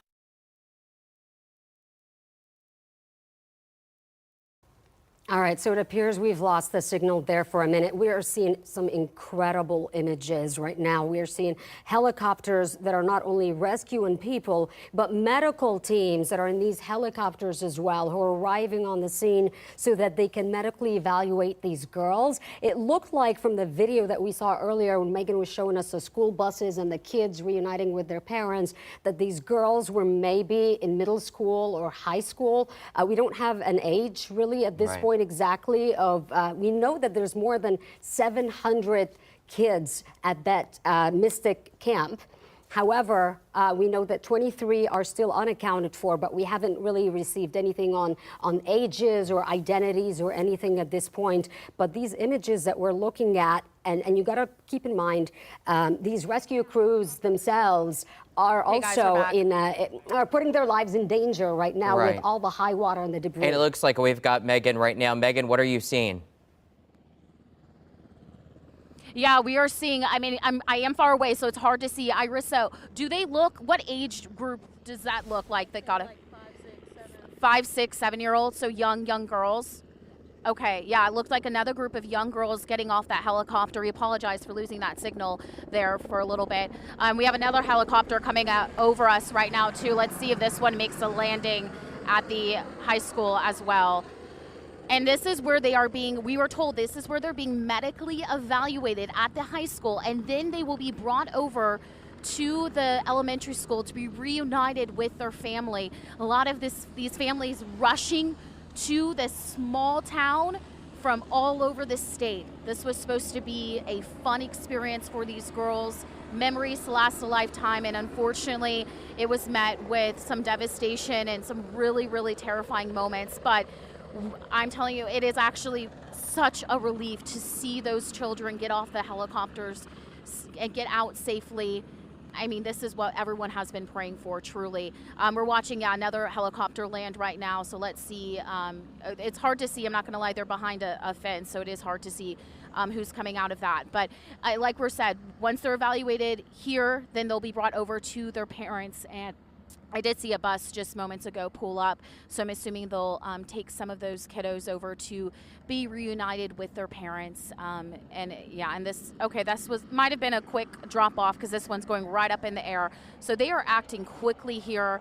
And we were told also, I want to point out, earlier in the press conference, this operation we were told is going to go into the night as long as it takes to make sure that everyone is safe. Henry, Sarah. Megan, I want to ask you, because you and I have been talking via text as well, some of these parents of these kids from Camp Mystic you've been in contact with, some of these children who have been unaccounted for. Give me that context. You and I haven't had a chance to really talk about it. What have you learned from some of these parents? Yeah, these parents they're terrified, Henry. I spoke with a father earlier, and I want to be a little cautious. So her name was Lainey Landry. He basically, he of course wants her picture out there, wants to make sure she's okay. He was anxiously waiting by the phone to make sure to see if anyone knew anything, and he was wanting her photo to be shared across social media. It could be very possible that she is on one of these helicopters and is okay, but you could hear the worry, the panic in his voice, and it almost my heart just completely broke speaking with him, and that just gives you an idea of just the fear that these parents that they have, and the devastation that might be going through their minds as they think of the what ifs. But that was just one child, that was just one father I was able to speak with.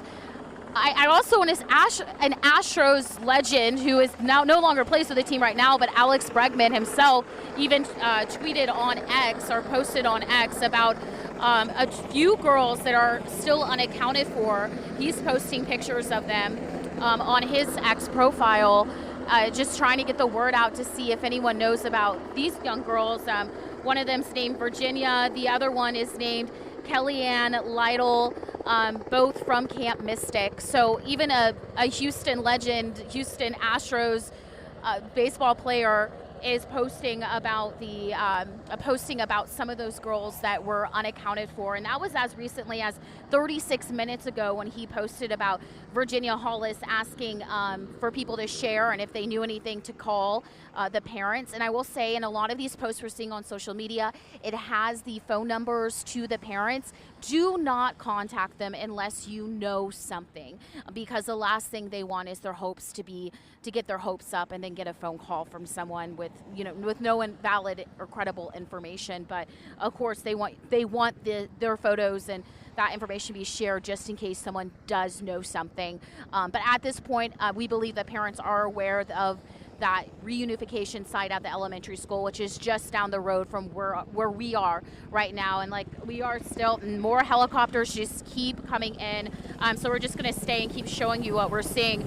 And just for some context, I am off of Highway 39, right next to the Guadalupe River. And then on this other side, like Henry is mentioning, the high school, where it is turned into this rescue mission and really the landing spot for these helicopters to get these children medically evaluated and make sure that they are all doing okay.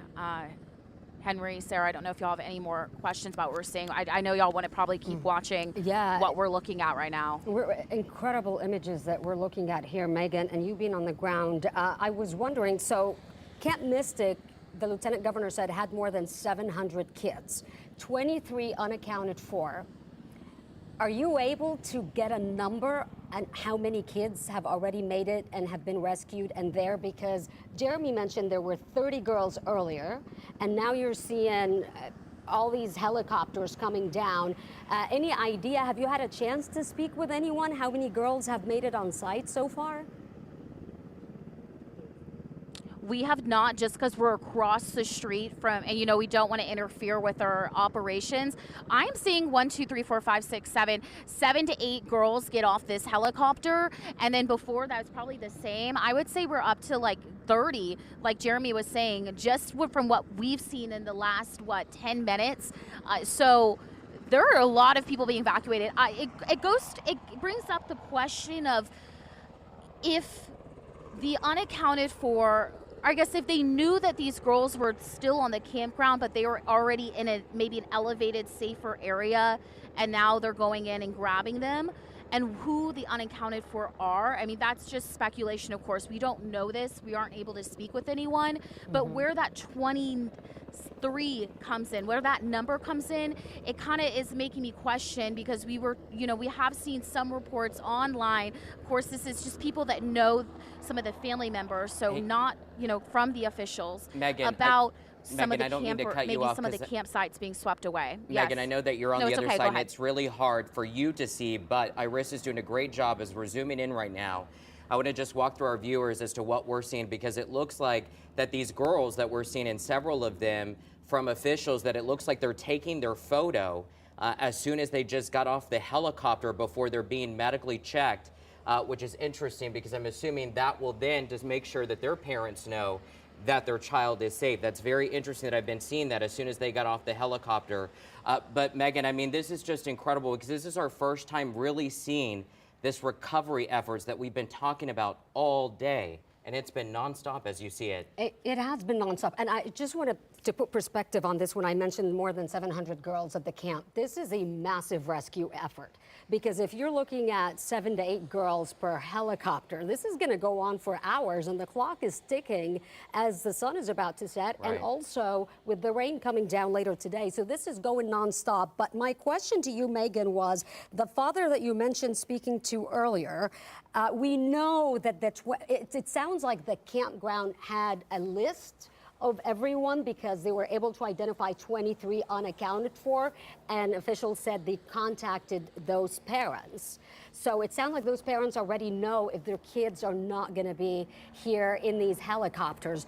That father that you spoke to, did he give you an idea? I mean, he didn't get any phone calls, right?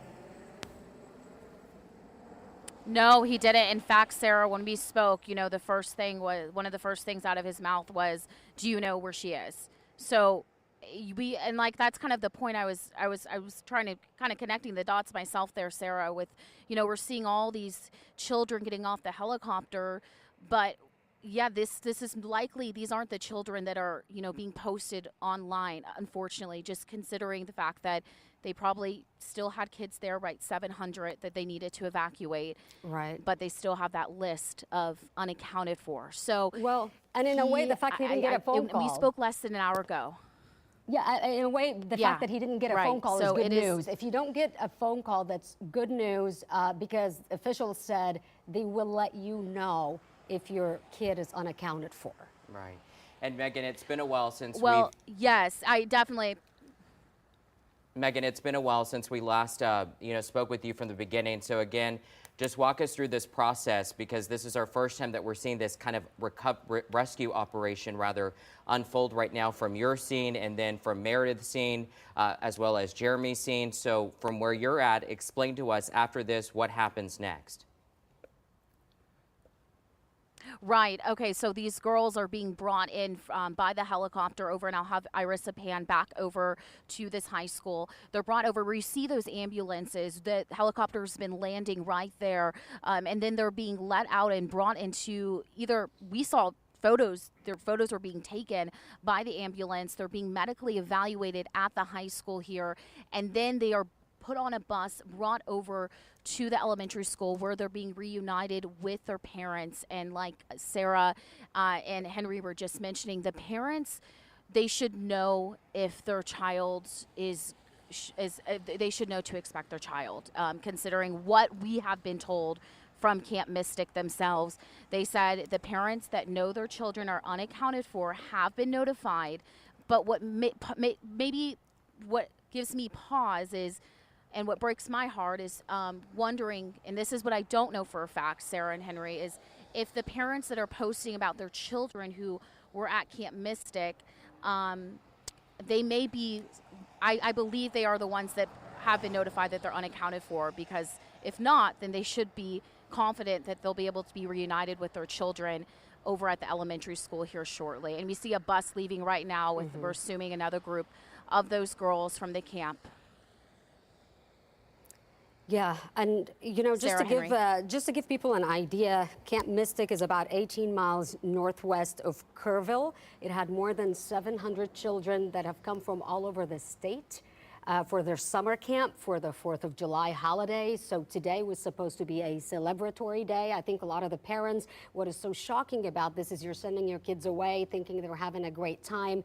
This is, you know, they're in a safe spot and just enjoying themselves. And then you wake up to find news like this, and the fear and the panic and the pain that a lot of parents are going through right now. And I think that's why the Lieutenant Governor was you know, trying to reassure parents and say, we feel you. We know if you're anxious right now, we are doing our best to continue our rescue operations nonstop, to get in touch with parents, to try to notify those. And when you really think about it, there's been so much attention on the rescues from Camp Mystic, I think because it involves so many, and a lot of them are children.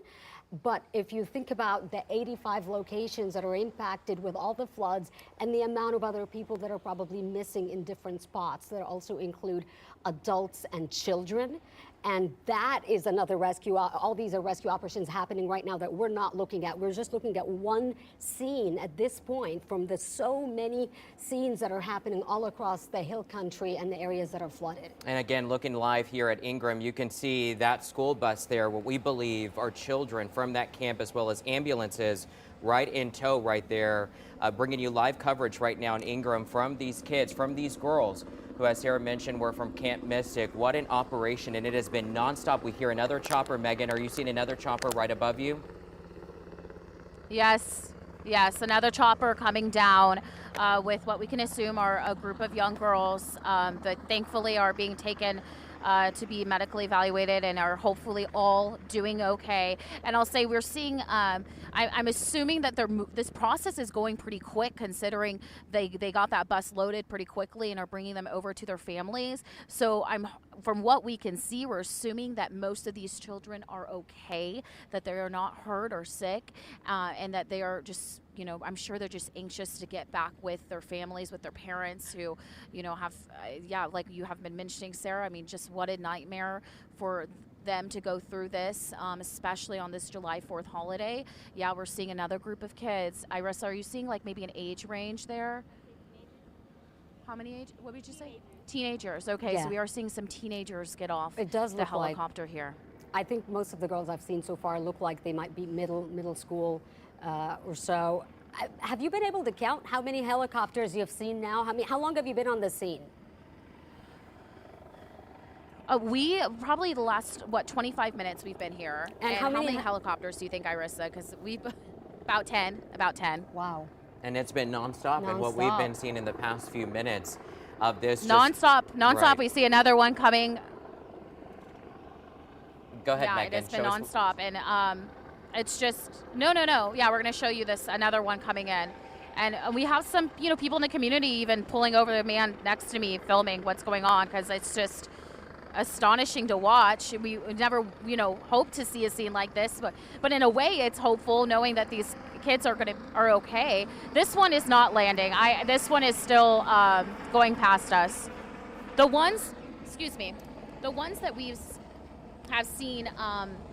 have seen land are like the black, bigger helicopters. There's another one coming above us.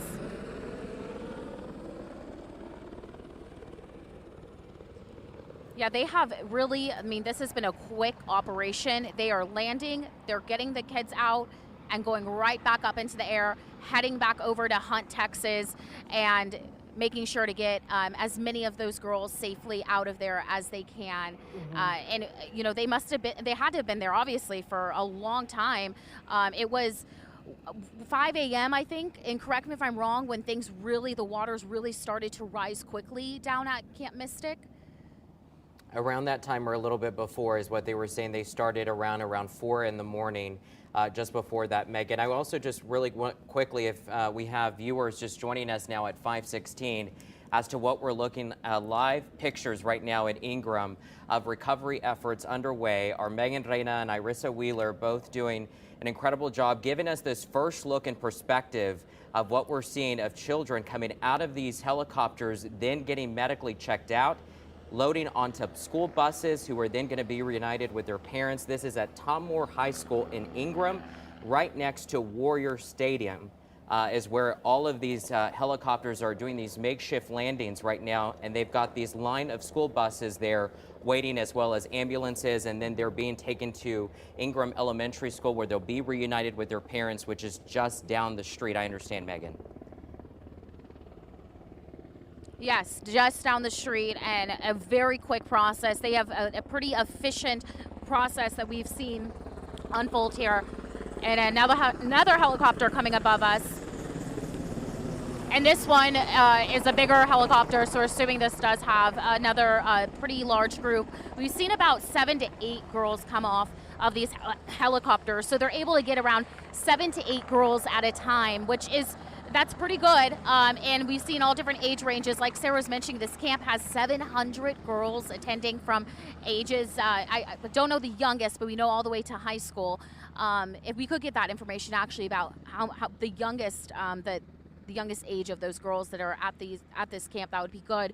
But yeah, this has been a very efficient process of them bringing them here, having them medically evaluated, and then they are put on the bus and taken just down the road, not far. That's where the elementary school is. That's where Meredith Haas has been, where it's been emotional for these families that have been reunited with their family members. And there's a lot more people that are starting to just kind of pull over on the road near us just to kind of watch this with their own eyes, because it is pretty fascinating, the operation that they've been able to pull off here in this small town of Ingram, but an important operation nonetheless, and they are doing a phenomenal job from what we have seen, getting these girls to safety, and I know those parents are very thankful their prayers have been answered. Henry, Sarah.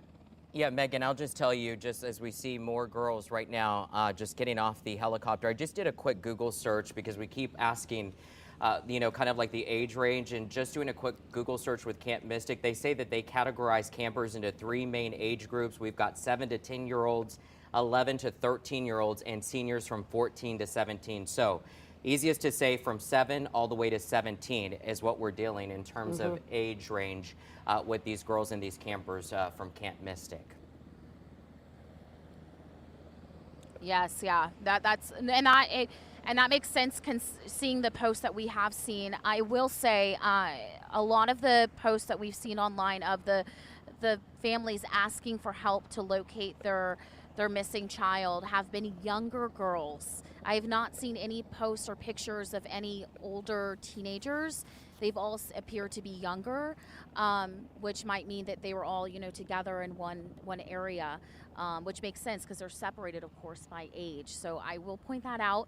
Nothing confirmed as far as any fatalities from, and correct me if I'm wrong, nothing confirmed as far as fatalities from Camp Mystic.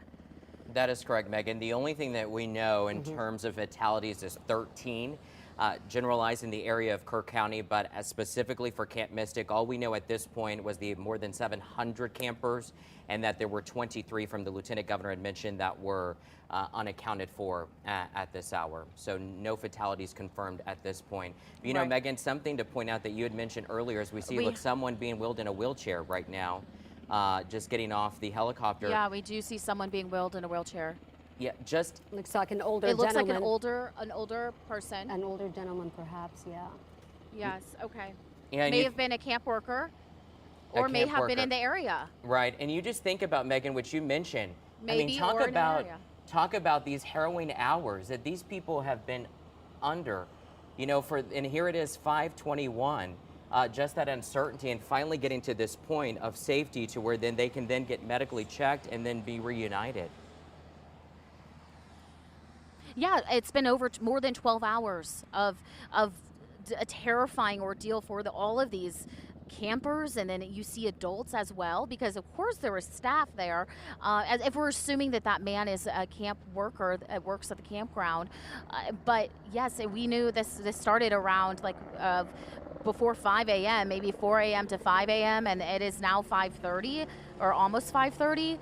This has been a long, tough day for a lot of people, especially those campers, and also just want to mention just people in general in Kerr County. What I'm seeing next to me, next to this scene, which I think we can show now, or we are seeing an ambulance with some lights that's coming kind of towards the high school. But what I'm seeing next to me is the raging waters of the Guadalupe and all of this debris. And that just goes to show in general the destruction that this flood event has left behind. And when we talk about 13 lives, and we don't know if that's from Camp Mystic at all, or just the camp. And so there's across the county, there's been so much destruction and heartbreak, and it's been a very difficult day here in the Hill Country. But nonetheless, there have been so many people coming together to make sure that they will save as many lives as they can. We have 2 more helicopters heading our way right now. All right, Megan, we're going to be checking back in with you in just a bit. I know, thank God that the rain is holding off. You could see how dark it's getting. It's getting really cloudy. It looks like it wants to rain, which Bill talked about another round coming in tonight. But right now that rain is holding off, which is helping with the rescue efforts. We're going to check back in with Megan Reyna in just a few minutes. But right now we want to go to our colleague, KENS 5 reporter Sue Kalberg, who I understand is in Center Point. Sue, where are you at right now, and what are you seeing? Henry, I am still in Center Point on the Guadalupe River across from Lions Park, and I have some amazing video that we're going to share with you as the evening progresses. But let me tell you what happened here early this morning. There's a tree way out there in the river that you can see, that a big branch, you can see it's got a wound in it. That is where a young woman was plucked from a tree who came all the way from the Hunt Ingram area. That's like 14 miles away. She went under bridges. She survived incredible odds. She said RVs were floating by her. When I was up here at the bridge a minute ago, somebody said, go get Carl's video, because you won't believe it. This, y'all, is Carl. And everybody here has been telling me this incredible story. They talk all over each other. So I told them, y'all just tell the story, because it's a story of heroism and a miracle, truly. Tell me, Carl. True miracle. There's no other way to explain it. You heard her screaming. I did. We had gone away from the house for a little while because we were afraid the water was coming in our house. And I waited till it was stabilized, and I knew, so I waded back over. I came up on the deck, and she saw me, so she started to scream out loud.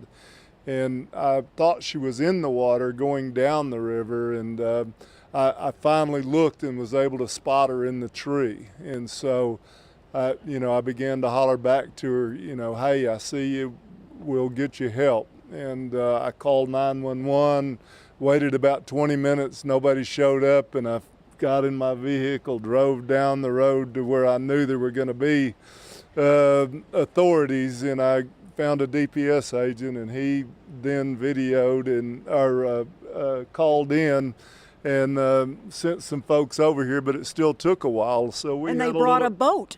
They did. We had a little bullhorn. We were hollering back and forth at her to let her know, hey, just hang on, because she was desperate. I mean, desperate. And then you learned she came all the way from Hunt Ingram? After they were able to pluck her out, we brought her into our house and gave her a shower, clothed her because it had stripped all of her clothing off, and gave her something to drink, gave her a nap, and then we had a long talk with her. We called her grandmother in Corpus because she's also missing. Her parents were with her at the time. Sister and aunt and uncle as well. Yeah, sister and uncle. So they were at a campground, and the water came up at, did you say 4 o'clock? She told us that roughly 4 a.m. they started noticing the water coming up. Her mom and dad got in their car to try and go up the hill to get out of the water. The car was overtaken by the water and stalled out. They had to open the sunroof, climb through the sunroof, and then she said they were able to get on a tree. Her mom and her were clinging to each other. The dad was behind, holding on to them. Water would have been pushing at their back. She said it just kept overtaking them, and eventually they got swept away. She said the dad, they lost him immediately. Her and her mother were able to hang on to each other for a while. Then they got taken under in some sort of a rapid of some kind. They got separated. She said they were screaming back and forth, coming down the river for a period of time. Then she lost her mom. She said that she had clung to a handful of trees. They were small, would ended up getting pushed over and overtaken, and somehow she ended up here. And so you found the strength to climb in the tree, you know. And you said that she went into the water at 4, but you didn't see her until 8 o'clock, a little after 8 o'clock in the morning. So her adventure was already 4 hours old when you saw her, and then it took a while for the boat to get there. Exactly, and they're from Midland, so they have no idea about these things. It's, you know, it's a new experience for them. Said she came under a couple of bridges. One of them would have had to been on Sidney Baker, and she could see cars passing by. She was waving at them, and she couldn't get anybody's attention, and just continued down the river till she got to this spot. It's just, I mean, it's an absolute miracle. There's no way you survived that trip. I don't know how she did it. I really don't. What was in your heart when she made it to dry land or wet land? Oh my God, we all cheered. I mean, there were several people here, and we all just began to cheer and hoop and holler and carry on. We went down and greeted her and hugged her and got her blankets and towels and stuff, and you know, just she could barely walk at that point. I mean, she was so exhausted and beat up. I mean, she was beat up pretty good. So, but nothing broken as far as you know. She had a fairly decent cut on the back of her head that she didn't even know about when the paramedics were checking her out until she took a shower. And she said she put shampoo in her hair and then it started to burn. And then that was when, I mean, she was just in so much shock that she didn't have a clue what was going on.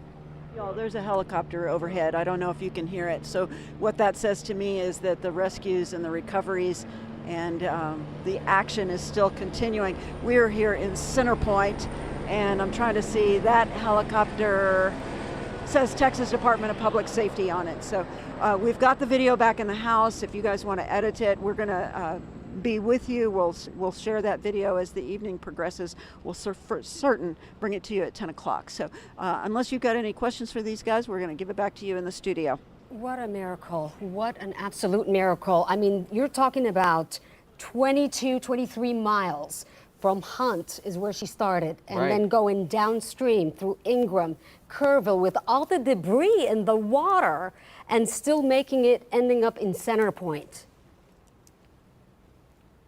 22 years old. 22 years old. 22 years old from Midland. I don't think they see these kinds of things in Midland. No, listen, Sue, I'm from Lubbock, and that's just an hour south. That's West Texas. We don't see those types of things. Absolutely not. But Sue, I just want to ask, just for clarification, so this woman, did she lose both of her parents? Was she able to reunite with her parents? Do we know that at all? Is that part of the story? We don't know that part of the story yet, and I'm not going to reveal anybody's name at this point because we don't know the answer to that. So we'll do a little more research, and we'll get back with you on that once we figure it out. We do know there's 5 members missing. 5 members missing, but that was early this morning, and we don't know what the family has been able to do since then. She gave us the names. We called. I'd seen on Facebook that there were some hotlines to call, so I called and gave the dispatch the names of her aunt and uncle, sister, and both her parents to, notify them. These people are still missing. We have her. Gave them her name so that, in case some of them were able to survive and be rescued, that they could hopefully reunite with each other. EMT came by. They took her blood pressure and her vitals and said, we've got bigger fish to fry, and they went on and just left her with us. So we were like, okay, what do we do now, But finally we were able to get a hold of her grandmother and a cousin and some others, and kept her safe till they got here to pick her up. The cousin that came from Austin, her mom and dad were the aunt and uncle that are missing. So lots of tragedy. We're going to have as we move forward through this. We don't know how many we have missing. We don't know how many we have unaccounted for. We'll try to figure out more about this young lady and her quest to find her family. Sue Kalberg, what an incredible story there. Thank you. Exactly what that gentleman said, a miracle. A miracle. And it's one of the things we've been hearing a lot today is you're hearing a lot of tragedy, but also stories of survival and stories of hope. You know, you're holding on. Don't give up on that hope. And I mean, you're talking about 5 family members. She made it, and now she's missing her mom, her dad. They got separated in the water. They tried to stay together, and her aunt and uncle. So we'll be checking back in. I'm hoping that they end up reuniting. Let's go back to KENS 5 reporter Megan Reyna in Ingram. Megan, from the last time we saw you, any other new developments? What are you seeing now?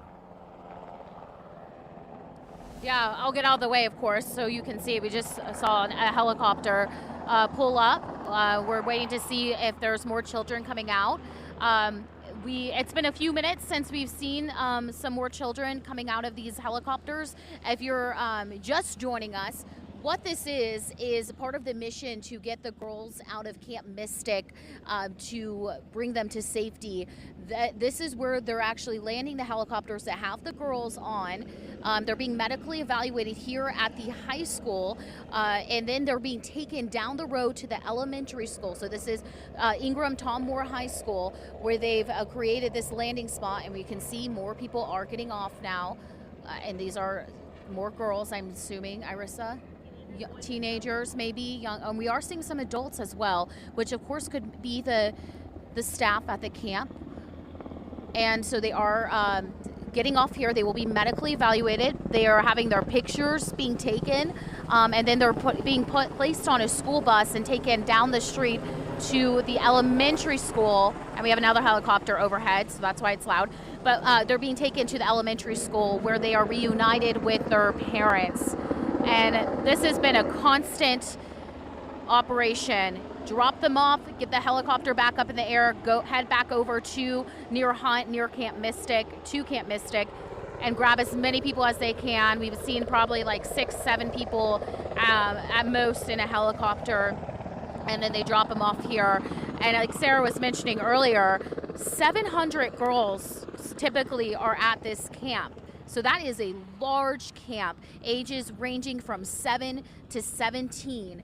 And we know there are, unfortunately, and this is the most heartbreaking, of course, part of this, 23 girls unaccounted for. So the parents that have been notified, the parents that have been notified are the ones that their child is unaccounted. So if your child is unaccounted for, you've been notified by the camp.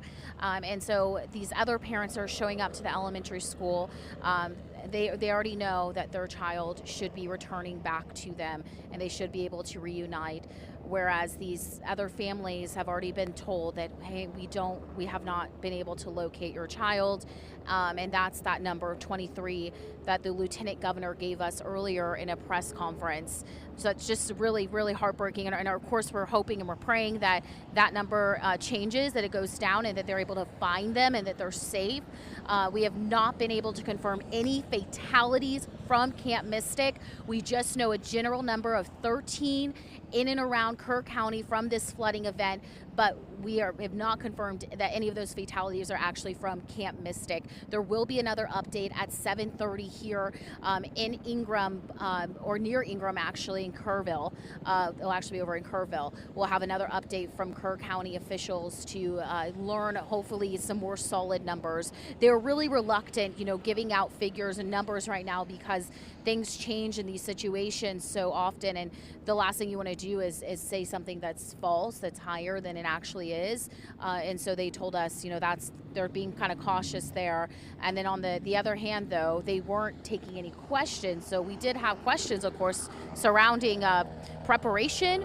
We talked about it last night on our 10 o'clock newscast on how serious these floods would be. And so we were curious, what kind of preparations have gone and were put in place to maybe evacuate or at least send that messaging to the organizers of the campground, but they aren't taking our questions right now, the Kerr County officials, that is. So we're hoping we're able to ask some more questions at 7:30. So yeah, you see these helicopters, they're coming and going, quickly dropping off campers and staff so they can be medically evaluated here at this high school, and then they're back up in the sky heading back to the campground to pick up as many people as they can and hopefully bring them to safety and hopefully be able to provide those parents a big sigh of relief so they can hug their little ones tight.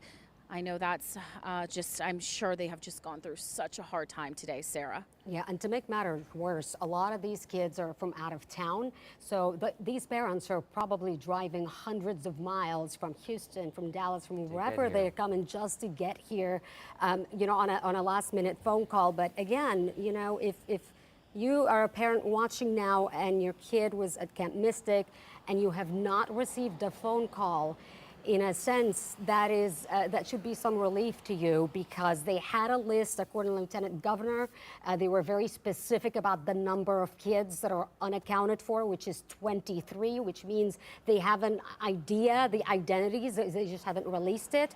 And those 23 families have been notified of their unaccounted children. One of the things that has been a recurring theme, whenever we heard from state officials, city officials, from anyone, is if you can't help in any way right now, pray. Prayers are much needed for these families and appreciated for a lot of them. The Lieutenant Governor talked about, you know, the National Guard has been deployed. They have boat rescue teams on the ground. They have helicopter rescue teams, as we've been seeing nonstop for the last couple of hours now. These helicopters coming in and out. First responders, EMTs from many different agencies that are there. Disaster relief on the way. So there are a lot of resources, and at this point, it's just really a matter of, you know, wait and see and continuing the rescue efforts. Yeah, it was hundreds. I mean, I think the Lieutenant Governor had mentioned 400 to 500 boots on the ground right now. And as we're seeing live pictures here with DPS, is just all in around that area here in Ingram. But, you know, Megan, what's interesting, though, from your point with these helicopters, because I think the Lieutenant Governor had mentioned that they had 14 helicopters being used right now in this rescue efforts. It seems like, I mean, it's just like within 5 to 10 minutes, you would say, right? How fast they keep coming to land at the high school. Yes, it is very quick. They are very swift. They've got an efficient system here, and it seems to be working. So our kudos, our hats off to all of those first responders, especially those pilots that are working those helicopters, because they are doing, you know, and in my personal words, the Lord's work, getting those children to safety and being able to reunite them with their parents. And so right now it's a little bit of a pause, right? We're still waiting. Those last few helicopters went back in the air. So there's a little bit of a pause right now. We do still see a heavy law enforcement presence, first responder presence here. And what we also see, and as you know, while we're kind of waiting to see if we see more helicopters come back, is the debris left behind from all of this rainwater and this flood water. You can just see the power of the water from all this debris. And the river next to me, the Guadalupe River next to me, is still raging. The water is still flowing. The good news, I will say, is the rain has stopped. And I kind of forgot about it because you get so used to kind of standing in the rain. But the rain has stopped.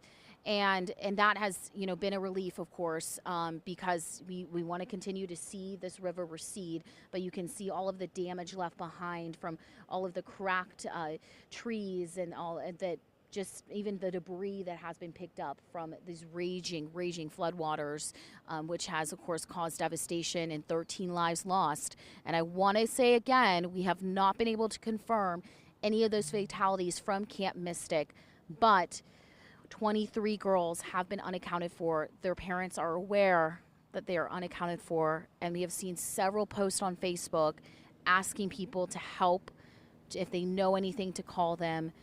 We've even seen celebrities sharing those posts, including the former Astros player Alex Bregman. So it has been, you know, I think there's people across the country right now praying for this community.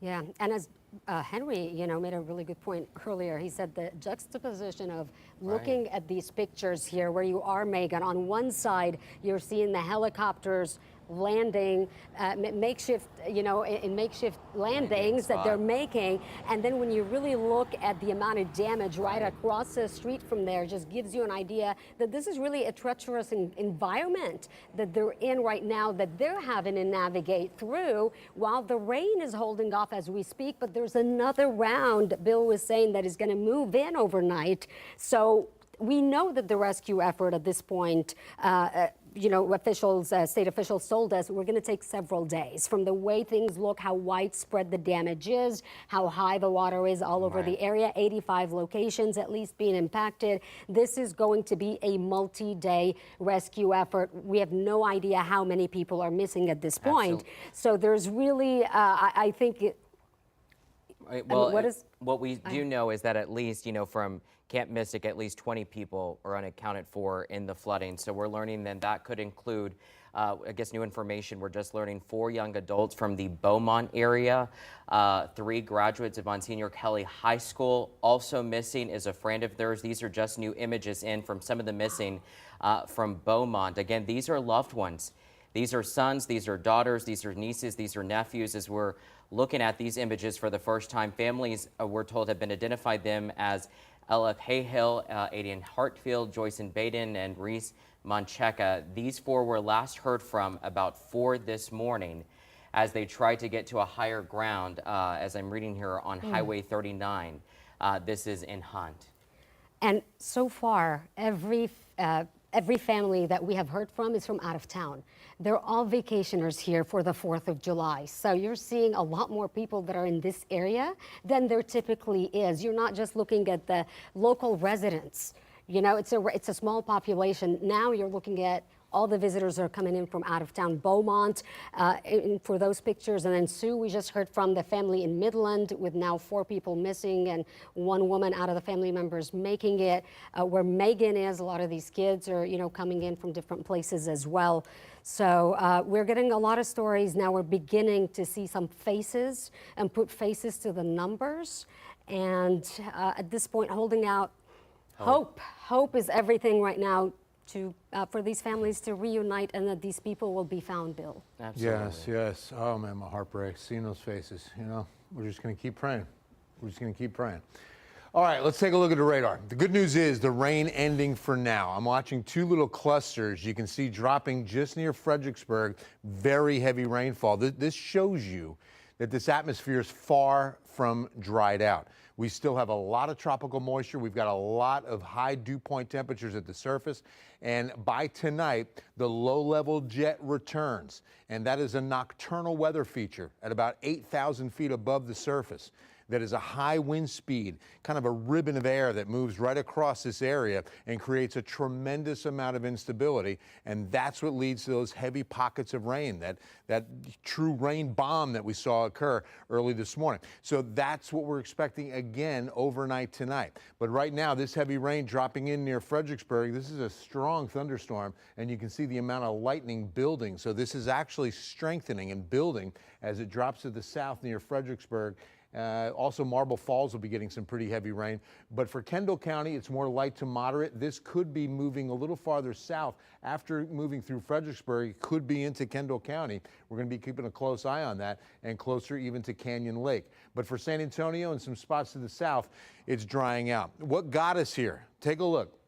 This is when the rain started and really just exploded at about 6 a.m. Look at that. Rain was already occurring, and then it just sat over Kerrville for so long that we get into those double-digit rainfall totals. You can see that this, again, is updating all the time, a continuous update. We're closer to 1 inch now at San Antonio International, over 3 near Fair Oaks Ranch, and then nearly 8 at Bandera. Now the bullseye remains west of Kerrville. The double-digit totals, nearly a foot of water came from the sky. You've got 6.5 near Bandera, 5 near Medina, Texas, and then you've got 4.5 plus near Bernie, and then east of Comfort, 7.5 inches. So that's why the Guadalupe River is the biggest concern, with the rising water heading towards Canyon Lake, and we still have a huge flash flood warning in effect for areas west of Kerrville, pretty much western Kerr County. If you're unfamiliar with the area. Remember, we are in Bexar County, B-E-X-A-R,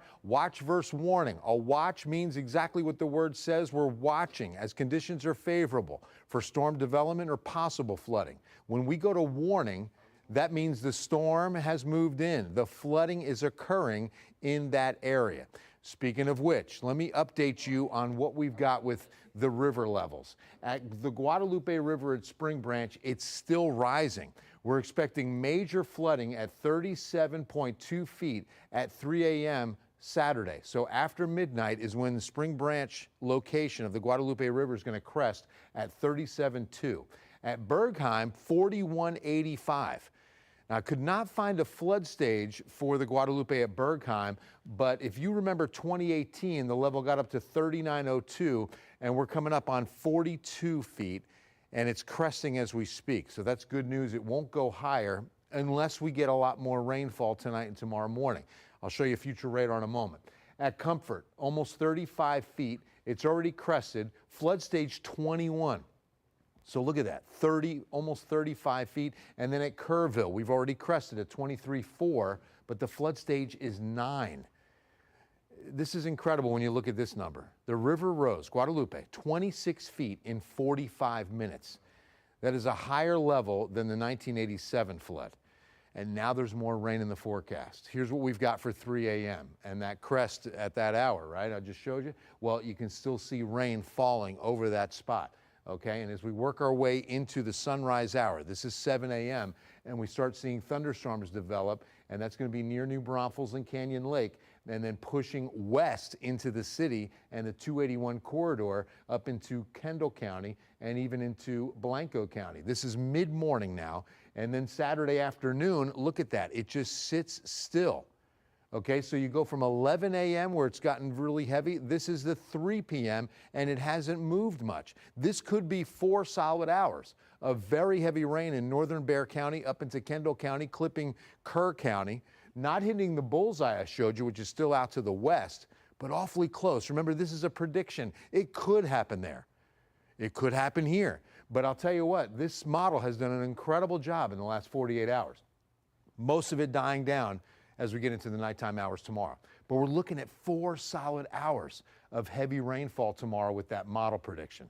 Now, see, this is the difference. The second model, the graph, which I've leaned on a lot, during the spring weather events, the graph outperformed the HRRR. In this event, the HRRR is outperforming the graph. We look at all of these models, and these are the top 2. So here's 7 a.m. Saturday, and very heavy rain, Floresville up to Austin, then pushing into the city in the afternoon. And look, that was a very slow, that wasn't a lot. That was maybe 30 miles in the course of several hours. So that's very slow moving, and that's still very heavy rainfall rates. This is all tropical. So either way, here's what to take away. Both models agree we're going to get a burst of more heavy rainfall.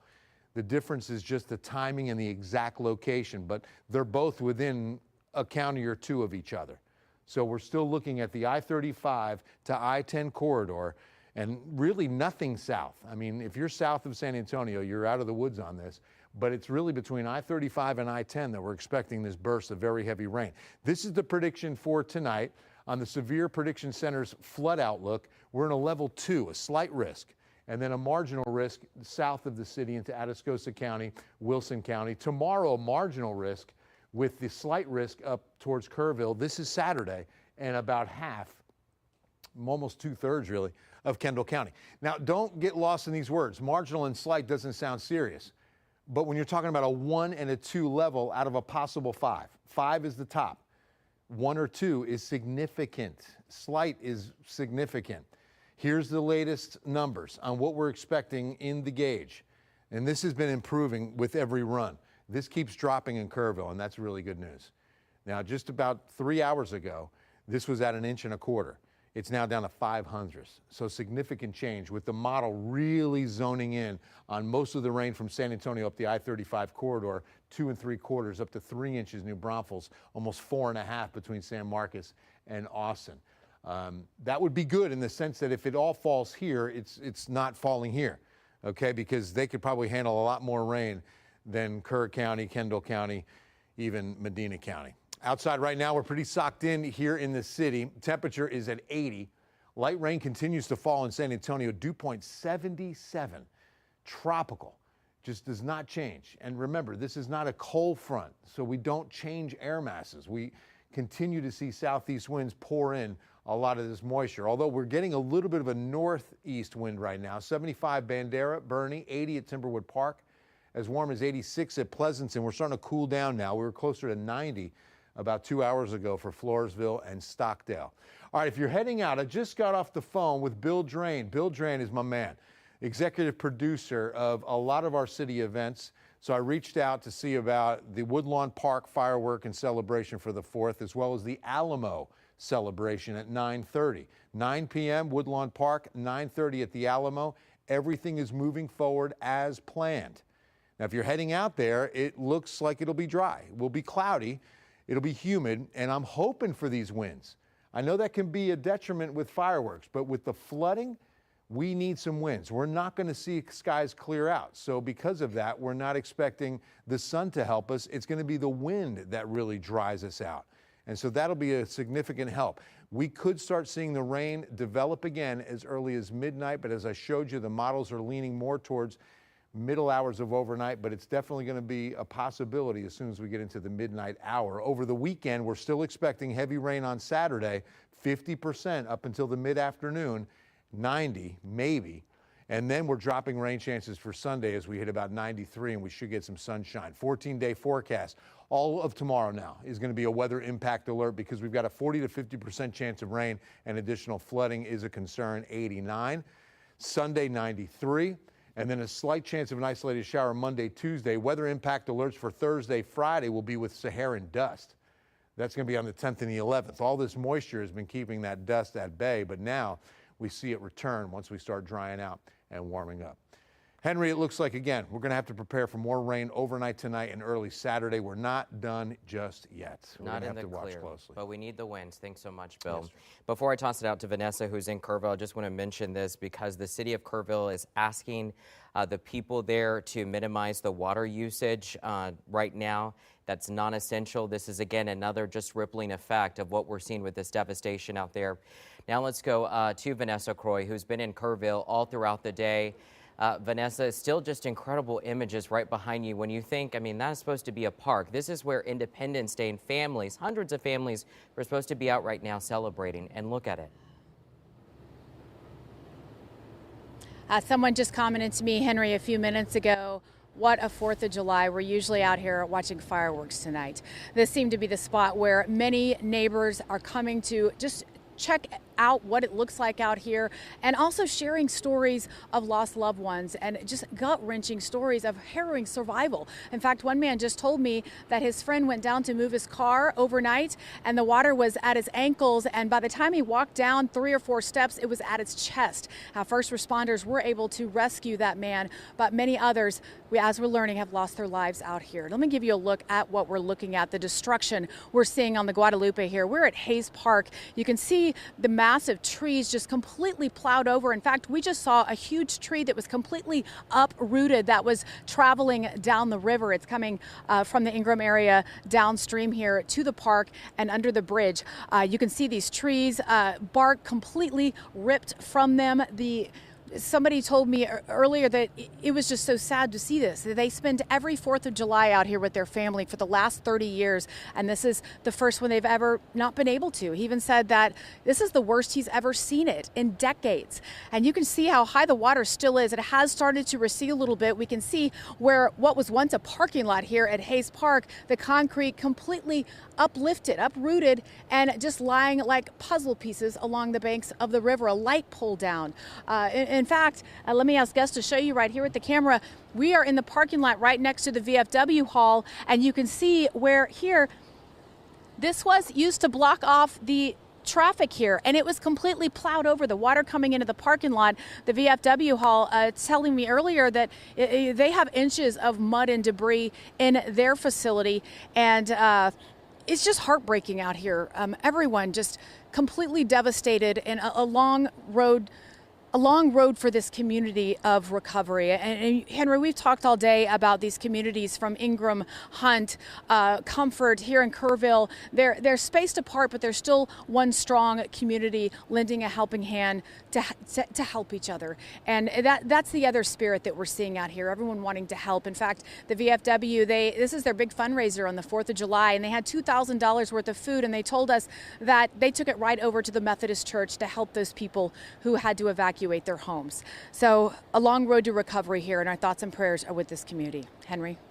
Absolutely, Vanessa. You and I are both from very small rural communities. We know what these people are going through right now. We all know one each other, and so we're all giving you a hug right now. Yeah. Vanessa, thank you for that report. I want to go to Elisa Nieves, my colleague who's also in Kerrville, not far away, I understand, from Vanessa. So Alicia, good to see you. Are you safe, and what are you seeing? We are safe. We would not want to jeopardize. Unfortunately, we're seeing wherever this flooding is today, people trying to get the best angles, but we are not getting as close as we've seen some of these videos, Henry. But we are right in front of the Guadalupe River. I am downstream from where Vanessa is at Louise Hayes Park. This is Veterans Highway and Riverside, and this is just a completely different sight than it was, say, at 5 a.m. There were trees right here. We wouldn't be able to see these rushing waters early this morning before these rains arrived, but you can see the tree line, all of the trees snapped. The water was nearly up to the top of the bridge at around 6 a.m. this morning. And with a front row seat to everything that was happening was Miss Candace. Candace, come on in. Thank you so much for your time. You could see what was happening from your front porch, but it wasn't the rains that woke you up, right? It was a power pole that snapped, that fell? Yes, it was a pole that had about 3 transformers on it, just on the other side of our block. The crash of that was what woke me up, and then it was just dead silent. What got me out of bed was the sound of wood breaking. I thought maybe it was the oak branches that were sitting over my car, so I was like, okay, I gotta go move my car. And I get to the door and I see that. So I go and I wake up my husband. It's like, Tobin, look, you gotta look at these floodwaters. You gotta look at these floodwaters. And he's like, oh, it's just another flood. And so he goes out, he comes back in, he's like, we gotta go. And so it was pretty scary. We're gathering up supplies and making sure I've got the diapers and the wipes and the insulin and everything we need. The dogs, the cat, get everything loaded up into the minivan. And as we're about halfway through that, Kerrville Police Department comes knocking on our door. Hey, you guys got to evacuate. And I was like, we're already on it, buddy. It's like, just tell me where to go. So you took the time to make sure you had everything you needed, and it was just in the nick of time because the water was approaching your front rock fence there, right? Yes. By the time it was all said and done, my husband came back after the waters had receded a bit, and he could see flood debris all the way up to the retainer wall for our yard. Well, thank goodness you're okay, and I'm glad that your children, both furry and human children, are okay. Candace, you know, you were mentioning how right behind me here, a lot is here that shouldn't be. We have power lines. We have a power pole over here. Can you tell us about how there was a power line across the river that snapped this morning? Oh, yeah. As long as I have been in Kerrville, which is my entire life, there has been a power line that goes across the river. There's been, for years, you could watch the fishing line that got caught on it just waving in the wind. The floodwaters got so high that the debris caught that line and pulled it, and that tension is what snapped that pole that woke me up. As we were leaving, we had to drive over live power lines because there were two poles that were down on this side of Veterans Highway, and then there were 3 on the opposite side, which is where we had to go. So we were dodging poles, right, going over power lines. There's a power line in my front yard right now. I'm not sure if it was K-Pub or Hill Country Telephone, but they cut the wire on both sides of the river to keep further damage from happening because it was just pulling them down left and right. And you still don't have power at this hour? Correct. We are still without any power. Well, Candace, I'm just glad you're safe, and thank you so much for letting us know where the safe place is to stand right here, and thank you so much for your time. Really appreciate it. So right behind me, guys, is Kerrville Shriner Park. That's on the other side of the Guadalupe River. They were booked for July 4th. They have several cabins that were going to be full. They had campers. We saw some of the tents there still today, but when we checked on them, it was empty, right? Because earlier this morning or last night, the park host tells us that they cleared the campers to another section of Kerrville Shriner Park, more on the hillside to where they are on higher ground and they're safer. But a lot of people with July 4th plans plan to be right here behind me, including Preston and Ty. Hello, gentlemen. Preston, you're a student at Shriner. Can you tell us, you woke up to a lot of phone calls this morning? Yes, I did. So I woke up, 50 plus phone calls, my whole family, just worried about my safety. And I'm just like, what is going on? And I did not prepare for this today. None of us knew really what was going on. Up until I called him, even my mom called him. And he's just a buddy of mine here, So Ty, when your mom is checking up on everyone, you all were mentioning to me off camera, you didn't realize how severe things were when you woke up this morning. When you learned the news, how did you feel having lived in Kerrville for so long? So I actually live downstream. I live in Center Point, which is a much smaller town, maybe 10 minutes away. And I didn't think it was going to be a big deal at all. I planned on going tubing today. And whenever I woke up, I was like, it's probably not that big of a deal. Then I saw missed calls from his mom, from friends, from my parents, trying to make sure that I was okay and just making sure that I wasn't going to be going out and, getting involved in whatever's going on. So. And now you all are out here along the Guadalupe River where you were supposed to be today, having fun, kayaking, doing things on the river. To see this site today, what do you make of something that many people are telling us, I have never seen this before? It's Absolutely. devastating. It is devastating, a sad sight to see.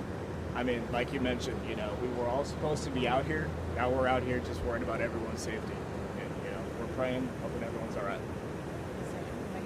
Yeah, I grew up on the river in Canyon Lake on the Guadalupe River, and I have been evacuated from my house multiple times throughout my life, and I've never seen it quite this bad. This is really, really bad. So like you said, prayers go out to the people of Kerrville, prayers go out to the families of all the children that were staying in Camp Mystic, and prayers go out to all the emergency responders that are out here trying to help people. Thank you both so very much for your time. I appreciate it. I'm glad y'all are safe and you decided to stick around. Thank you. I do also want to mention the 4th of July celebration that was supposed to take place at Louise Hayes Park, obviously canceled for today. We've been reporting that. But the people in charge of this celebration have created a reunification center at the Arcadia Live. That's an event center right around the corner from Louise Hayes Park. And they have been receiving so many calls throughout the day from people wanting to help. Hey, what can I bring? They had so many generous people called today that they've also set up a donation center. So if anyone in the Kerrville area affected by this flooding needs clothes, water, food, some shelter, some power to charge your cell phone or computers, that is another good resource to have. And they're connecting with other shelters in the area. They've started a Google spreadsheet, making sure, okay, if this person is missing, we found him here, we'll update the spreadsheet. So it's really a last minute creation of these command centers, really, and people working together to make sure everyone who is unaccounted for is accounted for. It's just wonderful to witness the community here in Kerrville that's always existed but is especially evident today. So Alicia, for those folks who are watching, you mentioned the reunification center out there. There's actually two of them. There's the one in Kerrville, Arcadia Live, and then there's the Ingram Elementary in Ingram. Those are the two reunification centers that have been set up. One of the things you mentioned earlier as well, the amount of people that are stepping up to help in different ways, Alicia. I know I had a viewer from Kerrville reach out to me earlier. She said she was there during the 78 and 87 floods, and that today was probably worse than those floods at the time, and that a lot of people are stepping up to help, mentioning Shriner Diner opening its doors to serve meals. So if you want to pass on the word to others who are out there or maybe looking for a place. We also know that Southern Baptist Disaster Relief is coming in town to provide a lot of that relief as well. So Alicia, thank you so much for that update out there from Kerrville right now. We do want to check in with Megan Reyna, who has been on the scene of Ingram High School. That is where a lot of the rescues of those Camp Mystic girls have been happening. This is where they've been landing. They were picked up, landing in that area outside of Ingram High School to be transported buses to the other area reunification center. So checking in with Megan, what's the latest, Meg? Hi, yes, it's the same operation that we've been seeing for more than an hour now. What you're watching right now is another helicopter landing in front of the high school with what we're assuming is a group of girls. We have seen more adults that have been coming out of the helicopters because we're assuming, of course, the priority is getting the youngest children out first, and then, of course, going and making sure that they're taking the adults as well. But we are, watching live right now to see who comes out of this helicopter. This has been such a phenomenal job by all of the first responders to get these children, the campers, and the staff out of Camp Mystic. They have been stuck there for more than 12 hours. I'm sure that they, of course, went to a higher ground, but nonetheless, they're having to be rescued by a helicopter. We were actually going to head down there to closer to the campsite to see it for ourselves, but then we ran into this site and we had to stop, and we're like, there's something going on here. And so we knew that this was absolutely necessary to watch. And what are you seeing right now, Irissa? Because I know several kids and teenagers. Several kids and teenagers coming off. Then we were seeing probably like 8. There's a lot on this that were on this helicopter. Just take a moment to watch these children come off. What they're going to be medically evaluated at this high school, and they're going to have their photo taken. That's what we've seen from the first responders. And then they're going to be loaded onto a school bus and taken to that reunification center, which is at the elementary school just down the road, where so many parents are waiting to be reunited, to be able to hug their loved ones, to hug their babies, and just be able to be reunited. And I know this has been a nightmare for those parents, many of them from out of town, probably the majority of them from out of town, I'd say, because looking online, Camp Mystic is a popular, well-known camp that girls attend from across the state, Dallas, Houston, West Texas, across the state. So we have parents from all over that had to wake up to a terrifying news and rush down here and try and make sure that their child is safe. There's another helicopter that is coming in. I mean, this has been a very quick and swift system and operation that they have here, having these helicopters come, land, drop the kids off, have them evaluated, have them taken to their parents, and then they get right back up into the air and go pick up another group of people. And we know that there's been, I mean, from what we were told from the Lieutenant Governor, I think, 10, 13, 15 helicopters that they've deployed in Kerr County. We've definitely seen, it's kind of hard to count exactly how many are coming in and out because they look so similar. But we've seen about at least 5 helicopters that have been used here in this operation to help get all of these campers and the staff out of Camp Mystic, which just for the people that might be just joining us in, that's near Hunt, Texas, which isn't too far from where we're at. We're at Ingram right now, off of Highway 39, and then just Hunt is just down the road, just a little bit, I would say, to the west of where we're at, not far. And so they're just coming back and forth consistently to make sure that those campers are safe.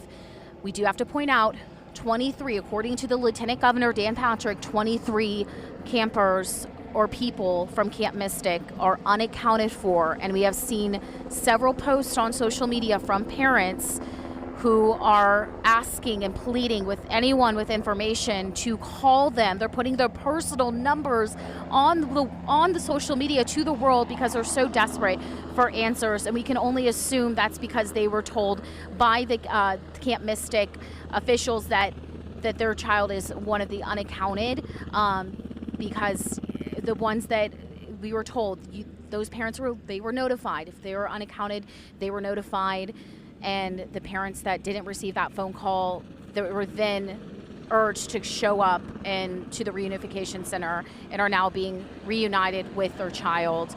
And we have been watching this go on for more than an hour, but it could have been going on before that. That's just when we finally, were able to make it down here and witness this operation unfold. I also want to mention we've seen several military cargo trucks drive in and out, or back and forth, I can assume from the Hunt area to Ingram on 39, full of people on the back of the cargo trucks. And they look like families. So maybe not necessarily from Camp Mystic, but from other areas. So while we're focusing on this specific rescue mission at Camp Mystic, there are so many different missions going on across Kerr County in the Hill Country right now on the foot. We've seen several rescue boats drive by, rush by, and so this is an ongoing situation unfolding that all hands on deck, boots on the ground to try and make sure to get as many people to safety as possible while we have a break in the rain, might I add, because that has been very welcomed. Very nice to see a break in this rain. However, I will, as we see this helicopter get back up in the air, which it's going to go probably, we can assume, just right back over to the camp. Just pan over real quick, Irissa, if you could, to the river, because it's still raging. The Guadalupe River is still raging, even with this break in the rain. And yes, it has receded. And because it's receded a bit, we're seeing the damage and the debris left behind.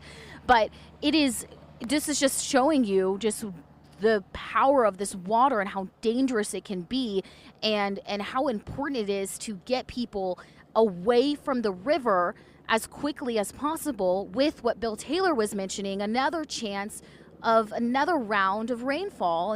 And that is, the last thing these first responders need. So I know right now is crucial for them, because this is the time that they can really focus on getting as many people to safety as possible. And that includes all of those young girls, ages 7 to 17 at Camp Mystic. We know that camp can hold up to 700 girls at a time. We're going to continue to stay out here, of course, and follow these developments here. The helicopters just left, so it is quiet now.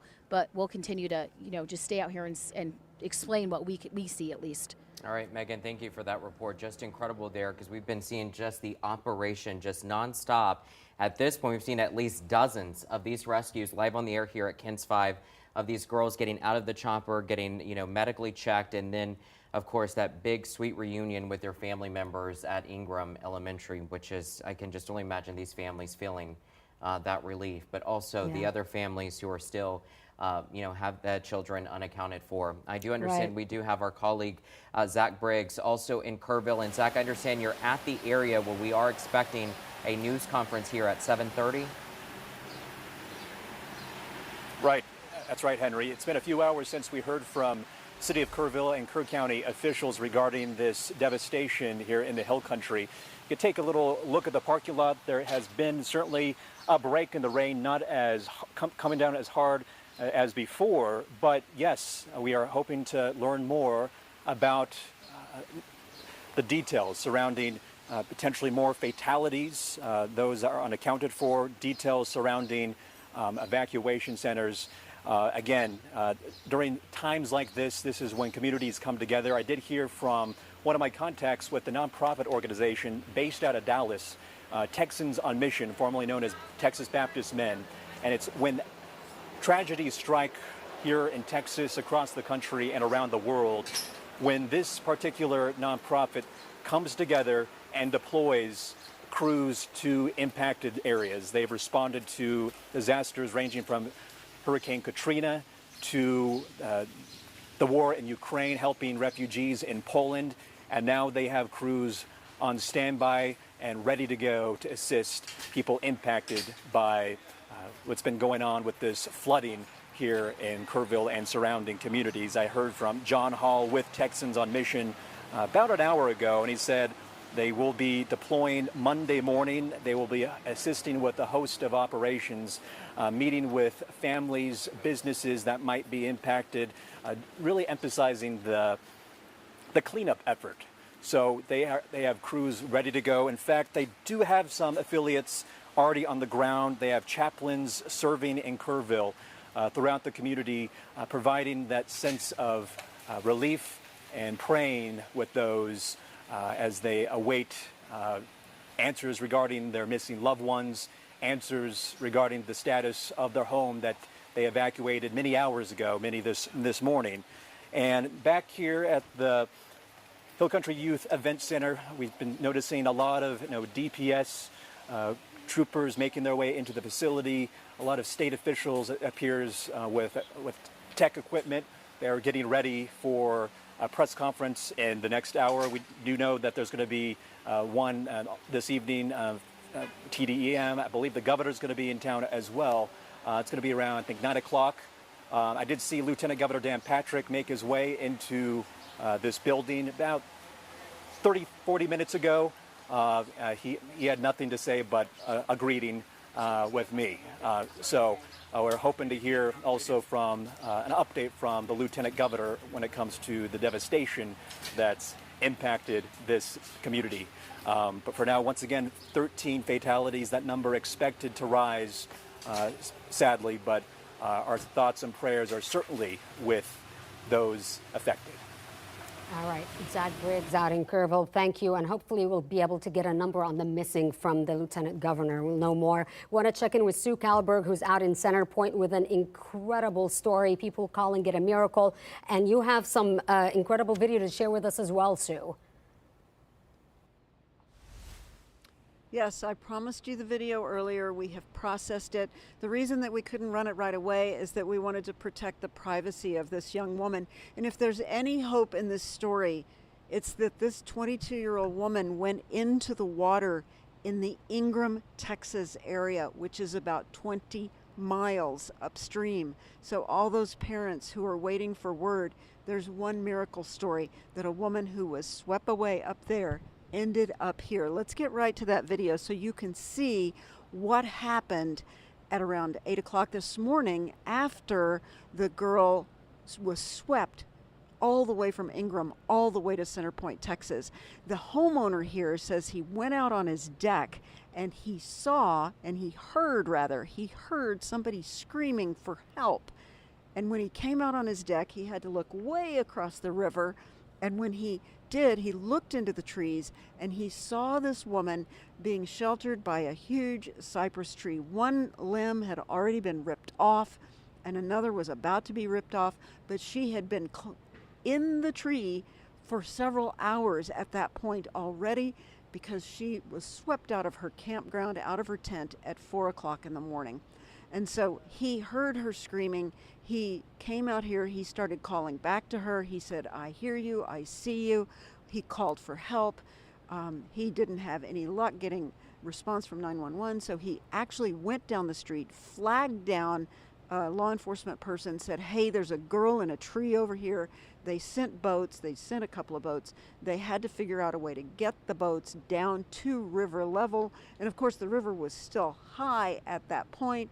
They got to her and she had to drop into the boat because by the time the boat got here, the water had receded 10 or 12 feet. They say she jumped from that tree and face planted into that rescue boat, and they were able to bring her back to shore. Now, the tragedy here is that this young lady was swept away with family members. When she left here, she didn't know the fate of her family members, her mom, her dad, and other relatives that were swept away. They tried to get away in a car and they were swept away from far upstream in Ingram, Texas. So the homeowner here says that after they got this girl out of the boat, they brought her up here into the house. The firefighters, the paramedics checked her vitals. She had a few bumps and bruises, and they said that was amazing because she had gone over 4 dams and been dropped. She told them the story of fighting refrigerators, dodging recreational vehicles as she traveled down that long 20-mile stretch of being wiped away. So when she got here, she was checked up by the paramedics. She had a few bumps and bruises, a few scrapes, but the medics had to go on. The rescue personnel had to go on. So they left her here in this home with the lovely neighbors who heard her call for help and responded.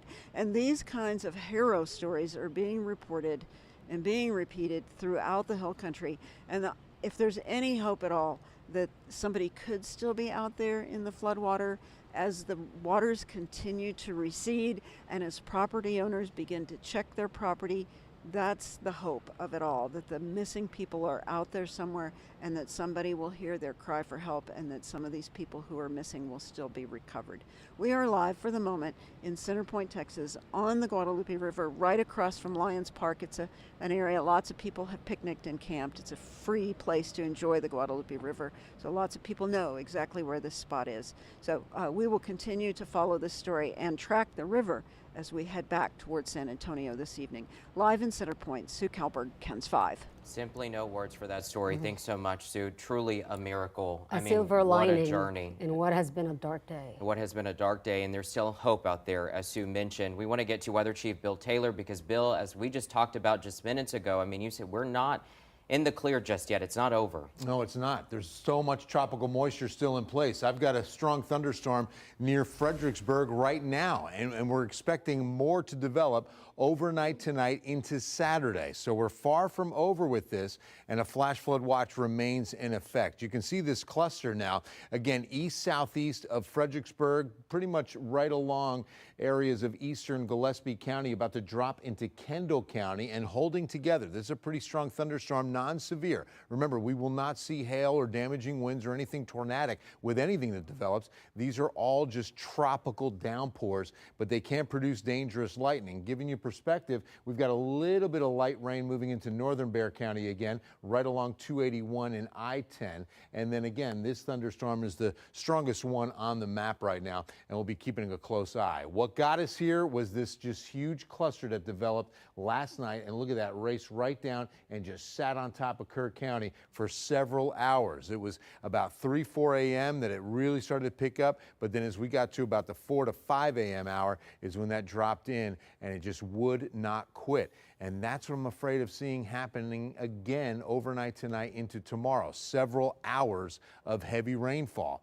Here's the warning situation. Where you see these green polygons, these are all flash flood warnings. The main one still west of Kerrville, across most of Kerr County, dipping into Medina County. Medina River is under a warning right down into Medina Lake, and this is the Guadalupe, all the way across Kendall County, expected to bring a lot of water into Canyon Lake. We heard from Lieutenant Governor and today Acting Governor Dan Patrick, who spoke to the Army Corps of Engineers about the dam at Canyon Lake. And he said that the Army Corps says it will not be compromised tonight or tomorrow, that it's in good shape and we're okay, and that Canyon Lake can hold and reserve space for that much water. Remember, it's at 40% full, so it needs it. In fact, Medina needs it even more at only 2 to 3% full. So any water that heads into either one of those lakes is going to be in good shape. Flash flood watch in effect until 7 p.m. tonight. It looks like Valverde County's been dropped from the watch. I would not be surprised if this watch starts to include Comal, even Hayes and up to Travis, and going into tomorrow because of what I'm about to show you. But first, I've got to show you the Guadalupe River levels. We're still rising at Spring Branch, where we're expecting crests at 37.2, 3 a.m. Saturday. At Bergheim, 41.85. Could not find a flood stage, but 39 feet was a 2018 level that caused some flooding. So we're right now at 42 feet at Bergheim. Bergheim is essentially just west of Canyon Lake. Then the Guadalupe at Comfort has crested. Flood stage was about 13 feet ago, so it's at 34.7 last observation. At Kerrville, look at that, 23.4, and the flood stage is at 9, so thankfully that's already crested. But look at this number right here. This Guadalupe rose 26 feet in less than an hour and to a level higher than the 1987 floods. Now looking forward, here's what we're looking at overnight. Models are in agreement that there's going to be a lot more rainfall. At 3 a.m. is when the HRRR brings it in, intensifying some thunderstorm activity near New Braunfels by sunrise. And look at this, back building to the west into the city, northern Bexar County up through Kendall into Blanco County at mid-morning. Here's my concern, 11 a.m. Watch as I go forward. It doesn't move, and this is 3 p.m., and there's still very heavy rainfall in the same area. This is one of those, again, just clusters that is called a MCS, a mesoscale convective system, that leads to all of this flooding in such a hurry. That's why this is called Flash Flood Alley, because it goes right to runoff when it's raining downhill. We're a city on a hill. Remember, the Balcones Escarpment right through here, and then it's about a 2,000-foot drop into the city. All right, so here's what we've got. Lingering showers even into the 10 o'clock hour tomorrow night before we completely dry out. That's the HRRR. Now look what the graph says, that it happens much later, 7 a.m. It won't be overnight, but it will be very heavy and pushing into the city by, say, early afternoon tomorrow. So again, they're in agreement that we're going to get heavy rain. It's just a matter of timing. Most of the rainfall prediction from 2.5 to nearly 4.5 right up the I-35 corridor, not hitting the bullseye like last night and early this morning. Outside right now, very humid. It's cloudy and 81. We've got a dew point at 77. So because of this tropical atmosphere, we're still expecting this rain to develop late tonight. But as I spoke to you earlier, I spoke to Bill Drain, executive producer of All Things City of San Antonio. And the Woodlawn Park fireworks show at 9, the Alamo fireworks show at 9:30. Both going on as planned. 9 and 9:30 is going to be dry. It's going to be cloudy. And the earliest I think any kind of rain affects the city will be midnight. 14-day forecast weather impact alert for Saturday. Continued rain and flood threat. We drop rain chances Sunday, hit 93. Weather impact alerts for Saharan dust. And then we're heating up for the middle part of July. Henry, Sarah. All right, Bill, thank you. What started as a celebratory day for July 4th ended, unfortunately, with a lot of tragedy today. Just to give you a quick recap, right now we are looking at 13 deaths was the last update that we have gotten. Those are bodies that have floated, that have washed ashore. They said that they've pulled from cars, from the water. We also know that there are 23 unaccounted girls from Camp Mystic. They have been unaccounted for. Those parents have been notified.